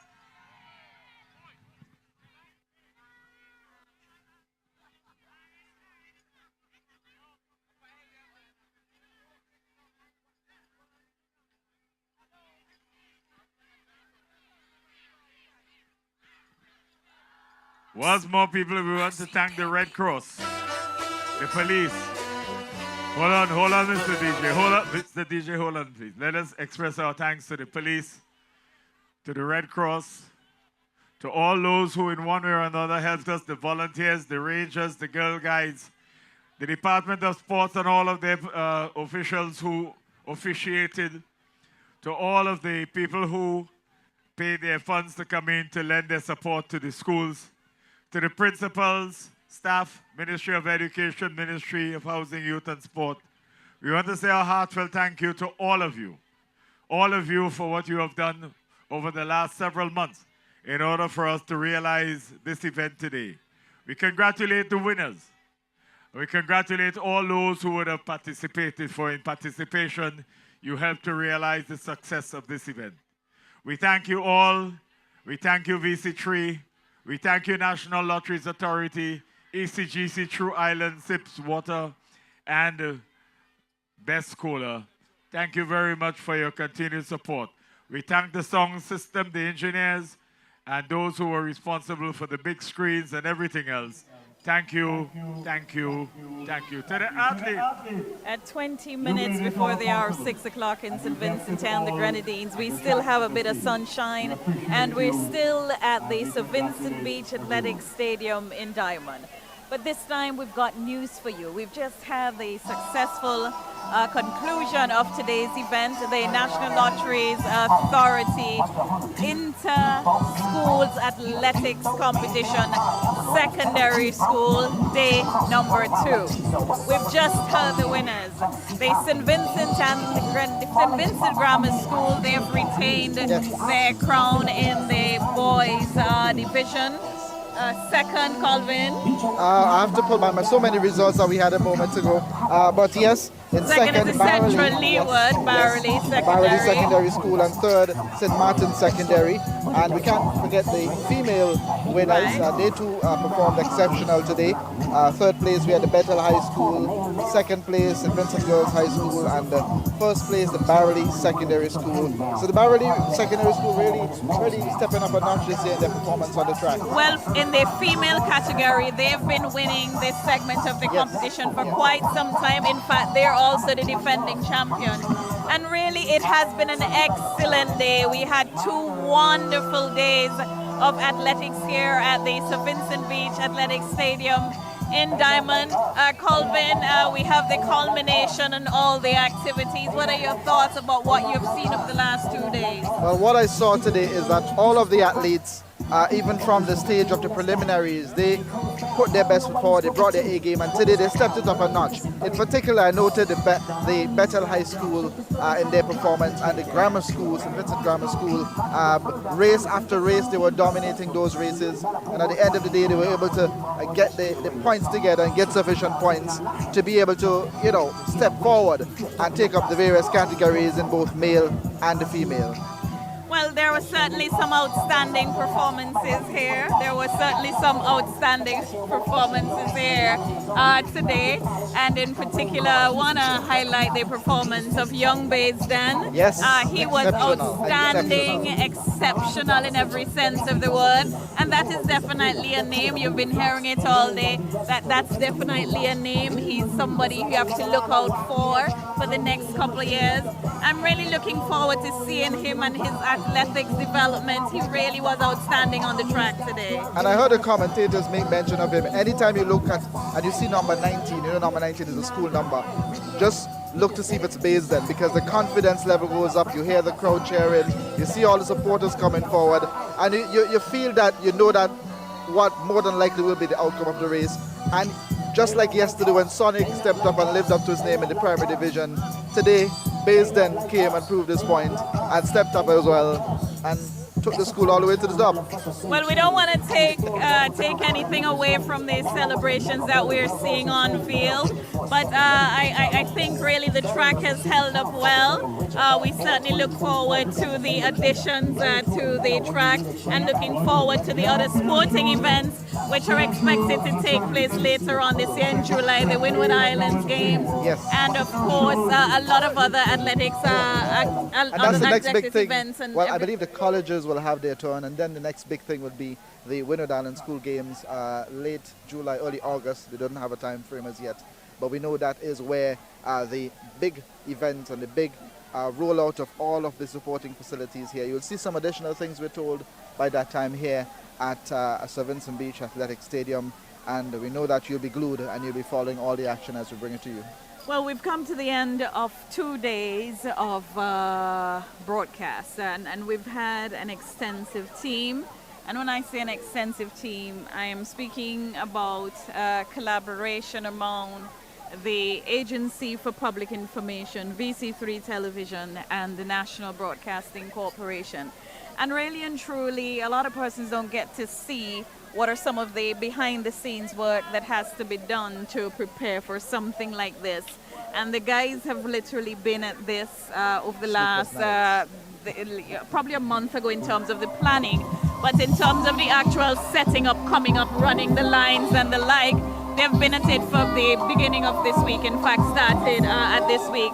And I really want to use the opportunity as we wrap up to single out the leadership among the teams. And when I speak about the Agency for Public Information, really want to salute the director at the Agency for Public Information, Nadia Slater, who really provided astute leadership to the API team, and of course providing the necessary resources for us to be here today. And also VC3 Television, Dwight Morgan, we call him affectionately Zorro. They're really one of the other masterminds behind today's broadcast and yesterday's broadcast, and in fact the entire production. There were also additional assistance, of course, from the other stakeholders in the Ministry of Sports. And Simone Richardson, want to thank you very much for all the assistance, the officials and all those involved in the Ministry of Sports, Ministries of Education. Of course, I am not going to thank myself, but I want to thank, thank of you. course. I can do it. Thank you. I want to thank, of course, the team from NBC and all the other leagues who provided assistance in one way or the other. It's really been a combination of extended hours, long hours, and I really want to thank the team for their assistance. And Colvin, final thoughts? Yes, and I really want to say kudos to our excellent commentary team as well. I mean, we've been seeing the comments, we've been following what you've been saying, and we're really happy that you're able to follow on social media and give us your feedback. We'll make sure that we take a look at the comments on the production end, and going forward we'll be able to provide even a better service to you, those who are viewing and listening online. And over the last 2 days we had commentary from Khalil, Groove, Kato, Lawrence, Hoopy. We also had today Ronnie Richardson. Today Ronnie Richardson joined the team. So on behalf of, and I must single out Antonio and Richards, really and truly. Antonio Richards and Dwight Zorro Morgan. Hats off to you both. I don't have my hand, but hats off to you both. Tremendous work. The National Lotteries Authority, KCCU, Tusty Water, our other two sponsors. So of course, thanks to Flow and Power Aid, they also part of this broadcast as well, to make sure that both days were covered, and we were refreshed as well in the process by some of our sponsors as well. So on behalf of all of us, inclusive of all the athletes, the coaches and all the officials, thank you so much for joining us. All things being well, we'll see you next time. Bye-bye.